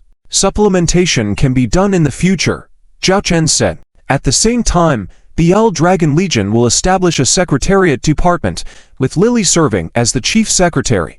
The appointment of the secretariat department will be managed by Lily. The Dragon Legion will also establish a technology and industry department, with Annie as the chief engineer and Jenny as the deputy chief engineer. In addition to these appointments, Pei Shennan, in addition to her current duties on the T3 Phoenix-class heavy carrier starship, will also serve as the squadron leader of the Dragon Legion Interstellar Fighter Squadron. The same goes for Yi Xiaodan, serving as the squadron leader of the Dragon Legion Mech Corps. Both of you, in addition to your fleet duties, are to work with Director Shan Xian's T3 Divine Academy to train more outstanding interstellar fighter pilots and mech pilots for the Dragon Legion. In a matter of minutes, Zhao Chen transformed the Dragon fleet into the Dragon Legion. This arrangement, the appointments are done. Shen Bing was somewhat surprised that such a significant appointment ceremony took place in this environment. Her mouth still had some oil stains that had not been wiped clean. This was completely different from the scene she had imagined. 3 days later, Annie came to Zhao Chen to report on work matters. Secretary Lily was also present. Although Annie was responsible for a series of construction plans, she needed the cooperation of Secretary Lily in terms of raw material supply. Upon entering the meeting room, Annie immediately scrutinized Zhao Chen, the commander. "Commander, I feel like dissecting your brain is not enough. It's necessary to study your genetic sequence to see what you really are." Half a minute later, Annie sat down, holding her head in her hands. "Based on the new starship technical drawings provided by the commander, I have outlined the construction plan for future starships needed for the Phoenix Legion. If there's anything to add, Commander and Sister Lily, let me know." Secretary Lily lifted her head and looked at the names of the new starship technical drawings. T3 Judicator Class Heavy Interstellar Missile Ship Technical Drawing. T3 Silver Mouse Class Light Interstellar Stealth Reconnaissance Ship Technical Drawing. T3 Emperor Class Heavy Interstellar Battleship. Among them, the technical drawing of the T3 Judicator Class Heavy Interstellar Missile Ship was undoubtedly the most valuable. After explaining the production capacity of the Legion, Annie outlined the construction plan that included various types of starships to be built before mid-year. At the end of the discussion, it was revealed that the Legion had around 11 billion star coins left in funds and raw materials. Although Zhao Chen planned to build a T4 Star-class interstellar leaping ship, the focus was on expanding the combat fleet first. Meanwhile, the recent battle against the Worm race revealed significant losses in terms of interstellar battleships and drones. After taking these losses into account, Zhao Chen confirmed the plan to utilize the remaining funds for the construction projects. Annie attempted to leave the meeting abruptly, but Zhao Chen intercepted her, hinting at rumors of someone selling items associated with him online. Annie's reaction hinted at her involvement in this matter. Annie was discovered selling items related to Commander Zhao Chen in secret. After a long heart-to-heart with Commander Zhao Chen, 50% of her profits will be used as expenses for future gatherings with Zhao Chen and others. This means that Annie will now foot the bill for future dinners. As she walked off the bridge, Annie couldn't even describe how she felt. She just felt her heart bleeding. As time passed slowly, the first quarter of the galactic star calendar in the year 3032 was undoubtedly memorable for the people of the northern Wine starfield. They suffered from the insect disaster, which displaced hundreds of billions of people and directly or indirectly affected the lives of billions more. It even led to a rise in food prices in the northern Wine starfield, including the cost of nutrient meals. And within the Dragon galaxy in the northern Wine starfield, there was another turmoil unfolding. It was the household registration bill issued by the Dragon lower. On March 31st, on a planet in the Owl Dragon Galaxy, tonight was destined to be a sleepless night. According to the bill, starting from around 8 a.m. on April 1st, households with Owl Dragon registration would be allowed to purchase food at cost. Natural crops. For most families, this might be something they rarely had the chance to eat in a lifetime, but now, it could be purchased at a very low cost.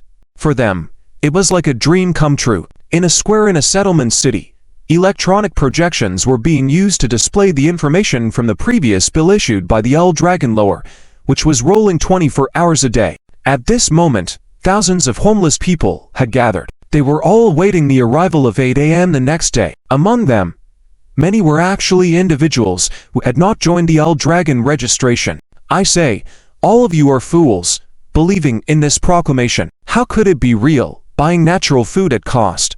If it were true, damn it, I'll shove this bottle up my ass. A drunkard mocked the hopeful participants. The bottle he held contained synthetic alcohol, which tasted as bad as nutrient meals, but could still make one intoxicated. So, it had quite a market. Old drunkard, you haven't joined the registration. Don't talk nonsense here, go somewhere cool. Someone scorned the old drunkard. The old drunkard sneered, I'm not leaving today, I want to see all of your disappointed faces tomorrow. In a corner of the square, a couple sat together. The husband yawned, looking very tired. Wife, why don't we go back to sleep? If you want to sleep, then go ahead and sleep, the wife replied sharply.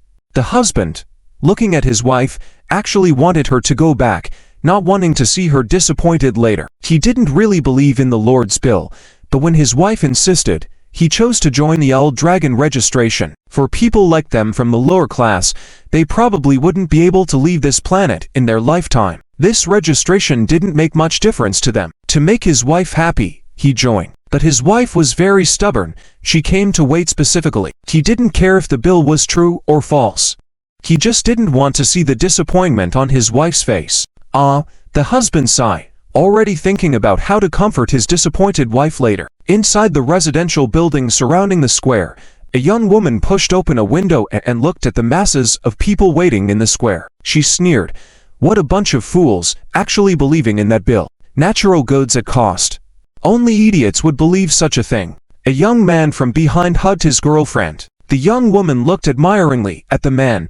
You promised me that this time you will take me away from this place in the middle of nowhere. Don't worry. You know about the Zhang family, right? They used to have a big name in our Owl Dragon Galaxy before but left last year due to the incompetence of the Zhao family. My cousin's uncle's wife is from the Zhang family. He promised me that he would arrange a position for me in the Zhang family's business. When the time comes, I will take you out to see the world. The man said proudly. Darling, you're the best.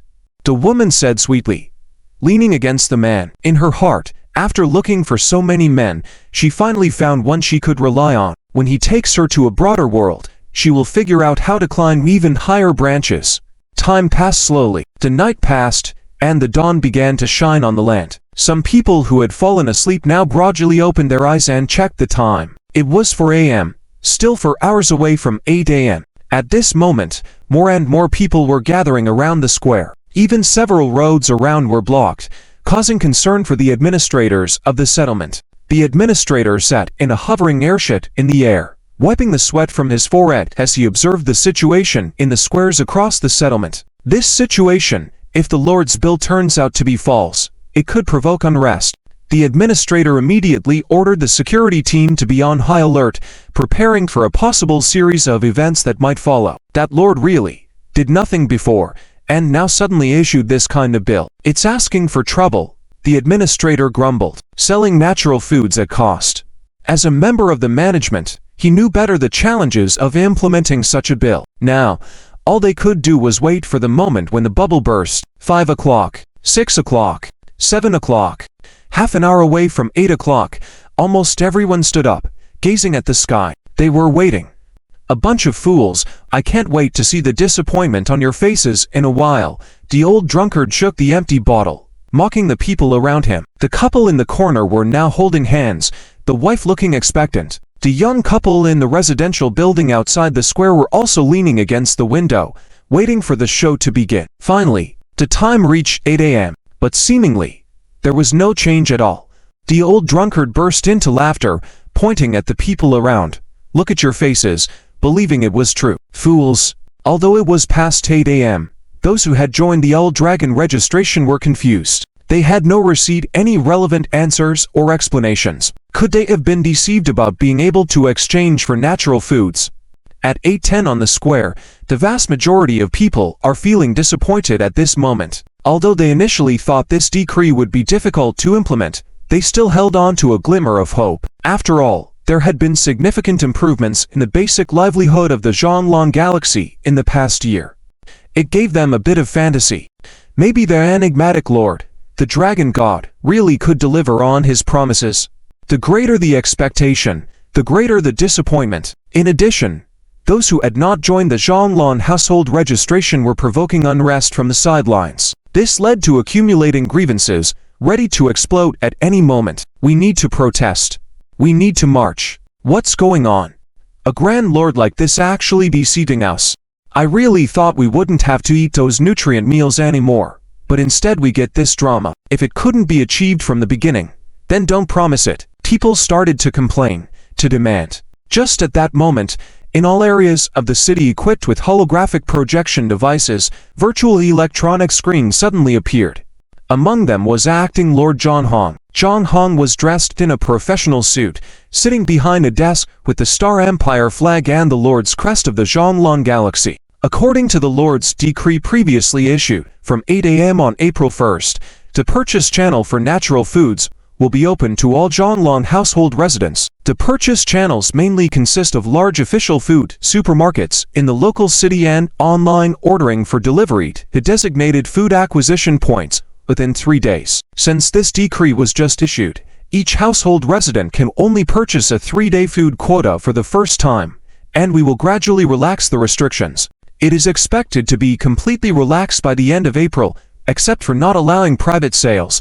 The food purchase quotas will be opened up. Zhang Hong meticulously announced all the details. The crowds in the city, who had previously been complaining, quieted down at this moment. At the same time, everyone noticed dozens of T1 transport ships appearing above their heads, all landing at the official food supply points in the local city. Originally meant to sell nutrient meals, some areas had been converted into natural food sales points in the past month. Additionally, every Zhonglong household member received a message on their handheld terminals. It was the online ordering channel for natural foods, where the information of each household member was registered, and only individuals with Zhonglong household registration could place orders. At that moment, all the cities on the planets were bustling. A large number of people flocked to the official food supply points.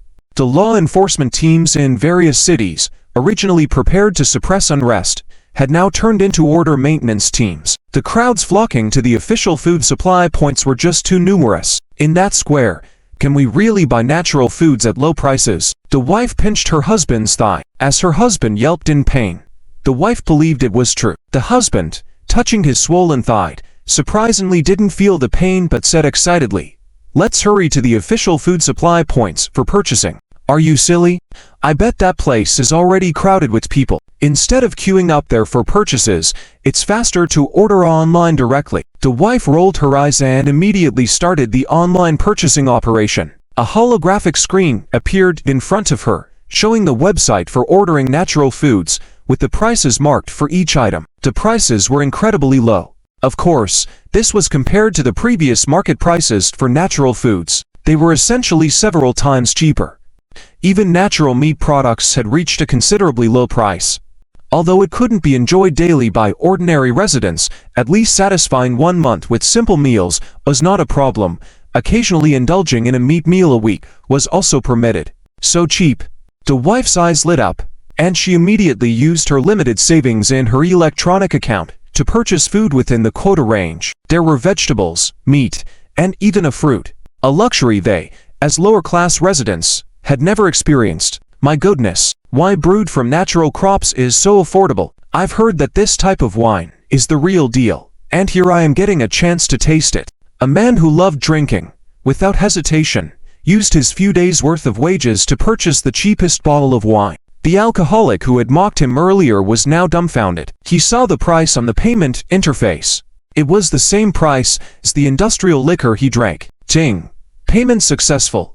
Your order will be delivered to your nearest official food supply point within 3 days. Please check accordingly. The sound of successful payment resounded in the square. Outside the square, the couple who had been entertained from their residence above were now completely dumbfounded. Can we really buy natural foods? The woman asked in astonishment. The man clenched his fists, saying unwillingly, "This must be fake. How could this be? Theft. You're just bitter grapes. If you don't believe it, go check the forums. People have already purchased genuine natural foods at the official food acquisition points." Their neighbor, who was fed up with the couple's mockery, didn't hold back from the window. It seemed this neighbor had endured the couple's sarcastic bickering for several days. The woman opened the local city's forum interface, finding the trending information all related to purchasing natural foods. Some included images and videos of people buying natural foods, even capturing scenes of unloading at the official food supply points. A T-1 interstellar transport ship was unloading boxes of natural food containers containing various natural raw materials, semi-finished products, and some finished products similar to alcoholic beverages. At this moment, those who had not joined the Zhonglong household registration in the Zhonglong galaxy regretted it. However, some believed this situation could not be sustained for too long. Perhaps in 3 to 5 days, the supply of natural foods would be cut off. 3 days passed. Except for the long queues at the official food supply points throughout the day, nothing changed. The 5th day, the 10th day, in the blink of an eye, half a month had passed. The supply of natural foods remained continuous, and all online ordering orders were delivered on time.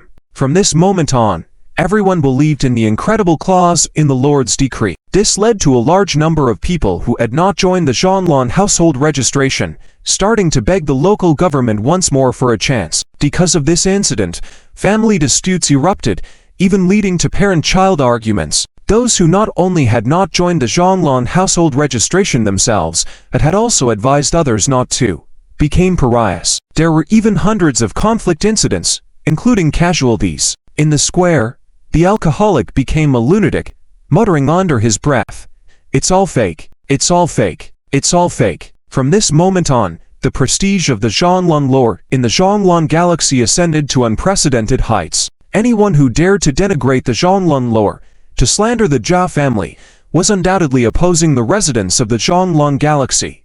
T-3 Phoenix-class heavy aircraft carrier starship.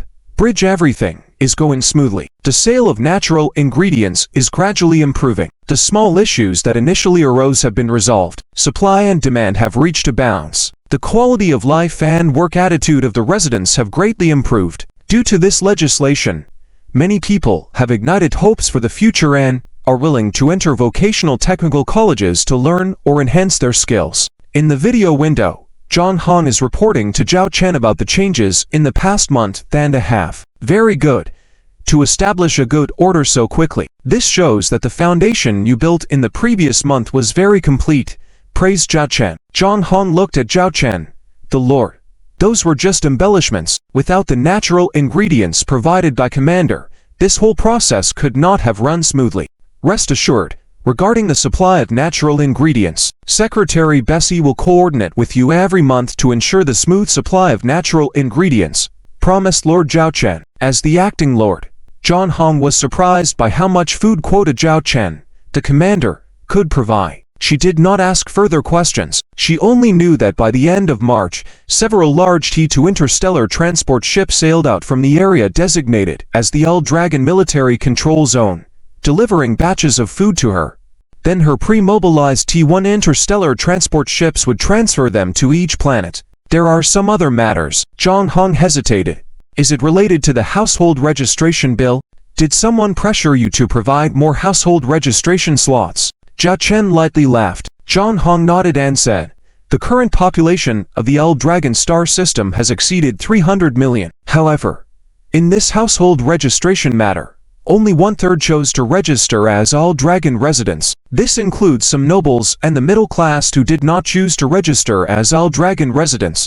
They are now collectively proposing to reopen the household registration channel. Now that they see tangible benefits, these people are getting anxious. Zhao Chen coldly remarked, John Han, remember this. Regarding the All Dragon Household Registration Bill, except for the first batch of personnel unconditionally joining the All Dragon registration, those who want to join later must meet relevant requirements. Either they are technical talents, they have completed a certain period of service in various job positions in the All Dragon star system, they have a series of meritorious performances, or female soldiers serving in the All Dragon fleet can obtain household registration. Finally, investment migration is also possible, as long as they can provide sufficient investment funds. Others are strictly prohibited from joining the All Dragon registration.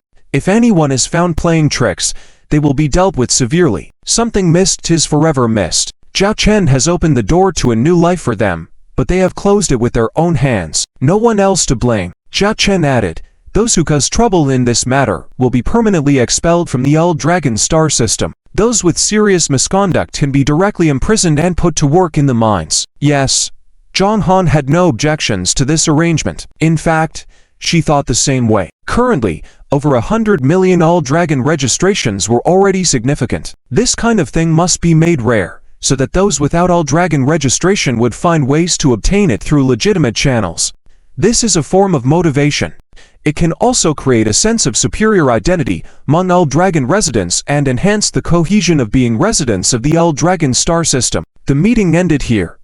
Zhao Chen glanced at the system task interface. The quality of life of the residents of the All Dragon star system had risen from 0.6 points at the beginning of the year to 2 points in this half month. This is the demand of ordinary people. As long as they have 3 meals a day without worries and can see hope in their lives, it is enough. The quality of life index is constantly rising, almost every day. After that, we will continue to provide some household welfare benefits, such as pensions, housing, medical care, and child rearing.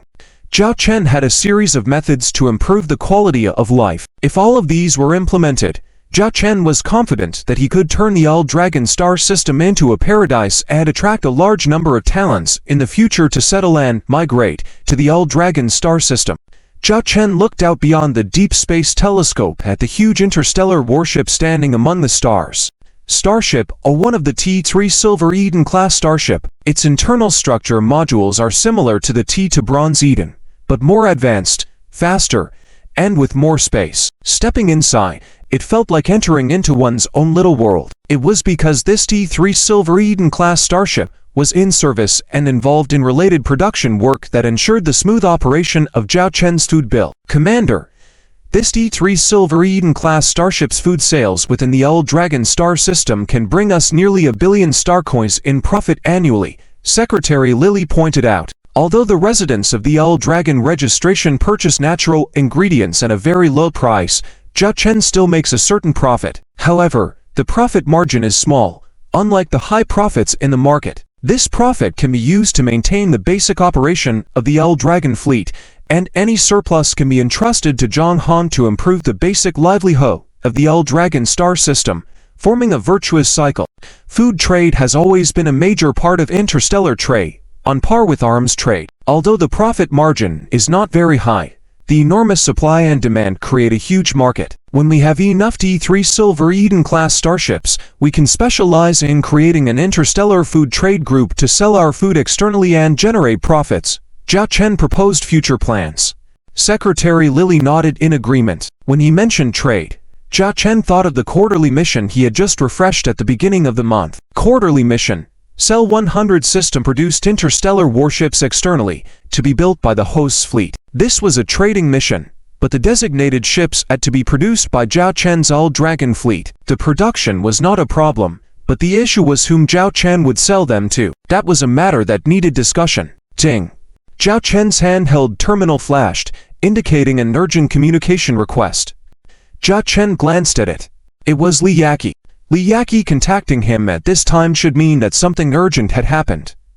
Zhao Chen sent a virtual communication network room over, then sat on the captain's chair, closed his eyes, and entered the virtual communication network room. On the other side was Li Yaqi, who had been waiting anxiously, with a look of panic, anxiety, and a hint of guilt on her face. Commander Zhao Chen, there's trouble with Beiyan, Li Yaqi said with a pale face directly.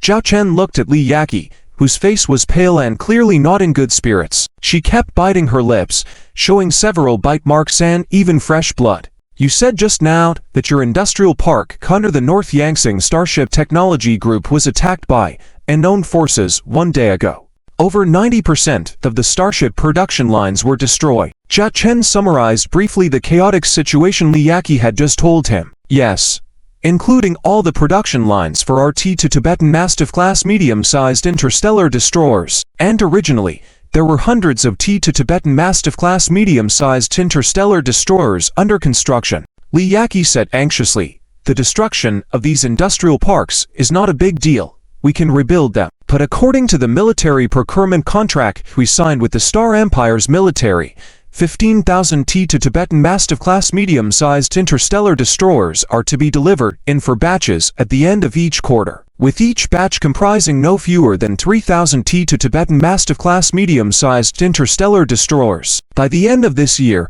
all 15,000 T to Tibetan Mastiff-class medium-sized interstellar destroyers are to be delivered, and all payments will be settled by then. We already delivered the first batch of 3,000 T to Tibetan Mastiff-class medium-sized interstellar destroyers before the end of March. And now, without production lines, if we rebuild them, it will take at least 3 to 5 months. The delivery order for the second batch of T to Tibetan Mastiff-class medium-sized interstellar destroyers will definitely be delayed. This delay, according to the breach rules of the procurement contract, we will have to pay a 10-fold breach penalty. If we can't pay the penalty, we may even be required to hand over the production technology of T to Tibetan Mastiff-class medium-sized interstellar destroyers and the entire North Yan, which could be annexed by the Star Empire. 10 times the breach penalty is nearly 500 billion stars. This is something North Yangtze Starship Technology Group cannot afford. Jia Chen pondered and asked, can you confirm the identity of the attackers who destroyed your industrial park? The attack came so suddenly. I only received the news half a day before the incident. When I sent the nearest personnel to the industrial park to investigate, they only saw ruins and remnants, as well as a large number of insect corpses. Li Yaqi said, insect corpses? In the star system where you are located, are there any appearances of cosmic insect dens? Jia Chen asked. Li Yaqi shook her head. No. This time, a disaster of insect colonies broke out in the northern Wine domain, but the star system we are in is safe, and there have been no appearances of cosmic insect dens, and we suspect that this was a premeditated attack. In the industrial park, I arranged for a battalion-level fleet to patrol, although most are T2 and T1 interstellar warships. But if it was a bug attack, there should have been some news. And in the ruins of the industrial park, we found what appeared to be traces of T3 technology-level starship weapons attack. Have you reported these incidents to upper management? Jia Chen asked. I reported to the local star system governor and contacted the Northern Wine governor. The feedback was that an investigation would be conducted, but, based on the internal information I received, there were no useful clues, mostly defined as a bug fleet incursion here.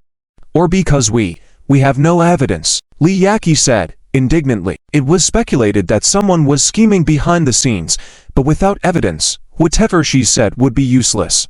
Jia Chen knew that the industrial park of Li Yaqi's North Yangtze Starship Technology Group was built in the territories of several star systems directly governed by the North Wine governor. After all, after obtaining the military procurement order, the North Yangtze Starship Technology Group's position was extraordinary, and the Northern Wine governor could not ignore this rising commercial star. In the past, the Northern Wine governor would have certainly investigated this matter immediately. But now, the Northern Wine domain is in a turbulent period, just after the insect disaster has been contained, and there are a large number of star systems in need of arrangements. There really isn't any spare capacity to deal with the North Yangtze Starship Technology Group's affairs. If there are attackers, it is most likely competitors who can't stand seeing your North Yangtze fulfill the military procurement order. Jia Chen whispered. Tempest Consortium. Li Yaqi gritted her teeth and said this name. It is well known that the Tempest Consortium is the biggest competitor of the North Yangtze Starship Technology Group. In this military procurement event, due to the sudden emergence of the North Yangtze Starship Technology Group, relying on the T to Tibetan Mastiff, it directly cut off the cash cow of the Tempest Consortium, pushing them off the pedestal. If one were to ask who the biggest enemy of the North Yangsing Starship Technology Group is, undoubtedly, it would be the Tempest Consortium. The Tempest Consortium doesn't have such power. There is probably a bigger backer behind them, but for now, we have no evidence. Revenge will have to wait. The most important thing now is how to handle the delivery of the military procurement order. Can you contact the Imperial Military and request a delay in the delivery date of the second batch of starships? Jia Chen asked.